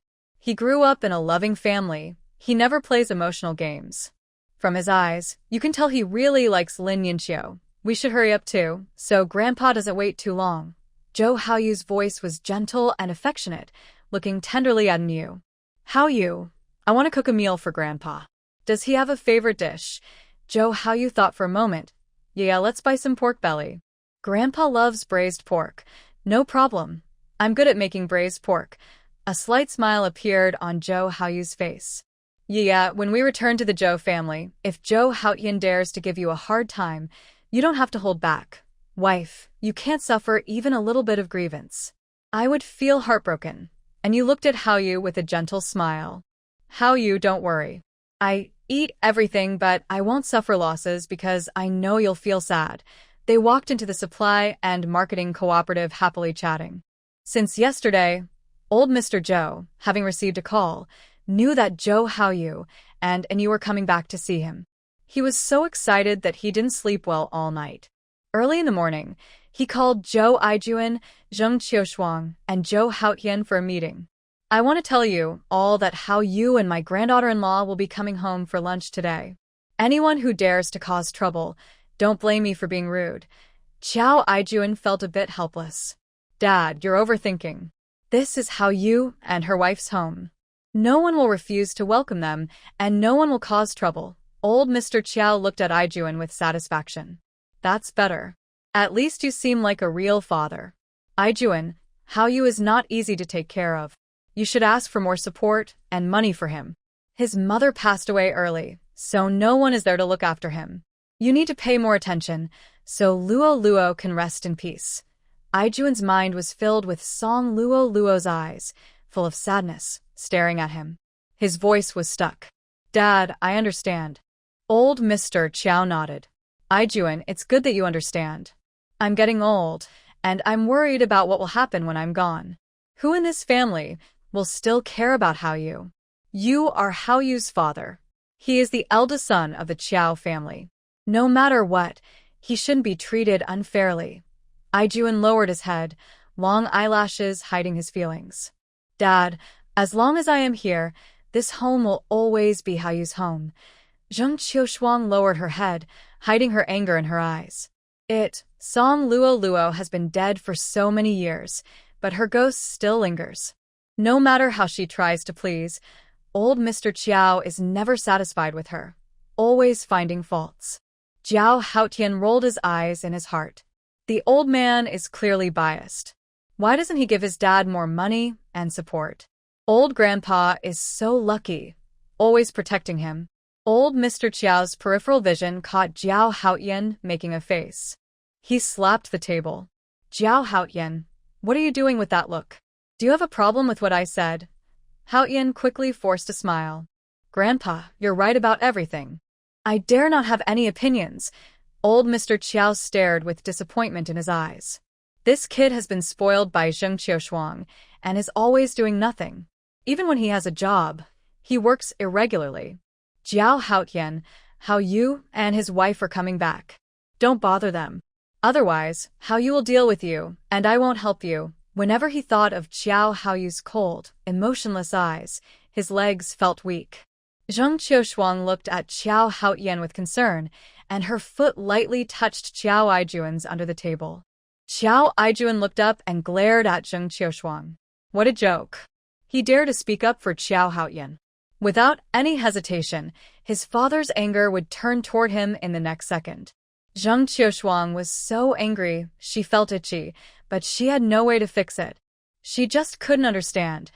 What's so good about Song Luoluo? Why does old Master Qiao keep thinking about her? Today at noon, you all come home for dinner. Welcome my daughter-in-law and how you back. Old Master Qiao's gaze swept over the three of them. Xiao Aijuan nodded. Dad, I have no work at noon. I will definitely come home for dinner. Qiao Haoyan wanted to say he was busy, but when he looked into old Master Qiao's eyes, he felt too nervous to speak. Zheng Qiushuang was sure she would come back. She was afraid that if she wasn't home, Qiao Aijuan might secretly give money and tickets to Qiao Haoyu. He Shu carried 2 bottles of Mao Dai and a gift prepared for old Master Lin. Haoyu, Nian Nian, and I are leaving first. He Shu, good luck. We're waiting for your good news. Qiao Haoyu clenched his fist to cheer him on. He Shu turned and followed Lin Nianqiu toward the Lin family. Qiao Haoyu smiled warmly at Yu, his voice full of tenderness. Yeah, let's go shopping first. Buy whatever you like. Come on, let's buy some clothes for Grandpa. In Qiao Haoyu's eyes, there was deep, unbreakable affection. Yeah, you look beautiful in a dress. Let's buy a couple more dresses you like. And Yu smiled slightly. Just buying dresses is fine, but I want to buy a sewing machine. Qiao Haoyu's eyes sparkled with excitement, and his voice was full of surprise. Yeah, you can make clothes? Somewhat. Later, I'll buy some cotton fabric and make you 2 pajamas. And Yu's eyes shone brightly. Before the apocalypse, she studied design. Handcrafts and cooking were her hobbies. Back then, she liked to relax, brewing her favorite tea.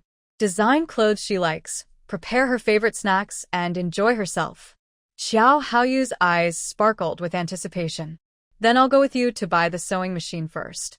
And you walked quickly, feeling very happy. Yesterday, old Master Lin received a call. His beloved granddaughter was bringing her future husband to meet him today. After hanging up, old Master Lin started pacing back and forth in the yard. His expression was complicated, happy but worried, a mix of joy and concern. He was happy because his precious granddaughter was finally dating someone. He was worried because he didn't know what kind of person her partner was. He feared that his granddaughter, still inexperienced, might meet someone unsuitable. Old man, stop pacing. You're making me dizzy, said Grandma Lin, helplessly holding her forehead as she watched him walk like a restless ant on a hot pan. Old lady, aren't you worried? What kind of person do you think Nian Nian will bring home? Old Master Lin shot her a look. Calm down. When she brings someone home, we'll see him eventually. You've been pacing all day, turning into a donkey pulling a mill. We can't meet him until Nian Nian and her partner return. Finally, old Master Lin stopped, his beard protesting. Grandma, you don't understand. I'm just worried about our precious granddaughter. She was transferred to the island not long ago. Why was there no news before? Suddenly, she says she's bringing someone back. How can I not worry? And I have no idea what Lin Yanhai is up to. His sister has already brought someone home, but he hasn't even sent a message. If Lin Yanhai knew what old Master Lin was thinking, he would definitely shout in protest.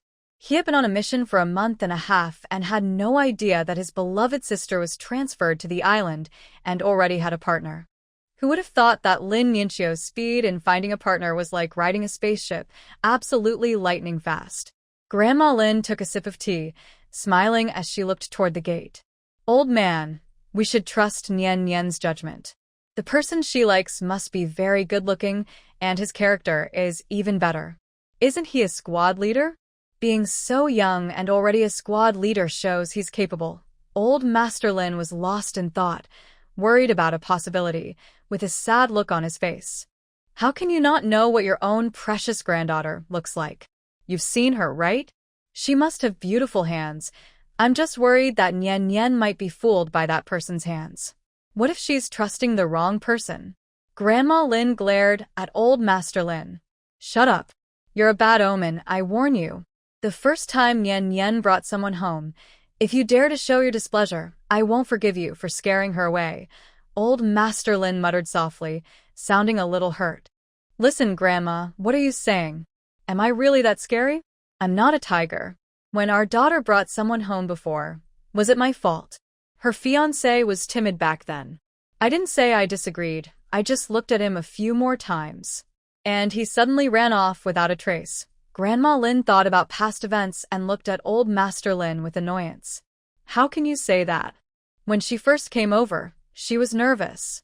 And you had your eyes wide like bells, staring at her so hard. For over 10 minutes, you didn't blink once. Who wouldn't be scared? Do you have any idea how you look? Your face was dark and scary. Even dogs would back away. You scared our daughter so much she cried. That's because I was inexperienced. I was worried she'd get hurt, so I wanted to give her a warning. But I didn't expect Xiaoma to be so timid. He ran faster than a rabbit. Old Master Lin felt a bit guilty. When he first met his future son-in-law, Xiaoma was nervous. Didn't he feel nervous too? Knowing his daughter liked Xiaoma, he wanted to observe him. But when he saw Xiaoma, he thought about how his daughter might be stolen away right in front of him. He couldn't control his expression and scared Xiaoma away. His daughter cried so sadly, tears almost flooded his study. Little Bao, Lin's youngest son, laughed happily. Great-grandpa, great-grandma, little Andy, and future little uncle are back. Grandma Lin's face lit up with joy. Quick, take great-grandma to see them. Old Mr. Lin unconsciously widened his eyes, thinking to himself, he shouldn't be too stern now, or he might scare away his future son-in-law. His old bones couldn't help but feel a little emotional. Lin Yinxiu and He Shu walked side by side toward the Lin family. Grandpa, Grandma, I'm back. Lin Yinxiu's voice was cheerful, with a slight upward tone at the end, making everyone feel warm inside. Grandma Lin looked at Lin Yinxiu with love. Nian Nian is back. You didn't eat well on the island. You look so thin. Lin Yinxiu held Grandma Lin's hand, shook it gently, looking sweet and obedient. Grandma, I ate well and slept well on the island. I didn't suffer at all. She then took He Shu's hand. Grandma, Grandpa, this is my boyfriend, He Shu. He Shu smiled warmly and respectfully greeted them. Hello, Grandpa Lin, Grandma Lin. Nice to meet you. I brought some gifts for you. I hope you like them. Grandma Lin nodded, her gaze first falling on He Shu's hands. Her eyes brightened. Such beautiful hands. No wonder her precious granddaughter liked him. He also looks good. His eyes are honest, and he has a scholarly air. What a handsome young man. Her granddaughter has good taste. He Shu looked at her granddaughter with gentle affection, showing he liked her very much. Grandma Lin was somewhat pleased, her expression softening. Whether someone likes you or not can be seen in their eyes. Xiao He, sit down quickly. Thank you, Grandma Lin. He Shu handed a bottle of Matai liquor to the glaring old Mr. Lin. Grandpa Lin, I heard Nian Nian say you like to drink. I don't know if Matai suits your taste. Old Mr. Lin's gaze naturally fell on the 2 bottles of Matai in He Shu's hand. A quick flash of light crossed his eyes. He looked at He Shu more favorably. He took the Matai and placed it on the table. Xiao He, how long have you and Nian Nian been together? Grandpa Lin, I fell in love with Nian Xiao at first sight. We are dating with intention of marriage. I've already submitted a marriage application to the army. I hope Grandpa Lin and Grandma Lin will agree. I want to have the chance to stay by Nian Nian's side, to laugh with her, to play with her, to watch the sunrise and sunset with her, to visit Grandpa Lin and Grandma Lin at the Lin family. Old Mr. Lin and Mrs. Lin quickly exchanged a glance. Little He, my daughter Nian has a bad temper. She's very strong. Are you not worried she might accidentally hurt you? Grandpa, I think Nian has a good temper. If she really hurt me, it must be because I did something wrong first. I probably made her angry, so it's not her fault. Mrs. Lin was very happy with He Shu's answer and looked at him with more satisfaction. Lin Yinxiu's eyes shimmered with tears, and a smile spread across her face. She felt warm and soft inside. Mrs. Lin looked at her granddaughter with a gentle smile. She understood clearly that her precious granddaughter was deeply in love. Old Mr. Lin looked at He Shu. Little He, do you know how to play chess? Then play a game of chess with me. Old Mr. Lin took He Shu and left. Lin Yinxiu watched his shoe worriedly and instinctively wanted to follow. Mrs. Lin held her hand and patted it gently. Nian nian, stechalm. Your grandpa won't make things difficult for little he. Lin Yinxiu hugged Mrs. Lin's hand and pouted. Grandma, do you think Grandpa will agree to let the bookworm marry me? Mrs. Lin looked seriously into her granddaughter's eyes. Nian Nian, tell Grandma, do you really have to be with him? Grandma, even though I was transferred to the island only recently, my heart tells me I really like the bookworm. I want to be with him for the rest of my life. Without hesitation, Lin Yinxiu nodded. My precious Nian Nian has grown up and is getting married. Grandma, you agree then? I will marry the bookworm. Lin Yinxiu's face was full of joy as she looked at Mrs. Lin with anticipation. Mrs. Lin was amused by her adorable look. She stretched out and pinched Lin Yinxiu's nose. Gently swinging her fingers left and right, she said, You're already set on him. How can I stop you? Lin Yinxiu happily hugged Mrs. Lin. Grandma, you're the best. Thank you for supporting me and the bookworm. Mrs. Lin smiled so broadly her eyes nearly closed. Oh, don't hug me too tightly. If you do, I might lose my balance. Lin Yinxiu secretly glanced at the courtyard, where two people were playing chess on either side. The atmosphere was very harmonious. Her grandpa wasn't scowling or glaring. Old Mr. Chiao had walked around a few times and was standing at the gate, occasionally looking around. Zhou Haoyu and you carried Maotai wine and golden apricots, walking side by side. Grandpa Zhou's eyes lit up as he looked at Yu. He then glanced at his grandson, full of pride. Not to mention, this young man has good taste. He and his daughter-in-law are a perfect match. Grandpa, I'm back. Zhou Haoyu waved the Maotai bottle and greeted Grandpa. Grandpa, we're here to see you.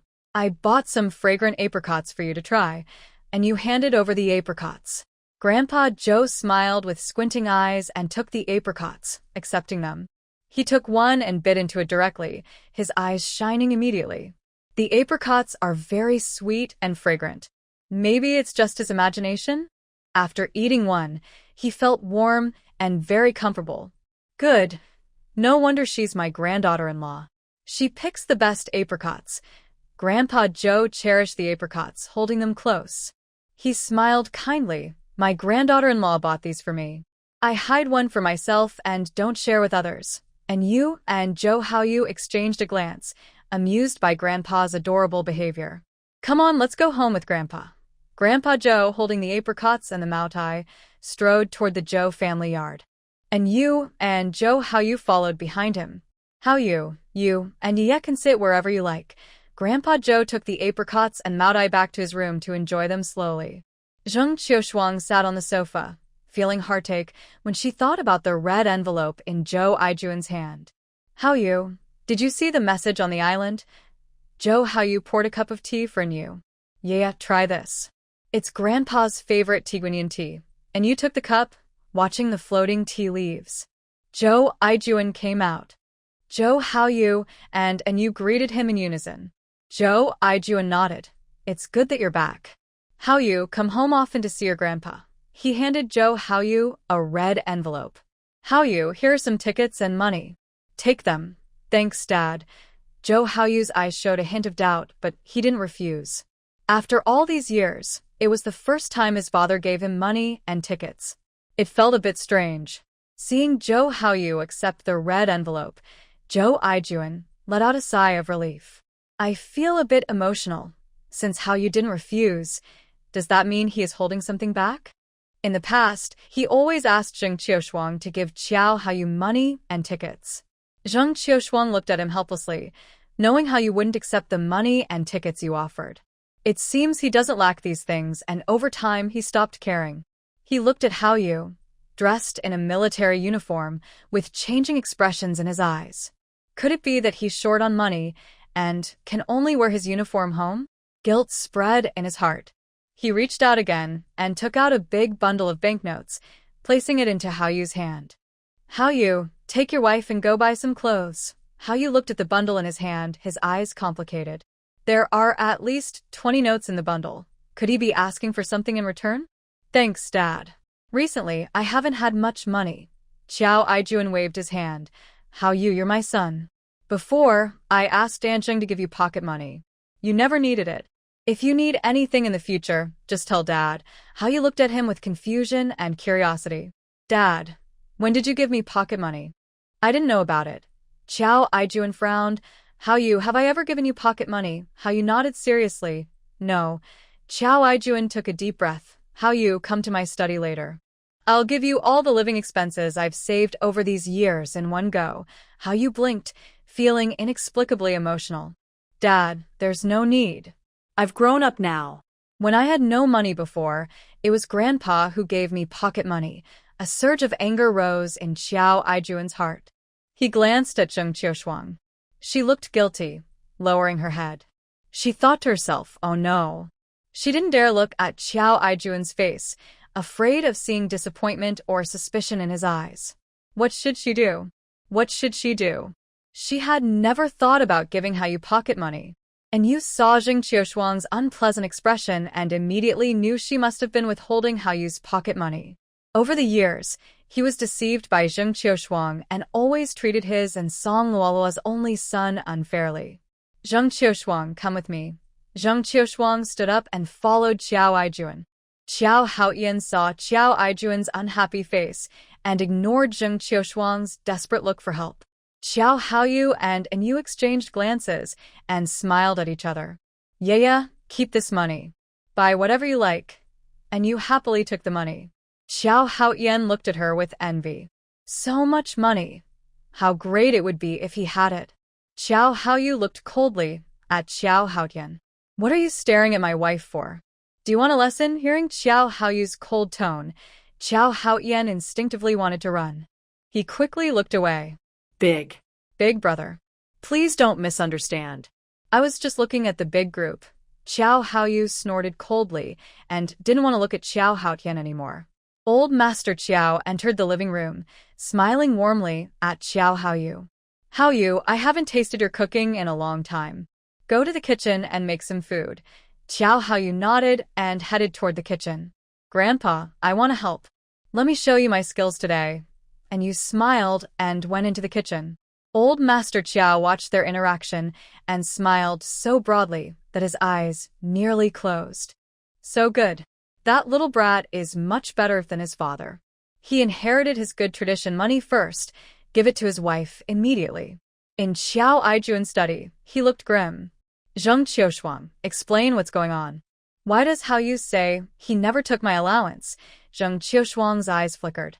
Xiao Aijuan's voice turned colder. I hate being lied to. I have no interest in your stories. Think carefully before you speak. I only give you one chance. Zheng Qiushuang's heart trembled. She looked into Xiao Aijuan's icy eyes, struggling whether to admit her mistake. When she looked up, tears of regret flowed from her eyes, sliding down her cheeks. Her lips trembled and turned pale. Aijuan, it's all my fault. I only asked Haoyu once. He ignored me and left. Aijuan, all the mistakes are mine. I shouldn't have gotten angry with a child. Xiao Aijuan's eyes were full of disappointment as he looked at her, feeling so unfamiliar. Zheng Qiushuang, when we got married, you once said you would treat Haoyu as your own son. Later, when we had Haotian, you favored him a bit more, which is natural. But I never expected that you would actually withhold Haoyu's pocket money. All these years, if it weren't for Dad's help, how hard must Haoyu have had it? Aijuan, it's my fault, my mistake. I will make it up to Haoyu. I will double his pocket money, for all these years. Please forgive me. I truly realize I was wrong. Zheng Qiushuang cried sadly, sincerely admitting her mistake. Xiao Aijuan looked at her for a long time. This is the last time. You must give Haoyu 1,000 yuan. You also need to sincerely apologize to Haoyu. You owe him for over 10 years. Zheng Qiushuang lowered her head tightly, afraid to look up and let Xiao Aijuan see her feelings of regret and anger. She used all her strength to force out a word through her clenched teeth. Okay. Her heart was bleeding. 1,000 yuan. That was most of her secret savings over the years. It was gone now, and she still had to apologize to Song Luoluo's son. She was Mrs. Qiao, and now the most important thing was to restore her image in Xiao Aijuan's heart. Other matters could be dealt with later. What was taken today would be returned 1,000 times over in the future. Xiao Aijuan looked at Zheng Qiushuang, who was sincerely apologizing, and his tone softened considerably. All right, go prepare the money. I will personally give it to Haoyu. Zheng Qiushuang didn't dare to argue. She turned and left the study to prepare the money in her room. The moment she stepped out of the study, her face was clouded with gloom. She quickly walked into her room, her anger bubbling inside, unable to find an outlet. After taking several deep breaths, she managed to suppress her fury. Zheng Qiushuang kept comforting herself. It's okay, as long as she stays calm and wins Xiao Aijuan's trust, the money will come back. She painfully took out 1,000 yuan, looking at the mostly empty box. She dared not look at it again and hurriedly left the room. Her hands trembled as she held the money, her eyelashes expressing her reluctance. The kitchen was filled with delicious smells, and the atmosphere was warm. And Yu happily plated the braised ribs. Haoyu, do you think today will bring us a surprise? Xiao Haoyu's charming eyes twinkled with a hint of a smile as he softly whispered to Anuer, Zheng Qiushuang's plan has been exposed. You should compensate me a bit. Over 10 years of allowance isn't a small amount. Today, we will definitely have a pleasant surprise. Really? Anuer's eyes and smile were full of happiness. Yeah, you made Grandpa's favorite braised ribs. Old Master Qiao's eyes lit up with delight as he smelled the aroma. Grandpa, I hope you like the braised ribs I made. I don't know your taste, but I hope it's to your liking. Old Master Qiao nodded repeatedly, looking completely enchanted. Your daughter-in-law's braised ribs will surely suit my taste. Xiao Haoyu brought the ribs to the table. Grandpa, try some first. Thea made it especially for you. All right, I must try it. Old Master Qiao poured a glass of Maodai and took a bite of the ribs. Good. My granddaughter-in-law's braised ribs are delicious. Qiao Haoyan sniffed the tempting aroma and couldn't help but swallow. A twinge of jealousy crossed his mind. Why is Qiao Haoyu so lucky? He married a simple girl from the countryside, yet she can cook such delicious food. Anuer washed her hands and placed a table full of colorful, fragrant dishes. Braised ribs, boiled fish, mapo tofu. Old Master Qiao happily sipped his maotai, looking at the table full of his favorite dishes. Yeah, the boiled fish is really tasty. Your cooking skills are excellent. Haoyu is so lucky.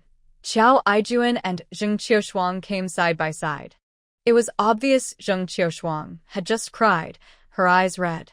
Aijuan, today you are so lucky. My granddaughter-in-law prepared a table of delicious food just for me. Xiao Aijuan watched Old Master Qiao happily talking, a quick smile flashing in his eyes. Dad, you should eat more today. Okay, I'll have an extra bowl of rice. Old Master Qiao was very happy. He hadn't been this joyful in a long time. Zheng Qiushuang lowered her head and quietly sat down, trying to stay unnoticed. Looking at the table full of tasty dishes, she had no appetite at all. 1,000 yuan. She was upset about spending 1,000 yuan, which made her eat poorly and have trouble sleeping. Zhou Haoyu carefully removed the fish bones from the boiled fish and thoughtfully placed them into a used bowl. Old Master Qiao saw this and couldn't help but smile. He thought to himself, at last, I have inherited my father's caring nature from when he was young. And you served a bowl of clear water dumplings and handed it to Old Master Qiao. Grandpa, try these clear water dumplings. They taste really good. Old Master Qiao smiled broadly, showing his teeth, and used a small spoon to take a dumpling into his mouth. The dumpling was fresh, fragrant, and smooth, leaving a nice taste in his mouth. He gave a thumbs up and praised with a smile. The family enjoyed a happy meal, except for Zheng Qiushuang, who found it hard to swallow. Zhou Haoyan didn't eat much either. He looked at his father, who was giving Zhou Haoyu some living expenses, and felt so envious that he lost his appetite. And you felt very happy. Seeing Zheng Qiushuang and Zhou Haoyan, she also found it hard to eat. Feeling good, she ate half a bowl of rice. Old Master Qiao was very pleased and drank 3 glasses of Maotai liquor. He put down his chopsticks and smiled at Zhou Haoyu. Haoyu, Grandpa is a little tipsy. Help me to rest for a bit. Zhou Haoyu carefully helped Old Master Qiao to his room. And you put down her chopsticks, and Zhou Aijuan looked at her. And you, if you and your family ever have difficulties, remember to come home and tell me. Thank you, Dad, she replied with a smile. Zheng Qiushuang's anger was boiling inside. She lowered her head and dared not say anything. She saw all the delicious dishes on the table, but didn't eat a single bite. She glared at Zhou Haotian, feeling disappointed and angry. Zhou Haotian only cared about eating. How big is his heart? Didn't he see that his father was giving money to Zhou Haoyu? He's heartless and still in such a good mood, eating so happily. Zhou Haotian paused with his chopsticks and rolled his eyes. Mom, why are you glaring at me? Did I give the money to Zhou Haoyu? If you have the guts, go glare at my dad. What's wrong with me eating some food? He was so hungry that his eyes were shining with stars, just thinking about the money. And you relaxed, drinking tea and watching the family's expressions change. Honestly, it was quite entertaining. Zheng Qiushuang looked up and saw the smile in Anyu's eyes. She glared fiercely at Anyu, but didn't have time to take it back. Aunt Sheng, why are you glaring at me? Could it be that you don't welcome Haoyu and me back? Anyu's voice was full of worry. Zheng Qiushuang widened her eyes and looked at Xiao Ai Jun's gaze. She quickly shook her head with a smile. And you misunderstood. How could Aunt not welcome you back? We're very happy that you and how you can come home. That's great. From now on, whenever I and how you have time, we'll come to see Grandpa. And you smiled sweetly and looked at Zheng Qiushuang with a meaningful gaze. Zheng Qiushuang could only force a smile, her heart burning with anger almost to her hair. She tried her best to hold back, but her face twisted with rage. She felt frustrated and helpless. And you like to watch people, especially those who were angry but couldn't speak out. Serves you right, Zheng Qiushuang thought. You bullied Haoyu before. This is just the beginning. In the future, we will often come home to see how you hide your anger. Xiao Ai Jun nodded happily, looking at Anyu with approval. Your grandpa likes you very much. If you come home often, he'll be very happy. Zheng Qiushuang clenched her fists tightly, her nails digging into her palms. The pain kept her from losing her temper. Today, just after returning, she already felt her heart ache with anger. Why can't Xiao Haoyu stay away like before? After getting married, why does he have to come home and cause trouble? Yun Duo, that girl, really is unworthy. She chased after Xiao Haoyu for so many years and still let a country girl take advantage. If Zheng Yun Duo becomes a daughter-in-law of the Qiao family, she would be loyal to her. Why would she need to compensate Xiao Haoyu? Xiao Haotian sensed Zheng Qiushuang's low mood, so he quickly put down his chopsticks. He disappeared from the living room in a flash. Sometimes, retreat is the best strategy. And you stood up.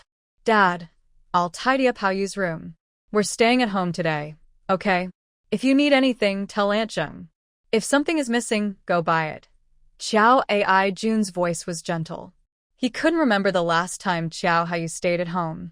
And you happily noticed Zheng Qiushuang frowning. She walked lightly, thinking, if you're unhappy, I want to set off firecrackers. After settling Grandpa Qiao, Haoyu turned around and saw you. Yeah, I'll take you to my room. Haoyu, how long has it been since you last stayed in your room? And you looked at Xiao Haoyu with curiosity. Xiao Haoyu opened the door while replying. It's been a few years. I've mostly been living in Qinghe village. Most of the time, I just come back to see my grandfather and rarely stay overnight. A twinge of sadness filled Anyu's heart. He doesn't want to go home. The only reason must be that he's unhappy living there. Zheng Qiushuang, with a smiling face but a sharp tongue, is sweet but also bitter at heart. The young Xiao Haoyu has suffered many unfair things. Haoyu, from now on, I'll go home with you. You didn't see just now. Zheng Qiushuang's face was twisted with anger. Today's meal was so rich, but she didn't eat a single bite. She probably felt guilty and wanted to make it up to you with your pocket money. Xiao Haoyu handed all the money to Anyu, saying, Wife, all our money is in your hands, and you took the money with a bright smile. Such a good girl. You definitely deserve a reward. She tiptoed and gave him a big, fragrant kiss on his cheek. Xiao Haoyu's eyes sparkled slightly, and his voice was soft and husky as he cuddled you like a spoiled child. Wife, is this reward a little too small? And you looked at him with a gentle smile, pinching his nose. How about this? I'll give you another treat, an apricot. Are you satisfied? Chow Hao-yu didn't hide. His eyes were full of affection. Whether it's sour or sweet, as long as it's from you. I like everything you give me. And Yu's heart instantly softened like honey, sweet and bubbly. She reached out and tapped his nose, her tone rising at the end. You're getting better at making me feel loved. She held Chow Hao-yu's face and captured his perfect lips, giving a gentle bite that made his lips look even more beautiful. And Yu's eyes were dreamy as she reached out and pressed her finger on Chow Hao-yu's rosy lips. Hao-yu, are you satisfied now? Then, take me to see your room. Chow Hao-yu's eyes were full of tenderness as he held Yu's hand. His room was very clean, with only a big bed, a desk, and a wardrobe. Yeah, look, this is a photo of my mom. It's the only family photo we have, and you picked up the frame, which showed a beautiful woman holding Chow Hao-yu. She has a pair of eyes exactly like Chow Hao-yu's. In the photo, Song Luo is smiling sweetly, a true beauty. Hao-yu, Mom is very pretty and your eyes are just as beautiful. Chow Hao-yu looks at the photo, remembering his mother as very beautiful. In places he can't see, there's a hint of sadness in her expression. When he was young, he didn't understand why his mother often looked lost in thought. Yeah, Mom is a gentle and beautiful person, but why doesn't Dad like her? And Yu gently holds Chow Hao-yu's hand and speaks softly. Hao-yu, feelings are hard to explain. Mom is charming, but Dad doesn't like her. That only shows they don't have much love between them. Back then, it was arranged marriage and matchmaking. A wrong choice that delayed two people. Chow Hao-yu nods. He was still young then. His father was always in a hurry to leave, and his mother often stared after him, lost in thought. He would hold his mother and wipe her tears with care. His mother always told him she was fine, just the wind was too strong and blurred her eyes. Once, he clung to his father's leg, refusing to let him go. Jiao Aijuan didn't hesitate for a second.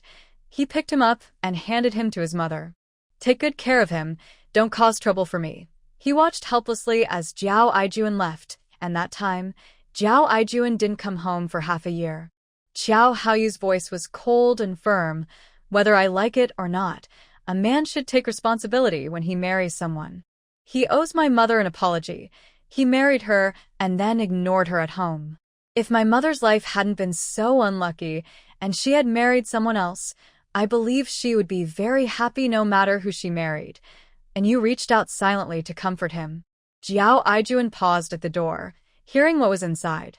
His eyes were complicated, guilt slowly spreading.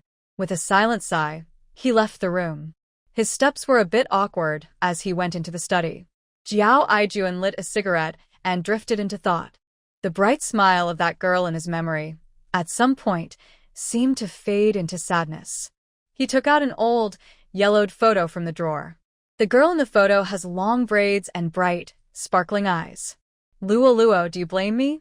Blame me for neglecting you, because I was busy? If you hadn't met me, would you be very happy? Our son is already married, and he hates me for not taking good care of you. He is right. During our short marriage, I did not fulfill my duties as a husband. It was I who made your bright smile disappear. I neglected you. By the time I wanted to make it up to you, you had already left. I never had the chance to make things right. Lolo, I am sorry. I wish you happiness in your next life. Don't meet someone like me again. Xiao Aijuan put the photo away again.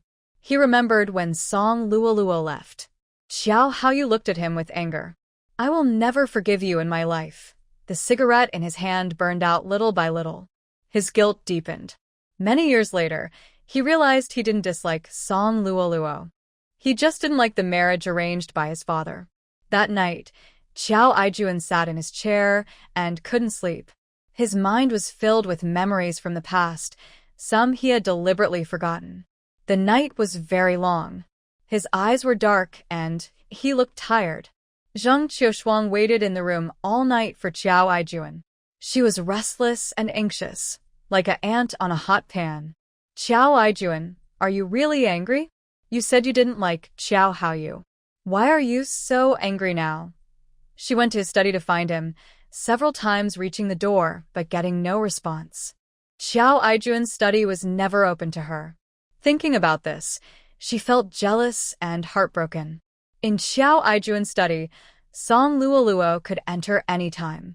Even after marrying Xiao Aijuan for many years, she couldn't enter without his permission. Zheng Qiushuang found a photo of Song Luoluo somewhere. Song Luoluo, what does it matter if you can enter his study? Everything of yours is now mine. Your husband is now by my side.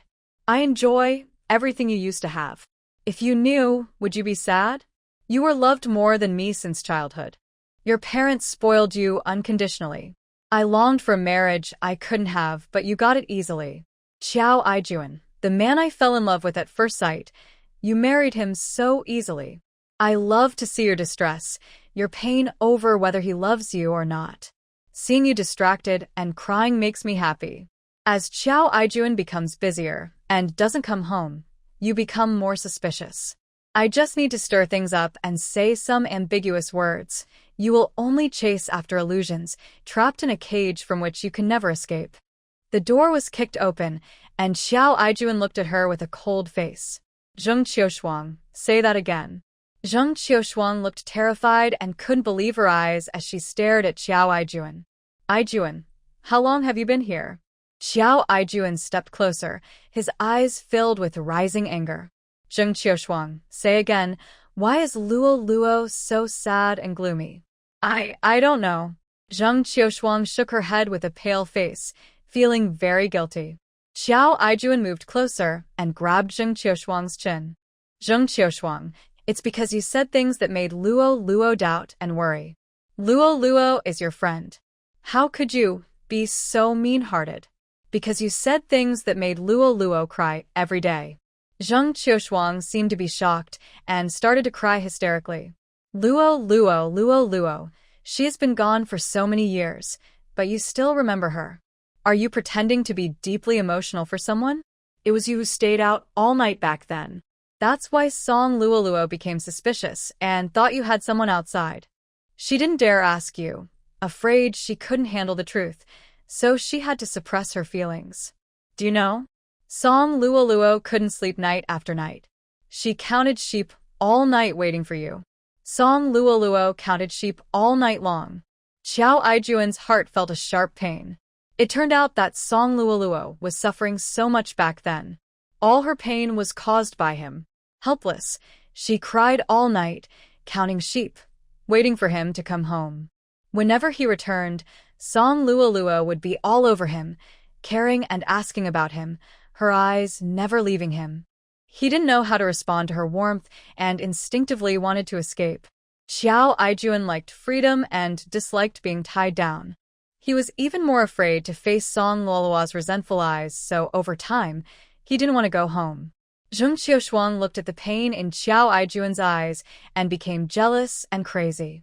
Xiao Aijuan, I've been married to you for so many years, but I've never had the chance to enter your study. What about me makes me inferior to Song Luoluo? I can't freely enter your study? Xiao Aijuan, are you better than Luoluo in any way? She is kind, beautiful, and gentle. You and she are not even comparable. Xiao Aijuan looked at Zheng Qiushuang with a cold expression. You. Why did you marry me?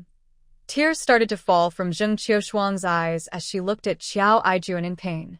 If I hadn't been drunk that night, and if you hadn't been wearing Luoluo's clothes, I would have thought it was her. You think you can marry into the Qiao family and compete with Luoluo, regardless of whether I love her or not.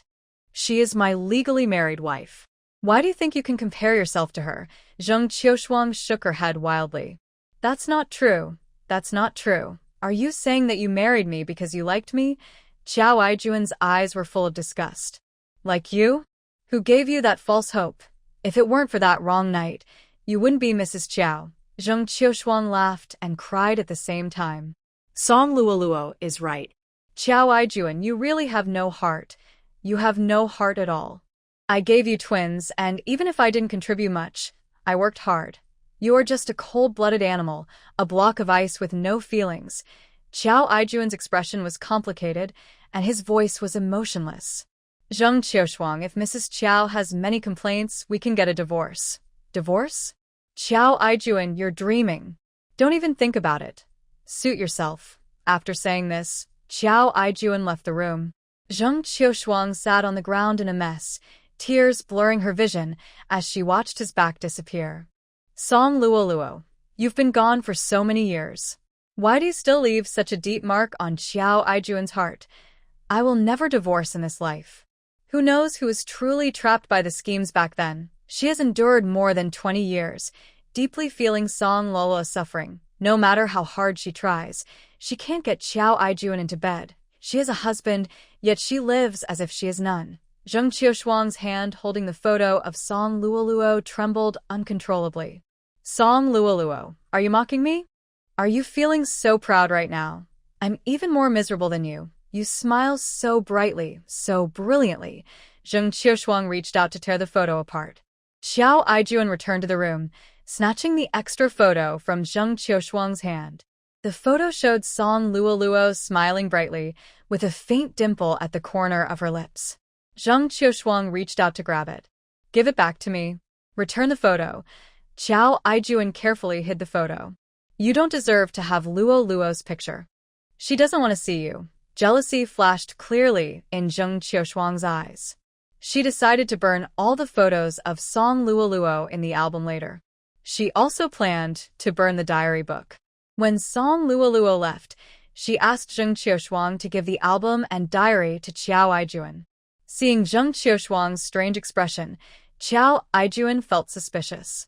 He looked around the room and saw Zheng Qiushuang staring at the wardrobe. He walked quickly over and opened the wardrobe door.